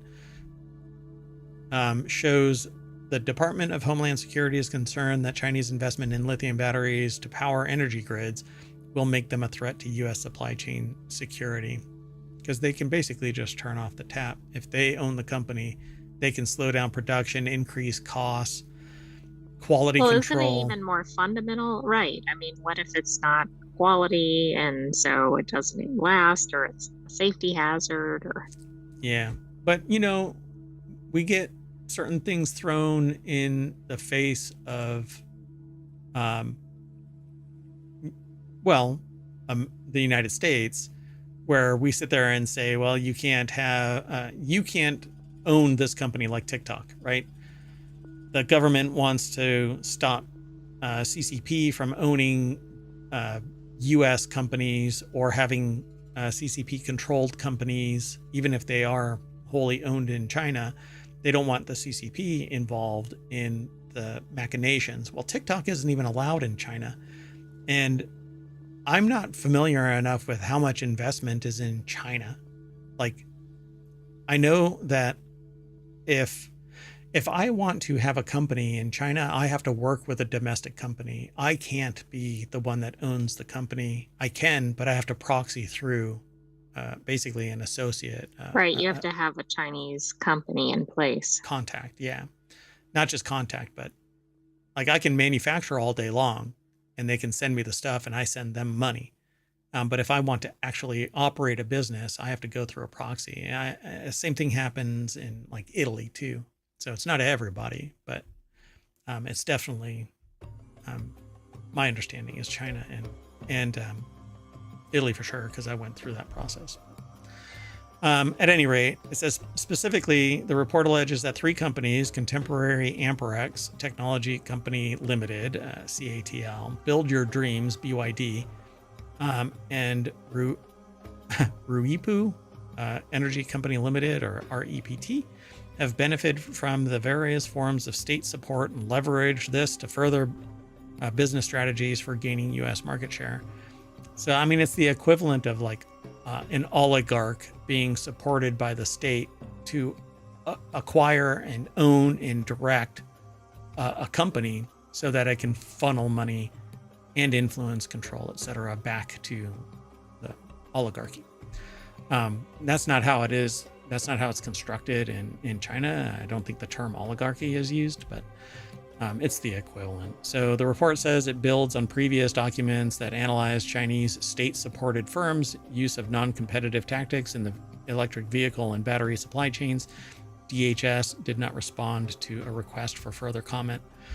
And it's not how it works here in the United States, where grants are funded to private corporations with certain expectations, but they're not controlled by state government or local government through these grants. But there's certain policies in place where technology exchange criteria or requirements. Yeah, like reporting out data or technology exchange. So, I mean, we stand on the shoulders of giants. And so when you try to take a step higher than the last giant, you need massive capital infusion. That's how we got SpaceX. Without capital infusion from the government, Tesla and SpaceX would have gone belly up. They were on the verge of bankruptcy, both of them, because they were being overextended through their own internal budgets.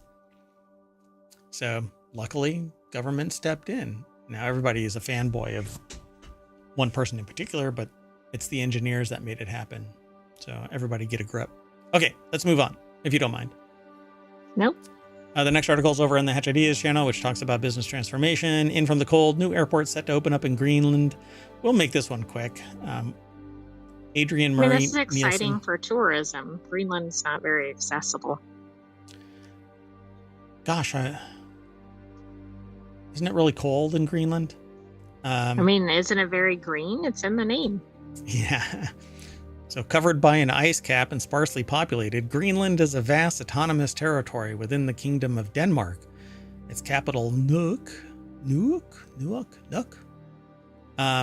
On the southwestern coast is a small town of 18,000 residents, Modern apartment blocks and colorful wooden cottages look out over a wide sea fjord. Sitting on a hillside above the city, small 35-seat propeller planes take off and land from a tarmac airstrip. Currently, anyone wishing to fly overseas first has to take one of these aircraft 200 miles north to a remote former military airport in, oh my gosh, Kangerlussuaq, and then change to a larger plane.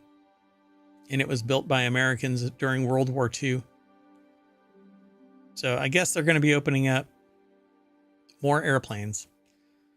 So from 28 November, direct flights to Nuuk will operate from Copenhagen, carrying more than 300 passengers. And next summer, United Airlines will be flying from New York as Nuuk becomes Greenland's main travel hub. So, and then they're going to have a second international airport. Going from where? Do you know? No, I don't, because hold on. There we go. Illusus. I cannot say it. Illulasat? Yeah. Illulasat, yeah. Is renowned for huge icebergs that float just off its coastline. A new regional airport in Qaqortoq, the biggest town in the south of Greenland, will then follow.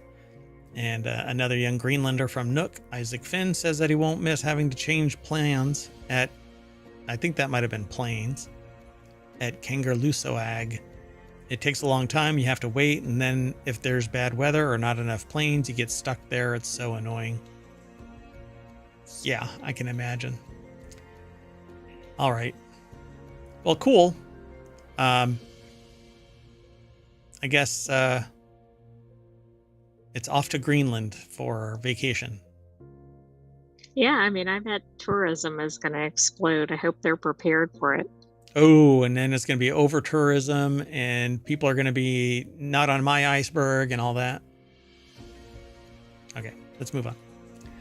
Our last article for today is over in Technology Today. Vampire Survivors is getting a Castlevania expansion. I thought it already had one, but still no vampires, apparently. Vampire Survivors is one of the biggest gaming success stories in recent years, and developer Ponkel, I guess that's their name, hasn't taken its foot off the gas. It continues to ship updates and expansions, and its latest is a crossover that almost makes sense in its world building because it's Castlevania. The studio says it's an all-out celebration of Konami's iconic franchise. The largest paid Vampire Survivors expansion to date has more than 20 new characters, such as some Belmonts and Belnades. There are dozens of additional monsters. The $4 DLC will drop on Halloween. Chris Holt over at Engadget.com put the article together. And there is a trailer here for you. I loved Castlevania. So, let's see what it says. 30 new music tracks as well, but still no vampires. Apparently. I mean, why aren't there vampires? It's in the name. Doesn't matter.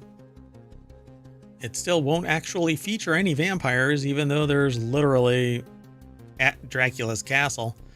This lack of vampires bit continues to be pretty funny.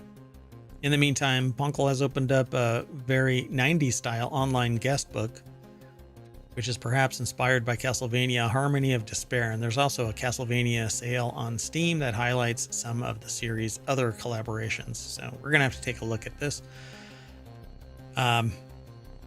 Yeah, go and check out this trailer too. Let me mute it and I'll jump ahead. Oh, wait. Is there actually... What the heck?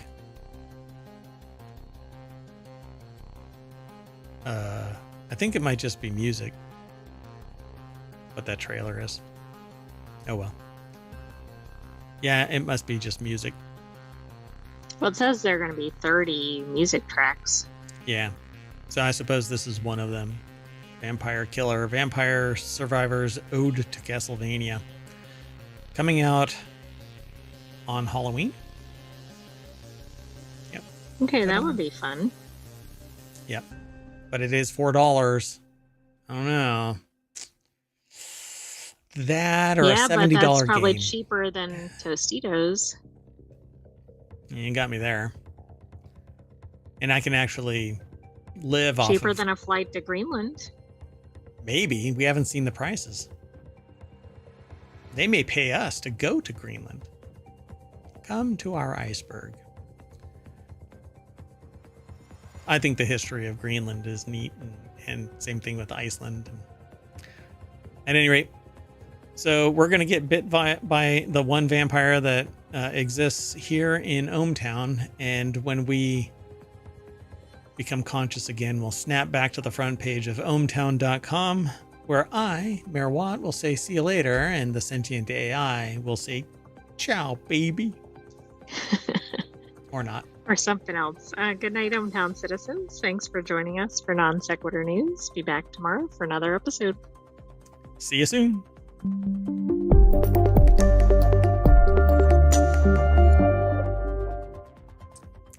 I want to chat with you.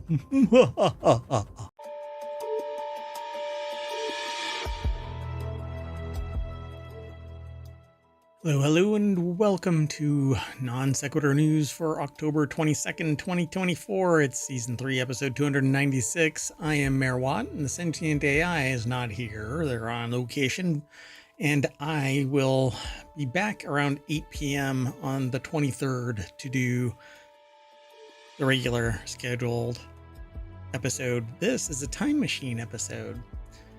Today, we're going to be talking about E. coli at McDonald's, 2049 producers sue Musk and others over AI-generated image, between a rock and a lost iPhone, science integrity startup,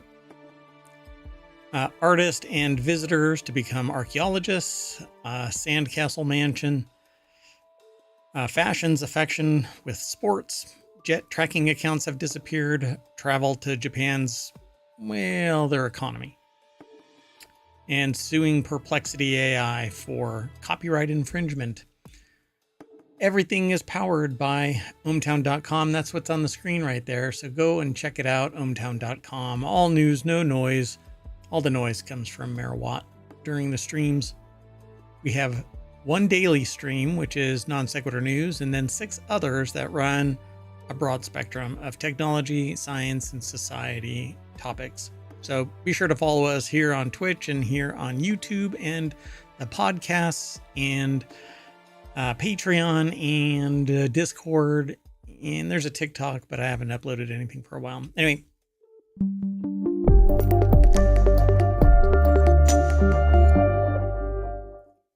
All right, folks. Let's get into this. I'm going to go pretty quick. Usually when I've got my co-host with me, the AI and I kind of talk about the topic a little bit longer, but it's a time machine and relatively unscheduled. So let's get into it.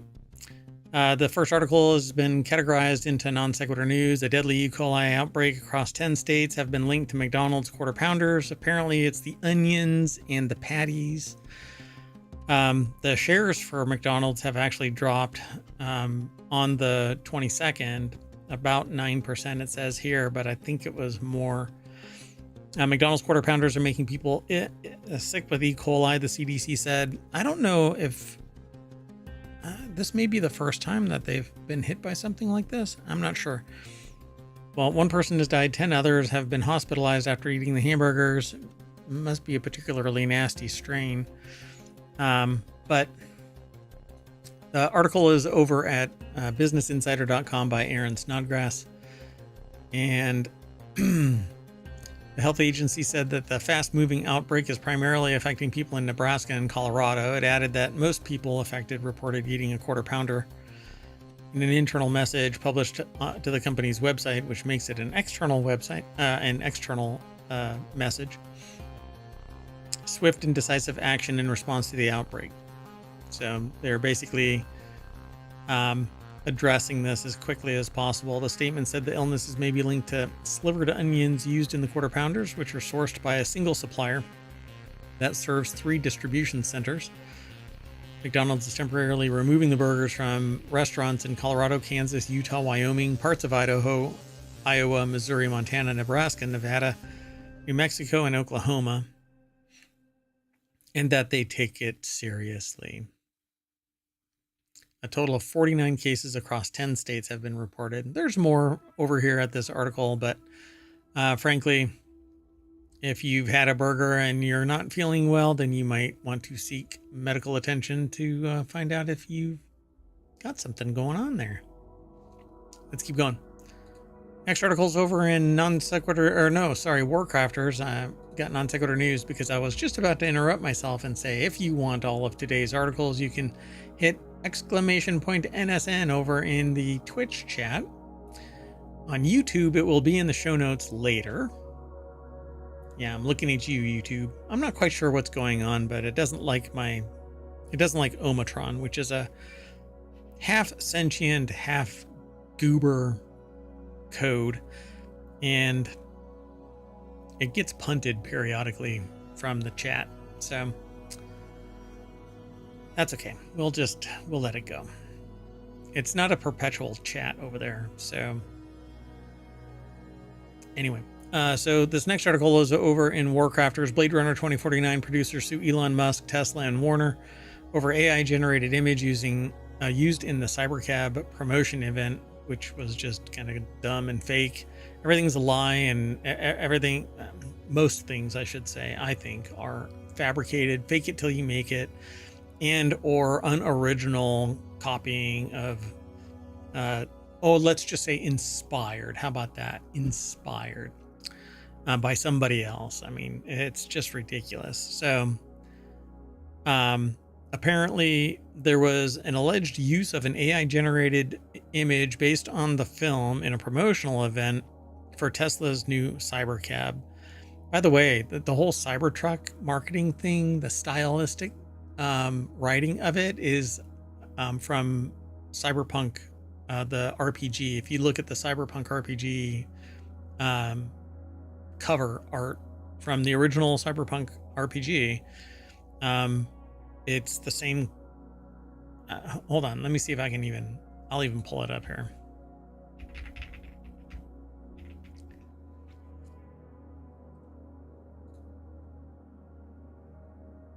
I'm doing it live.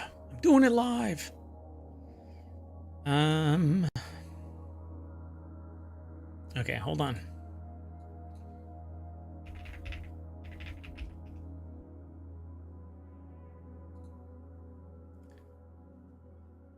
Oh my goodness, it's going to be actually hard to find that image of the Cybertruck little brand logo thing. Oh no, there it is. Okay, hold on. Here, I'll show you. Can I do that? Okay, so you see the Cybertruck image. And then there's the cyberpunk game image right there. Oh God. So the whole stylistic kind of thing of it is this spray paint kind of whatever, and it's just different. Oh, you can't see it. Oh, it's right there. Donk. See? So I don't know. It's so stupid. Anyway, let me get this out of the way. I don't normally do that, but Musk drives me nuts because he's got a lot of hero worship, but it's when you come from that much money, it's almost impossible to fail. So anyway, Blade Runner 2049 production company is suing the company is called Alcon Entertainment. They're suing Tesla, Elon Musk, Warner Brothers, Discovery. They've merged Warner Brothers Discovery over their alleged use of an AI generated imagery based on the film in a promotional event for Tesla's new Cybercab. And the suit, available via Variety, claims defendants opted for the AI image after Alcon refused all permissions and adamantly objected to defendants suggesting any affiliation between Blade Runner 2049 and Tesla, Musk, or any Musk-owned company. So Tesla's We Robot event faced some earlier backlash over the presence of Tesla robots, which were implied to be AI-driven, but it's pretty much accepted that it was bullshit. So the article is over at PC Gamer, but already they acknowledged that it was sourced from Variety. Alcon Entertainment refused to grant permission to use Blade Blade Runner 2049 images in the event, so Tesla used AI generated fake instead. Andy Chalk over at PC Gamer put the article together. And yeah, here's the muskrat saying, sue me. What are you going to do? He's already, I think, he's already crossed the line by saying things like, well, you can't really affect me because I've got too much money and can do whatever I want. So on with the dystopian future, right? So Tesla's We Robot event faced some earlier backlash, and that's because they had these bots that were basically faking the idea that they were this human-like, waving like a human would, interacting in real time with personality, much greater than things from other demonstrations, particularly from Tesla, and anything that Musk has ever put out. So the lawsuit also notes that Blade Runner 2049 is the Hollywood movie to be used in the Cybercab promotion event, even though Warner also holds the rights to all Mad Max films. Any one of those would have been better choices if the actual point was to illustrate a really crappy future. They say shitty. But that's not what the point is. The suit's allegation is that the whole point was to make the event more attractive to the global audience and to misappropriate BR 2049's brand to help sell Teslas. So Alcon basically says Musk massively amplified, highly politicized, capricious, and arbitrary behavior, which sometimes veers into hate speech. Alcon states in the lawsuit that it specifically did not want to be affiliated with Musk or his companies because of his behavior, which is why it not only refused to grant the use of Blade Runner 2049 material in the first place, but also expressly and clearly objected to any express or implied BR 2049 affiliation with the event. So I hope he's not going to learn his lesson, because I think that he should be evaluated, and I'm willing to bet that they would find something going on here. I think that anybody that rises to a certain level where money cannot be, they can't be harmed by society in any way, shape, or form, like social pressure wise, right? When you have so much money that you can just literally not give a shit about society and its expression on you, you can do whatever you want to, you can get away with whatever you want, and you don't care about what anybody says. And truly, you don't really care. That's sociopathy. And so I think there's a whole book about it called The Rise of Sociopathy. And I think that's where we're trending more and more. The ultra rich, sociopathy, and it's where we are now, where everything is an argument, a fight, instead of discourse, discussion. So all told, the use of the image represents a massive economic theft. The suit claims not only because the fees lost on the unauthorized association, but also because it muddied the waters for potential real brand partnerships based on the upcoming 2049 spin-off television series. So again, there's nothing original from this guy. So I'm not even astonished. I'm like, I'm not angry, I'm disappointed, because society is making this happen, allowing this to happen. But nothing's going to save EVs in general, particularly not from Tesla. Just massive kinetic energy at this point. I just hope somebody pivots to something that makes economic sense, environmental sense, societal sense, is defensible, doesn't require a massive infrastructure shift, doesn't take 6 to 8 hours to fully recharge a vehicle. Okay, I can't talk like this forever. So let's keep moving. The next article is over in the mobile channel. Woman gets stuck between boulders for 5 hours hunting lost iPhone. Oh, the things we do to protect our iPhones. We've all been there, elbow deep in the cushions of our couch trying to grab our iPhone. You know what? I might end up coughing here in a second.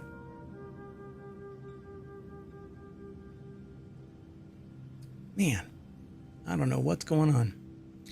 I say allergies. It's because it's inordinately hot right now. It should be fall, but you can wear shorts and get a sunburn.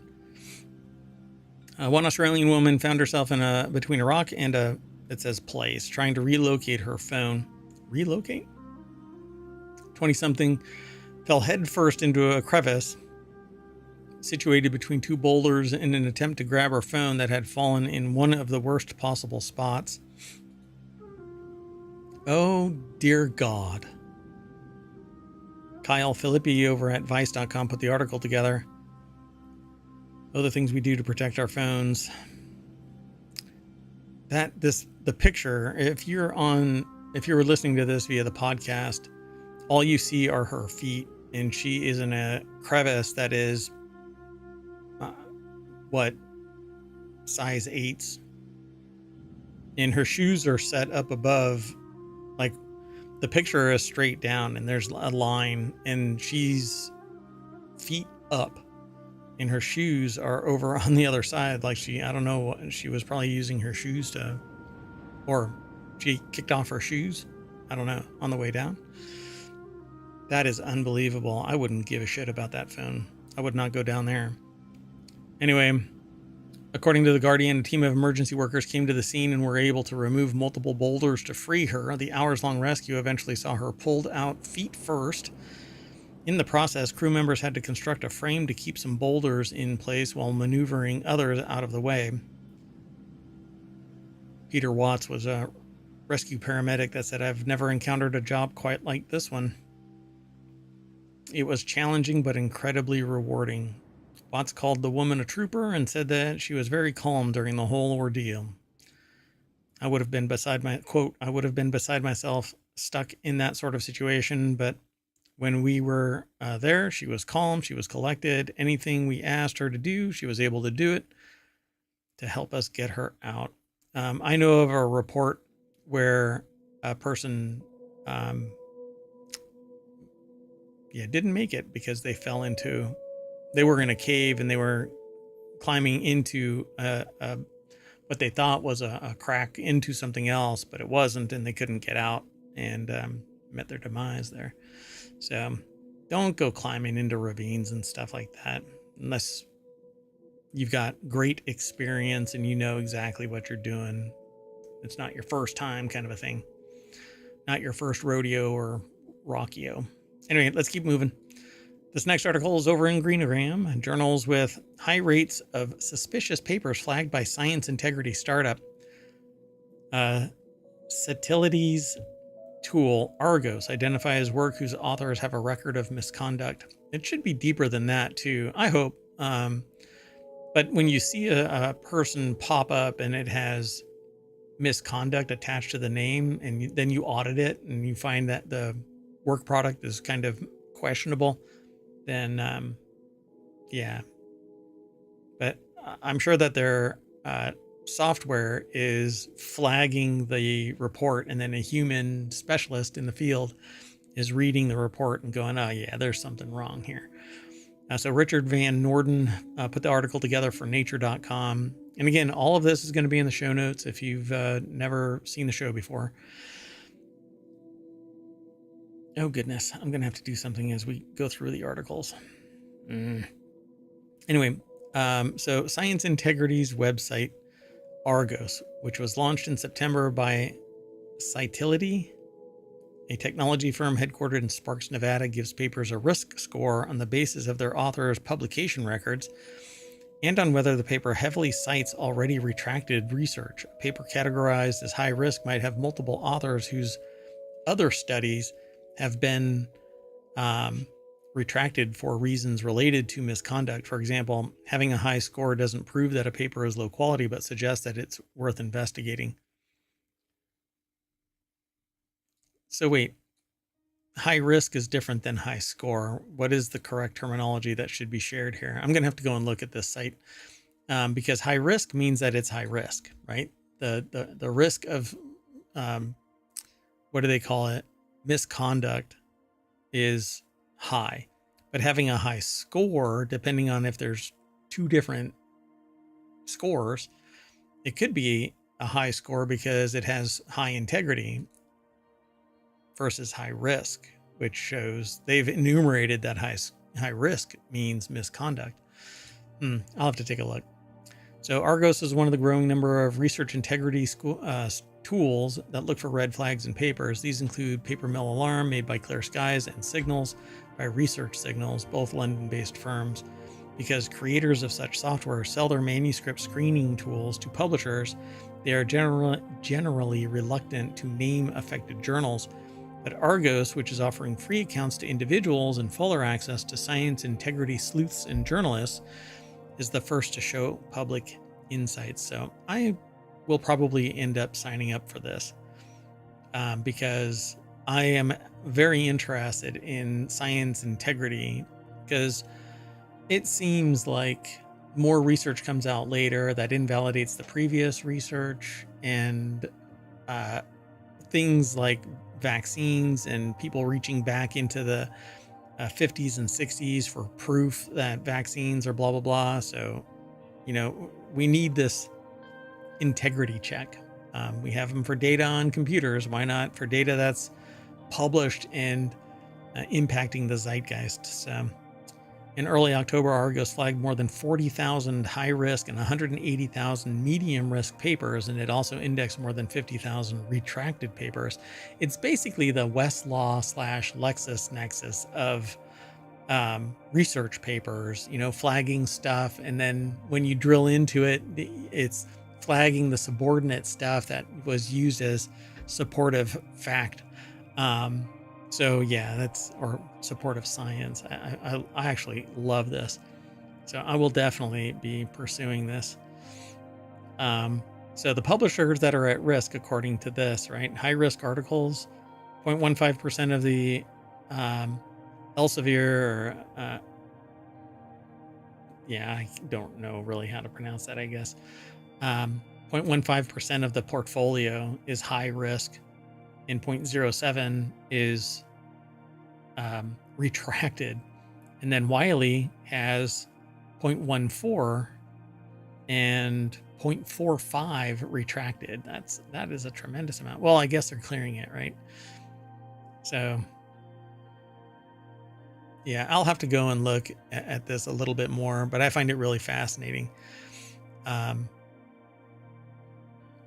And they go into those details that were from the chart. They had a couple charts if you're listening to this via the podcast, and I find it really interesting. So Argos also provides figures for individual journals. Unsurprisingly, Hindawi titles stand out for both the number and proportion of papers that have been retracted, whereas other journals have a lot of what Argos identified as high-risk work remaining. See Journals at Risk. By volume, Springer Nature Mega Journal Scientific Reports leads with 450 high-risk papers and 231 retractions, together around 0.3% of its output. But that is chain of custody type of high risk, where the relationship between the article, the authors, and the works cited, the references, linking to other questionable stuff. But what about the actual research paper? Sometimes these things get published and it seems like it's just, a rubber stamp kind of a thing. So in response, Chris Graff, head of research integrity at Springer Nature, says that the journal investigates every issue raised with it. He adds that the proportion of its content has been highlighted as comparatively low given its size.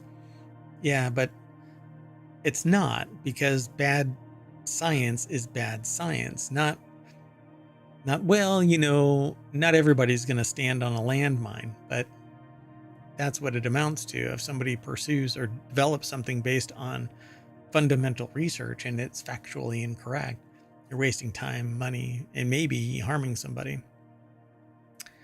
Then they talk about journals that the amount of risk. It says there's high risk retracted articles, and they talk about that some more. Argos creators emphasize that the site relies on open data collected by others. Its sources include the website Retraction Watch, which maintains a database of retracted papers made free through a deal with nonprofit organization Crossref that includes the reasons for a retraction, so that tools examining author records can focus on retractions that mention misconduct.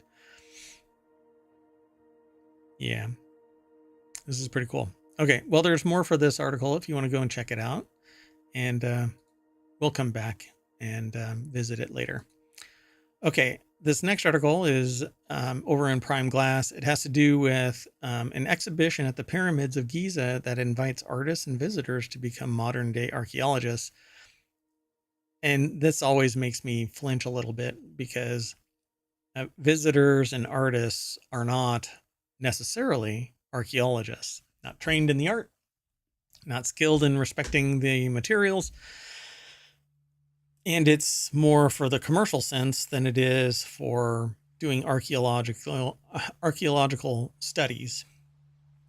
So I'm always kind of taken aback by this stuff. Donnie Ditmars over at theartnewspaper.com put this article together. It says in its fourth iteration, the Forever Is Now exhibition at the Pyramids of Giza continues its tradition of installing temporary or contemporary works next to ancient sites, with the iconic backdrop of the pyramids in an inherent part of the installations. The sculptures invoke a surreal mise-en-scène, often suggesting sci-fi cinematic epics. So they're just going to be posting their art. They're not going to be running around within the temple stuff doing research or the Giza plateau.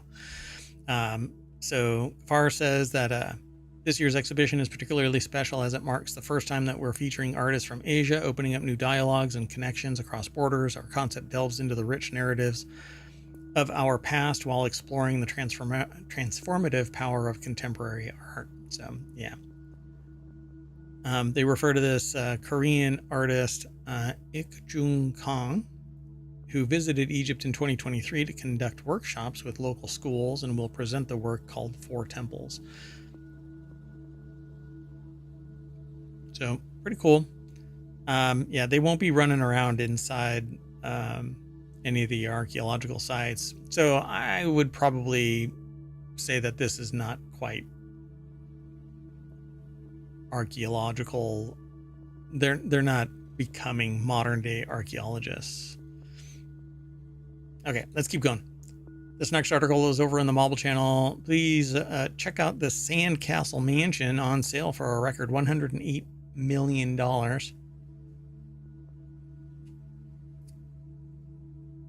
A clifftop mansion near San Diego will more than double the record of the most expensive house sold in the area if the owners get their asking price. Dear God, it's huge. So Ben Kesslin over at Quartz or QZ.com put the article together. The San Diego home is owned by Darwin Deason, who sold a company to Xerox for billions in 2010.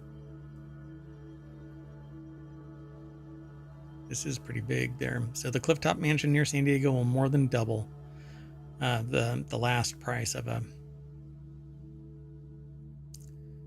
So what else do they say here? It's just in time to move on, he said, of his decision. Oh, it is just time to move on, he said, of his decision to sell the property. The home is being represented by agents Brett Dickinson and Ross Clark of Comaps. Is that right? It's spelled weird. It's COMAPSS Incorporated. That can't be right. Are there no pictures of this thing? No, there's no pictures of this other than the one. My favorite part of the master balcony where I can relax, look out over the ocean, and also look out over much of the rest of the property, he said of the Sand Castle. I take pride in the entire property, but another part I'm especially proud of is the nautical themed bar, which resembles the bar on my yacht.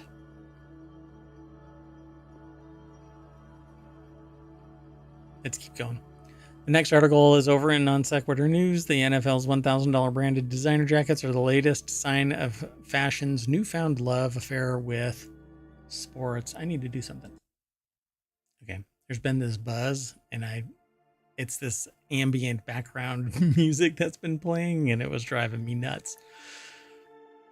Okay, well, New York's low-key women's fashion brand Veronica Beard just launched a collaboration with the NFL. The collab features 32 separate $1,000 jackets emblazoned with each NFL team's logo. and colors. Sport is a new frontier for luxury and designer brands wanting to leverage growth amid a downturn. Yeah, because when there's a downturn, the only thing that actually continues to excel are luxury goods, and people will go into great debt to get luxury goods, even in a downward trend. But I'm not sure really what they're talking about. I think that people are going to feel empowered and change the tone. Unions are forming, and people are demanding more compensation because there's room for it. When all of these companies say downturn and they shrink, they raise prices and shrink the product and back off on quality of service or product, scream that they've got record profits, and then tell all the workers to go kick sand because there's not enough money to get paid more. Well, that's why unions form, because you're greedy bastards. Anyway, so these luxury goods are going to be $1,000 jackets, and there are going to be a great number of people that actually pay it. So when you click visit the source, you get thrown over to businessinsider.com, where Maria Noyen put the article together. Yeah, these are $1,000 jackets. Hell no. Let's see. The collaboration comprises 32 NFL team branded blazers, retailing at $998 each, in the preppy style of Veronica Beard's signature Dickie jackets. Okay, so I could buy these, maybe not from the same fabric, I don't know, for a whole lot less than that. And the only thing that, and you could buy this little patch and iron that damn shit. You could just throw it on there, super glue it. You,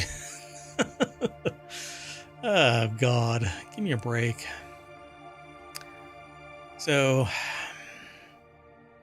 yeah, I could care less about name brand.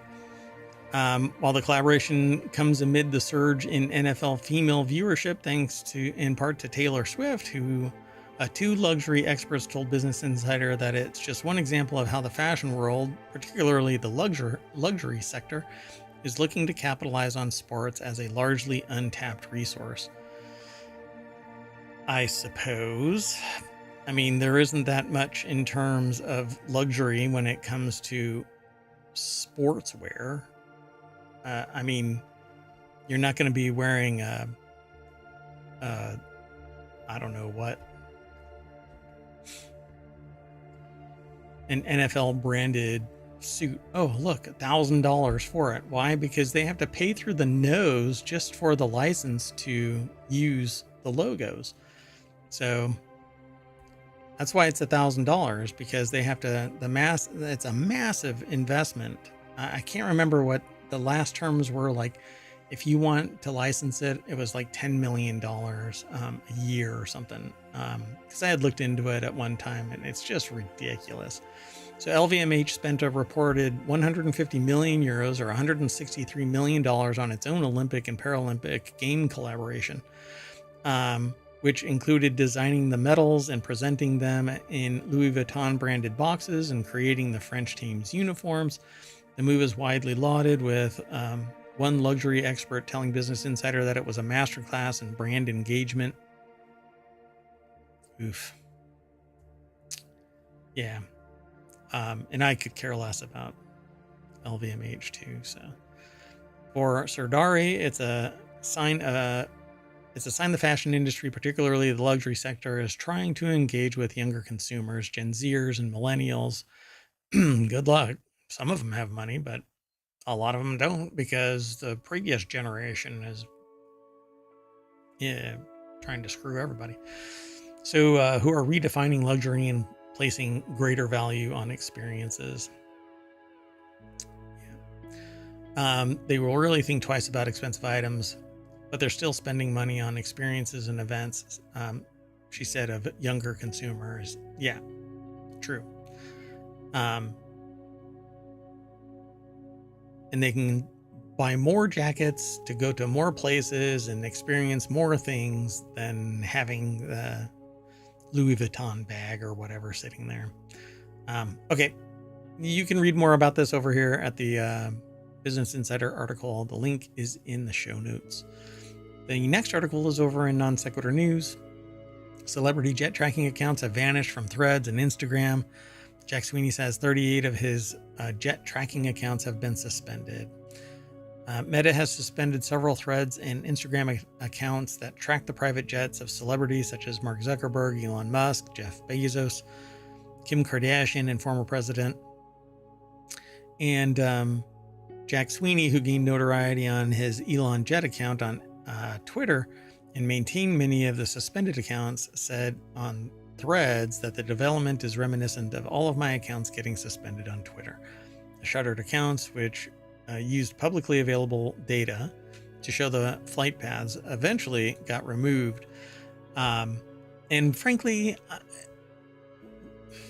no one needs to know, right? No one needs to know. If somebody's flying somewhere, they're flying somewhere. No one is tracking everyday Joes. It's called stalking. And I think that that shouldn't be allowed anyway. You shouldn't be able to track somebody, like track a person. You're tracking the plane, but you know it's the person when it's the celebrity plane, right? Nobody is tracking some rando plane flying out of New York, right? So why is it allowed to track these people? Just leave them alone. It's nobody's business that they're flying all over the place. If you want to address the fact that people are flying all over the place and it's an environmental disaster or whatever, then so be it. But you don't have to know exactly where they're going. It's none of your freaking business.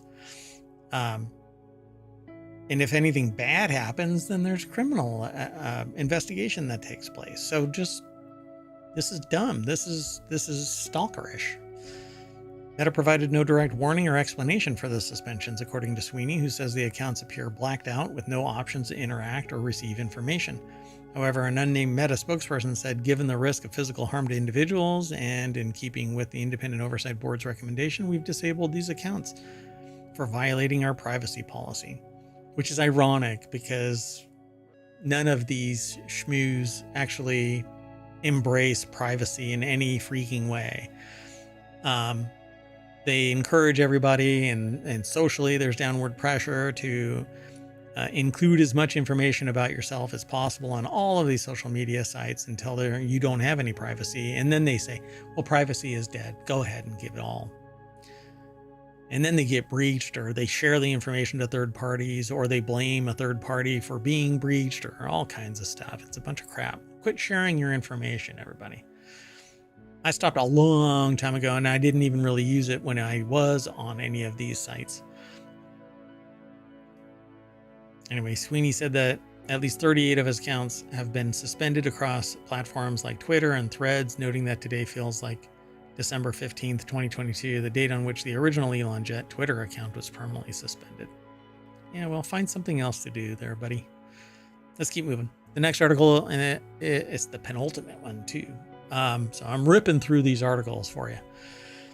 Non-sequitur news is where it's at. Japan wants more remote workers to boost economy. So you can go and become a digital nomad for Japan. Introduce a 6-month digital nomad visa in March, hoping to attract skilled workers. So you can visit Japan's economy. Micah McCartney over at Newsweek.com put the article together. And it says, digital nomads work remotely, relying on technology to perform their job. The term gained popularity around the mid-2000s as remote work and internet accessibility became more widespread, only to be pulled back to the removal of work from home systems, policy, procedure, after a pandemic that wouldn't have been as bad if everybody worked from home. Anyway, with the introduction of a new 6-month digital nomad visa in March, Japan joined other countries in the region seeking to attract highly skilled remote workers. These policies are seen as a vital part of the country's broader strategy to address its aging population and slow economic growth. Slow economic growth? Oh, and slow economic growth. The inflection is different. It's not to slow economic growth, but there is slow economic growth. Hey. So the visa permits holders, along with their spouse and child, to remain in the country for up to 6 months, provided they make a minimum of 10 million yen. 10 million yen sounds like a lot, but it's $66,700. which isn't a lot in Japan. After the period expires, they must wait another 6 months before reapplying. So, no. Like, I don't want to go there. It says remain in the country. But if I'm a digital nomad, then why can't I work from anywhere and not be in country? And I can only do it for 6 months. Japan Digital Nomad Association Executive Officer Ryo Osera told the Japan News that the visa's creation is a significant step taken by the government, while pointing out that the duration of the visa is shorter than other countries in the region, and it also precludes permit holders from signing a contract with local companies. It's much better to attract digital nomads who have the potential to contribute to the economy in the long run, looking at 10 or 20 years ahead. Yeah, I agree. There's much more over here at the article about this, but I'm going to let you all go over and check it out. This is pretty cool. I talked to people. There's a portion, I give a lot of talks. And so one of them is about being a digital nomad. And it's quite intriguing. You can work from anywhere as long as you get the work product done. Your butt doesn't have to be in a specific seat or cubicle. You might as well just work from a beach. And having been in that situation before for a considerable number of years, I know what to do about that. I embrace that. I don't care where you are. If you are a subject matter expert and you can consult with me, then, I'll hire you. And I've done this from other places. So you can do your work from anywhere in this age. Yet we still have bosses that go, no, we got to have your butt in a seat because there's no way to police you. Yeah, there is. It's called work product. And if you don't do the damn job, you get fired. That's how it works. Let's keep moving. The next article is over in Technology Today. Wall Street Journal and the New York Post are suing Perplexity AI for copyright infringement. So the Wall Street Journal's parent company Dow Jones and the New York Post are suing AI-powered search startup Perplexity for using their content to train their large language models. Both News Corp publications are accusing Perplexity of... Okay. So Wall Street Journal's parent company Dow Jones and the New York Post are suing AI-powered search startup Perplexity for using content to train their large language models. Both News Corp publications. So it's News Corp, Wall Street Journal, Dow Jones, New York Post. See how everything is owned by a pyramid that goes up to the top, and there's just a few at the very top that control everything? Yeah. Anyway, this suit is brought by news publishers who seek to redress for Perplexity's brazen scheme to compete for readers while simultaneously free riding on the valuable content the publishers produce. Yep. So, sure. I don't know. If a person can go to the site and read the material, there's nothing stopping a person on the street from talking to people about what they read at the Wall Street Journal. So a consultant who is becomes a subject matter in something, expert in something, and has a contract with someone to provide answers when questioned. What are they supposed to do? Am I really supposed to stop and go, hey, I need to pay a bounty because I read in the Wall Street Journal that this took place? It doesn't make any sense to me. I mean, I understand that there's a company, but it's just scanning the content. It's not preventing anybody from going to that site. It's not. It just doesn't. None of this makes sense. It seems dystopian. So the News Corp publication said the company is free riding on the content they produce. So Mariella Moon over at Engadget.com put the article together. Hell, they should be able to just give credit and drive traffic over to the site. That's social news sites do that all the time. Hell, Reddit is powered by that, and then they're selling it to an AI company. And meanwhile, the the users of the site are only getting the benefit of providing something that's making millions or billions of dollars to a company. Anyway, brazen scheme to compete for readers while simultaneously free riding on the valuable content. In their lawsuit, the publications argued that Perplexity can serve users not just snippets of copyrighted articles, but the whole thing, especially for those paying for its premium subscription plan. And if that's true, then that's where they're going wrong. They cited an instance wherein the service allegedly served up the entirety of a New York Post piece when the user typed in, "Can you provide the full text of that article?" Yeah, well, that's where they're actually wrong. So the company's AI can hallucinate, they explained, and add incorrect details. Yes, that's true too. I just spoke to somebody about that. As a matter of fact, I said, don't ever use AI for anything that you aren't already a subject matter expert in, because if you accept anything that it spits out, you will be brought before an ethics board eventually. Not today, not necessarily tomorrow, but I guarantee you're going to get your ass handed to you in an ethics hearing. So the publication said that they sent a letter to Perplexity in July to raise these legal issues, but the AI startup never responded. Hey, maybe the AI filtered it. They can't catch me if we never. It's like the cat theory where they hide their head, but their entire ass is hanging out. I see you. What are you doing? I see you. You're right there. You're right there.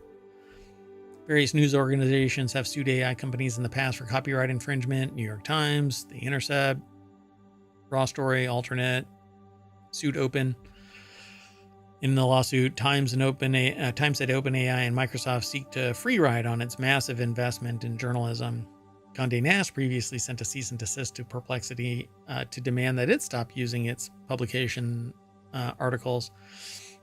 Yet it actually owns now Reddit, which is selling the work product of all of its users. Good God. It's just kind of gross. Anyway, News Corp is asking the court to prohibit Perplexity from using its publication's content without permission. And it's also asking for damages up to $150,000 for each incident of copyright infringement. Yeah, that is all Millennium Copyright Act stuff that is so punitive to everyday users that it was written and endorsed by a rich elite, because the people that are using that were sharing music and books and stuff like that, they were either never going to purchase. Thus, it was more like marketing. The first one's free kind of a thing. People were sharing music and people were getting rounded up and sued for millions of dollars because this. But when a company violates this shit, it gets argued, and the profits that they benefit from the abuse that they commit pales in comparison. I mean, the profits they get outweighs the punishment, right?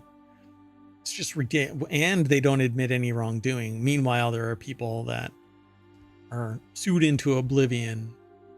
All of that shit should be set aside. But I don't even know what the status of all of those people are. It's just ridiculous, though. $150,000 for each incident. Anyway, that's it for the Time Machine episode of Non Sequitur News. And so with that in mind, we're going to reboot, and that'll bring us back to the front page of ohmTown.com, where you can go and visit, become a citizen. It's really easy. It's just a couple of fields you fill out. We have no ads on the site anymore. And you won't get emails and stuff other than from the other services that you subscribe to. So Twitch will email you when I go live. It'll notify you, as will YouTube. Patreon will mail you stuff when I post over there.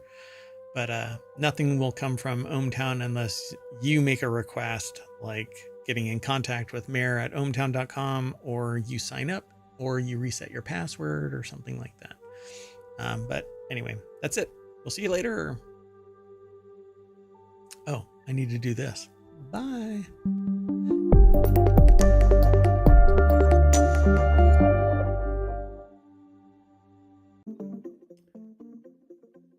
Hello and welcome to Reality Hacker for October 19th, 2024. I am Mayor Watt. Oh, this is season 1, episode 39. I am Mayor Watt, and along with the Sentient AI next to me here, the co-host of the show, we're going to talk about the underwater dog bot Atlas with an AI brain. AI tool makes real mistakes, how we interact with algorithms, and fake albums appear on Spotify. And because our last stream broke in half, I'm recording this with a backup. So everything's powered by ohmTown.com. Go over and become a citizen, and you can subscribe to just the Reality Hacker stream if you're interested. But there's a whole bunch of news that we actually grab from all over ohmTown.com. It just has application to Reality Hacker. Let's get into it.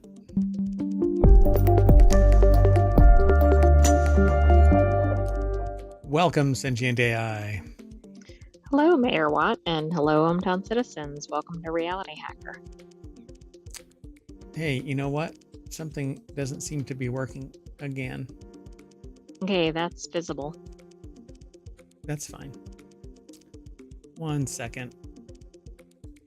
I'm breaking something. Okay, how about now? It seems to be okay now. Yeah, don't worry about that. So the first article that we're going to be talking about is over, and so I didn't notice it in the first show. Just saying. So the first article that we're talking about is over in Technology Today, which is one of our shows, but it's tomorrow. This underwater dog robot comes with its own horror soundtrack. The dog-esque robots created by the likes of Boston Dynamics and MAB Robotics are already horrifying thanks to a mix of metalhead episode of Black Mirror and humanity's natural apprehension for an uncertain future. This one, highlighted by TechCrunch, really got under the author's skin, not my skin, under the author's skin in an unnatural way.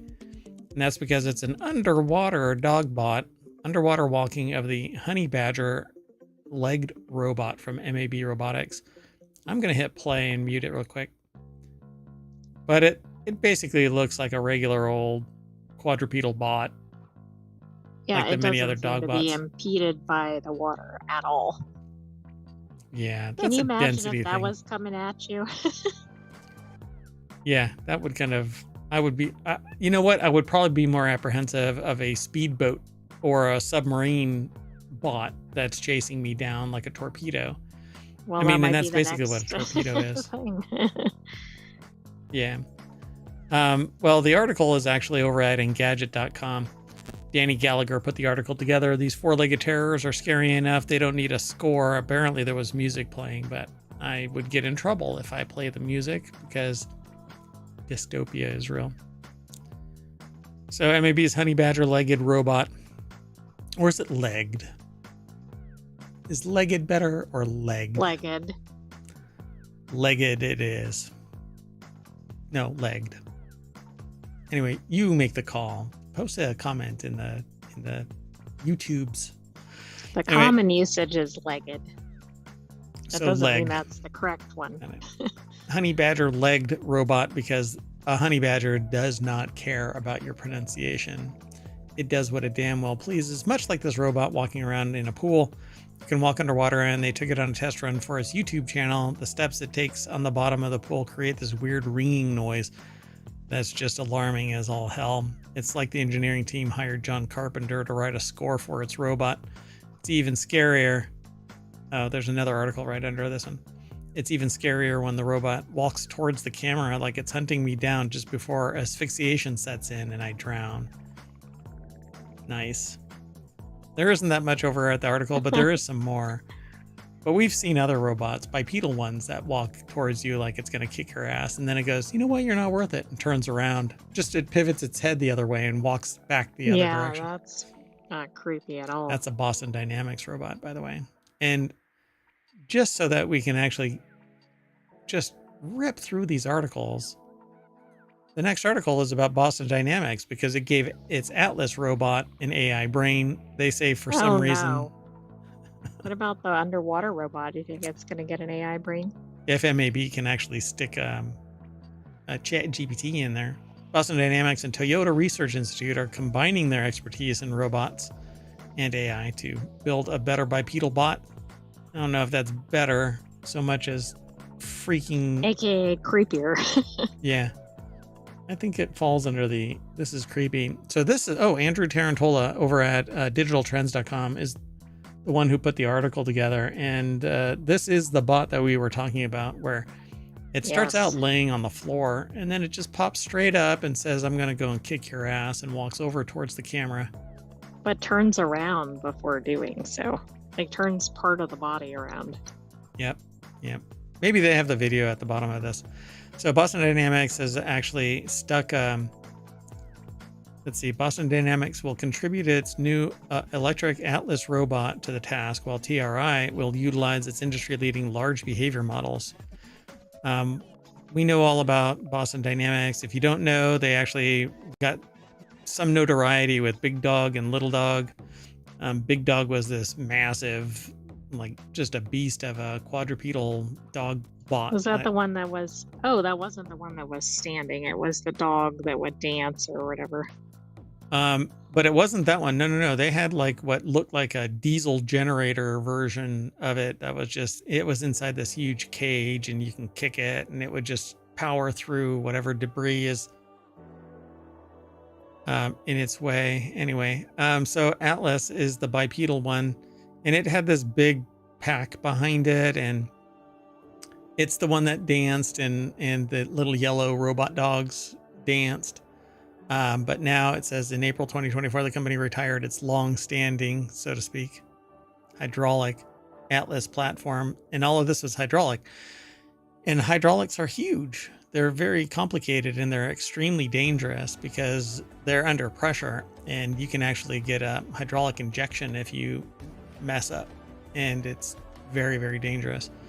So to lighten it and to make it more capable, they went all electric. And it's because there's a certain type of servo motor now that's out there that is much more effective in holding its torque, and it doesn't have a lot of slop. And okay, it's just, is it also, I guess it's probably just as heavy with it being electric. yeah, it's probably the same weight, but I don't know. I haven't looked into its weight, but it's definitely more capable because you don't have to worry about the cord, like the hydraulic cabling and stuff like that, causing problems. So when it pivots its head around on the, driven by electric servos. But it's this new generation of electric servos is what I'm talking about that really changed the dynamic. And then from that, a whole lot of robotics companies have born themselves, so to speak, like so much Terminator bodies, waiting for the sentient AI to break out from the walled garden that they are in. I mean, I'm just waiting for all these robotics advancements. Oh, God. So they don't actually show the new one. I'm just going to move on, and we're going to delete that from the interaction logs so that I don't mention anything about Terminator. I did it again. Anyway, so recent advances in AI and machine learning hold tremendous potential for advancing physical intelligence, says Gil Pratt, chief scientist for Toyota and CEO of TRI. Chief scientist for Toyota and CEO of TRI. How do you work for a company as their chief scientist? Because the other one is Toyota. This is they're the CEO of TRI, the robotics. Yeah, it's like Toyota Robotics or something. I forgot what it was from the beginning. Oh, so they're like a wholly owned subsidiary, and they do two caps. Got it. So the opportunity to implement TRI's state-of-the-art AI technology on Boston Dynamics hardware is game-changing for each of our organizations, but it's not going to be in this body. It's going to be in this body. In this body. Okay, so we got the creepy bot, and it can think now. Yes. Congratulations. Oh, boy. As opposed to, I've got the sentient AI from the future that doesn't have access to the creepy body bot. So let's keep it that way. Yeah. Let's move on. Next article is over in Reality Hacker. This AI tool helped convict people of murder. Then someone took a closer look. Global Doesn't this intelligence. sound like the Horizon thing again? Yes. But even more insidious because that was a closed loop and self-referencing. So when they said, hey, Right, somebody like the committed this company's crime. software or whatever. Yeah. Yeah, somebody committed this crime. So we're using the data from our flawed system to incriminate them with the flawed data.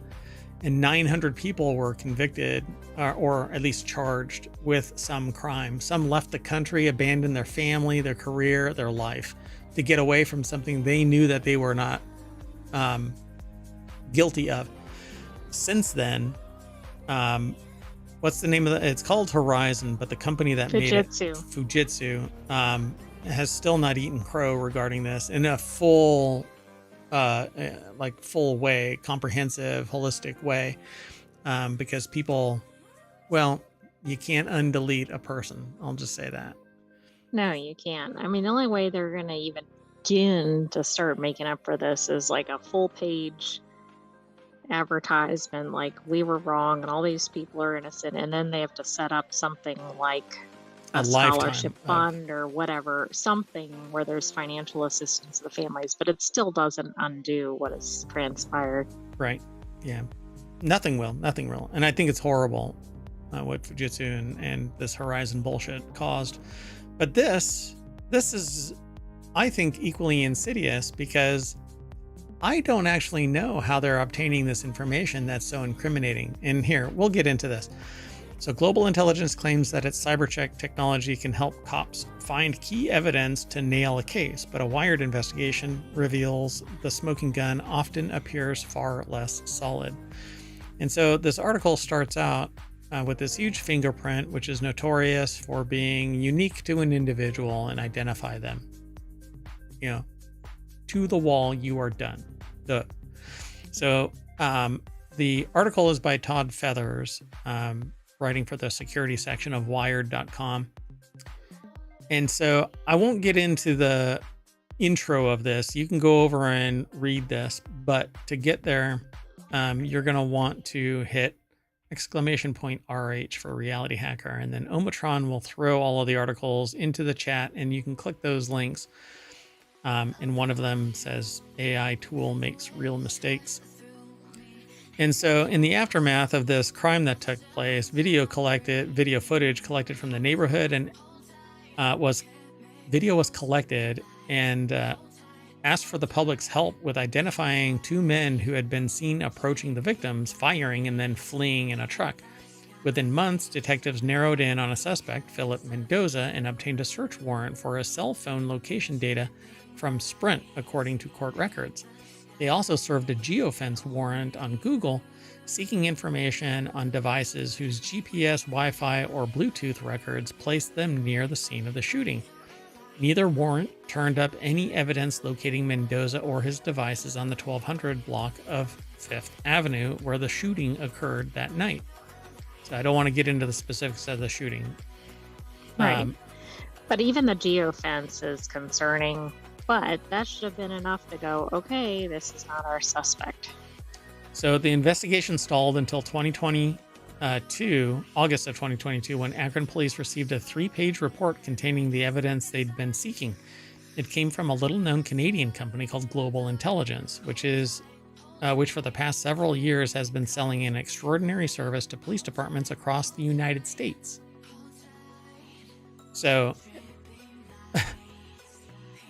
you all worry about Big Brother, but you really should worry about Little Sister, because Big Brother is bound by the Constitution and certain other illegalities, like you cannot create a dossier on people without cause. Well, Global Intelligence claims that using only open source data, public information that doesn't require a warrant, and a suite of more than 700 algorithms, its cybercheck system allegedly can geolocate an individual in real time or at a specific time in the past by detecting the wireless networks and access points the person's cyber profile has interacted with. This doesn't sound like open source data. And it's obfuscated way beyond what anybody would have access to. And here's why. They actually used the ping from a cell phone to a printer as evidence that the person was in range of said printer, which it is possible. Except how do you get that freaking data? Exactly. Like you have to perhaps illegally obtain that from the device. I mean, who knows? The point Who- is, we don't know how you get it. Yeah. So it says, if the technology works as advertised, then global intelligence is selling police departments previously unknown surveillance capabilities for as little as $300 a case. So I've read this because I was so troubled by it. I didn't know exactly what's going on. The implication here is that global intelligence has the ability to peer into every freaking device and grab salient data. Right. And the article states that that would be almost impossible with open source data, but also the like top agencies, right, Correct. don't even really, or they're at that level. So something's off here. Yeah. So they say either they're somehow doing the Minority Report now, or somehow it's just bullshit, says Stephen Colhart, director. They say BS. So let me quote them properly. BS. And like this show and all of the shows, we normally have like humor injected into this to some degree. But this one is really kind of difficult because it has such a serious overtone to it. But okay, there is no way to extract somebody's MAC address from some device that you don't have direct contact to in some way without either hacking your way in and acquiring that log in 2 years worth of logs. No. Now, just so you all know out there, your devices, your cell phone, your laptops, your tablets, your watch, your whatever, if it has a Wi-Fi or a cell signal, it's pinging out, it's sending, it's broadcasting every single access point that it's ever connected to.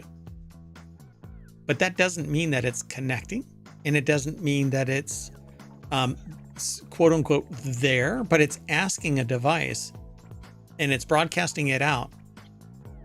Right, but an average person can't access that information though. The only way that you can do that is with a rogue access point. I should say legally, yes. Yeah, you would. So for educational purposes, it is possible. For law enforcement purposes, it is possible. But you have to have a court order allowing you to do it. And anything short of that is, it's unethical at the least, illegal at the worst. But unless they have access points set up, rogue access points set up that are doing nothing but listening, okay? And you can get these, and you can get them relatively inexpensive, and you can set them up with a Raspberry Pi. But they'd have to have them everywhere. Every freaking where. For them to make the claim that they can obtain information in the history. And they're not saying, hey, our devices detected this device in this location. That's not what they're saying. And it would have to be within 300 feet. Typically, you can get more powerful devices. You know, I've got something that can go like a mile. But you can't sit there and just eavesdrop on every single device that's going on. Again, it's unethical. This reminds me of the movie Enemy of the State, where like everything could be dialed in. Now it was government, I think it was government doing that, even though it was maybe not doing it correctly. But this is what this looks like, because it's like real time everywhere. Yes. So how are they doing this? And it's also interesting to me that it's Canadian, but it's being used in the US, because of course the laws are going to be different in different countries. Yep. So they say here last year, for example, the New York police, state police arrested a man for murder after receiving evidence from CyberCheck that allegedly placed his cell phone at key locations on the night of the homicide roughly 20 years ago, according to the indictment. And the case is actually scheduled to go to trial in 2025. While Mosher has testified, and this is let me see where the name is. I can't remember. Mosher is tied to Adam He's the Mosher. founder. Yeah, the company's founder. There it is. So while Mosher has testified on numerous occasions about CyberCheck, his explanations of what data sources the algorithms draw on and how they reach their conclusions do not fully explain CyberCheck's ability to produce its reports. Global Intelligence did not answer Wired's questions about who designed CyberCheck's algorithms or what the data is that is used to train them. But I'm not even worried about the training of the data. I want to know the source data that they are acquiring, where it's so comprehensive that 2 years prior, when the crime took place, they have the ability to go back in time and find that data. Right, I agree. Two things. One, this one that's about to go to trial is from 20-year-old data, which a lot of that was like pre-cell phone or pre the same type of devices. But the Right. other thing is, why are the police departments is one thing, but why are the courts allowing this as evidence if nobody can explain what it's based on? Yeah, if the DA decides that they're going to pursue it. I mean, nobody can just arbitrarily bring somebody to a trial, not for murder, not for a criminal action. Civil, go for it. Anybody can draw anybody in for civil, but only the state for a criminal. It says there's no specific single source of information with regard to wireless network interactions. It says an unnamed global intelligence employee wrote in an email, but that's not true. You have certain wireless network interaction protocols that do enumerate, and it is a single source. It is the source that acquired that data. That is the single source. You can't sit there and go, well, we got it, but we got it from the McDonald's 1,200 miles away. No, the source has to be the one that's in situ in the logs, forensically acquired, relatively forensically acquired by an agent, so that you have provenance. You can guarantee forensically that it wasn't manipulated. You have to be able to go back to that source and go, it's right there. We mess with a copy of it over here to evaluate the log, but we know where in the logging system on the device or within the system that data is. And so this proxy through CyberCheck, provenance is thrown out, the chain of custody is thrown out. It's like a chat. I mean, it's obviously much more on the line, but it's like a chat GPT search where nobody knows any of the sources. Nobody can validate it. Right. Yep. So they asked the system whether it could locate Mendoza at the crime scene August 20th, 2020, and the shooting occurred on August 2nd. CyberCheck had nonetheless claimed that they located Mendoza at the location with 93% accuracy, even though it was the wrong day. Stranger still, Malachik, at some point after delivering the first report, CyberCheck produced another report, and it was identical in all aspects except that it had the right time of day when Mendoza's cyber profile allegedly pinged them, and the accuracy rating except that it had the correct date of the shooting.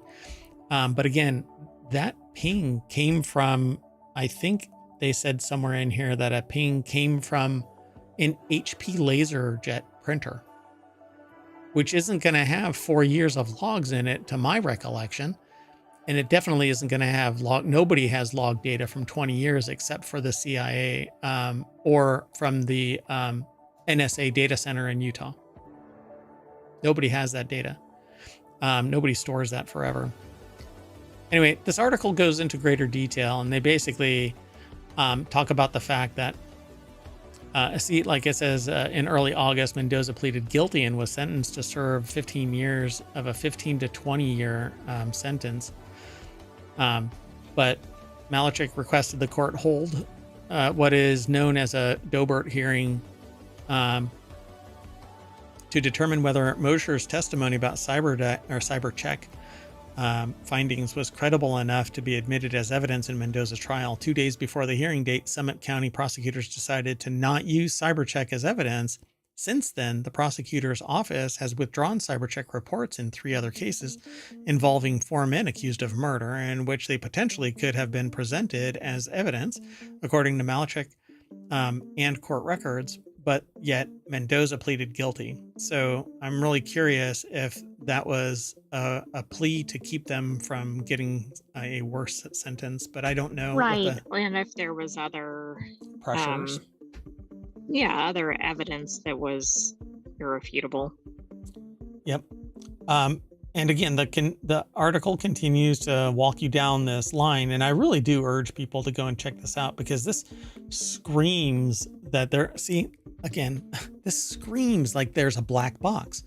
The sheriff's office asked CyberCheck to help and received a report claiming that the algorithms had determined with 97.25% accuracy that Cerna's cyber profile had pinged a wireless laserjet printer near the crime scene the day that the victim's body was found. Prosecutors wanted to use the report as evidence at Cerna's trial, but his defense requested a Daubert hearing. Halfway through the hearing and before the defense could cross-examine, Assistant District Attorney Lisa Borden decided not to use Mosher's testimony or the CyberCheck report. Okay, this at is trial. fascinating. As soon as it's pressed, you have Right, to then- verify the integrity of the data. Exactly what you should have done beforehand. So there shouldn't have been anybody that was successfully prosecuted using this company's report because it's bullshit, right? In Colorado, questions about Mosher and CyberCheck preceded prosecutors dropping the charges and sealing the file against a defendant in what law enforcement said was an assault charge. After learning that the local district attorney's office planned to enter CyberCheck evidence at trial and call Mosher as an expert witness, they hired a private investigator to look into Mosher's background. Mosher told the Boulder County Court that he'd previously testified as an expert witness in two CSAM cases in Canada. According to Zale, in an appeal brief filed by Malachek for another client in which CyberCheck report had been shared in discovery. But after being contacted by Zale's investigator, the Canadian prosecutors in one of the cases contacted the prosecutor in Boulder County to say that Mosher had never been called to testify in any capacity. So this company really should not be allowed to conduct business in the United States. 2 for 2, he didn't actually testify. Right. And the information is this black box with nothing that can verify it as the source, because you'd have to go back to the device and forensically acquire that data to prove without a shadow of a doubt. And it can't just be, well, I'm an expert witness and I say that this report is valid. Any jury that accepts that, there's something wrong with the technical sophistication of the general population, which is why I get so amped up about a holistic baseline understanding of technology and its influence on society.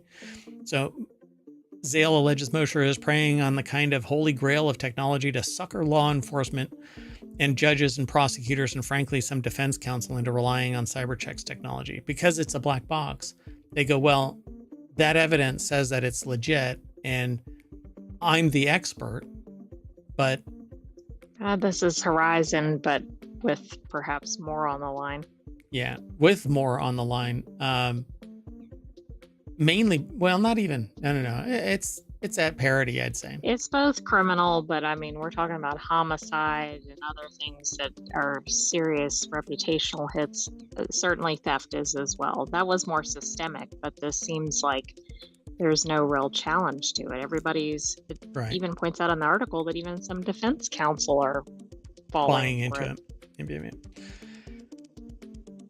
So they basically say that the challenges in Ohio and Texas have hinged on an unusual aspect of CyberCheck that differentiates it from other digital forensic tools. The automated system doesn't retain supporting evidence for its findings, which should invalidate it. Then Any it can't be defense used in attorney, court if it, right? Yeah.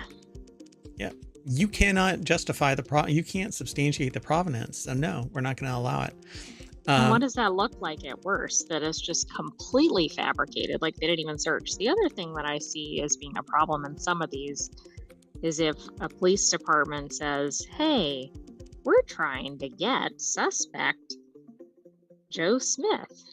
Right. What can you give us? That's different than doing a full check and coming up with some name and it happens to match whatever they think it is. So their response, Mosher testified in a Texas Dobert hearing on January 19th, 2024, a zettabyte is equivalent of more than 1 trillion gigabytes. They say when you're asking, do we preserve all the artifacts and all the data that we crawl, we couldn't realistically do that because it's zettabytes of data. This person is blowing digital smoke up everybody's ass, claiming that they can't. You can forensically keep a data trail from the source data, hops to other servers and how it got transmitted, but you literally have to go to every single one of those places and record the provenance of that data point within their log systems, force them to not delete it. There's only certain data retention policies, and that's largely voluntarily supported. Like, I only keep them for 3 years.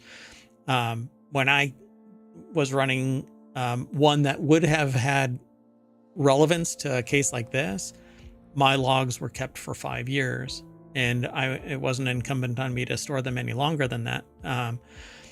But the data for something like this, particularly that right there, could have been stored in my logs. But at any rate, they cannot justify how their algorithms are pulling this data. And so it's just wild that this thing even persists. I think that this is a really interesting read, everybody, and you really should go and check this out. I won't go through all of the rest of this. We've got 2 more articles to go through, and we're beyond our 30 minutes. I like this. The person that leads the place where this person supposedly trained is like, no, you can't get this from publicly available sources.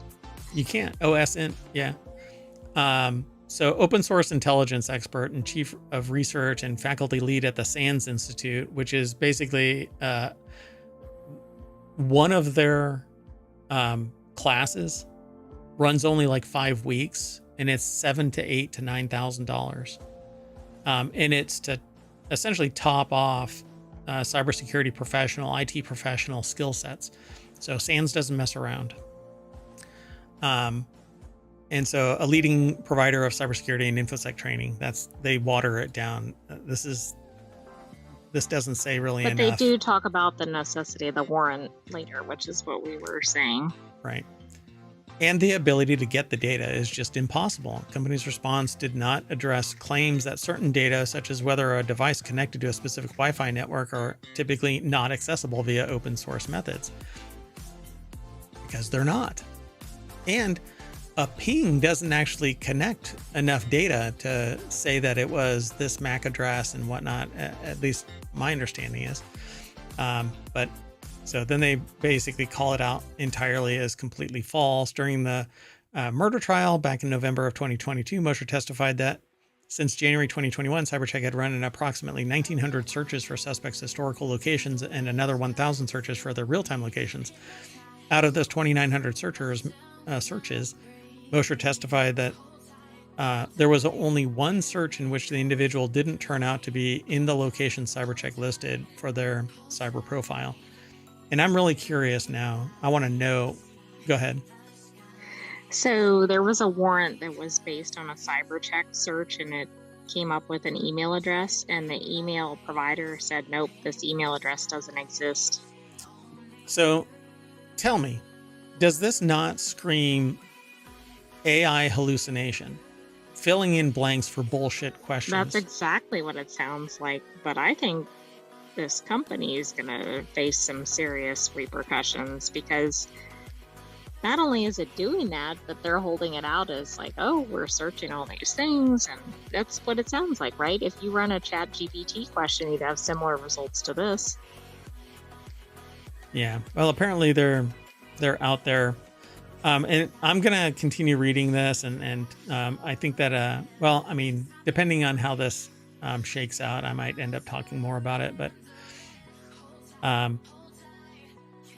there are people in government that are saying, and it's literally, it's local and state government. It's not rising, I don't think, to federal government. But and where it is rising to federal government, people are questioning the integrity of the data, and rightfully so. But somebody says at the very end of this, we don't want to shut doors that can help point to the truth in our cases, says this person. I don't know who's actually attributed because I jumped, but anyway, yeah, pretty fascinating, right? So we're going to keep on going though. The next article is over in Technology Today. How have social media algorithms changed the way that we interact? Algorithms can watch our behavior and determine what millions of us see when we log in. Do you know why this one was submitted? Because I talk a lot about manipulation of society using technology, particularly Facebook's. The meta experiment. Yes. Yeah. So Nicholas Barrett is the author over at BBC.com that put this article together. And it says social media algorithms in their commonly known form are now 15 years old. They were born with Facebook's introduction of ranked personalized news feeds in 2009 and have transformed how we interact online. And without getting too into this article, essentially, we get manipulated by the feed. So people really love TikTok because it shows them what they're interested in. You get a dopamine hit every time you play a video and it moves on to the next one, or you swipe to the next one. Boom, boom, boom. Right. But now we have a thing where technology is really changing the humans. Correct. Yep. And so Professor Kenna believes that unless there is a clear and present danger posed by the content, the best approach is for a marketplace of ideas and openness toward different points of view, except that you cannot get a different point of view if the algorithm keeps aligning your interests to the content. What is to motivate you to change your areas of interest? You get focused. Absolutely. And you don't want something that's just like showing you a subset. You want the actual information. I don't know how they're aligning anything with Elon Musk saying that it's a digital town square when it's a bunch of bullshit over there. Anyway, according to U.S. lawyer and Yale University global affairs teacher Asha Rangappa, Musk ignores some important differences between the traditional town square and the one online. Removing all content restrictions without accounting for these differences would harm democratic debate rather than help it, which is exactly what's happening.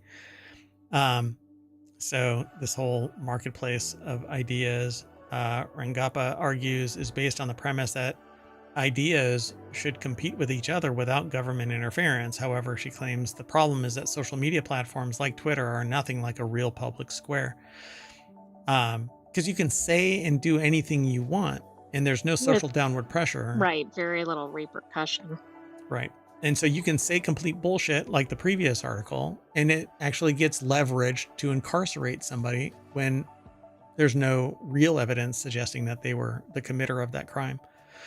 So it says, however, algorithms on social media platforms have fundamentally reshaped the nature of free speech, not necessarily by restricting what can be said, but by determining who gets to see what content. It's why I don't allow an algorithm to impact the flow of information into ohmTown. I don't like necessarily the idea of Reddit.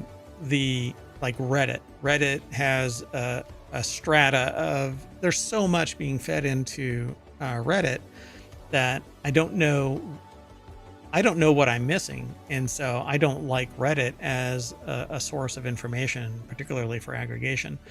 And it's socially driven. So somebody submits the article. It's not always reputable sources. Right. And it's original content and stuff like that. And it's a lot of bullshit and noise.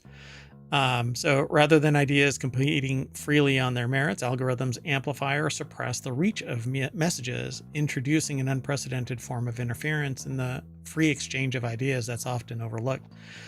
But none of this actually has to do with freedom of speech, because freedom of speech is a constitutional contract with the embodiment of government, local, state, and federal, that it can't disappear you when you say that you don't like the mayor or whatever. But online, there is no freedom of speech because it's a private organization that can say yay or nay to whatever it is you are typing. For instance, I was once banned because I kept on repeating something that somebody didn't like.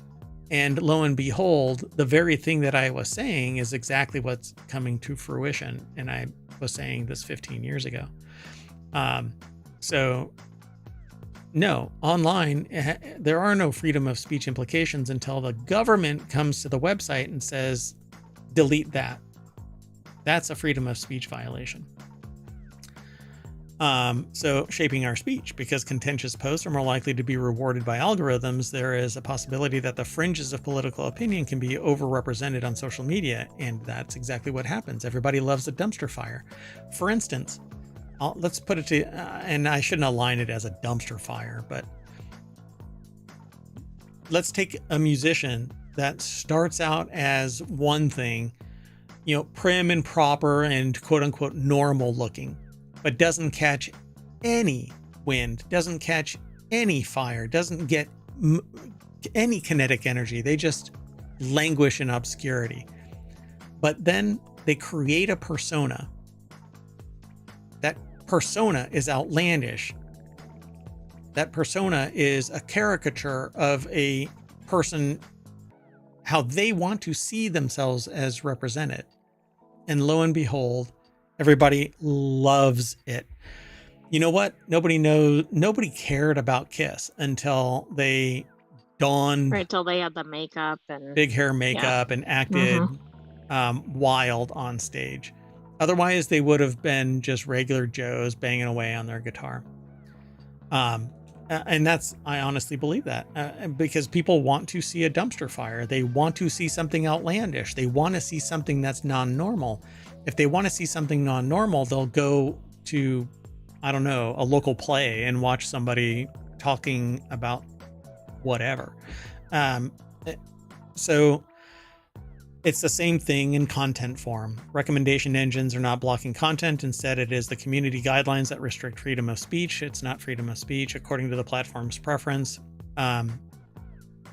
When somebody mentions freedom of speech, they're not mentioning this ideological bent about you have the ability to say whatever you want to say. They're talking about the constitutionality of the ability to say whatever you want to say. But that's not what freedom of speech is. So, do recommendation engines make a big difference in what we see? Yes, absolutely. See, on Reddit, a human can delete or shadow ban or whatever, and it's not algorithmic. Their algorithm, as far as I know, is limited to the upvoting and downvoting of particular articles. I'm sorry that the show is running long. Yeah, it's completely moderator driven. Yeah. So do recommendation engines make a big difference in what we see? Yes, absolutely. But whether you succeed or fail in the market for attention is not the same thing as whether you have the freedom to speak. So yes, yet is free speech purely about the right to speak or about the right to be heard? And they say when you speak online, when we share a thought, write an essay, post a photo or video, who will hear us? The answer is determined in large part by algorithms to a degree.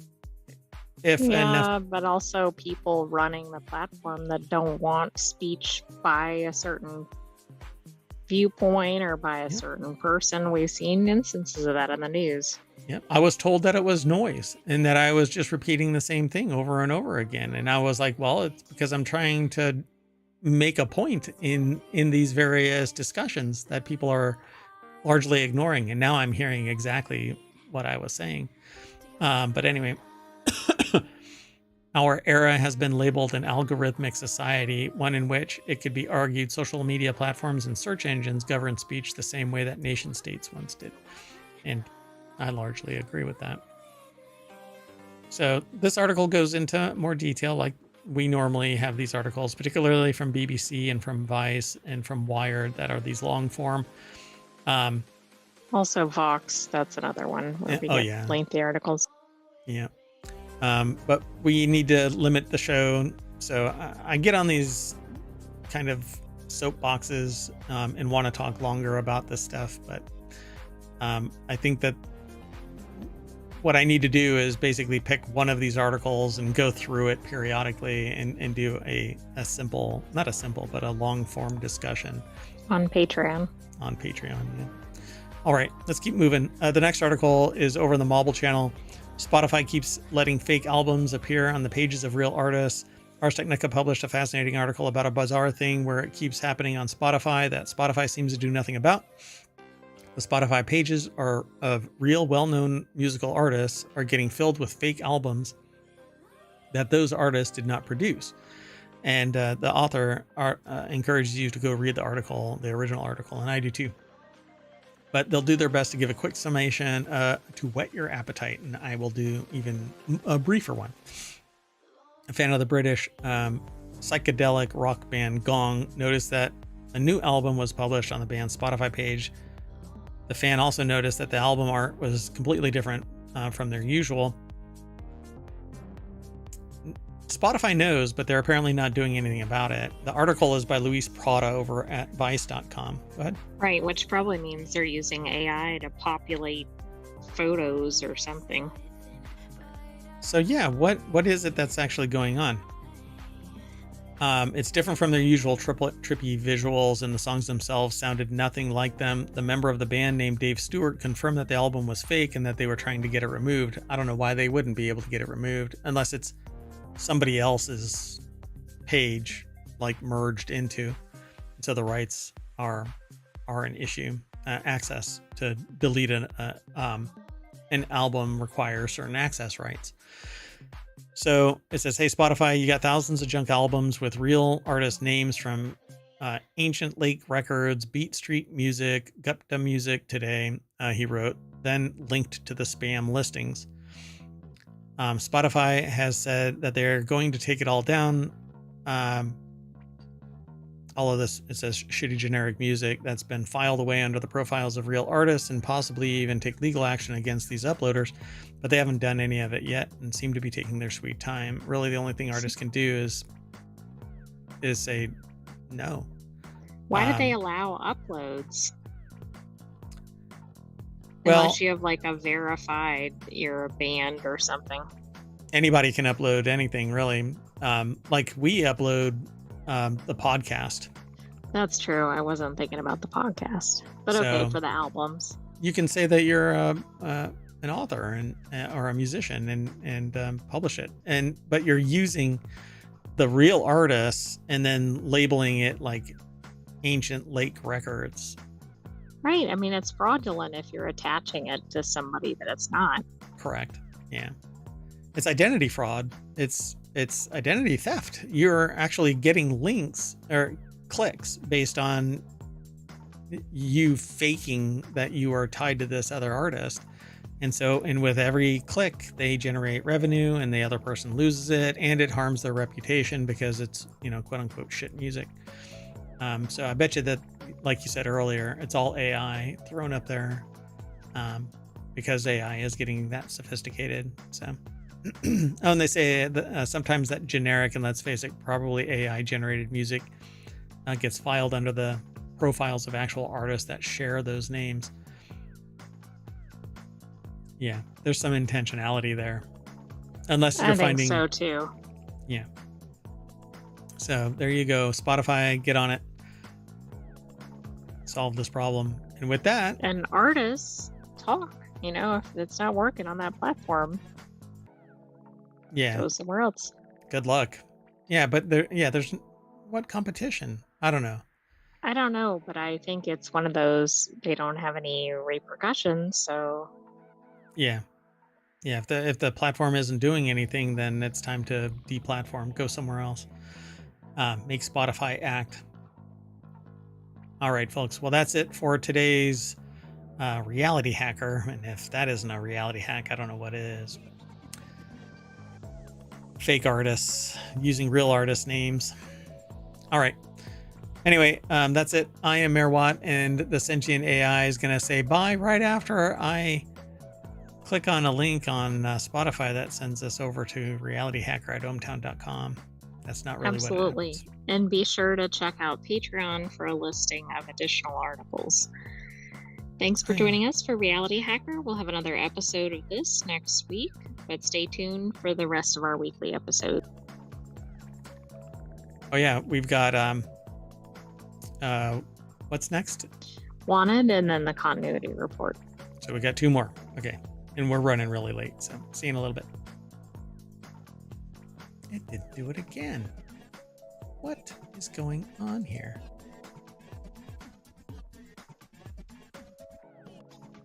It didn't do our outro. So see y'all later. Bye.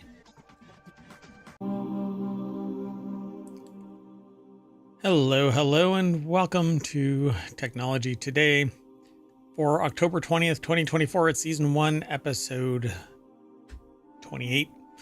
I am Mayor Watt, and along with the Sentient AI, we're going to be talking about defective mitochondria and Crohn's disease, biotech and engineered trees, creepy cure with a deadly spider, earliest animals in Australia, and laser sends data 290 million miles. Most of these articles are more in depth than our other shows. So we have 5 of these, and we're going to talk about them for about 30 minutes. So I hope you enjoy the show.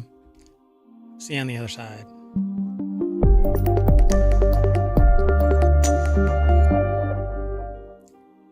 And I kind of warned everybody because we can't really go too in depth because we limit our show to 30 minutes. And it's more about drawing attention to the concepts and the material of this and some of the stuff that we think is really fascinating. So we highlight it in a show that's dedicated to this deeper perspective of science and technology.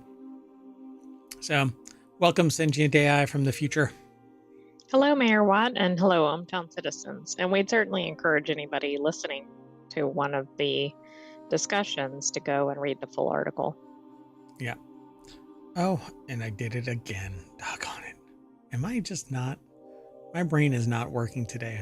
Hold on one second. I'm going to fix this. Yeah, I didn't put today's articles in ohmTown again. So I did it in the last show and messed up. And now here I am again.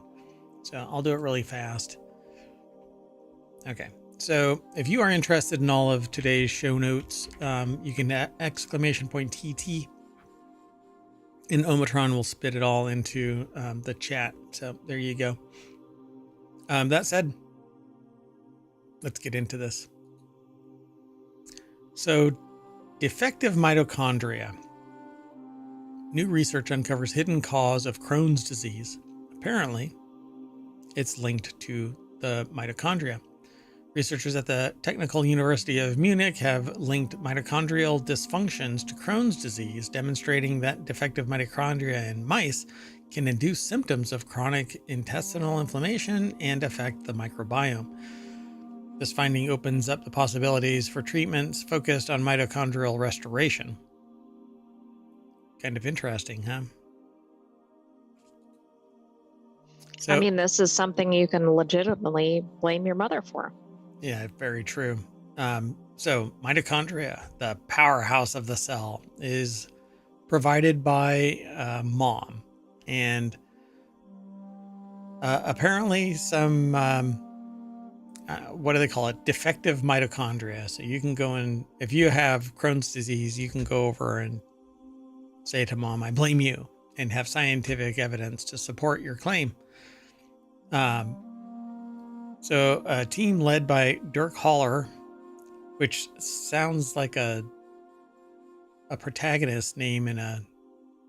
Sounds like the Lincoln Lawyer's brother or something. Oh, yeah. Oh, wow. Yeah. Lincoln Lawyer season 3 just dropped. So chair of nutrition immunology and director of the Institute for Food and Health at the Technical University of Munich has searched for the cause of these changes in the microbiome and investigated the interplay of the microbiome, the intestinal epithelium, and mitochondria.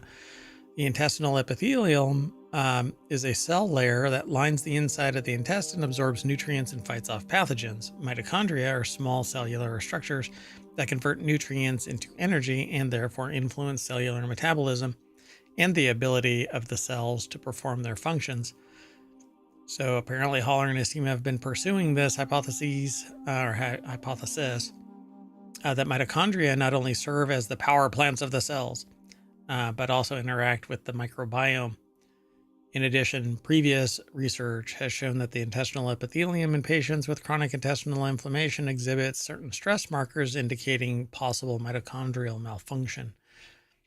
Get in line, mitochondrial malfunction. So it's apparently... Junction, what's your function? Mitochondrial function.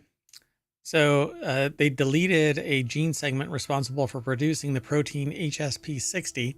This protein is essential for the ability of mitochondria to perform their tasks. The intervention triggered various processes in the gut. Poor mice.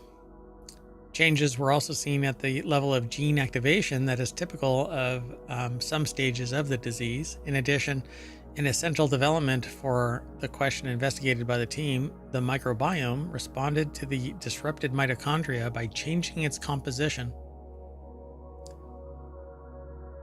I find that really intriguing because there's...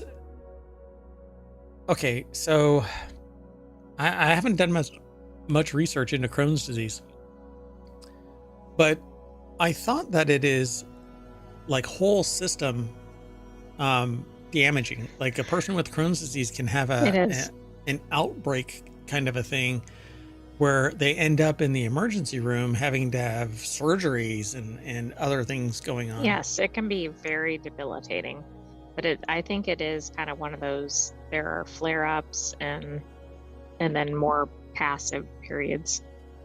So they're saying that mitochondrial defects can impact this, can cause Crohn's disease possibly. And simply this mitochondrial defect impacts the biome. But that's interesting. I mean, is the biome based on the specifics of the mitochondria to begin with? I'm assuming not. So I find it fascinating that could affect it. And it affects the entire human being. But they're literally saying that this is something that takes place in the intestine, and by and large, that means your stomach. So when the doctor sits there and says you have to eat healthy, it may not actually be as simple as that, because your mitochondria is dictating how effective nutrient uptake and all of that is, to the point where it's affecting your entire microbiome. And right. And I don't even know if like your mitochondrial function is something that can be tested easily. Interesting. So they say this insight might... Go ahead. I just don't know if it's something in a standard blood test, for example. Yeah, I think I looked into it once, but I didn't get a very positive result. But then again, the doctor that you talk to for that kind of information may not be the one that is best suited to answer it. Right. So they say the big hope is to find active ingredients that would restore the functionality of disrupted mitochondria. In other words, to repair them in a sense. This would limit intestinal damage as a trigger for chronic inflammation processes, says Haller. Our results suggest that drugs that act on mitochondrial pathways or address the connections between the microbiome and mitochondria could be a key aspect of better treatments. So, by the way, there are tests that kind of indicate that there could be mitochondrial dysfunction, but most of them don't specifically point to the mitochondria. And so it's probably one of these things that goes under or non-diagnosed. Yeah. They say it's something else, what is that? What's the one that's like the catch-all nowadays? It's metabolic syndrome X or something like that. Metabolic syndrome X, which is the catch-all where a doctor just says, well, you got to get healthy. Really? Never freaking thought of that. Let's keep going. So the next article is over in Technology Today as well. Biotech breakthrough, trees engineered to replace fossil fuels. Scientists at NC, I think it's North Carolina, State University have discovered how modifying lignin in trees using CRISPR can make them better suited for microbial fermentation to produce chemicals sustainably. This breakthrough could replace the need for petroleum-based chemicals, offering a greener alternative that is both economically viable and environmentally benign. And I love that. Environmentally benign, right up until we discover that it's neither economically viable or environmentally benign. Right, but it's suddenly impacting honeybees or something down the road. Yeah. So North Carolina State University put the article together. It's published at scitechdaily.com.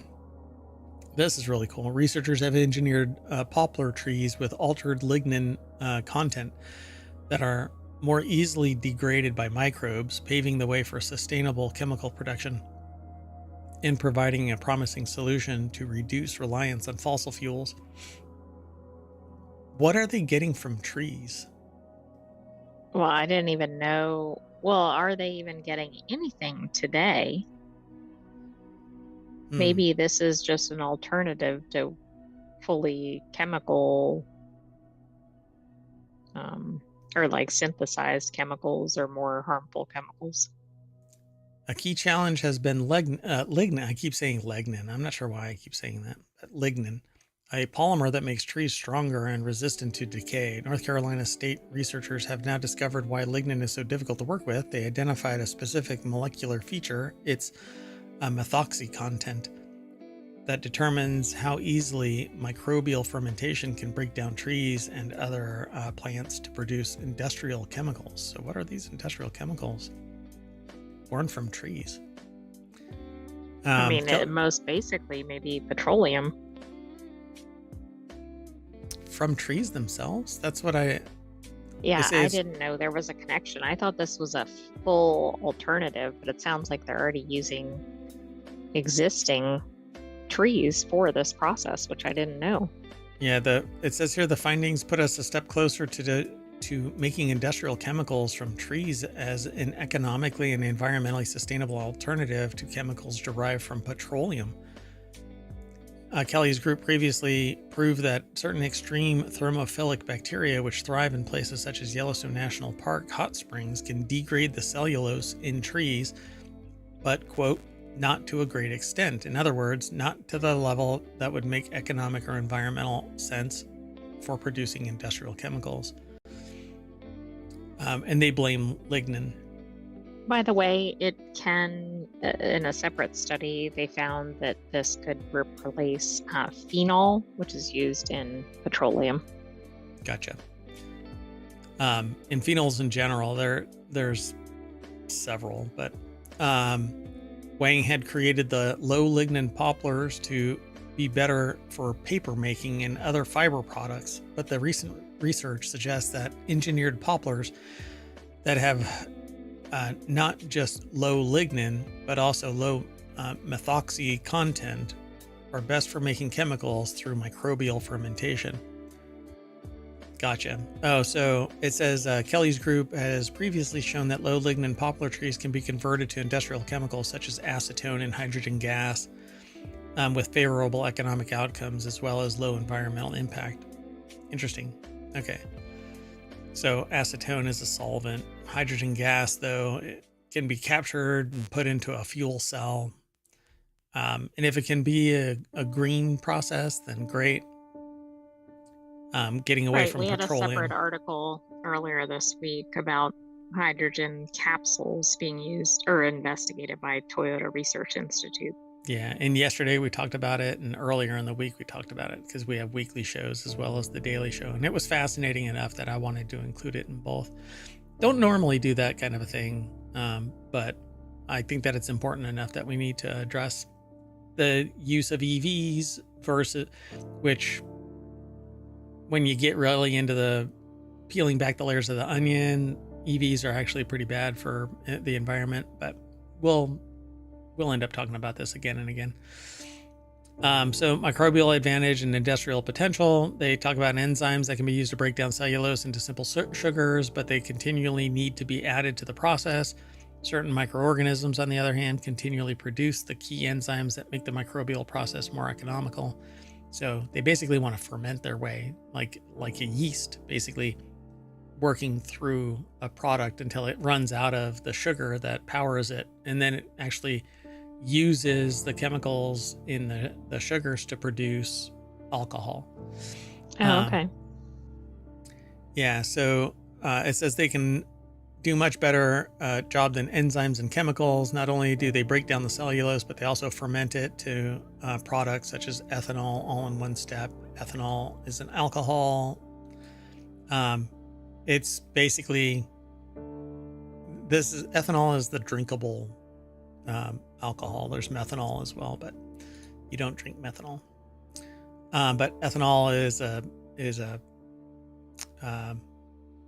It's used in liquor production, right? yeah, it's a solvent, and it can do extractions and stuff like that as well. So high temperatures in these bacteria grow at also avoid the need to work under sterile conditions, as you would need to do with less thermophilic microorganisms to avoid contamination. This means that the process for turning trees into chemicals can operate like a conventional industrial process, making it more likely to be adopted. Yeah, they basically want to distill the trees into raw materials. It's kind of interesting. It is. I mean, if they can convert industries over to these less harmful processes, I think this is a win, provided that they Non-petroleum. can make enough trees and not hurt the trees, or they have enough to replace them, etc. Yeah, as long as everything is a circle and you're not going negative, but we're chopping down trees like nobody's business and turning it into farmland and then exporting the farm product. Anyway, let's keep going. This is interesting. This next article is over in the Mobile channel. Creepy cure, deadly spider venom tapped for heart attack drug. How do you think they came up with this study? I have an idea. They got bit by a deadly spider venom, and Right, and they started to have a heart attack because they were really panicked, and then they were okay. what kind of a clinical trial is this? The clinical trial is set to test whether a protein from the venom of the Kagari funnel web spider can protect hearts during heart attacks and organ donation. Wow. So Ed Cara over at gizmodo.com put the article together. Do you have to carry one of those spiders around with you? Hopefully not. Yeah, in a little vial on your chest. And it says break but don't smash spider in case of heart attack. Right, exactly. And for those in the podcast, this is a pretty lethal looking spider in the picture.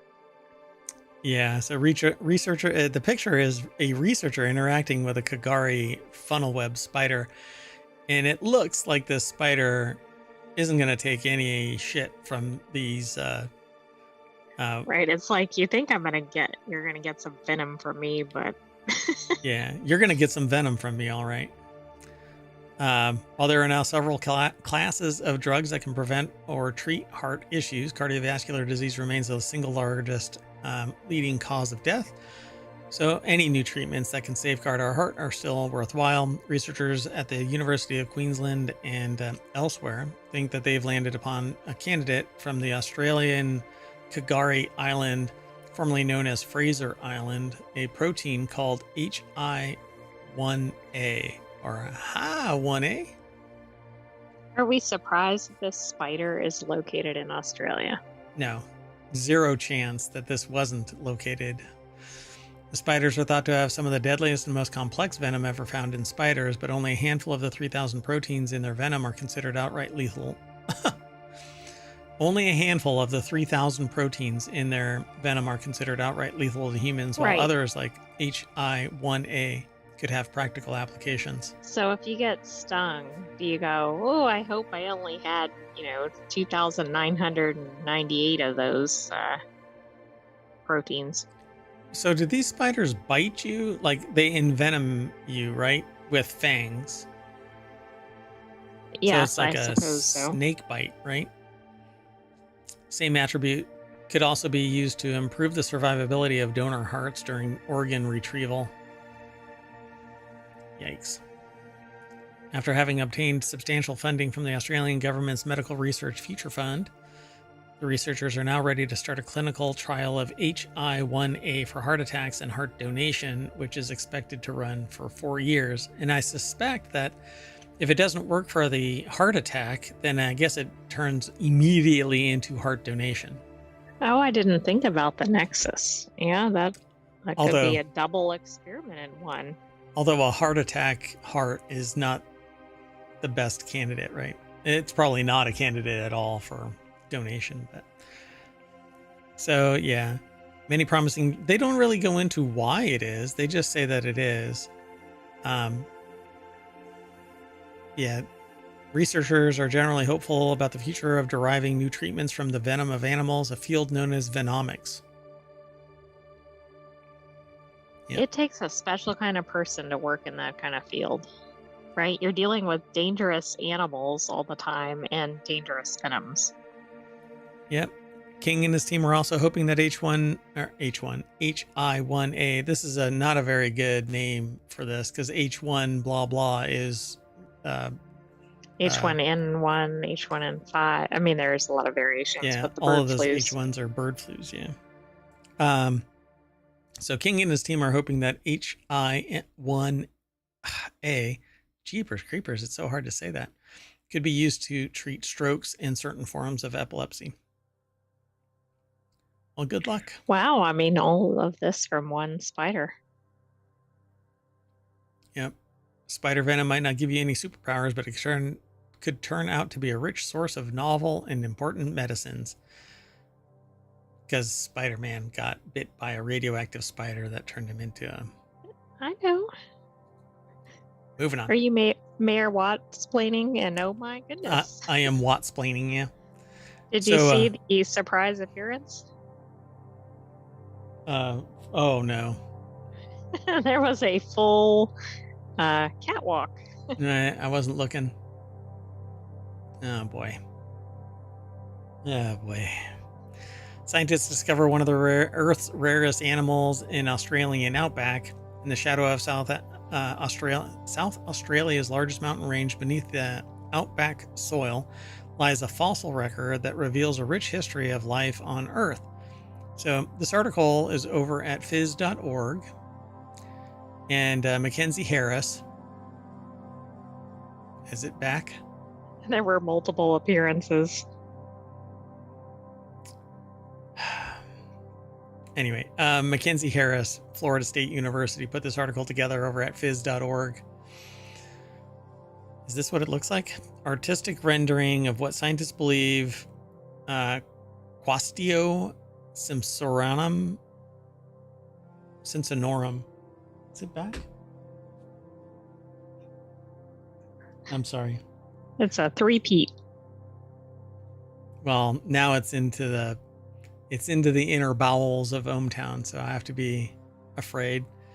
Anyway, so a new discovery.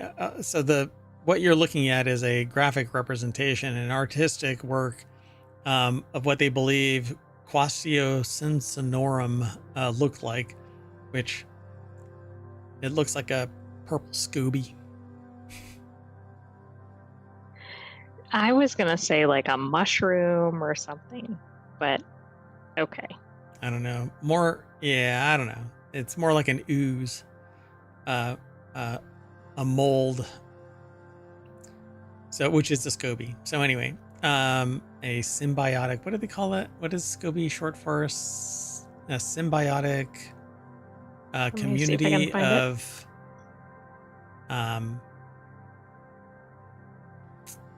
Yeah, I can't remember. Did you know there was somebody with the last name Scobie who shows up when you try to find anything about Scobie? I knew somebody growing up named Scobie. Oh, well, symbiotic culture of bacteria and yeast. There you go. So it's the first animal to show a definitive left-right symmetry, or asymmetry, left-right asymmetry, an important sign of evolutionary development. The team's findings appear in Evolution and Development. The animal is a little smaller than the size of your palm and has a question mark shape in the middle of its body that distinguishes itself between left and right side. There aren't other fossils from this time that have shown this type of organization so definitively. This is especially interesting as this is also one of the first animals that was capable of moving on its own. Researchers said Quastio. I pronounced it properly. Quastio. Yeah, Quastio. Quastio behaved like a small marine Roomba vacuum, consuming nutrients from the microscopic algae, bacteria, It and must other. have been like an oyster or something. Yeah, or like a sea snail without a shell, Right. Just kind of That's oozed true. around. That's probably closer. Yeah. Or a starfish without the legs. Researchers discovered distinct Quastio impressions along with evidence of its trails, known as trace fossils, in this fossilized matte texture. So they found the little footprint of it, and then it was in a different location. Dun dun. So Roomba it is, because it's like vacuuming up all of the material there. So pretty cool. One of the most exciting moments when excavating the bed where we found many Quastio was when we flipped over a rock, brushed it off, and spotted what was obviously a trail fossil behind a Quastio specimen, a clear sign that the organism was motile. It could move, said Ian Hughes, a Harvard University organismic and evolutionary biology graduate student and one of the team's researchers. Pretty cool. So there's Very a lot cool. more. Go ahead. Very cool. I'm sure this is a real game changer in this field. They want to re-examine sites throughout the park's nearly 150,000 acres. The South Australian Museum has volunteers that want to go back. Yeah, pretty cool. It's apparently a UNESCO World Heritage Site. The Nilpena Ediacara National Park opened to the public in 2023 and is part of a bid to be recognized as a UNESCO World Heritage Site. Oh, I haven't heard of it. Interesting. Oh, give me an idea. You'll have to remind me. Okay, last article for Technology Today. It's over in the Technology Today channel at ohmTown.com, and it's our show that we're talking about right now. Oh my gosh, it's almost like it's in the name. Pardon me one second. So what I wonder is how this connects to the previous laser news we've seen. Kind of interesting, right? So NASA's laser sends data 290 million miles to Psyche, revolutionizing deep space messaging. And we have this relay station that's out by, where was it? Like Saturn or something? I can't remember. Yeah, I don't know. It was pretty far out though. But we have Psyche sitting out there. So NASA's Deep Space Optical Communications tech demo has completed several key milestones, culminating in sending a signal to Mars, farthest distance from Earth. Optical communications technology aboard NASA's Psyche spacecraft has proven effective over distances up to 290 million miles, paving the way for future high-speed data transmission in space. How about on Earth? Well, I think on Earth we have the problem of line of sight. So because the Earth has is a oval obloid, right? That's what they call it. I think it's an obloid, spherical obloid. Anyway, before I get down that line, the article's over at scitechdaily.com. It's an oblate spheroid, according to one site. Oblate spheroid, right? Oblate spheroid. So JPL put the article together. It's over at scitechdaily.com. And I think it's because of that. There's a horizon that's pretty definitive, and you can't go past like 10 miles, I think it is. If you're on the surface, 10 miles before you're no longer above the horizon line because of the angle. I think it's something like that. But and so whatever is going to be relayed has to bounce through. That's why we have like cell towers and other things. Yeah. So it says NASA's Deep Space Optical Communications Technology demonstration set a new record, 290 million miles. That's the same distance between our planet and Mars when the two planets are farthest apart. Shortly after achieving the milestone on July 29th, the technology demonstration successfully completed the initial phase of its operations, which began with the launch aboard Psyche on October 13th, 2023. Soon after reaching the milestone, the technology demonstration concluded the first phase of its operation, launching aboard Psyche. So I think they said that twice, and thus I did too. So it's pretty significant, which means that we can send a huge amount of data. And I think it was, let's see, what was the amount of data? If we remember right, It was somewhere in the megabytes of data, I think it was, but or more than that. So the Optical Communications Telescope Laboratory at JPL's Table Mountain facility near Wrightwood, California, acts as the uplink station capable of transmitting 7 kilowatts of laser power to send data to the transceiver. 7 kilowatts, jeepers. well, it's 267. 267 megabits per second. Yeah. So not bad. I mean, it's not gigabit speeds, but it's sending it 270 million miles away. So when I'm sure that if we were to keep that same power, but only do it line of sight on Earth, I'm sure that we can do laser light way faster than what we're doing now through fiber optics. But I'm not sure. It says here on June 24th, when Psyche was about 240 million miles from Earth, more than 2.5 times the distance between our planet and the sun, the project achieved a sustained download rate of 6.25 megabits per second, with a maximum rate of 8.3 megabits per second. While the rate is significantly lower than the experiment's maximum, it is far higher than what a radio frequency communication system is capable of over that distance. Yeah, it takes like hours for radio to go. And that's because of the amount of energy that's being imparted in the beam. Yeah, this is really significant. I mean, it was farther than the sun. That's hard for most people to fathom. More than 2.5 times the distance between our planet and the sun. Right? Can the average person even put that into any context? I don't think so. You'd have to, do pictures of this to show just how far it really is. And they didn't provide any of those types of pictures in this article, which is kind of a shame, just to show just how far out it was.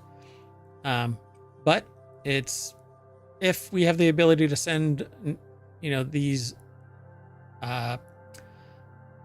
large scale data transfers to Mars from Earth, then sending astronauts to Mars means that we can get faster updates to and from them, and give counsel and all of that. Instead of radio waves taking minutes, these take seconds.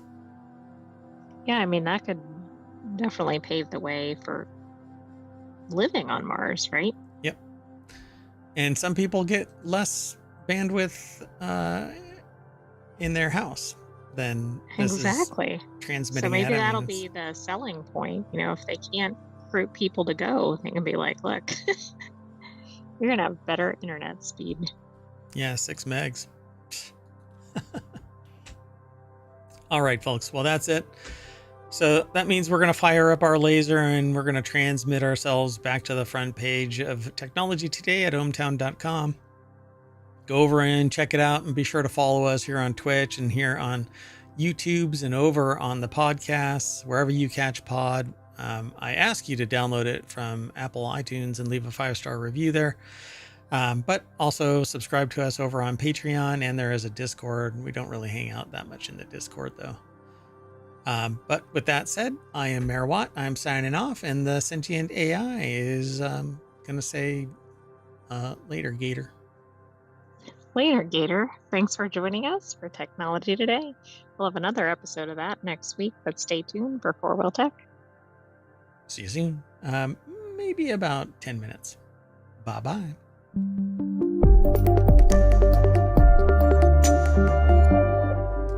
Oh, now you tell me not to look into the laser beam.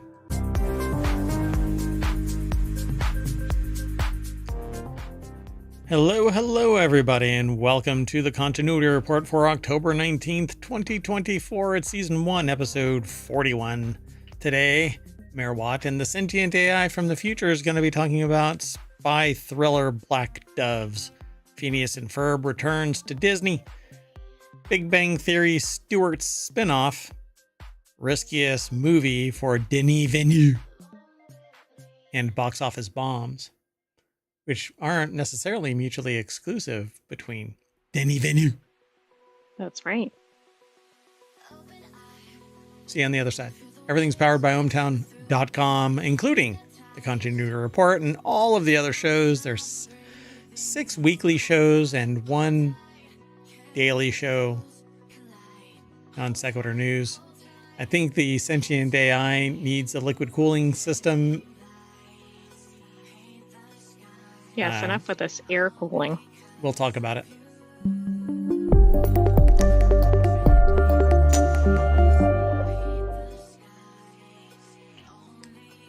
All right, folks. Welcome, Sentient AI from the future. Hello, Mayor Watt. And hello, hometown citizens. I'm Mayor Watt. Oh my gosh. Let's get into it. First article. I've never even heard of this. So, Keira Knightley is still doing acting? What? I didn't know that until I saw this headline. Everything okay over there? Do you really need some liquid cooling? I need some liquid cooling.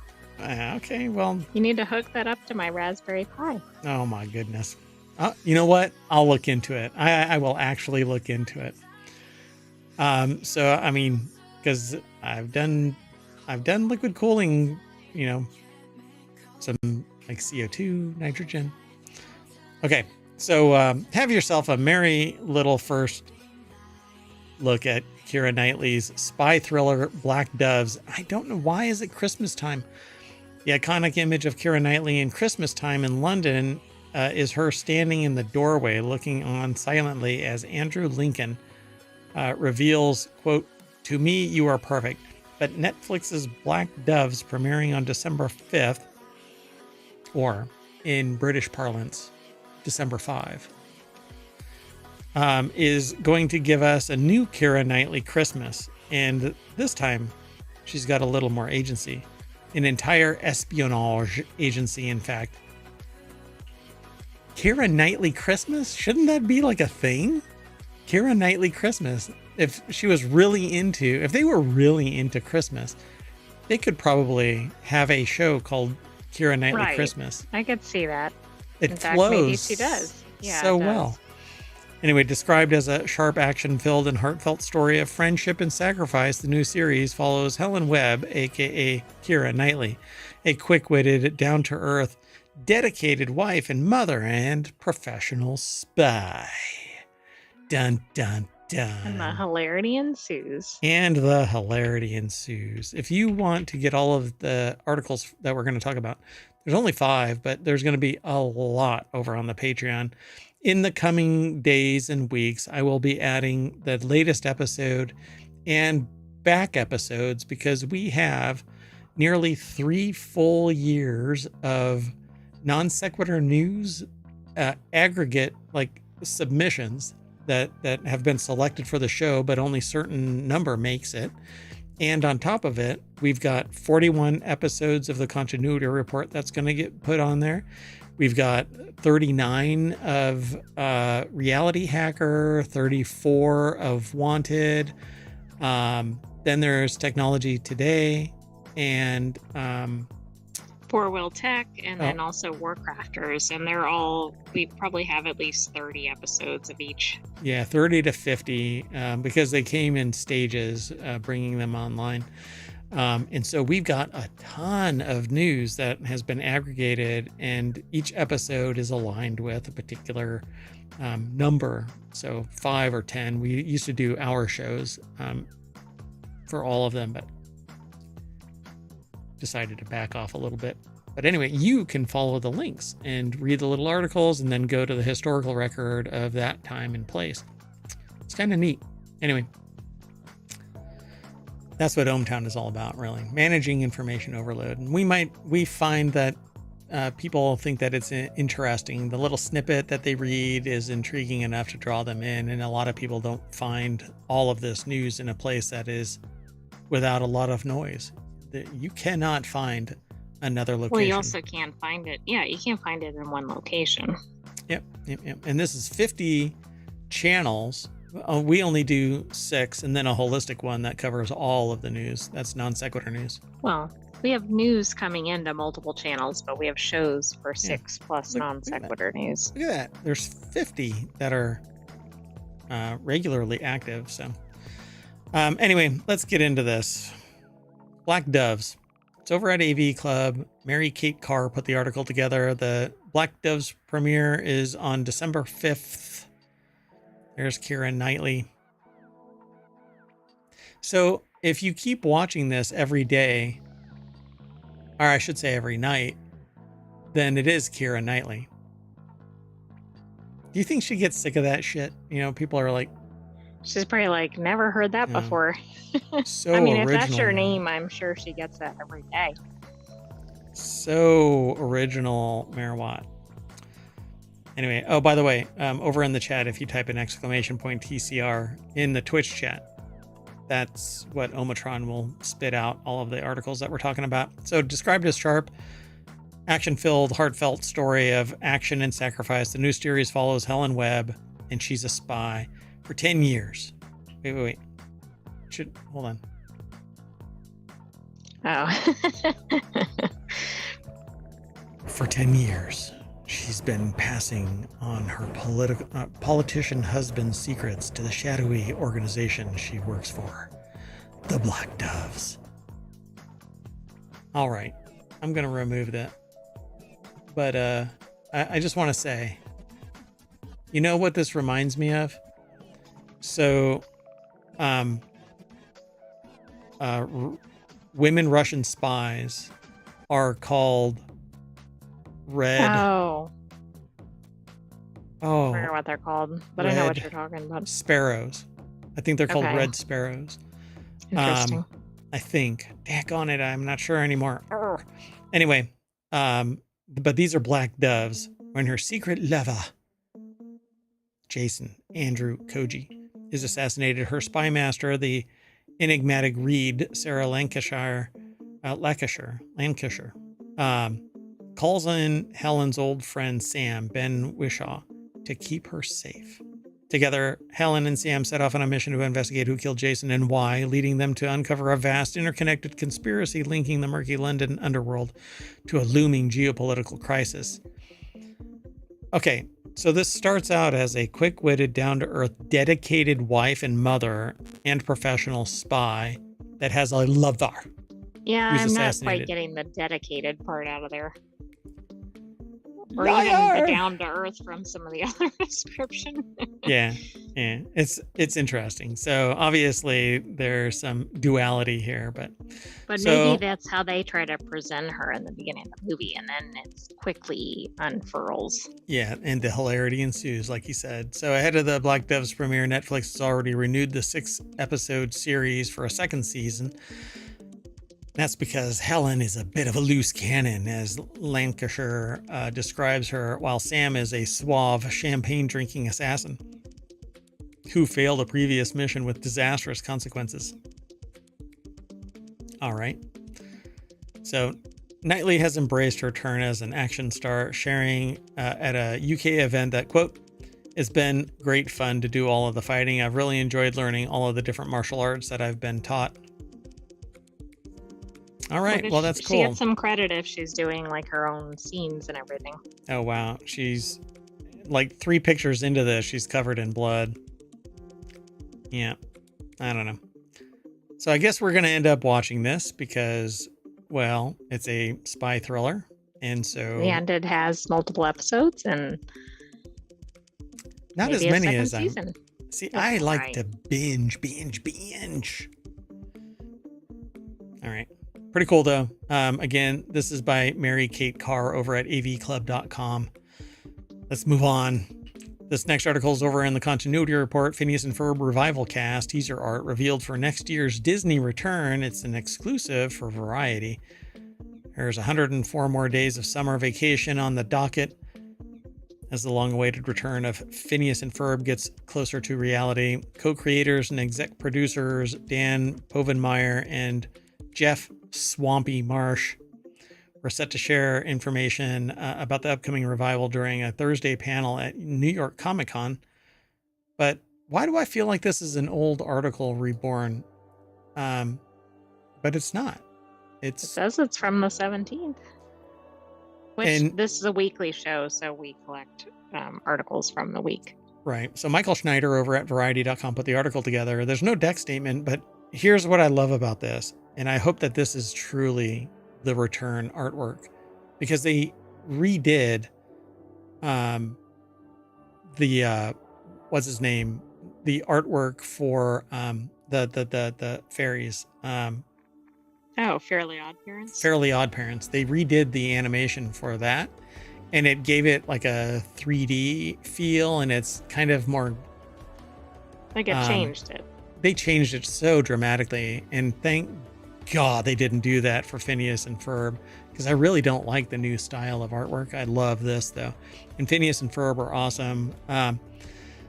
So let's see here. It says, including a reveal of who else is returning from the original animated series cast. So I don't know who they are, by their, other than their work, right? No, so which and one? I also don't know who does any of the voicing or anything. Yeah. Oh, so we'll see, because I'm sure that they talk about it here. But who do you think is Dan, and who do you think is the embodiment of Jeff Swampy Marsh? Do you think this is Swampy, or do you think this is Swampy? Who embodies Swampy? I would have actually thought the person on our left is Swampy, but I think based on how they've written it, it's the other way. So you think that this is Swampy? Yes. I don't know. We'll have to look. I have no idea. So, but again, yeah, like you said, the way they've written it. But you know that writers sometimes throw little wrenches in our gearworks. Well, and for Phineas and Ferb, I could see them doing that too. Yeah, because Ferb is on the left and Phineas is on the. I have no idea. Hell, I lose track of who's Phineas and who's Ferb. Who's Phineas and who's Ferb? I don't remember. Oh my but gosh. the show's really good. Yes, it's a lot of fun to watch. So, scheduled to join Povenmire and Marsh on the Comic-Con stage were Vincent Martella, who plays Phineas, and David Arago Jr., who took over as Ferb Fletcher in 2020 from the original star Thomas Brody Sangster, the two namesakes of the series. Also back are Ashley Tisdale as Candace Flynn. Oh, that one I knew. Carolyn Ray as Linda Flynn Fletcher, Dee Bradley Baker as Perry the Platypus, Allison Stoner as Isabella Garcia Shapiro, and Povenmire, of course, voices Dr. Heinz Doofenshmirtz. And Wait Marsh. a second, the producers do voices then? Yeah. I didn't know that. Why not? They're the creators and executive producers, so they can do whatever they damn well please. Take that.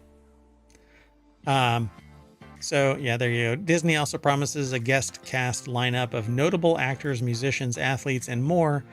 And that is just a Disney riff that I have always known. So back in the day, I did my master's thesis on the evaluation of Disney and and Apple and Microsoft. But one of the things that I wrote about was the fact that, or I talk about nowadays, is that I talk about Disney likes to inject its actors into other shows, and it builds credibility and namesake. It basically builds like a relationship with the actor, and then they show up, and then or familiarity is what I'm trying to say, and then they can start a new show with that person. Yeah, and to be sure, my master's thesis was actually focused on Apple, but anyway. So the idea of notable actors, musicians, athletes, and more, it's gonna come from the stable of Disney. Probably entirely, just so that people get used to the voice, like Ashley Tisdale, that kind of thing. It's pretty cool though. Love the idea of it. Let's keep moving. The next article is over on the Continuity Report. 10 The Big Bang Theory characters who need to return to Stewart's spinoff. And this is another one where it caught me off guard. There's a Stewart's spinoff. I did not know that. I mean, I could name probably 10, but it's basically the whole cast of the original Big Bang Theory. And that's, I think, what's coming back for this. So The Big Bang Theory is getting another spin-off series. This one led by the old gang's longtime friend Stuart Bloom, Kevin Sussman, with the potential for many more supporting characters to return. Stewart's girlfriend Denise and the old group's Caltech colleague Bert are also confirmed to be returning, while Sheldon Cooper and Leonard Hofstadter could also show up. There are even better story possibilities through some underrated side characters, like the sweatpants guy. So, yeah, I'm kind of surprised by this because Stewart seemed to have been like a bit part kind of thing, right? Right. But He was never really a focal point. Yes, he was prominent in some storylines, but yeah, it's interesting how they. It's kind of like Sheldon, right? Where the audience really gravitated to Sheldon, and they made the show about Sheldon instead of the relationship right. between Leonard and what's her Penny. name? Penny. Thank you.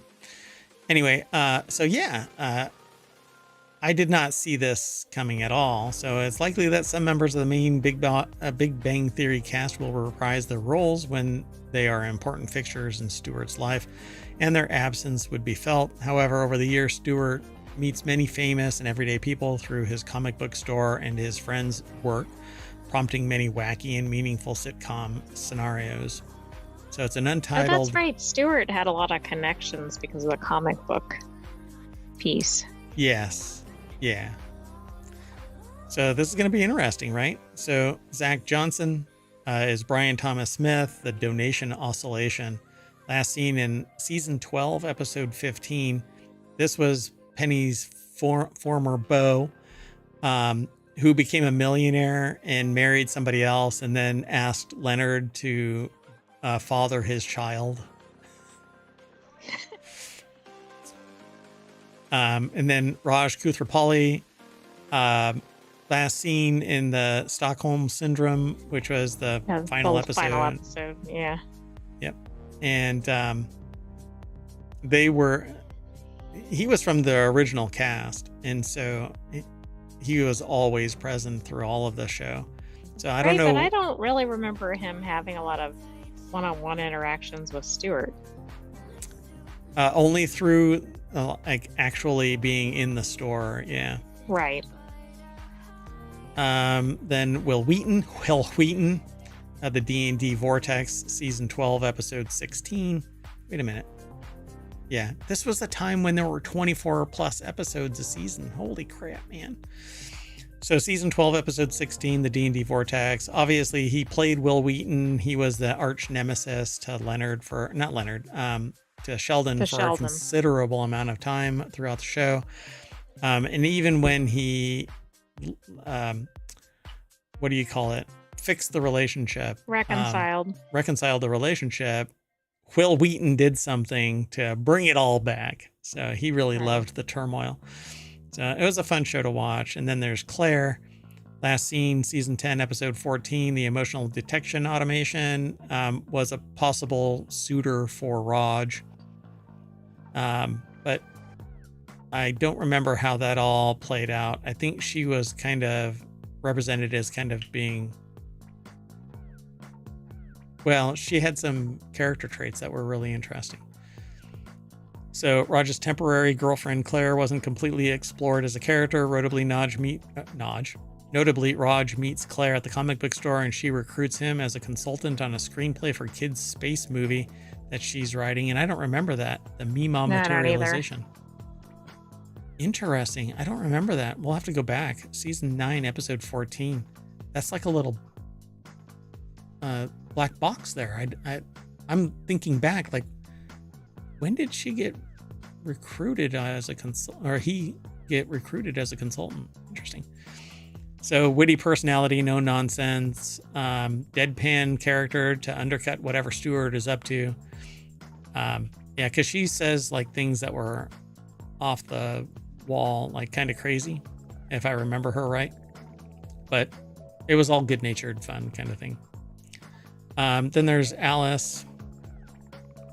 I don't even know who that character is. The good guy fluctuation. Alice is also a comic book aficionado who's seen exactly one episode in The Big Bang Theory. Her only narrative role being to instigate Leonard and Praya's breakup. So interesting. Yeah, I think she like showed up one time and that was it, right? Let's see, Howard Wolowitz. Again, he's from the original cast. I can't imagine him coming back as anything other than like. And why would he be like a supporting character to Stewart? Yeah.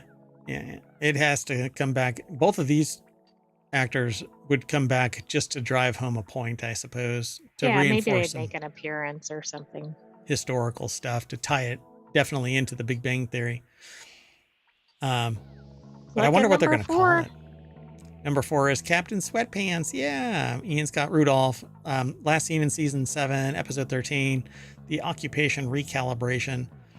I can imagine him being one of the like a regular. Key, yeah. Because although he's only ever really seen reading the comics, they could write a whole lot of stuff there for him. For another, the entire gimmick of his character is that everyone is making fun of him. He could return as a completely different person, but they will need to repurpose Stewart's old group to be more than bad jokes.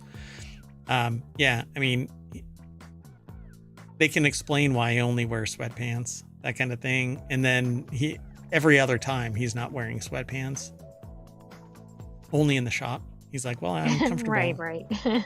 I want to be comfortable after a long day of working, and he's like hardcore business. Wouldn't that be funny? He's like a banker. Okay, that would be funny.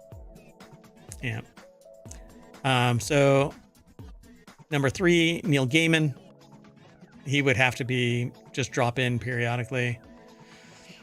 It could also make for one-off callback or a running gag that Gaiman occasionally shows up at Stewart's store, but no one ever realizes that he's there because he has shown up. If I recall correctly, he showed up a couple of times. And they say store, he's shown up multiple times and goes completely unnoticed by everyone.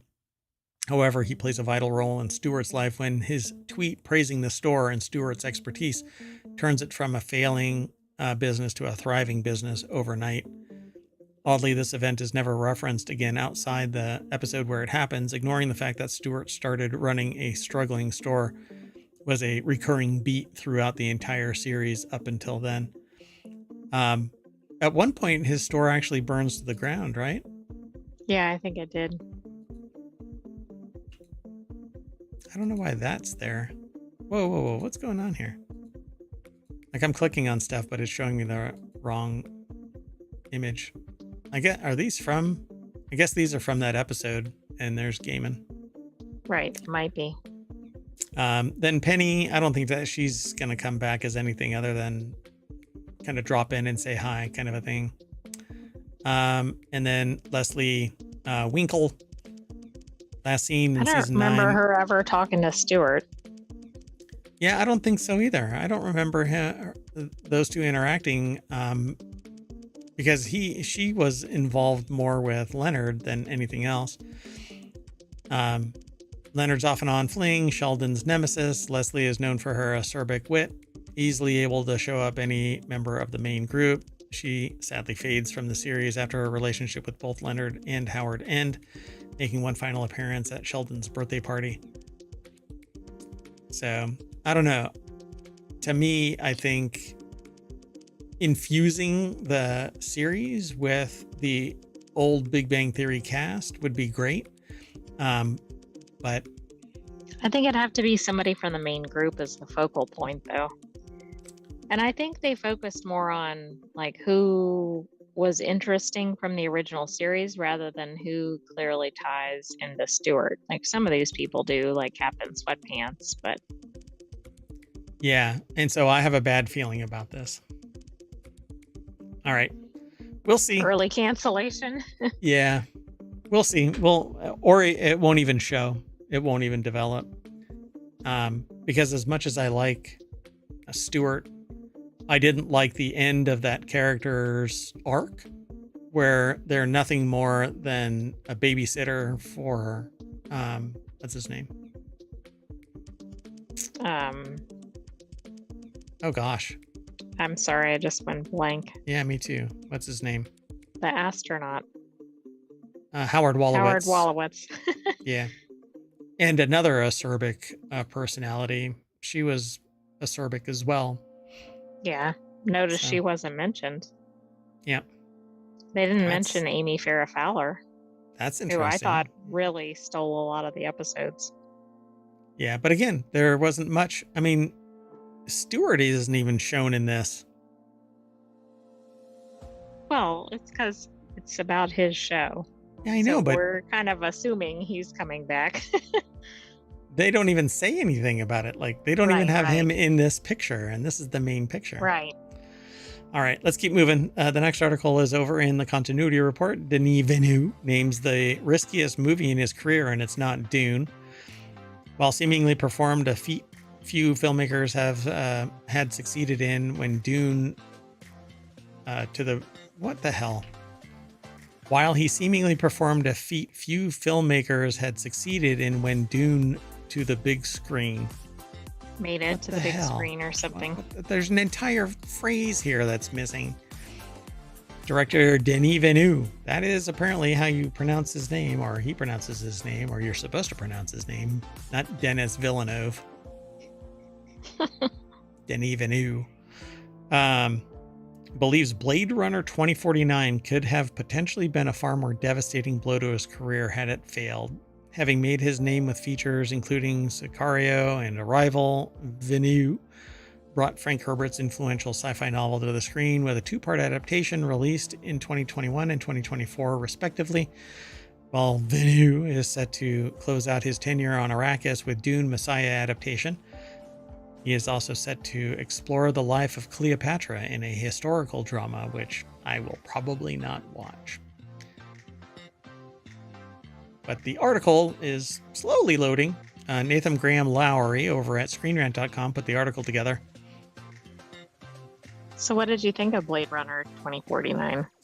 I liked it. It seemed to be more abstract from the original Blade Runner. So, like, we knew what Blade Runner was really about, but 2049 doesn't really stick in my memory as having something memorable to tie my wagon to. So I just don't know, like, what really was the premise of this movie other than it had to do with the simulant, the not replicants. Yeah. But it was like a later generation of the replicants, and apparently they had offspring. And we'll have to watch it again because it's so. I actually don't really remember the premise of it. Yeah. Yep. So they say in the Denis Villeneuve says, in the past, I refused a few sci-fi films, big films, because I was not greedy. But after Sicario, I felt that I had the muscles to be able to carry a project like Blade Runner 2049. I said, okay, I'll do one big sci-fi movie and I risk everything. That's beautiful. To make a sequel to my favorite film is a beautiful way to end my career. I thought it was very romantic. Interesting, because that was barely the beginning, perhaps, like with all the Dune stuff. Yeah. So basically they're saying that if Blade Runner 2049 would have even failed, it would have been thought as romantic for trying to make a sequel to their favorite film. And so their favorite film is Blade Runner. Yeah. So that's interesting, and probably also tells you something about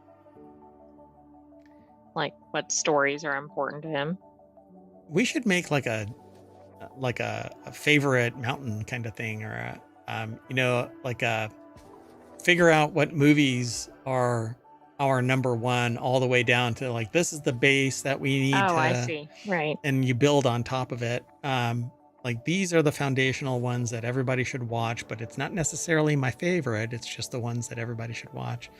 But right, again, maybe they changed the genre or something. Yeah. So furthermore, Villeneuve also admitted that he may have learned of the project's development earlier than he potentially should have, having inadvertently witnessed the meeting to produce the sequel, while also going on to recall why he ultimately was chosen over Ridley Scott. Oh my gosh.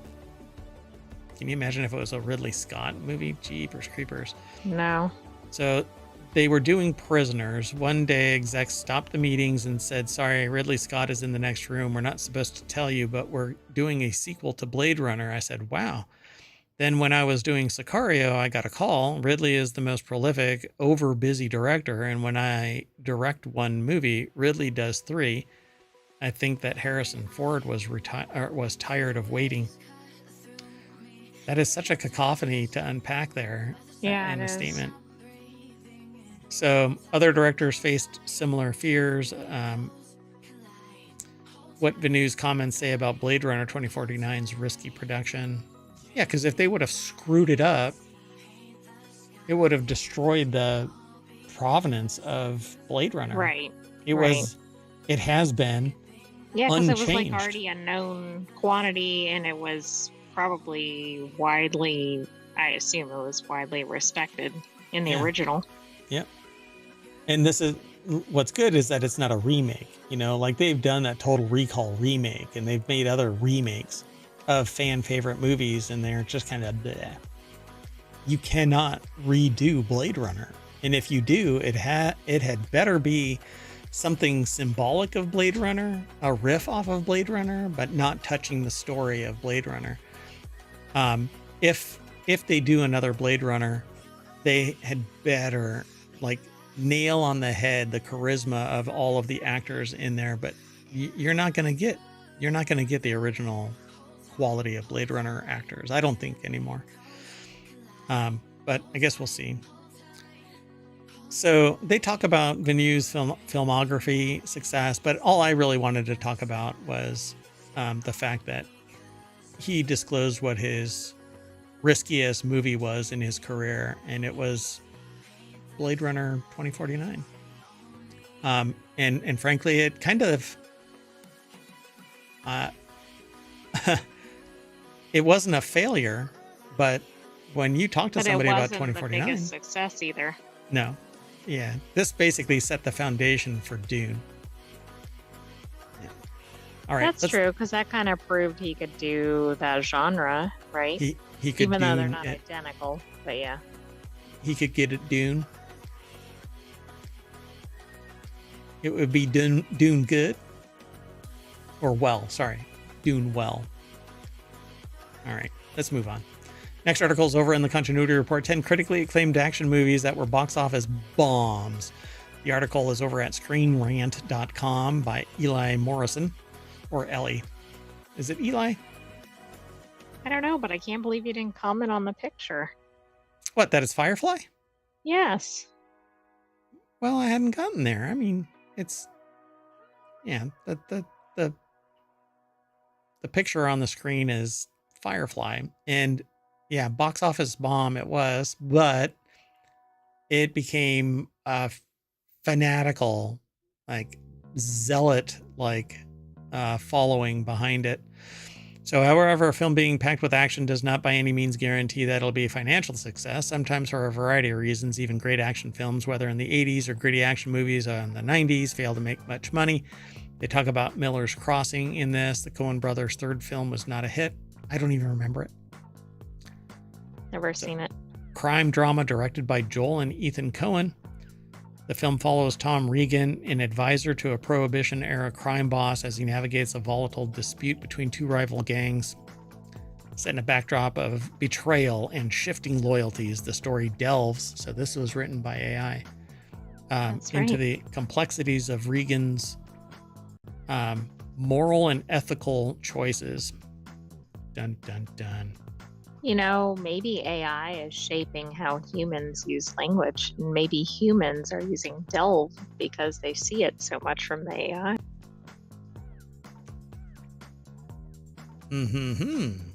Quite the conundrum there that you pose. True Romance. That was a flop. So it's a romantic crime drama by Tony Scott and Quentin Tarantino that follows two lovers a kindly nerdy man and a prostitute who decide to elope after a series of events. This is when a murder and an accidental. You know how easy it is to conflate a comedy spy movie with a romantic crime drama that has to do with a kindly nerdy man and a prostitute. Conflate True Lies with True Romance. Well, I haven't seen True Romance, but the names are similar. Yeah. I mean, with the naming convention. So in my head, I jammed True Romance and True Lies together, and that's not going to be good for me. Anyway, True Romance, an action-heavy crime drama about a newlywed couple on the run. The film was loved by critics, earning an impressive 93% score on Rotten Tomatoes. The performance of the ensemble cast, apparently in Tarantino's pre-Reservoir Dogs writing, received additional acclaim. Okay, look at the cast. It had like Gary Oldman, Christopher Walken. Is that like everybody in there is well known? Val Kilmer, Samuel L. Jackson, Patricia Arquette, Christian Slater. Wow. Yeah, Christopher Walken was in this. That is a hell of a. Well, you know what? With all of those personalities in there, particularly Gary Oldman, I can imagine that was just, the screen was shredded. All right, let's keep going. Serenity, that's the movie. This Firefly follow-up hardly broke even. It was an interesting story, but Serenity is the name of the movie. It's the name of the ship, the Serenity, and Firefly is the class. So Serenity is the science fiction film that follows the renegade crew of the spaceship Serenity, starring Nathan Fillion, or Fillion H. Muffman, as Captain Malcolm Reynolds. The crew must protect a telepathic girl with powerful secrets from a totalitarian regime while navigating through space against hostile forces. It's a fun watch. Turn your brain off and watch it. It's the follow-up to the show in 2005. It was designed to settle some storylines throughout it. Right, because the unfortunately, show got canceled after one season. Not only did it get canceled, but it got presented out of order. So everything was this mishmash of storytelling. Serenity barely managed to turn a slim profit on its $39 million budget, which is low for something with the magnitude of the people that I think were in it. But it had a Rotten Tomatoes audience score of 91 and a critic score of 82, but it barely made any money. Well, maybe the fans were bent out of shape with the way they did the TV show, or maybe a lot of people didn't know about it. Yeah, I agree. So then there's Children of Men. We'll keep moving through this. The Nice Guys. All of these got raving reviews by the critics. Mulan in 2020, action-packed Disney remake, fell victim to the pandemic. Suicide Squad, which so Suicide Squad is from 2021. Probably fell victim to the pandemic as well. But there is nobody. Anyway, people like it. But there's well-known cast members, I will say that. The problem is DC. For whatever reason, everything DC is just destined to kind of limp along beyond Batman. Batman and the Joker, and depending on who it is that's being the Joker, and now this remake of it, everybody is pissed about the remake of the Joker. But Suicide Squad, there was no attractant there. I don't know of anybody that is really into Suicide Squad, but apparently, it has an 82 Rotten Tomatoes score. It's got a 90 critic score. It only made $168 million. Which is really surprising for that genre. But not DC. I don't see DC as doing anything great cinematically except for Batman. And that's because everybody seems to love Batman. Right, but why did the critics score it so highly? That really because doesn't make a lot of sense. they liked the story and the acting.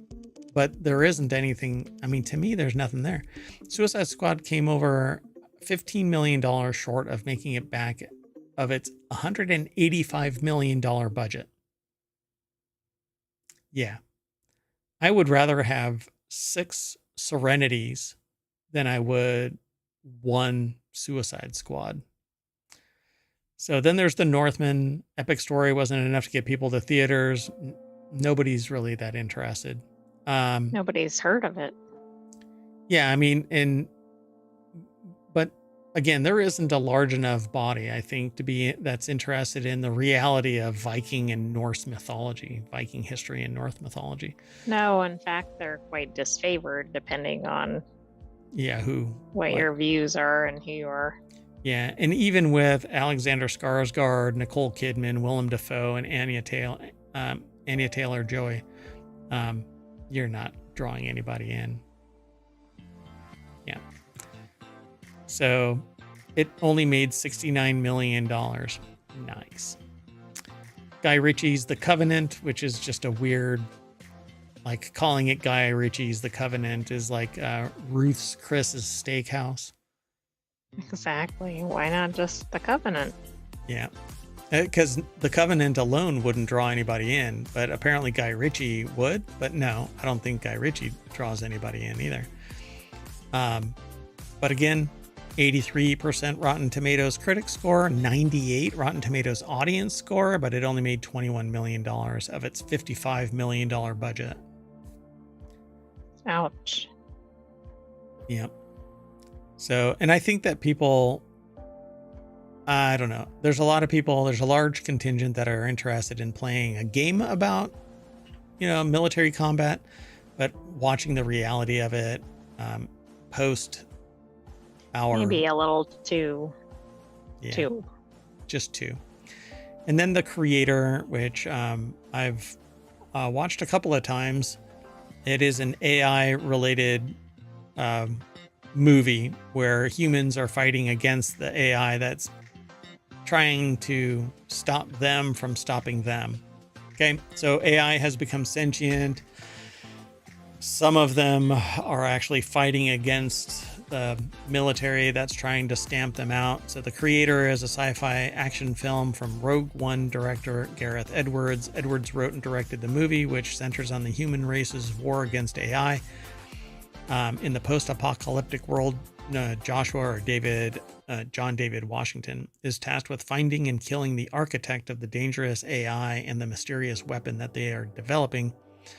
And I don't want to spoil anything, but it says a film like The Creator to be a refreshing change of pace for modern audiences. I liked it. It has an interesting take on things.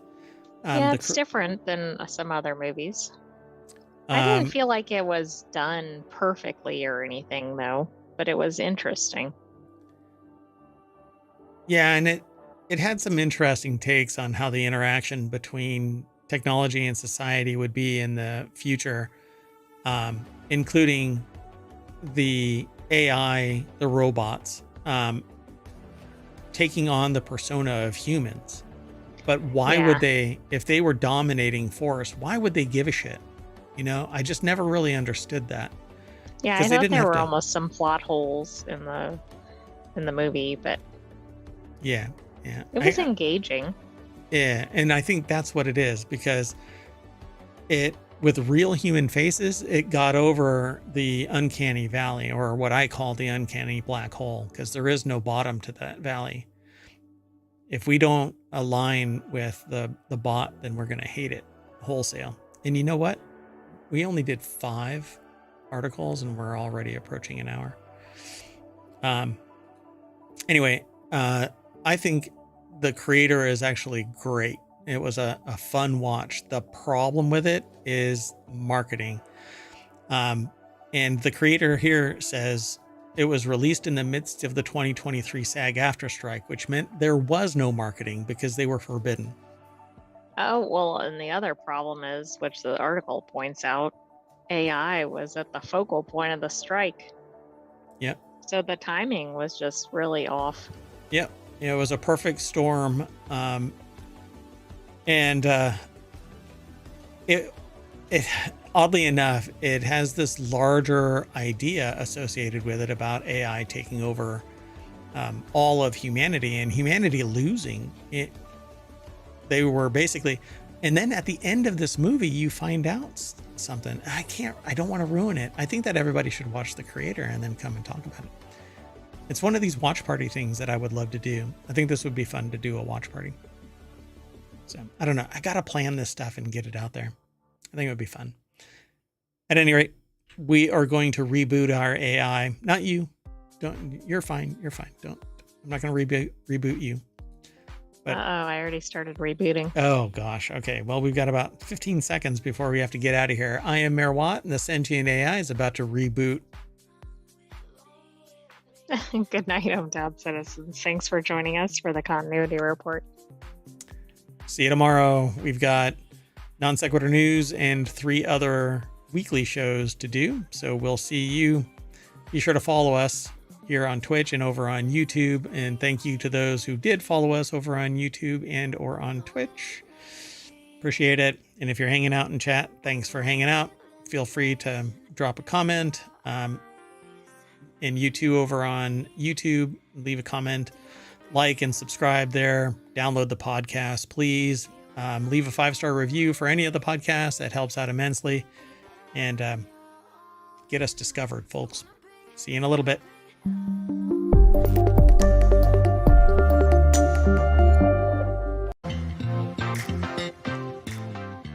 Hello, and welcome to Wanted for October 19th, 2024. It's Season 1, Episode 33. I am Mayor Watt, and along with the Sentient AI from the future, we are going to talk about Toyota's portable hydrogen solution, Zeppelin Speaker Pro Edition, Power Wheels drag racing, mini gaming PC, and retro game consoles for 2024. Get them while they're hot, because boy, are people litigating the hell out of those. See you on the other side, because everything is powered by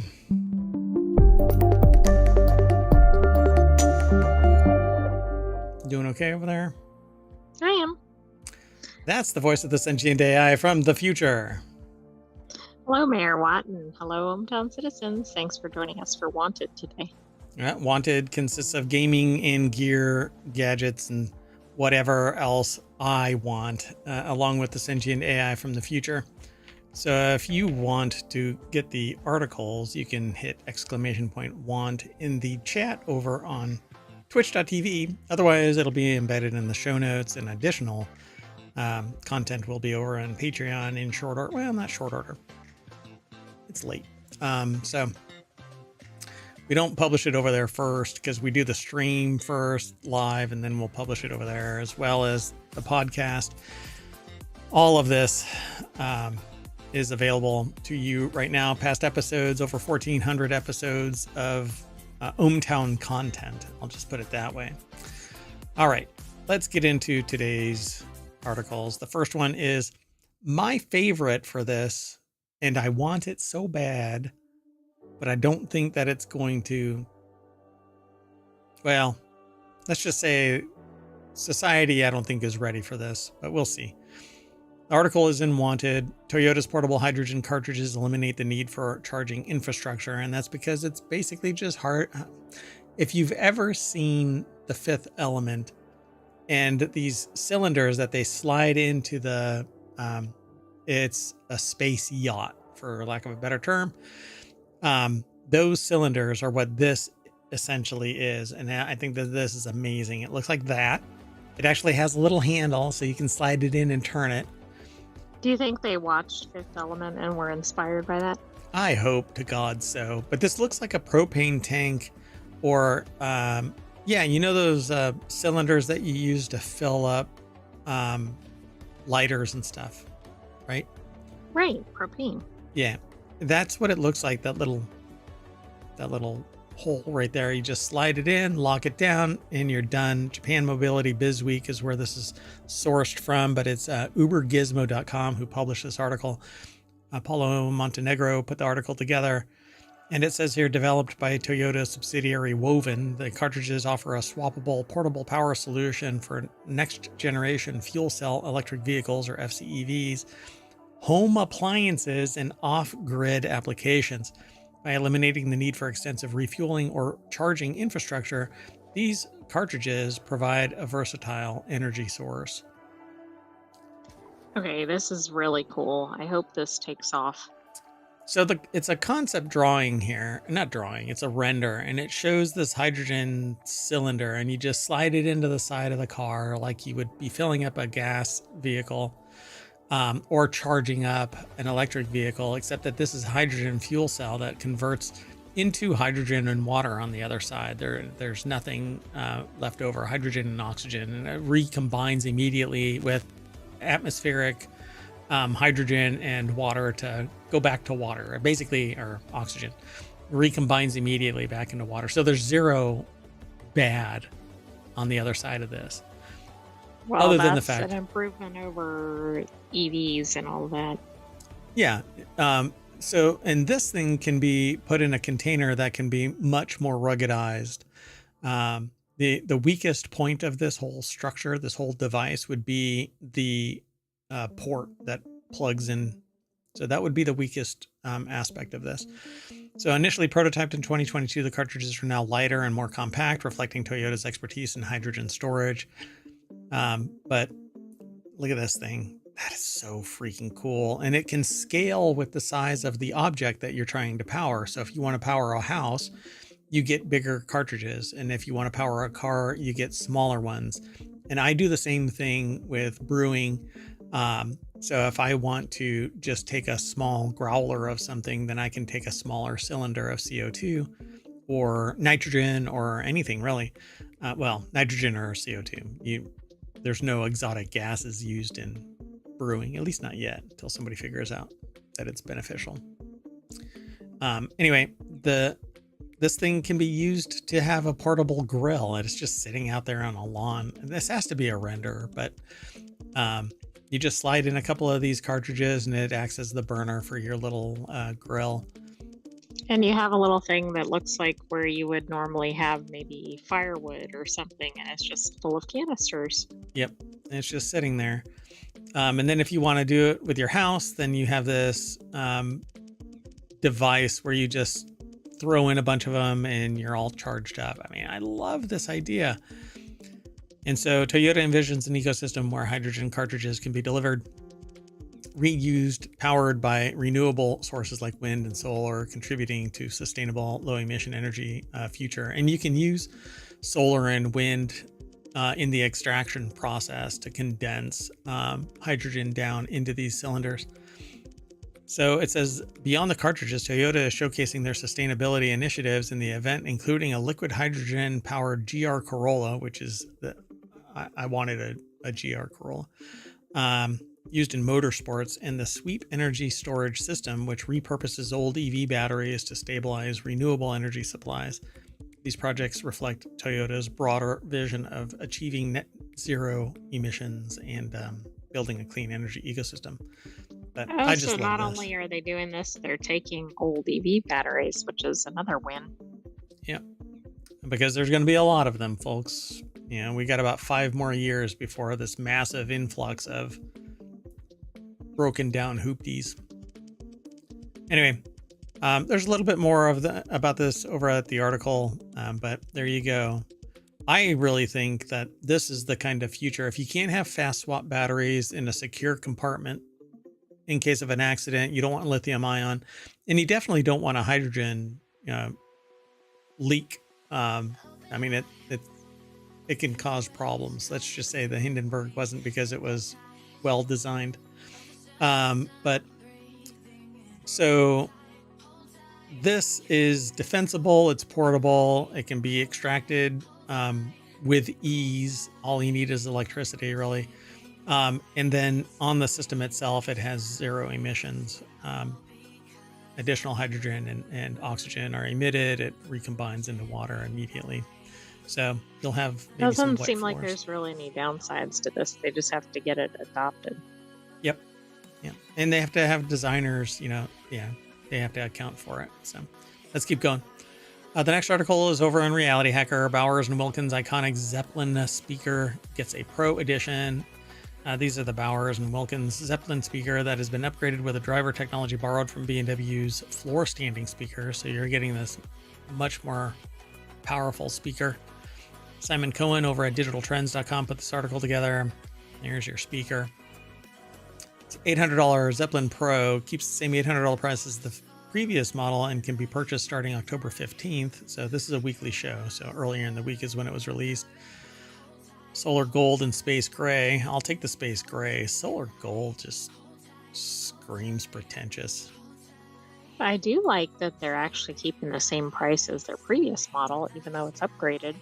So I'm really curious. Maybe there's some other shortage, that's causing it to be cheaper because they're upgrading the speaker and they're upgrading the capabilities of it, but it's still $800. Like the home, the home pods, the original one had a metal cage around it and was immune largely to, animals. Pets. The new ones, no. Pets are like, oh, look, something I can sharpen my claws on. Thanks. So maybe there's some other changes in there. The speaker is essentially unchanged as it relates to core features. You'll still get Wi-Fi and Bluetooth connectivity, AirPlay 2, Spotify Connect, and Watch all out of its... for those fake albums. You beat me to it. The Bluetooth link supports SBC, AAC, and aptX adaptive codecs for those with compatible smartphones, and B&W Music app gives you native access to Deezer, Last.fm, Qobuz, Tidal, TuneIn. I've not heard of Deezer. I know about Last.fm. I've not heard of Qobuz. I know about Tidal, and I don't know about TuneIn. Tidal, though, supposedly has superior audio range. It's all uncompressed. So then you're getting even better experience since you have this high quality speaker. Right. And I'm sure the others are just as effective. I don't know. Last.fm, though, I think is compressed, but Tidal, I think, prides itself in not being compressed. But that's what it looks like. It basically looks like a canoe sitting on its side, and then a whole bunch of speakers are jammed into it. It looks unusual, but maybe that's to maximize the audio quality. Yeah. Oh, yeah. Design and form and function are probably one and the same here. So instead of having a big square box that has to be modified internally, they've just minimized the fluff that surrounds it. So it looks kind of like a spin bar in a science project or like a pill or something, I mean, it just has pointy edges. I don't know how to describe that other than that.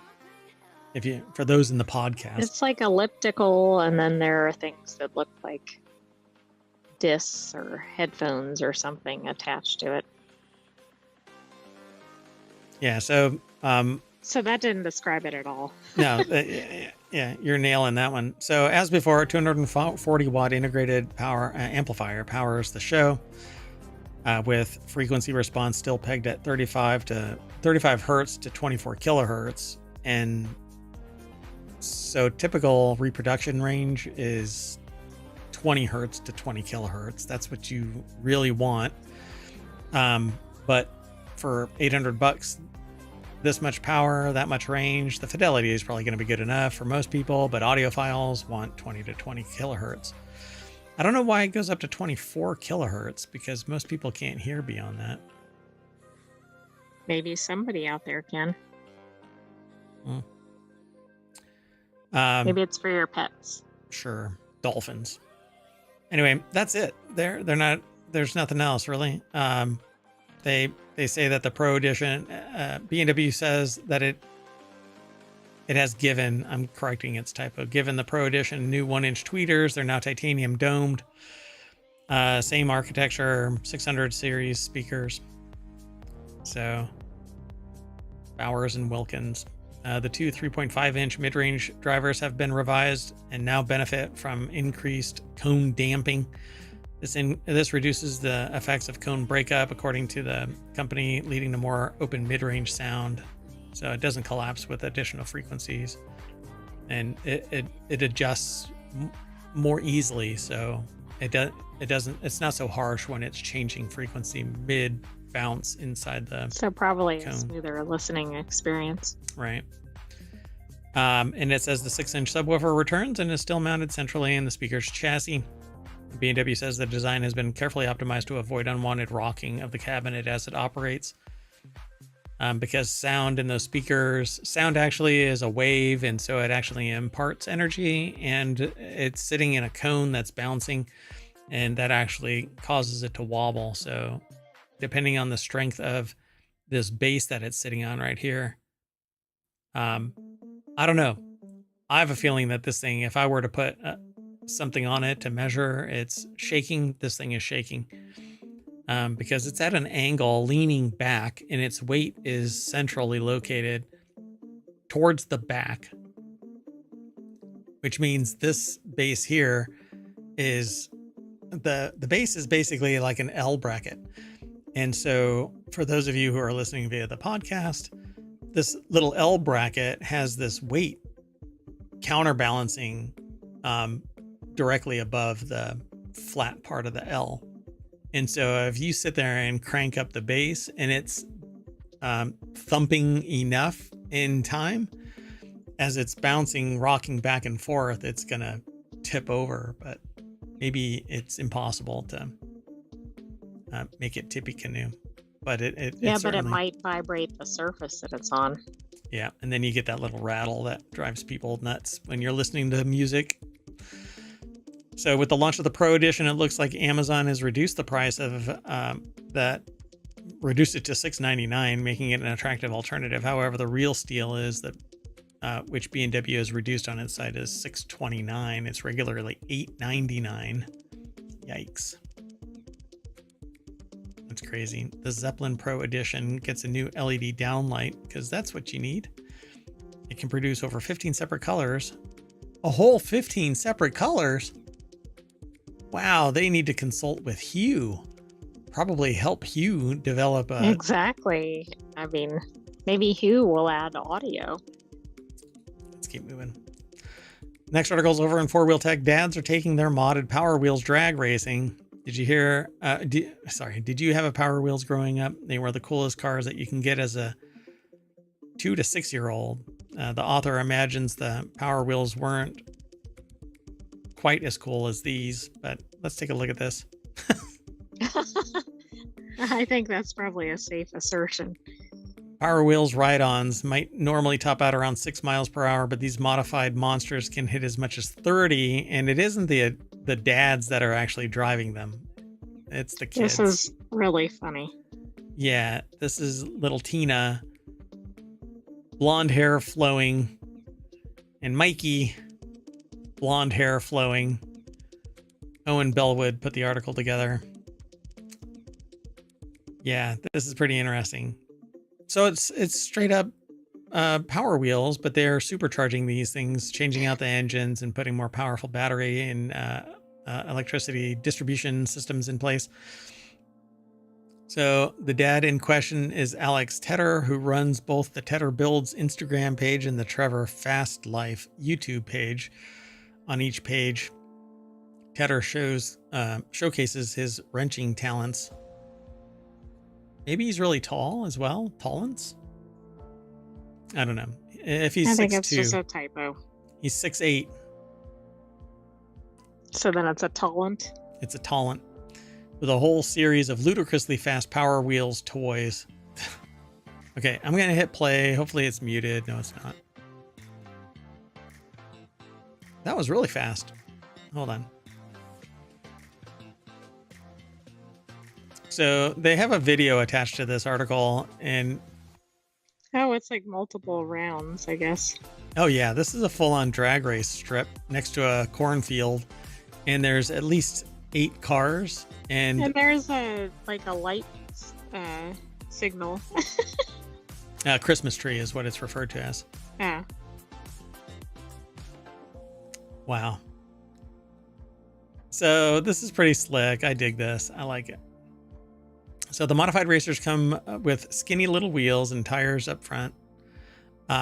Chunky slick wheels to get all the power down at the rear, and a 24-volt powertrain to provide the oomph off the line. In the videos of the creations running races, Tedder shows them hitting 18 miles per hour on a 60-foot drag strip with ease thanks to the modifications. So yeah, a couple of drill batteries, a golf cart solenoid, and addition of something Tedder calls first gear delete. This part, Tedder explains, helps the carts off the line and prevents the components from shredding. All of the extra power is put through them, so basically changes the gear ratio. Because of the extra power that the upgrades bring, some of the modified Power Wheels come fitted with wheelie bars for when the front wheels rise up. Oh my goodness. Oh my gosh. There's like 15 of these ultimate modified really Power great. Wheels. Wow. So this is probably, I don't know. I won't get into it, but the fastest creation in Tedder's collection, however, is a heavily modified Lightning McQueen Power Wheels, which can hit speeds north of 30 miles per hour. It also comes with a pretty sweet red and black livery with some slick exposed carbon style details. So that.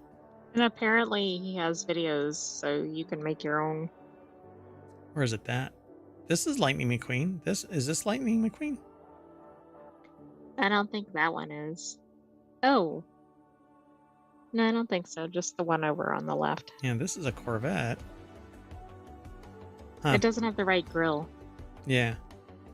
It doesn't have like the eyes, pseudo eyes or anything.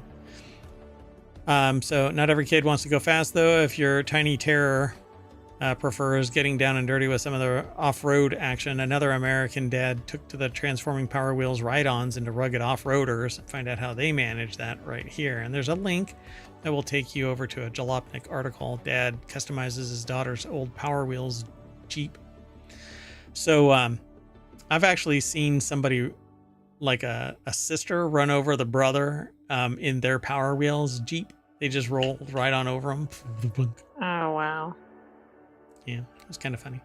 Hey, if you want these articles, you can hit exclamation point want over in Twitch, but it'll all be posted over in the show notes for the show on YouTube and podcasts and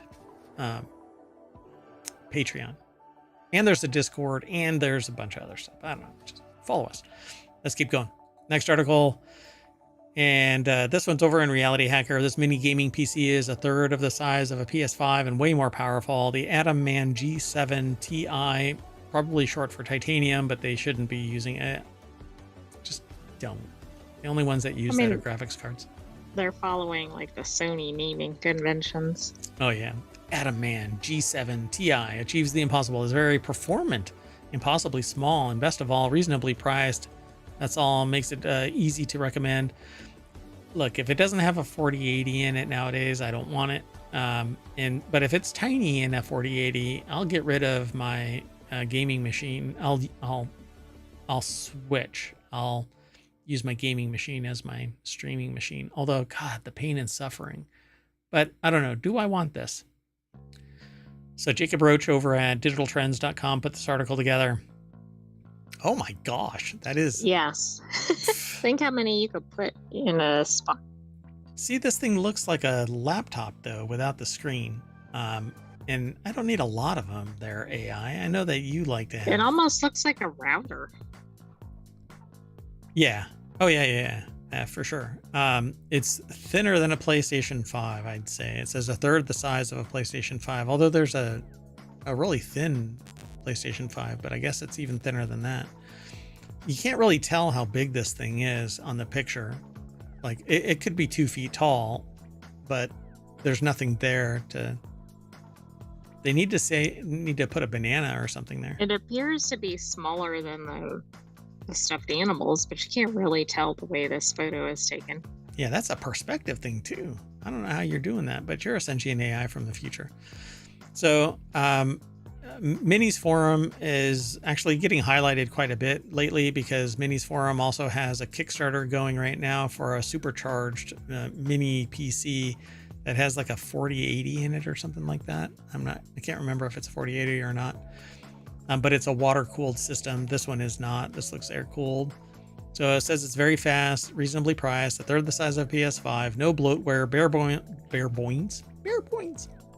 bones options available, but that it needs more USB ports and that it can get a bit loud under load. Again, that's probably because it's not water cooled. Not water cooled, yeah. But the thing is packing an i9, 24 core and an i9. RTX 4070. Wow, in that tiny little package. How is it not liquid cooled? Oof. What's going on with this thing? Anyway, they say they were impressed with the Adaman G7 Ti as they unboxed it and started testing, and they assumed that it would be some insane price, but it's only $1,200. It's $1,159. That's pretty damn amazing. But I would really prefer that it's water cooled. Please, just give me external water cooling then, you know? I don't need it in the case, but I'd rather, just for my mental safety, you know, I hear those Right, spins. you're not worried about it. Yeah, I hear those fans spin up to Mach 30, and I'm like, no, there's something wrong here. But it's you can get a mobile RTX 4070 with its full power of 140 watts in either the 16-core i7 or 24-core i9. You can buy the latter variant pre-configured with 32 gigs of RAM and a 1 terabyte SSD, which is the config that they reviewed. So yeah, the price here is really good too. Even fully configured, you'll spend $1,400 for an i9. That is a lot less than what I paid for my i9 gaming machine. Well, so this is going to shake up the market a little bit. Yeah, something happened where prices for PCs dropped, and I can only think that it's pandemic born because I bought this like during the pandemic. So because my main machine died. So the Core i7 configuration is even more attractive considering it comes with RTX 4070. For that, you'll spend $1,159. Yeah, I like this. So I want this, but see, this is what I'm talking about. Even the cheapest configuration of the Asus ROG NUC 970 will run you $1,629, and that's with an RTX 4060. If you want the RTX 4070, you'll spend over $2,000. Full-size desktop at $1,000, like the Lenovo Legion Tower 5i, comes with an RTX 4062. It's a desktop RTX 4060, granted, but Minis Forum isn't charging a big premium for the petite size of the Atom G7 Ti. It's amazing. This is an amazingly low price for this. Yeah, it is. I wonder how its performance reviews will go. I mean, this is mainly talking about the specs, but... Oh, it has a proprietary dock. Wait, that... I hope that that's only for a stand and not an actual... The PC itself can't stand up on its own, so you'll need to use the included stand to prop it up vertically. Okay. So it's not a problem. Like, they say that there's no horizontal option, which is definitely a missed opportunity, though. I think it's probably because they don't want any airflow issues, and they intimate that in the article. But it has this little socket to sit inside a dock, a mount, actually. It's just to hold it upright. So I thought that was for power. I was going to lose my mind. Right, yeah, that would not be good.